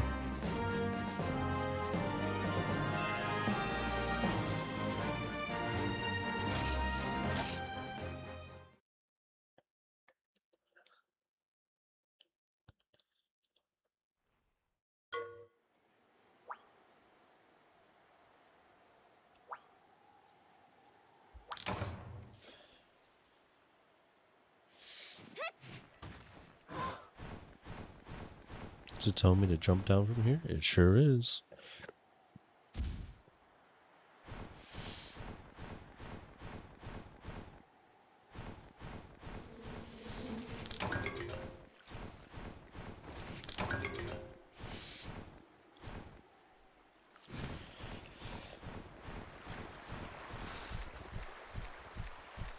It would make more sense, and I guess I don't know.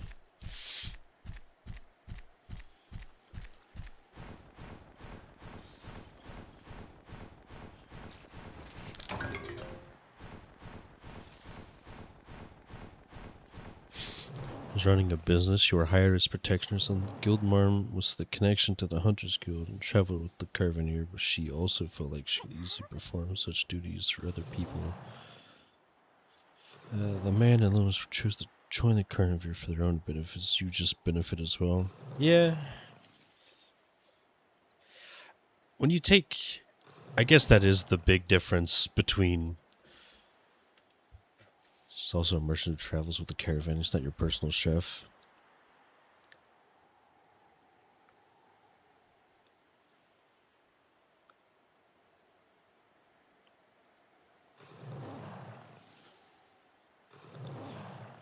The more I think about it, the more it is just... Because the difference is being the Carveneer as a businessman. Doing things that for a separate reason, and Wilds, it's basically the guild again, and the guild appointed you everything that's self-sustaining for one hunter. Yeah, that is confusing.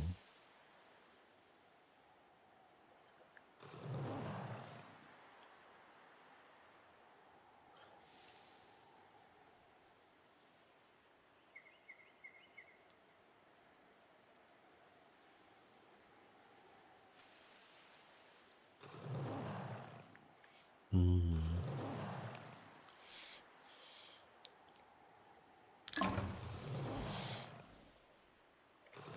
The Caravaneer definitely comes across like a tired hunter. Yeah, because he's got access to the ace hunters, yeah? So he definitely is one. You know, it makes sense that the merchant's caravan of merchants would hire at least one hunter.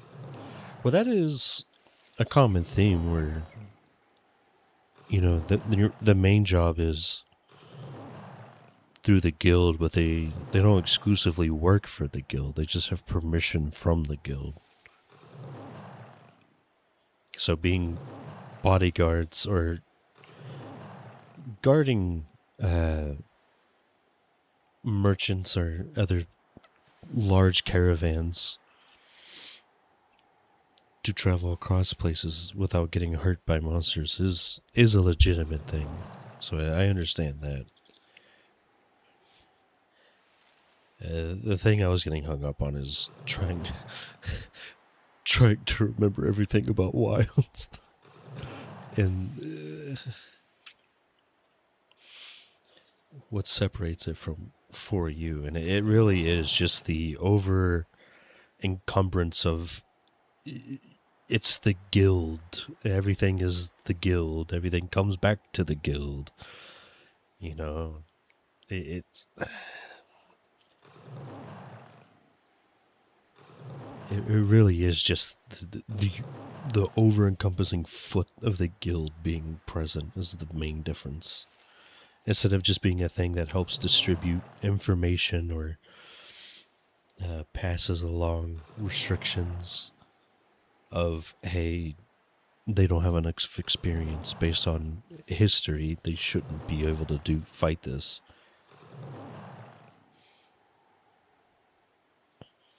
Well, that's every game.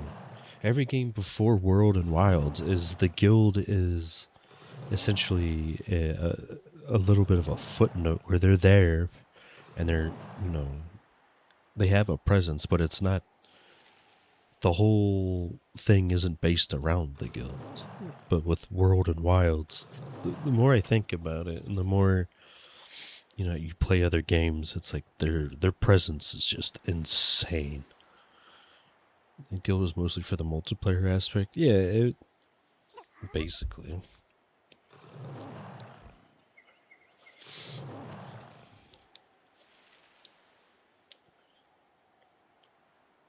That's why the separation of village and hub needs to come back. I was so excited when they brought it back for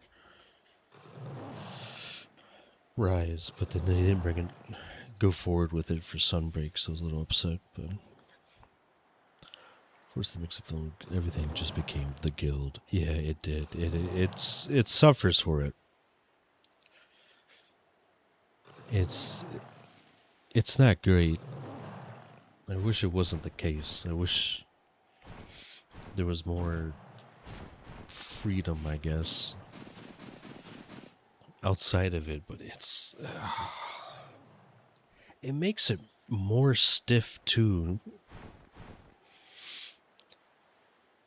More freedom unite.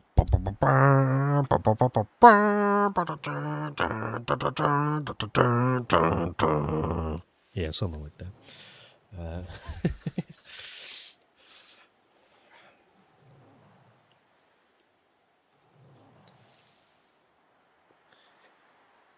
I guess, for the lack of better words of understanding, the guild feels very corporate. Very uptight. Can't really do things. Constantly on a leash.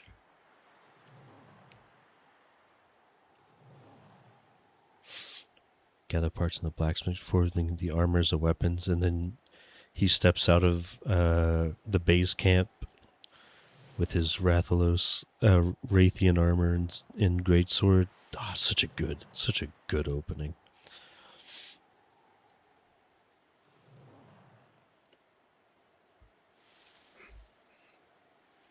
But it's basically, I think that's the best way I can explain it.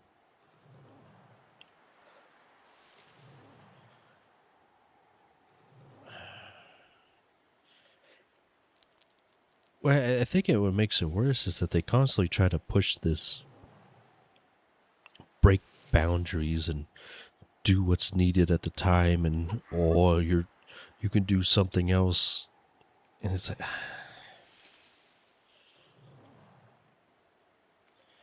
don't know.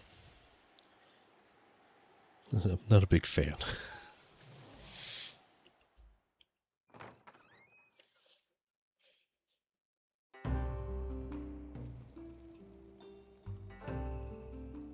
雪山の厳しさに悲鳴を上げると思っていましたが、それなりの力はあるようですね。私たちライダーはオトモンの特性を見極め、それに合ったライドをすべきなんです。特性を見極める？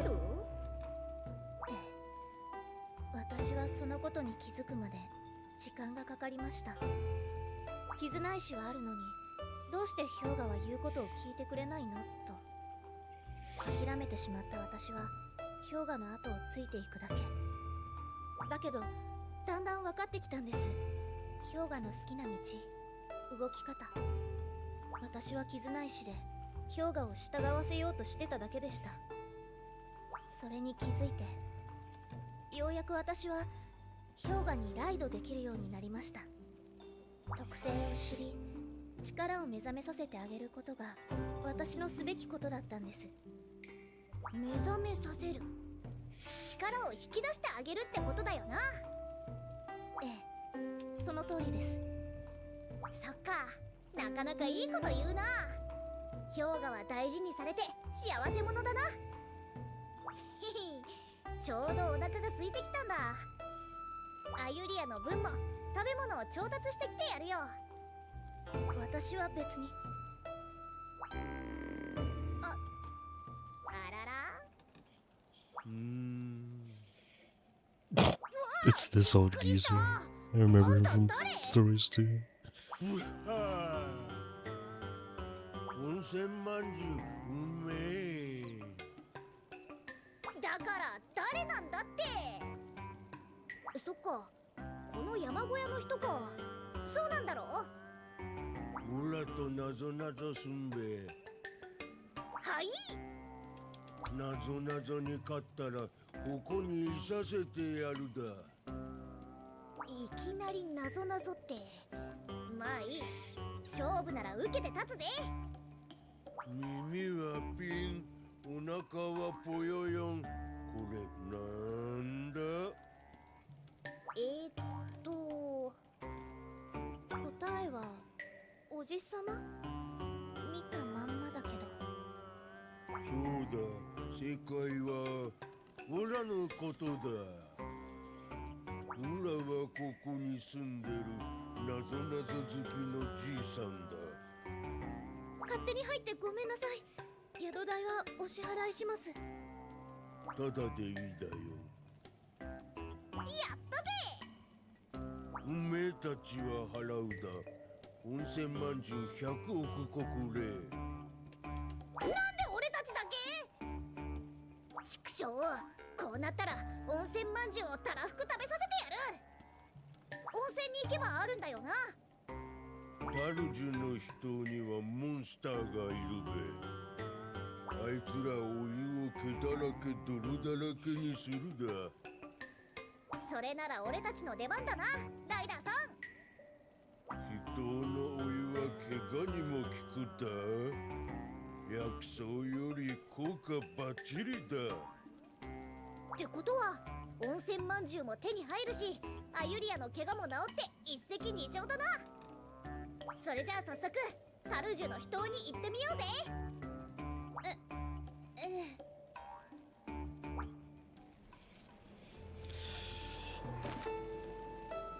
The guild is an organization that is aware they need to follow the rules. The guild's a step back from the focus came because the guild's very limited resources by being so widespread.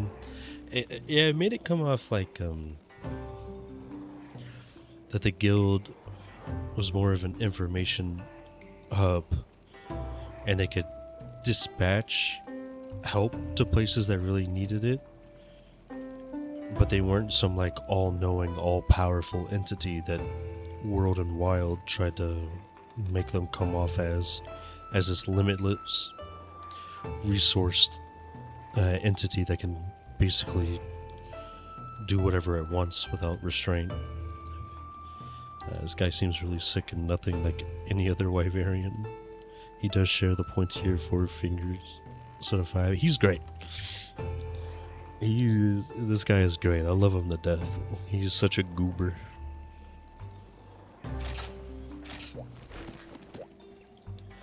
This is the first time I am seeing him standing up, though. He is giant.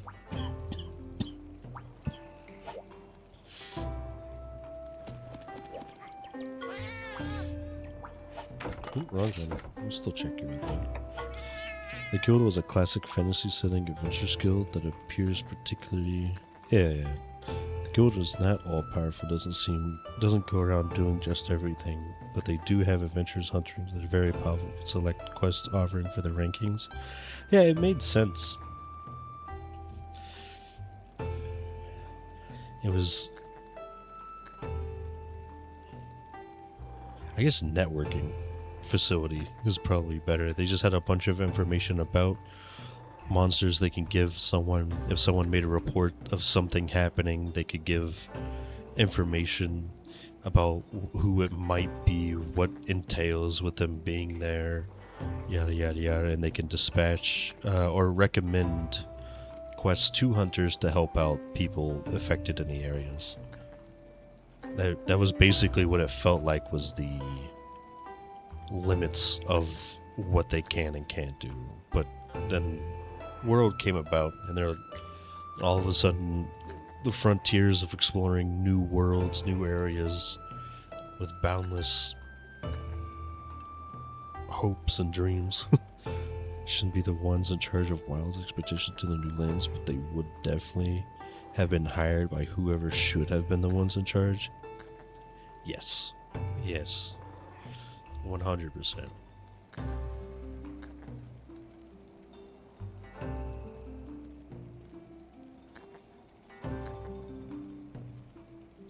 That is how I see it as well.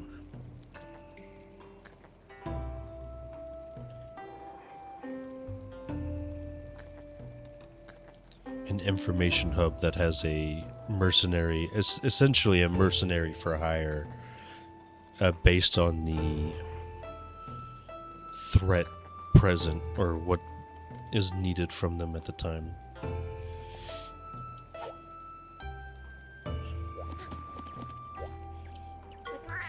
And the type of work the tribe build new settlement. Once a village settlement has been established, they would apply for a hunter to come live there, and then they would send a receptionist, guildmarm, and then dispatch a hunter to it. And then, rest from there. And then depending on the issue, they may get more hunters as time goes on, but in most villages, it's just one or two.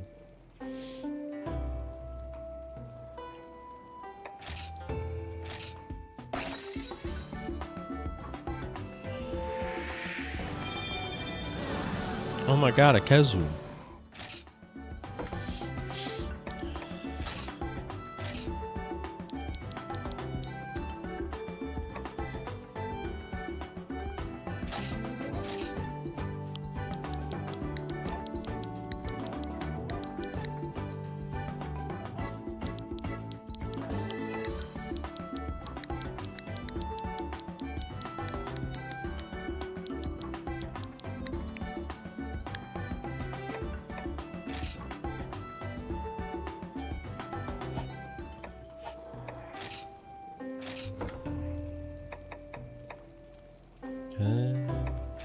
As funny as it is to have him there, I should probably put him away.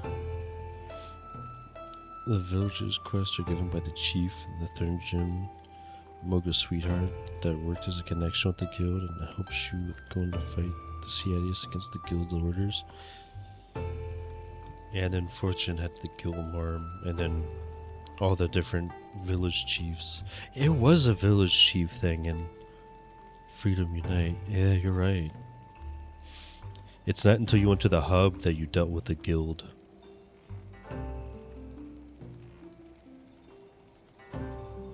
Huh. They kind of brought that back with 3 Ultimate, not 3 Ultimate, Rise. Since the Wyverian twins are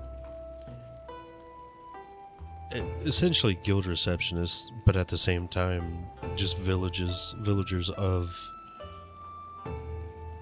Rise is just so good because of that. They're just villagers of Kimura.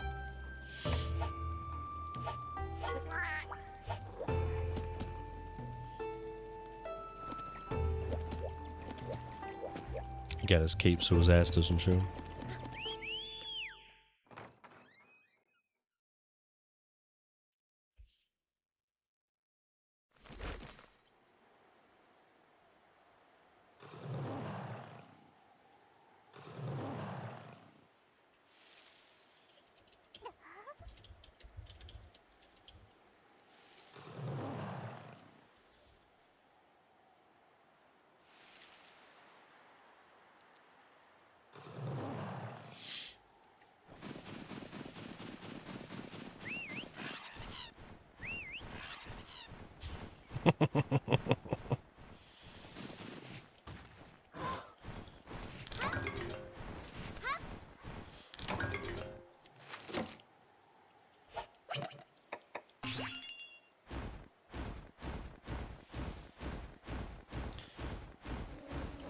So realistically, I don't think each village would have a guild hub, but rather be in a set area that allows more travelers make it.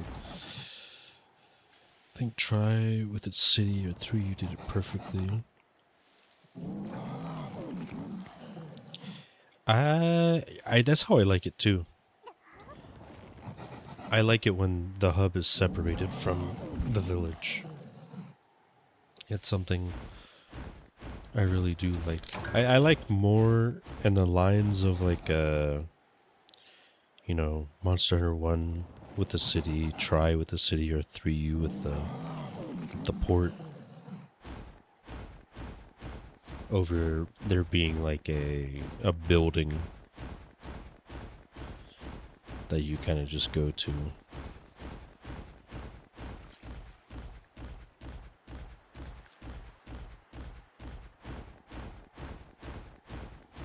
He's just too slow.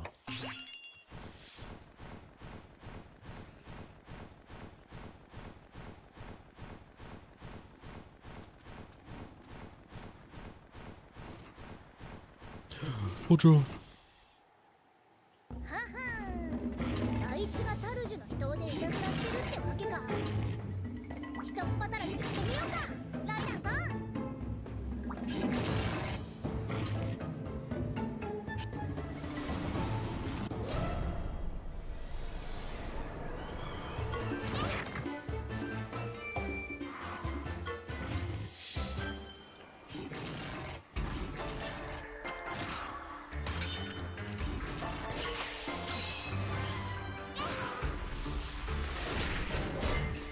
I do wish they would go back to whole cities or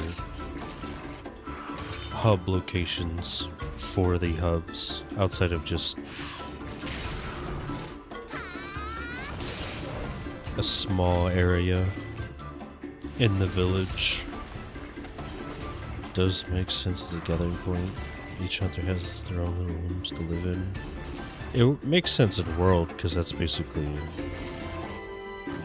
every hunter in the area that could be in the area would be at that location already. So having a dedicated hub in the same area makes sense.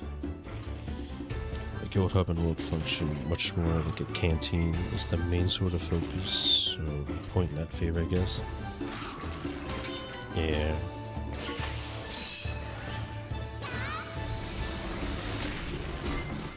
Ooh, 162 new highest.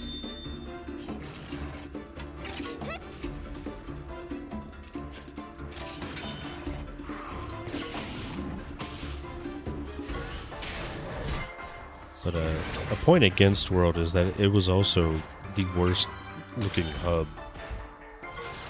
Celine's hub area was so much better. And it's kind of hard to say it was so much worse in World given what we got in GU, which is essentially the same thing but just in the air.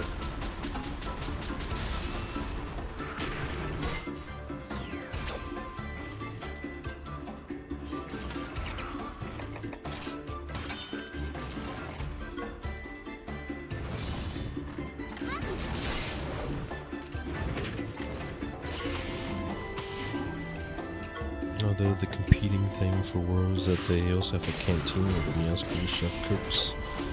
So unless the canteen was more for non-hunter staff, so the point was cancelled out. Yeah, not having everything be located at the hub, like the weird separation between like, oh, we should keep this single player, but we should also have a multiplayer spot, should have just never been a thing. They want to combine everything. Everything should have just been combined. You accept and do your quests at the hub. The Meowster chef should have been up there on the boat instead of where he was. It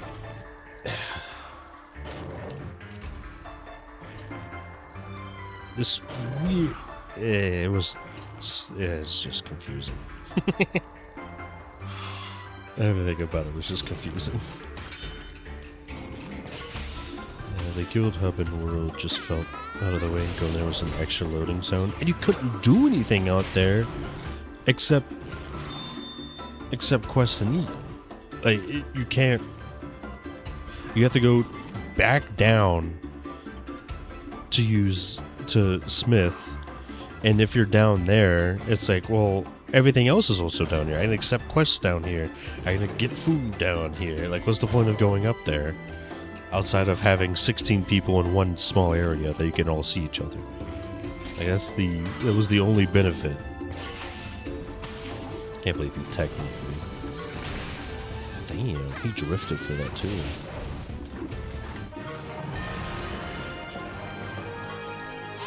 Like, I legitimately can't tell you the amount of times I went to the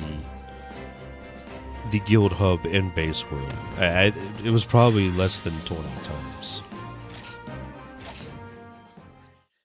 But I was exclusively in the Celine hub because you could do everything there. You can even go to the armory. It was like right there. The Celine hub was definitely what should have been the guild hub in base world, and I'm glad they actually made something good. Vantage Generation had a little side room that was faster enter and leave for doing things like your armor and stuff. Like Rise had as well, faster than leaving the whole guild hub and having to re-enter later. Yeah. The downside to Generations was if you ever had to leave the guild hub, you disconnected. So they had to really make sure you didn't have a reason to leave. Someone's looking at the crab and says, you say, hold my beer.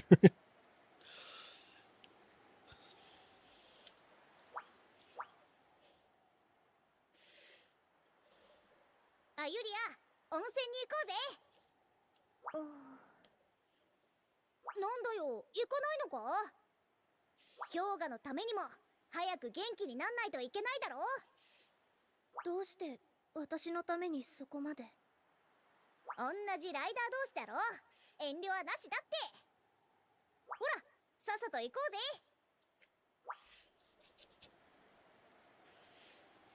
Yeah, it is very hard for me to speak negatively on not only Celine's hub, but Celine's entire area. Main reason being, I really like cold biomes or anything like this sort. So it's already got a plus for me, and then everything else was just very nice.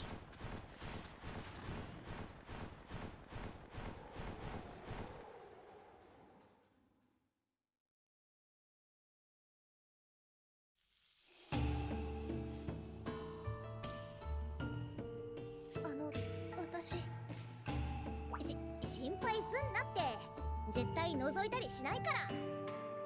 ゆっくり温泉に入ってこいよ。そうじゃなくって、ありがとう。なんか言ったか？なんでもないです。それじゃまた後で。なあライダーさん、俺たちもひとっ風呂行こうぜ。あ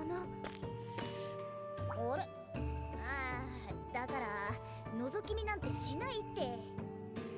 そうじゃなくて、誰かが先に入ってるんです。そうなのか？誰だろう。ライダーさん、行ってみよう。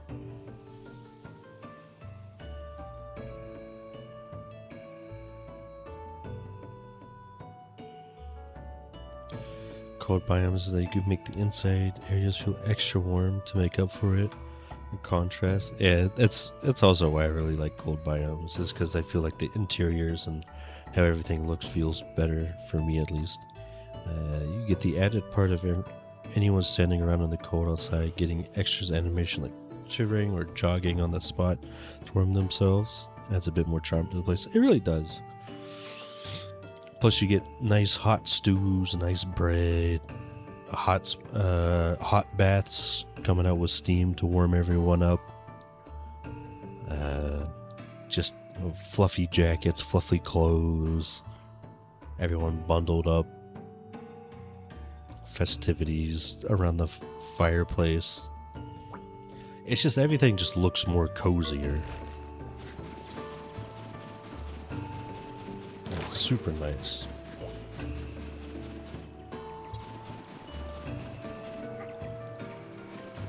Ah.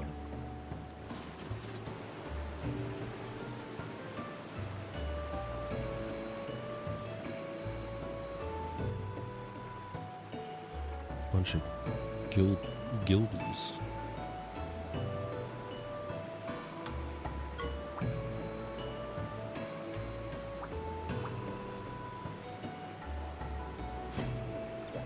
Yes.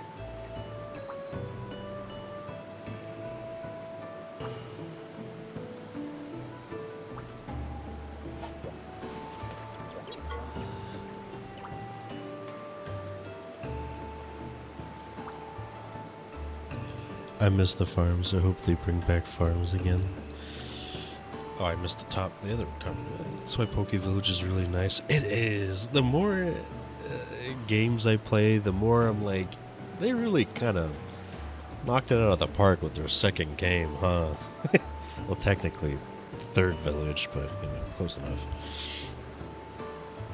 Starting armor feels cozy, does protect you from the cold of the first area, and then this little farm off the side where it's not as cold and can actually grow stuff.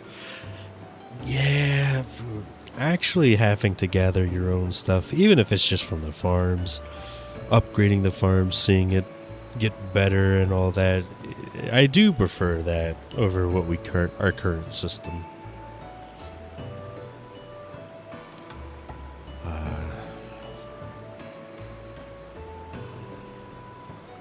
Because they can get away with a lot more shenanigans doing it that way as well.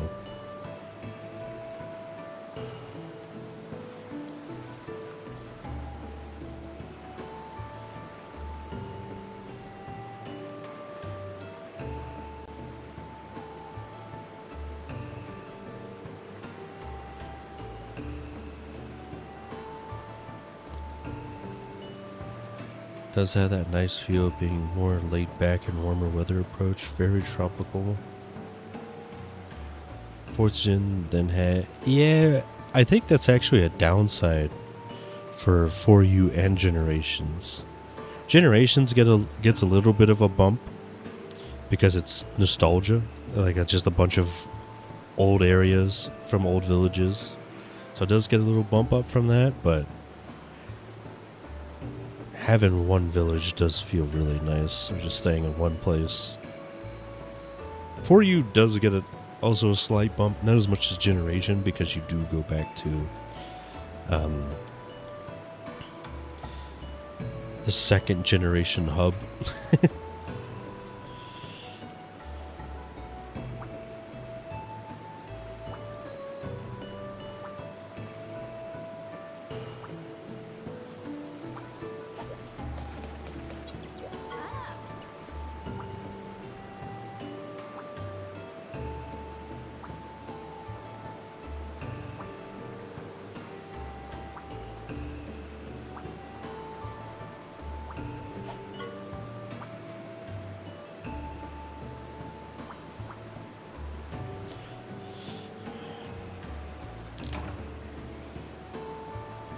I can now accept 2-star difficulty quests. Oh boy. Pookie!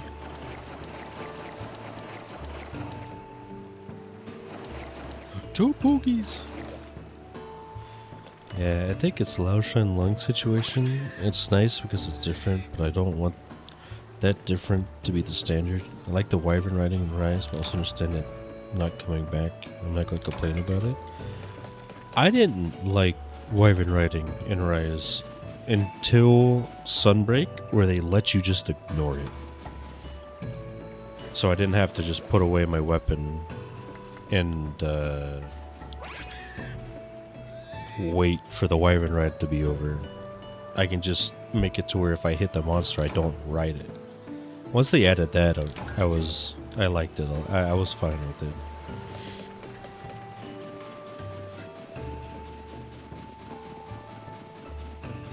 But I basically feel the same way about mounting. I'm not a big fan of mounting either.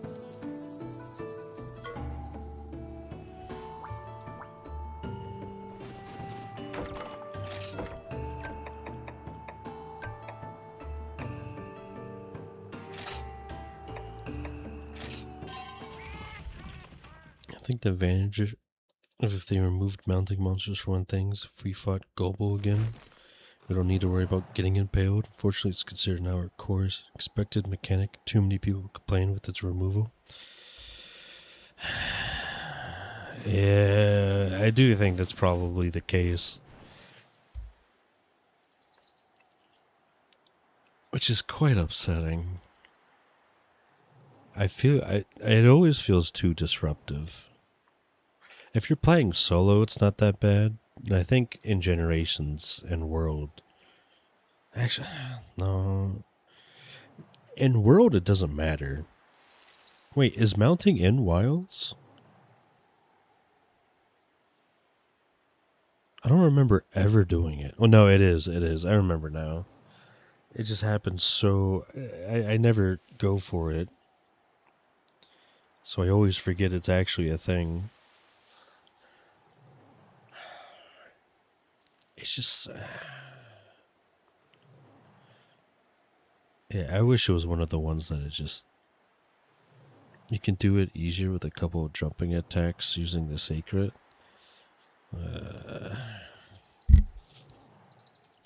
I didn't...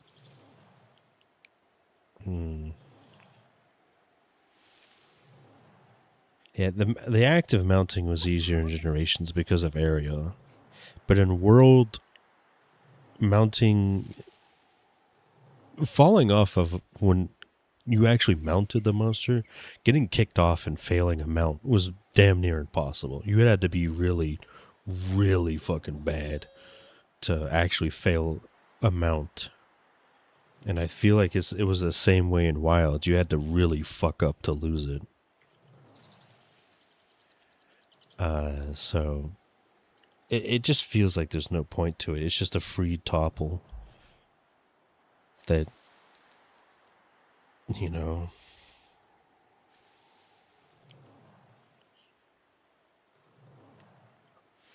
Yeah, I'm aware of that. I never go for jumping attacks in Wilds because of the weapons I use. I never had a reason, so I never really did it. I think I accidentally did it once or twice from a Sacred attack, but it didn't really happen.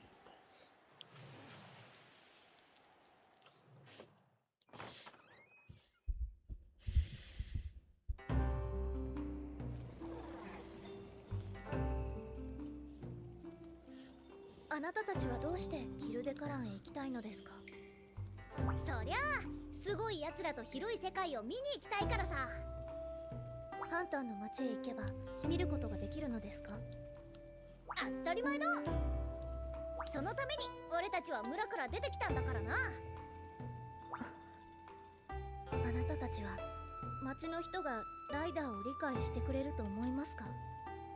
村の仲間が言っていました。ライダーは町へ降りてはいけないと。彼らがライダーを理解することはない。衝突を引き起こすだけだって。モンスターとだって心を通わせられるのに、人間同士が理解し合えないなんて。やはり人間は愚かです。そんなことないぞ。そりゃあ最初はみんな驚くさ。だけどきっと分かってくれる人もいるはずだ。見てろよ。俺たちの魅力でみんなをビリビリしびれさせてやるぜ。私には分からないけれど、とにかくギルデカランへ行くにはフルフルをどうにかしないといけませんね。それなんだよな。寒さに耐えられて火属性。伝承の儀が必要になると思います。そっか、伝承の儀か。おめえたちオラとなぞなぞすんべ。またかよ。今は伝承の儀を知っている人を探さないといけないんだよ。なんだかとっても悲しそうです。どうしますか？しゃあないな。勝負だじいちゃん。問題。お耳がぴょこぴょこ、お尻でドスン、真っ白いモンスター。なんだ？答えのモンスターを連れてくるだ。ライダーさん、答えは分かったか？早いとこ連れてきて竜神探しに戻らないと。きっと今回も見たまんまが答えなんじゃないでしょうか。あまりひねって考えない方が良さそうです。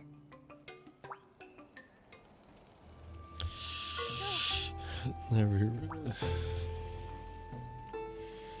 You don't wear pants, so it's wearing when you talk about charming the pants off someone. That is. Yeah. Poor little master. Yeah, he's kind of getting lambasted. Never being unnecessarily mean.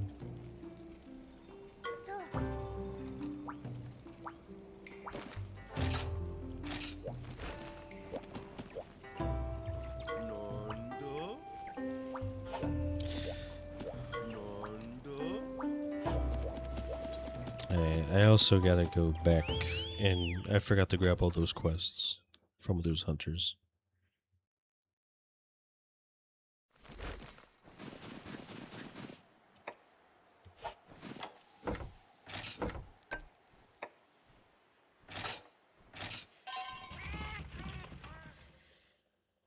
Streamer for 9 hours? Yeah, it's not hard.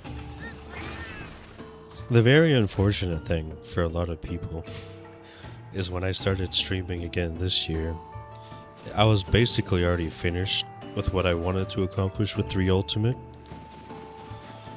So by the time people started trickling in is when I was kind of forcing myself to play just to keep playing it, to fight more in new things. So I wasn't streaming or playing the game as long as I normally do. I think some of my earlier streams for this game when I was starting, they were all like 9 to 10 hours. Typically, this is what I typically do, but with 3U, I was pretty much at the end of what I was doing.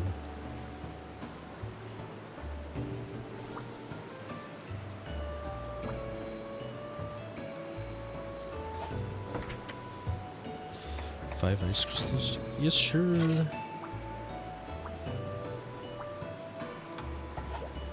I might have it already. Yeah, dude.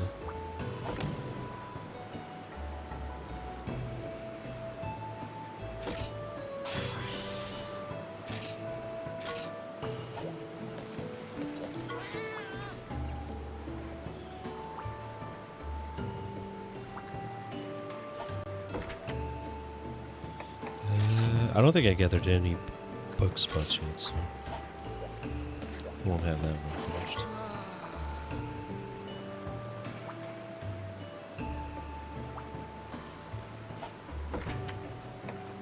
finished. Six sandwiches, yeah, sure. I think that's it.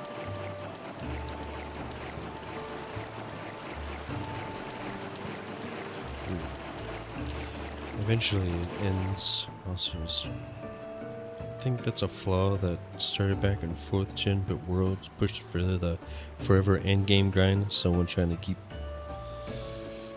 Yeah. Games having a definite end, and you can continue to play if you want, but there's no real reason to keep playing outside of you just want to. Is something.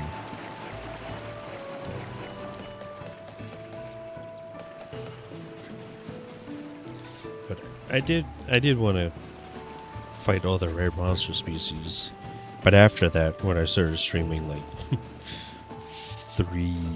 2 to 4 hours, it's basically me just trying to extend and keep playing the game just to play it, instead of accepting that I'm pretty much satisfied with what I've done and moving on.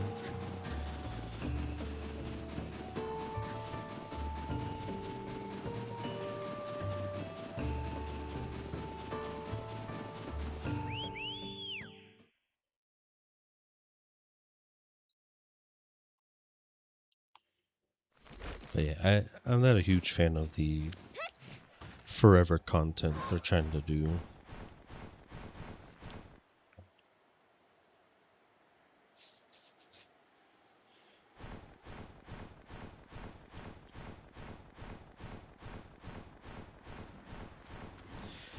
It is weird to say, but GU does have it, but I don't think it's forever content, and more just like there's just a ton of stuff to do, and there's a definite end where you can stop, but there is just an ungodly amount of stuff.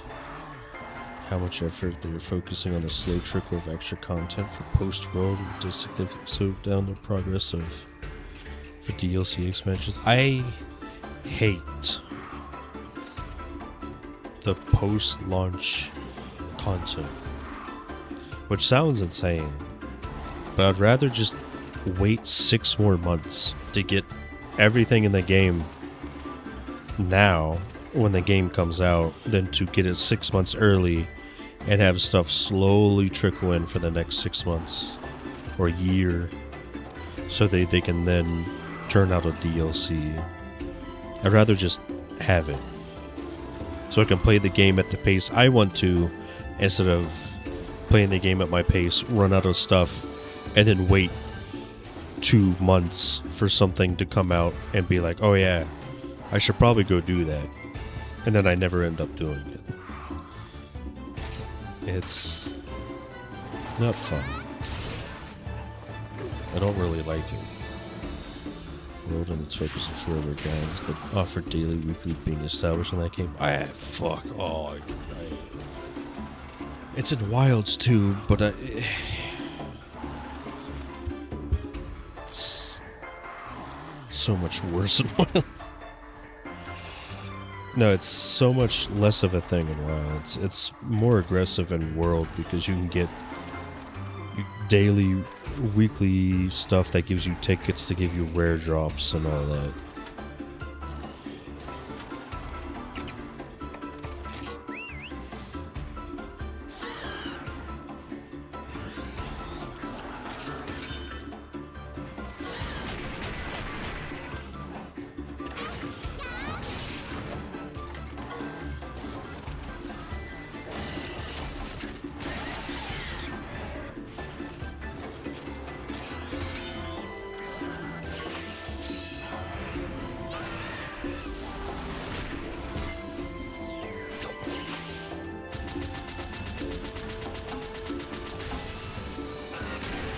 Ooh, maybe I shouldn't have won that. He's fine.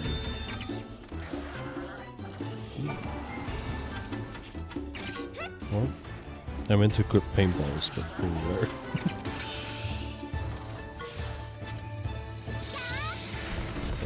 World, they toned back on it a bit in Wilds, but World was like super. Becomes Wilds has weekly rewards except during festivals. It becomes dailies, but also there have been arena quest sections, there are fishing section, endemic slave section, all of which are weeklies. Dailies are obviously more aggressive than weeklies, though. They are. Yeah. There's like a daily login bonus, which is insane for a non-MMO game.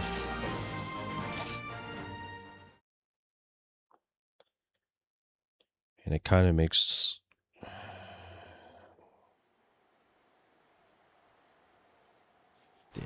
It's annoying. I think I'll try to limit it to that. That's something I enjoy looking at, that's for sure.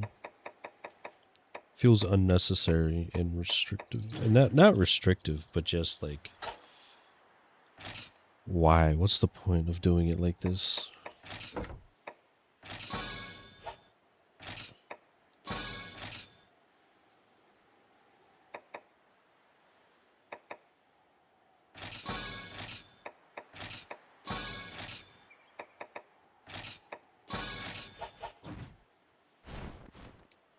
World's inclusion of FOMO stuff where they rotate seasons and festivals and you can miss out on stuff and events leave and come back and this week this is here, next week that's there. It's like, brother, I'm just not going to log in for anything. I think it's also flawed. They seem to desire try to be an MMO rather than what they used to be, multiplayer as its core aspect of Monster's development, but not on a massive scale side, which is mind-boggling because I think it was 2018, so the same year that World came out, they canned Frontier.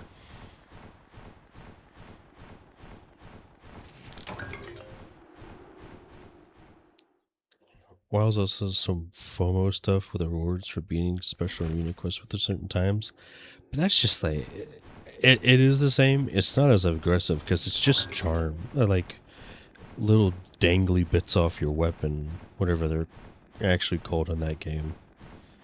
So it's not as bad, but there were straight up things you couldn't get, like the Blossom outfit or something from the Spring Festival that happened relatively close after the release.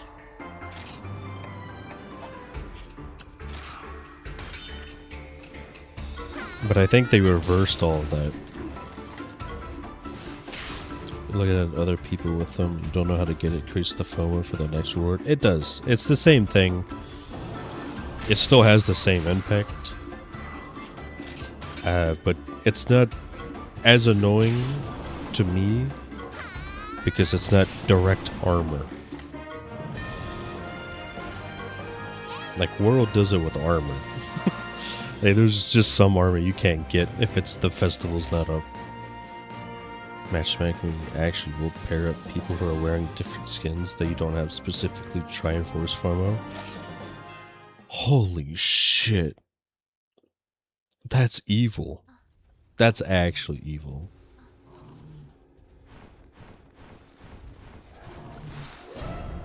That is beyond disgusting. Oh my goodness.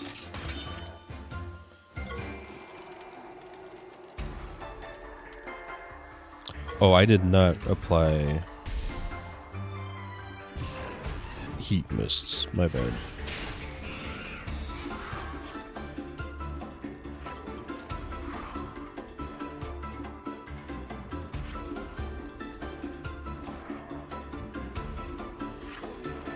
God, that sucks. Everything about what you just said is making me mad. The more I can't stop thinking about it, I'm just getting more and more mad. That's so frustrating.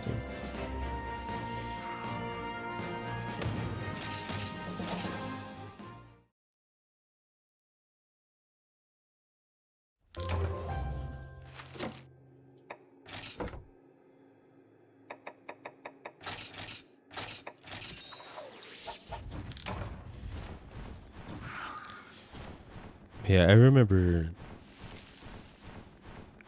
trying to log on and just do things in the world and just not being able to get it. Just getting so annoyed that it's like, oh, you have to wait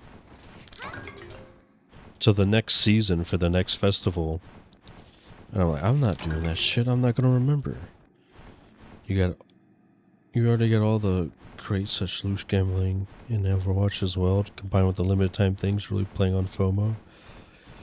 Yeah, the direction Blizzard went with loot crates feels insane. I was never really aware of CSGO crates, so I can't really comment on that specifically. But it was kind of really hard not to see what they were doing with Overwatch because of how just popular it was. And the fact that it was character skins instead of weapon skins really didn't help either.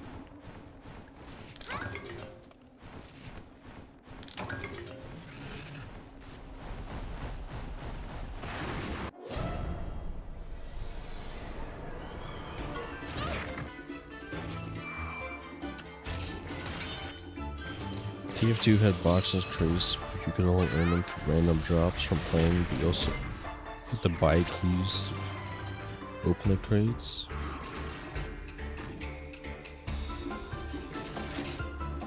It was a TF2 clone. It's very apparent.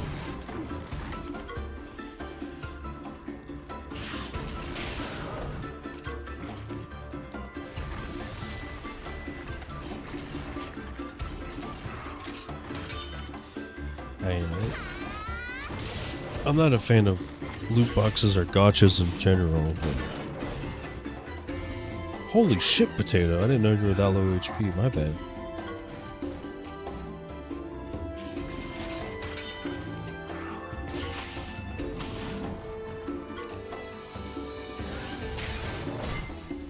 No, he just got his ass kicked. That's what happened. This bull drum doing damage.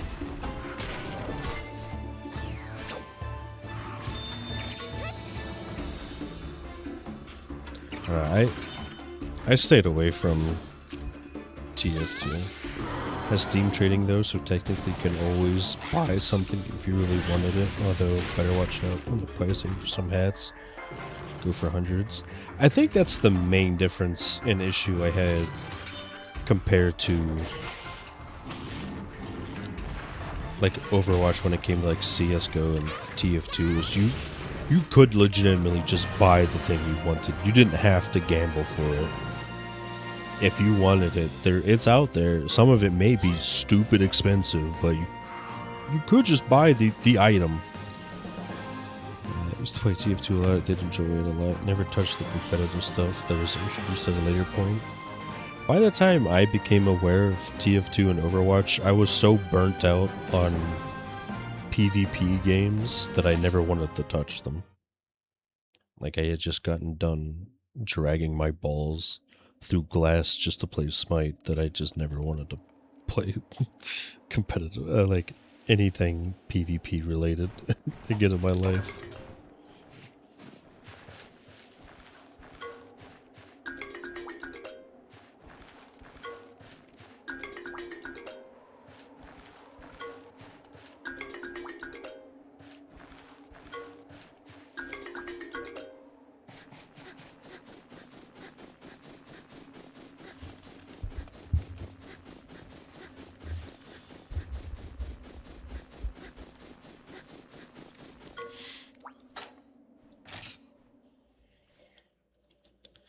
And I think, yeah,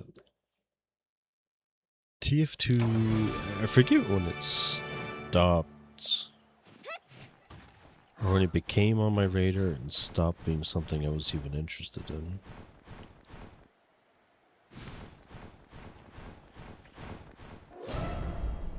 But between COD and Smite, my desire to play FPS and PvP games like disappeared. So some pretty poor timing by the time I learned about TF2. So I never actually played any of it myself.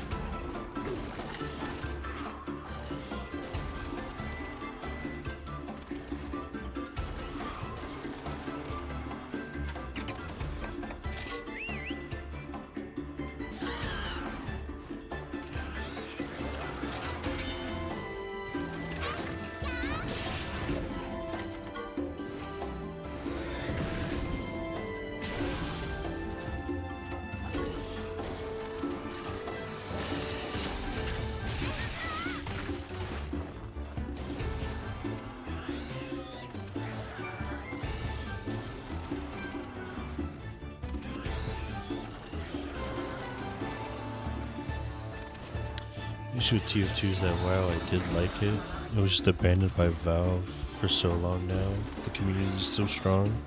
Valve keeps making money from the community, so the servers keep running, but that's why we'll never see a TF3. Also, Valve doesn't really make games anymore. They're making Deadlock. But yeah, they don't. They get much more monetary value from being a Steam, a game distribution center, and with the hardware side of it than making actual games nowadays.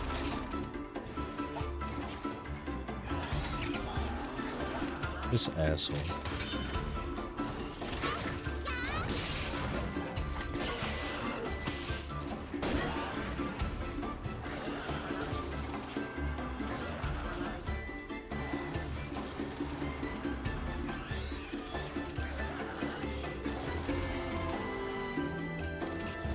Yeah, Steam seems really dead set on if it ain't broke, don't fix it, which I am a very big fan of. To praise the people who just don't do anything. It's insane to think about.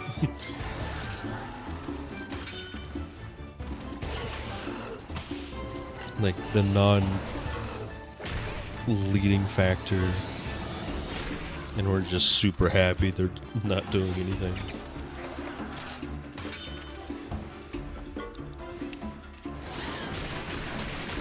It is super funny. I love it.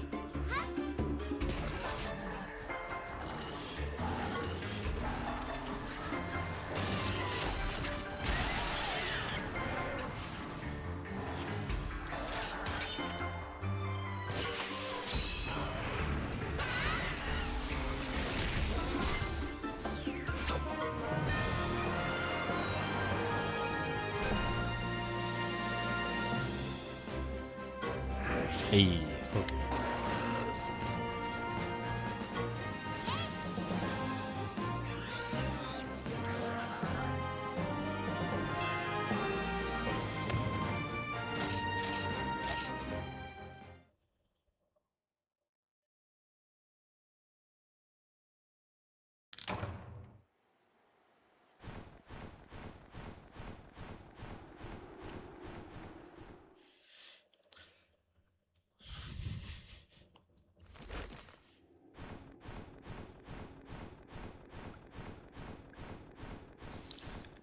I do hope once Steam is finished with this, like, Linux operating system for Steam OS and a bunch of the hardware stuff, we do get some non-mobile games again. But I think the era of like Portal, Portal 2, Half-Life, Half-Life 2, Left 4 Dead is probably over for them. They'll probably just stick to multiplayer games they can make a shit ton of money off of.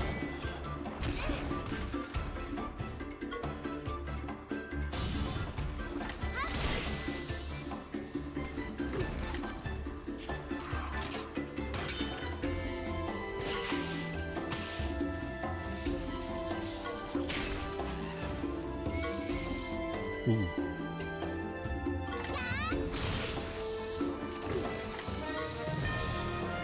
Country blue. I wonder how the country yellow feels about them. Separating them by their color feels a little racy.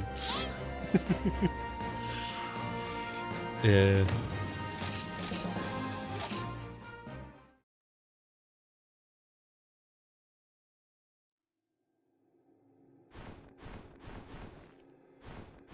I mean, the same can be said about, like, you know, Pink Raytheon. But I guess it's the parentheses after the name that kind of makes you go, what? Instead of it being like a blue conchu, it's conchu blue. So I didn't know you had to specify like that.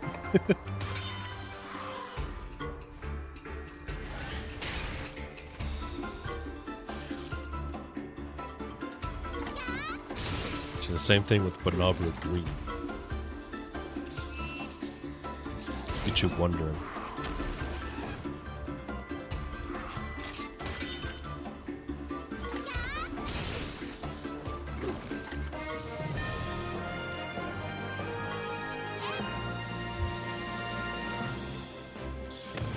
When it's zoomed in, super close, has a little face on the upper shell, close mouth. I see. I don't know how I'm going to do it. I see a triangle. So it's like the face you made, but reversed. So it's like two dots where the eyes would be, and then like a center eye above on their upper forehead. But I do see it. I keep looking at it, questioning what I'm looking at. Oh no, it is upside down. The way you had it, yeah. Maybe it was the yellow conchus that had it the other way around. Because they're red.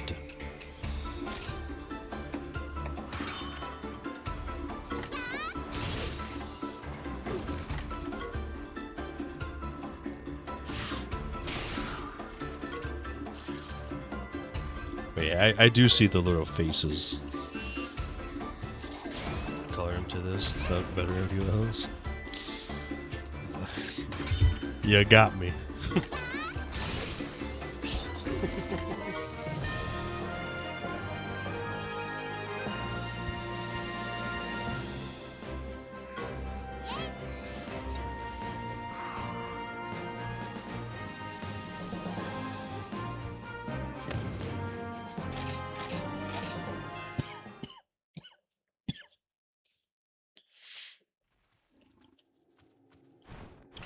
Fungo. I should no, it's Zamites I need to go. And beating up the Banabra with the rainbowy colors. What is this game implying?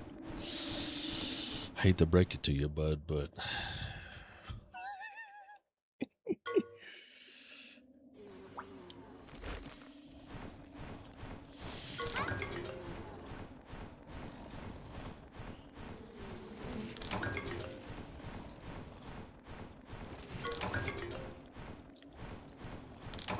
did he wake up?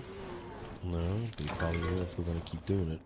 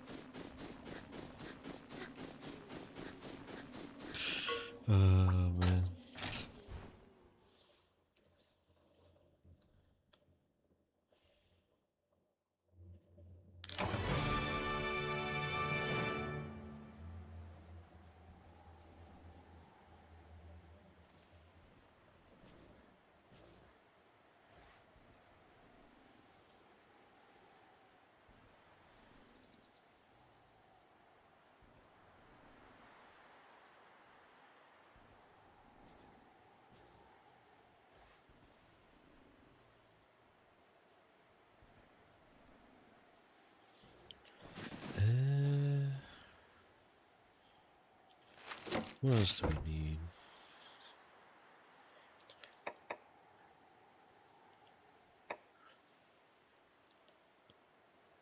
Oh, we need flashbooks. I think they're in the cave. If if it's time-based, when the monster is sleeping, and they collect, it speeds up with the time, or whether it's purely collection-based around the nest. I think it's... I actually don't know, because there's been times where I've collected everything and the monster never woke up, and there's been times where you collect one thing and the thing wakes up. So I think it's more like you roll a dice kind of scenario.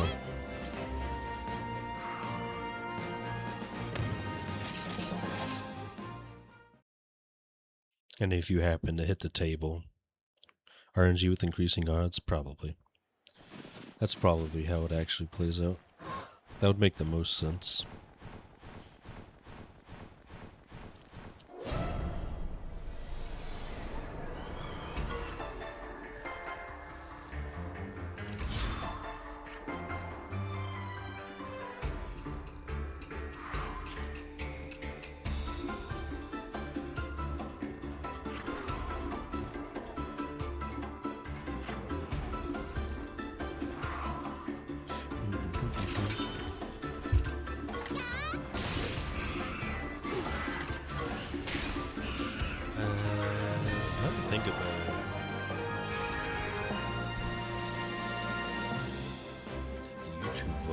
Capped at like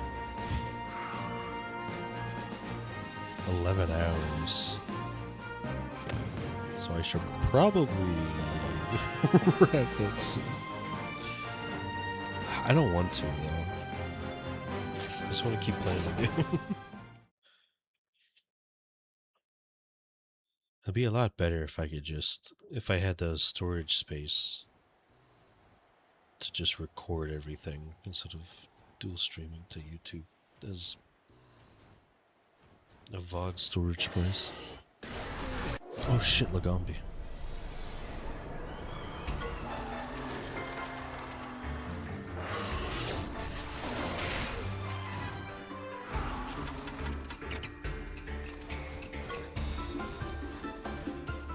Let's get out of here, Scoobs.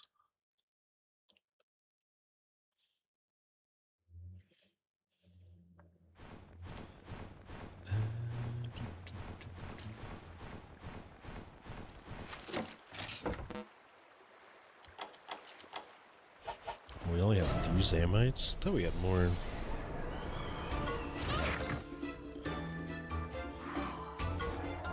Oh! Armor I hope returns because it's funny. Feels very committed. Is the muscular armor from Rise Sunbreak. My friend made a set of Narwhal and Bushi armor, but used the muscular chest, the gold silver muscle protein. Dude, I love that armor. Because there was 2 of them. You had the kind of like shredded look, and then you had the beef one that added more. It was great. And the quests to get them were also super funny because it was always like double Rajang. It was double Rajang for the shredded one, and then it was double Furious Rajang for the higher ones. Oh, dude, I'm going to actually lose all my stuff if I keep this up and not heal in between.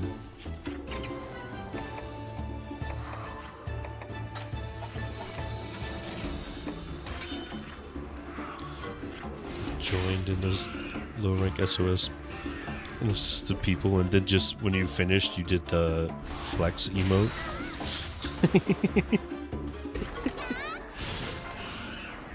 That'll be so good.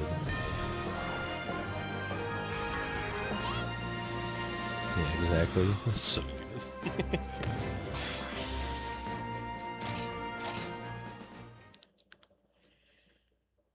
Living the dream.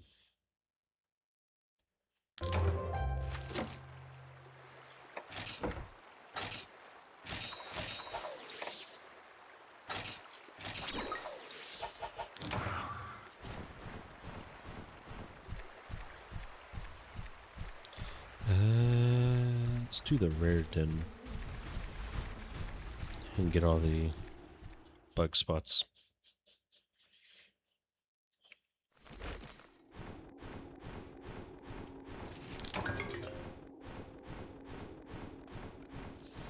So we do have the Lagambi ones, so we should be fine there.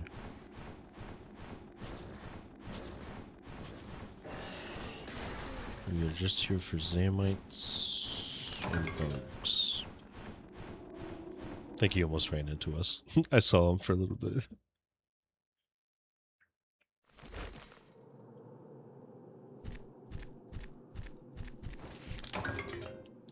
Carpenter bug.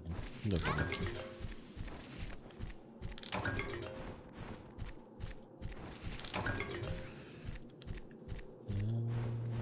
Damn, no Zamites? Oh, we don't need Zamites. We just need bugs.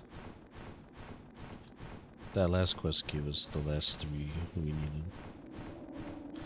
Ooh.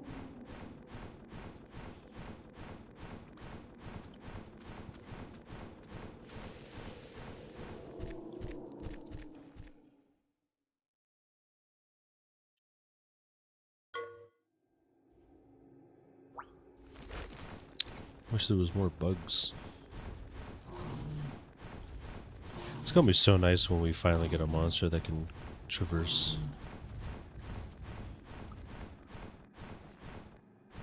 the vines, so we can actually eat the stuff up there. Because we're missing out on so much.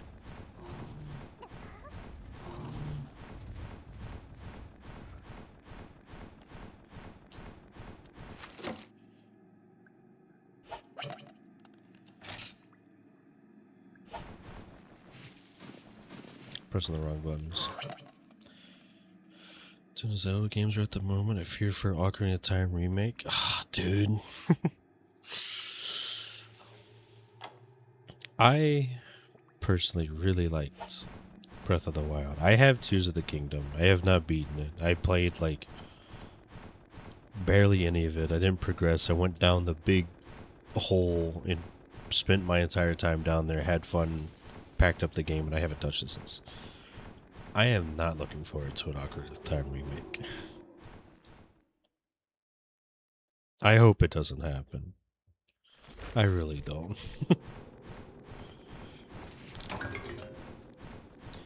Mainly because it doesn't need a remake. At most, it just needs a remaster to put it on Switch. Oh, good.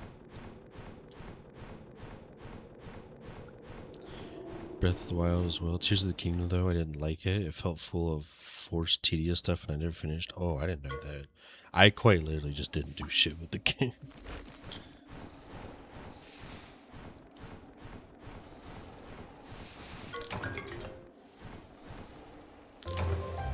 Hey, okay.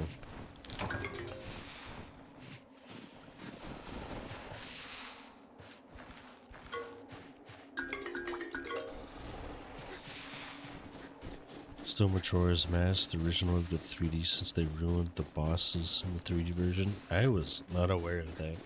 I tried to play Majora's Mask once, but I think I was just too stupid to wrap my head around keeping track of quests and unlocking all that, so I stopped. I should play through that.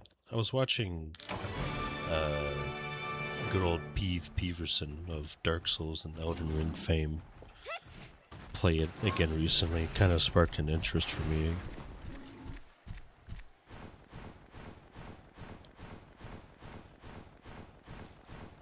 But I did always like the mask mechanic, and I did like the traveling back in time kind of thing. I think you'd be fine doing it. Feel free to stream it. You can always get help from anyone watching if you do feel stuck. I know.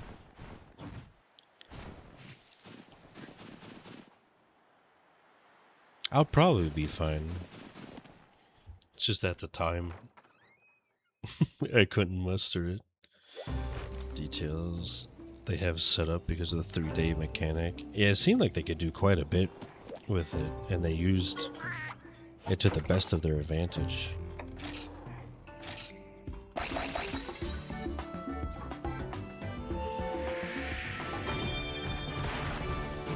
Blue drone.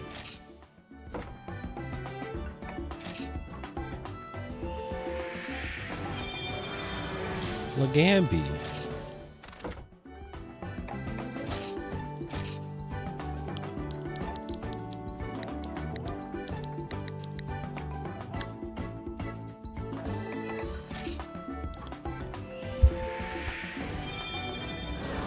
Oh, another Kezu. That's unfortunate. Just have the NPCs with the day and night in reaction to rainy weather. But with the 3 days, characters can actually do things over the three that are different, not just day and night. It is. The time limit lets them have a schedule where they react to different things. It's very nice.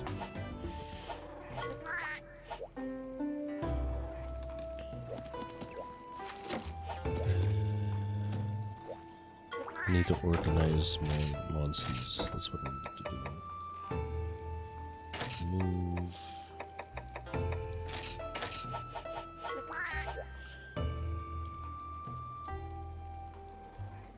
Red Kezu's the subspecies for this area. Apparently, is considered one of the best early game monsters.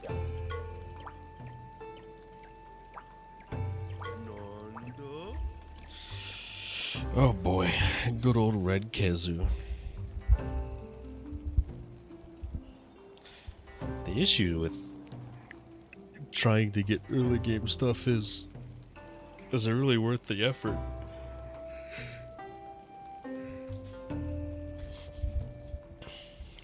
I'll probably have to do more rare dens, and if I get it, but...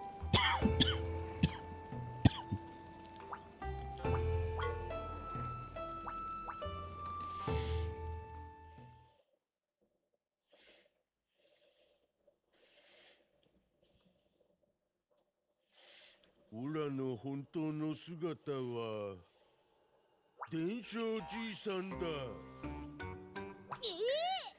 若くていい男だって聞いてたぞ。温泉効果でお肌すべすべ。どっからどう見ても若くていい男だ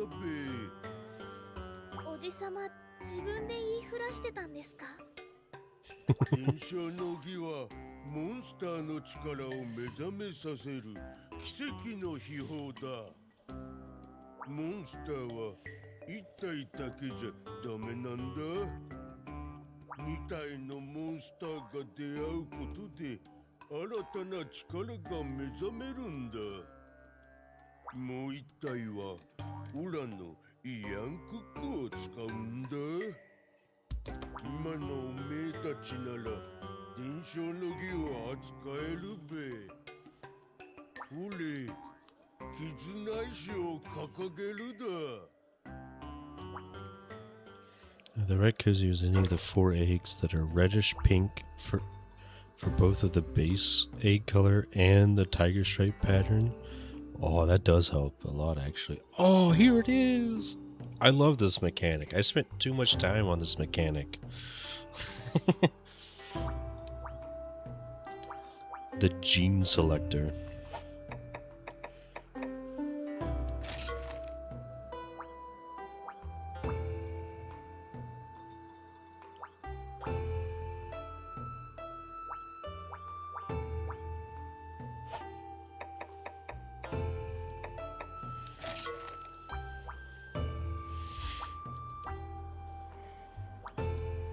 This is where like 90% of the game comes in. It's just getting monsters with good genes.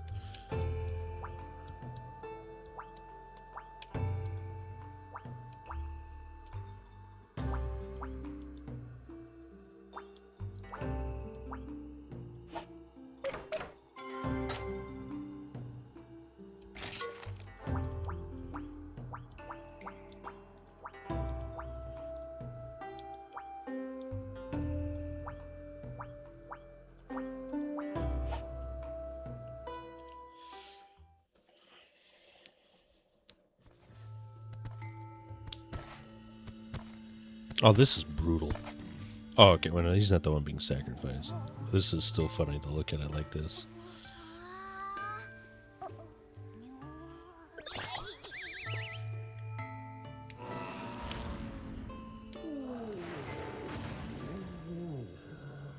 二つの絆を合わせてできるのなんだ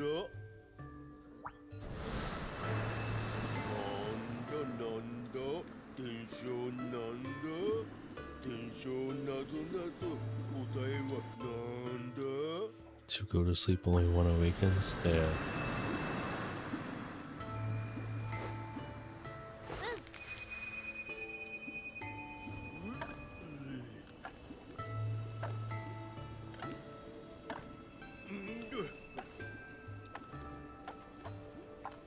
おい、答えはこれだ。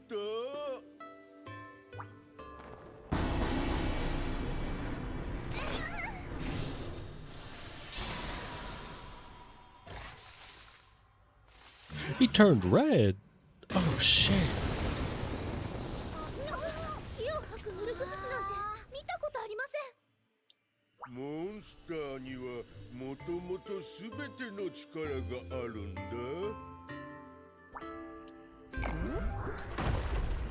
みたいのモンスターの絆を合わせて片方の眠れる力を目覚めさせたんだ。目覚めさせた。それで火が吐けるようになったってことか。んだ力は眠ったままなんだ。眠った力を起こしてやるんだ。そっか、伝承の儀を使えばお供の力を目覚めさせられるんだな。んだ絆石がないと力は発揮されないんだ。生態系は崩れないし自然にも優しいんだ。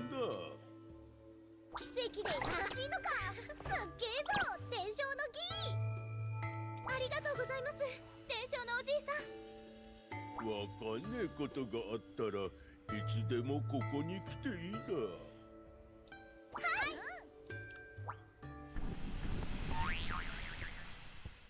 あれ、それふかしごけじゃ。オラの温泉まんじゅうだ。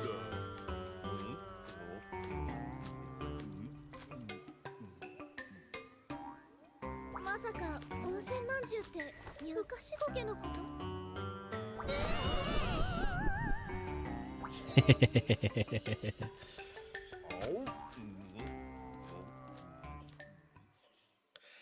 ？Yeah, you can easily swap around elements in Stories 3, apparently. I thought it was more along the lines of what we're doing here. Oh, I get his color changed back.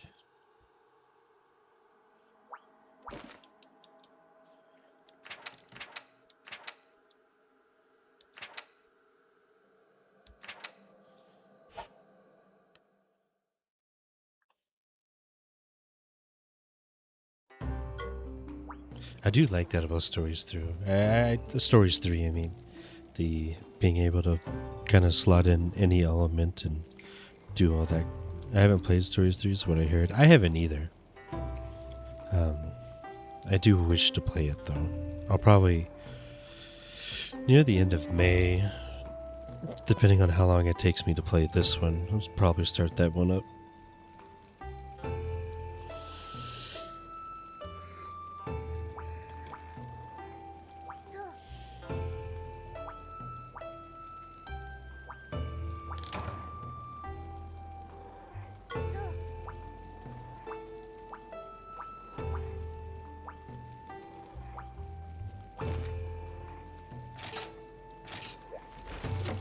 Let me take a quick look at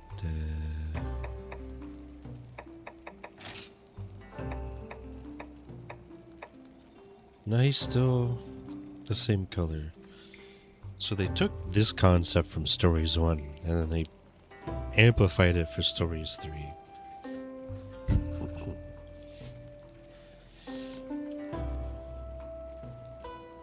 Pretty interesting, pretty nice.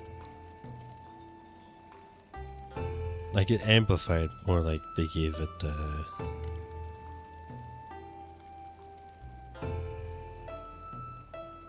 made it more obvious with the color changing and of the monster itself.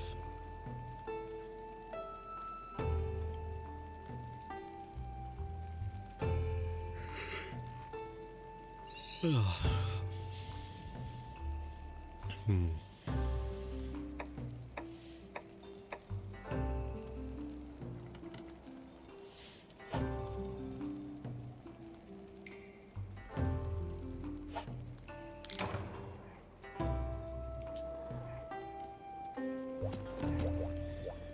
I wonder if it's done at the same place. Yeah, it's done here.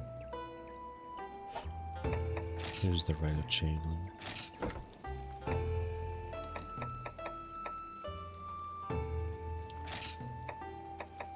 There we get pink.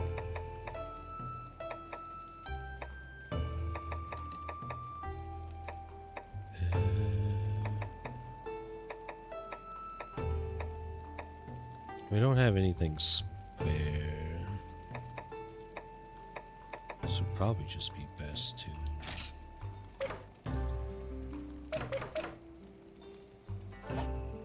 It'd be better if we do this then, wouldn't it? Oh, we can't. He's already filled up.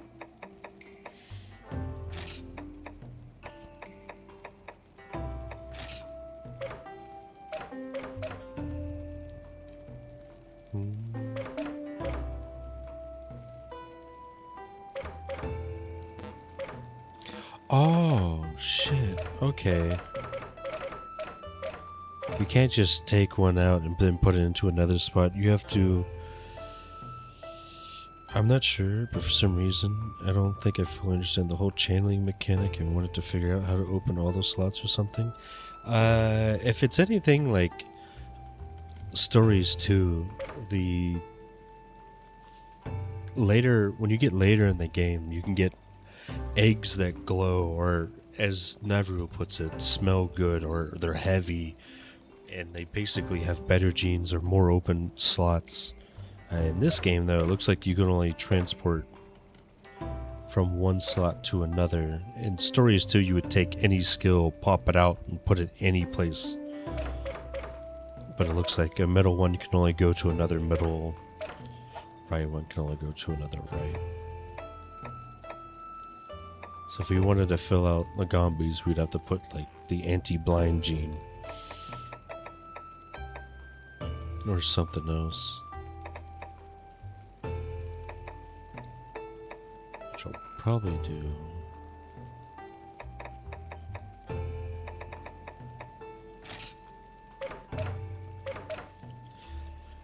And better genes come from like, you know, the rare caves and all that.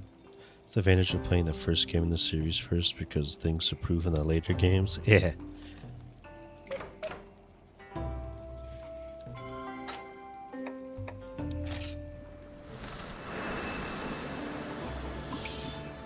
It's probably even better in 3. I remember talking to my buddy who actually played it, and he said it's some pretty good things. There's obviously some annoying stuff, because seems to be the case for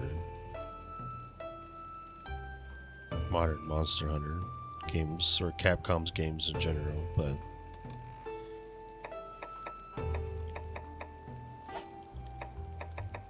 yeah, finding rare caves, high rank rare caves, there's even higher tier one to get better stuff, and then there's I don't think I access it here, but the quest board, he'll just straight up give you special missions you can do.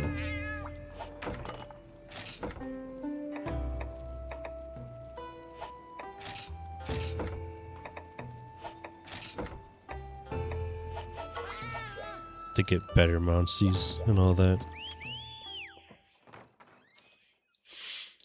It's very nice. It's a very cool mechanic, and it's something I actively enjoyed doing in the second game. Me and my buddy would get together and farm like Bolt Reaver Astalos for like 2 or 3 hours to get a really good one. And then we would kit them out with some good stuff from other Bolt Reavers we get. And would you like a quick list for the monster egg design? Yeah, sure, why not? I'll take it. Probably be helpful in the long run. Game facts. Let me see if Kira Nico has as well. First, it just was that. I think this is first. Oh, 500 server error. Yep, we're using GameFAQs. Oh my goodness. Oh my damn.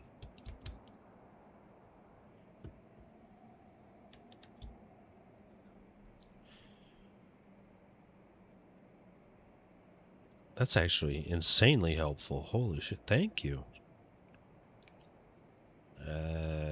I shouldn't scroll down too far, though.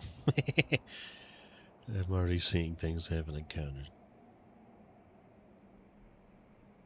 Okay. I wonder if the egg pattern in the 2024 remake, yeah. Let me just quickly scroll down.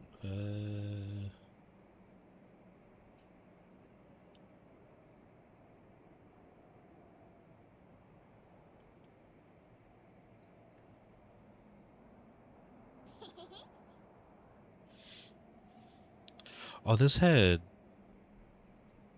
You could get Epona in the 3DS version. You can also get Kurami Gokami from Puzzles and Dragons. And then Kumashira from the JP 3DS. Each monster has 4 eggs. Because you got different eggs than each other doesn't mean you get different monsters, which is why I found the list useful. Yeah, so I guess they changed it for this game. This game has the 4 patterns. Well, the 4 different colored units. The patterns are still the same. It's just they can be in different colors. I'm assuming the colors are relevant to how nice the monster would be. So like the one on the very far left is probably the worst, and one on the right's the best, I assume.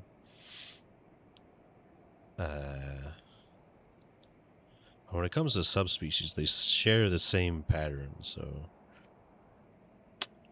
yeah. So it just becomes the colors, the difference, which makes sense.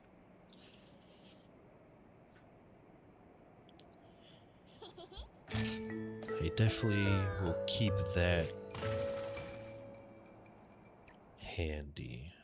Where should I keep it though? I'll post it in Discord. Got a little sub channel I can throw it in that no one will peek at.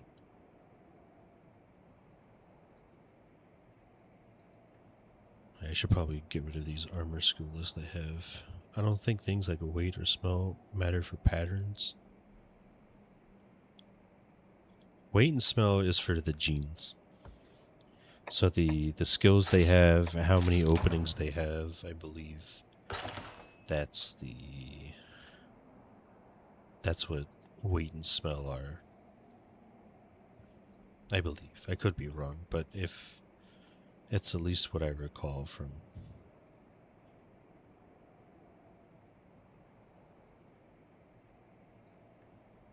the second game.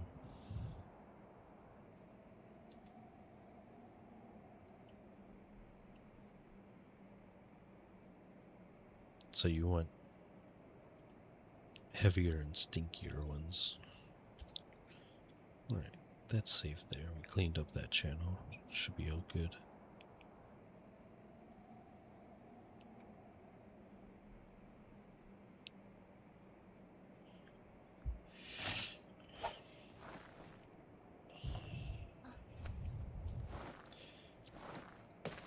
You are correct on the weight and smell. It doesn't matter for patterns.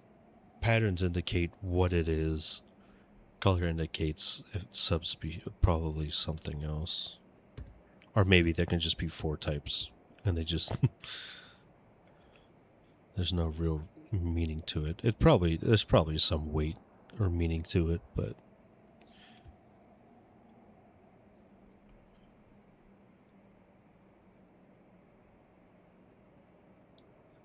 who knows?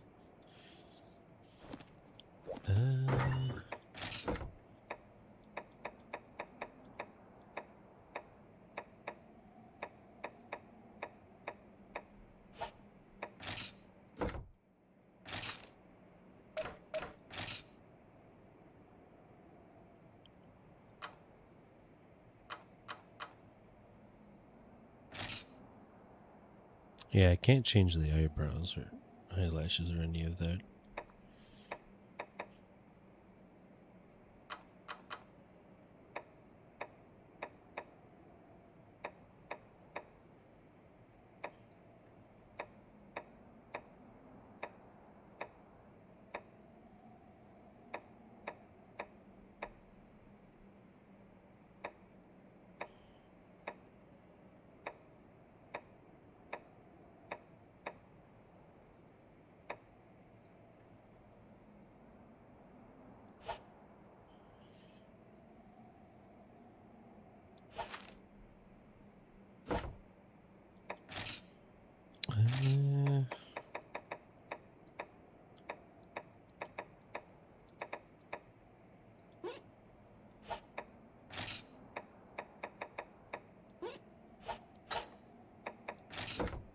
Oops.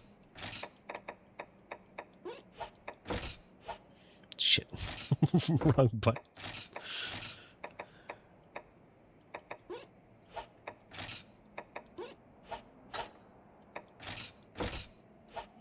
There we go.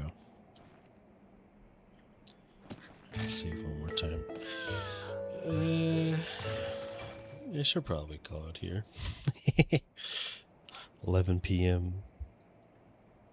10 hours in. Probably a good stopping point. I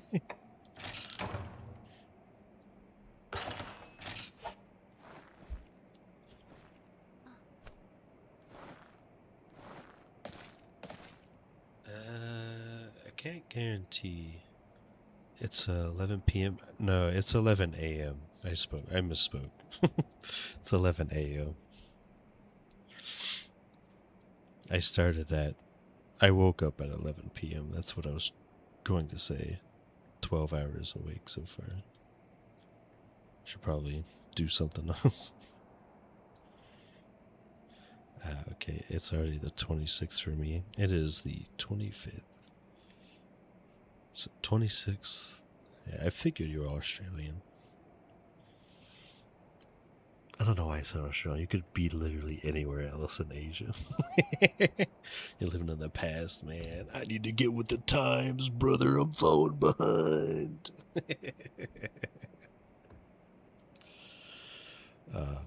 But yeah.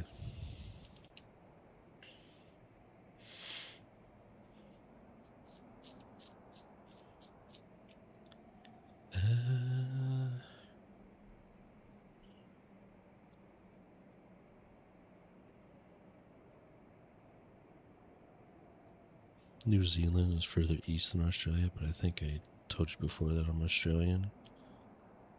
I think so. I think that's why I thought of it first.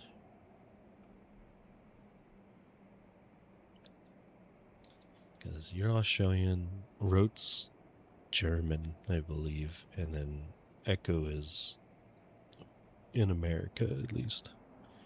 He's East Coast like I am. Those are the 3 people that show up the most. At least that I'm aware of. Show up the most and talk, I guess I should say.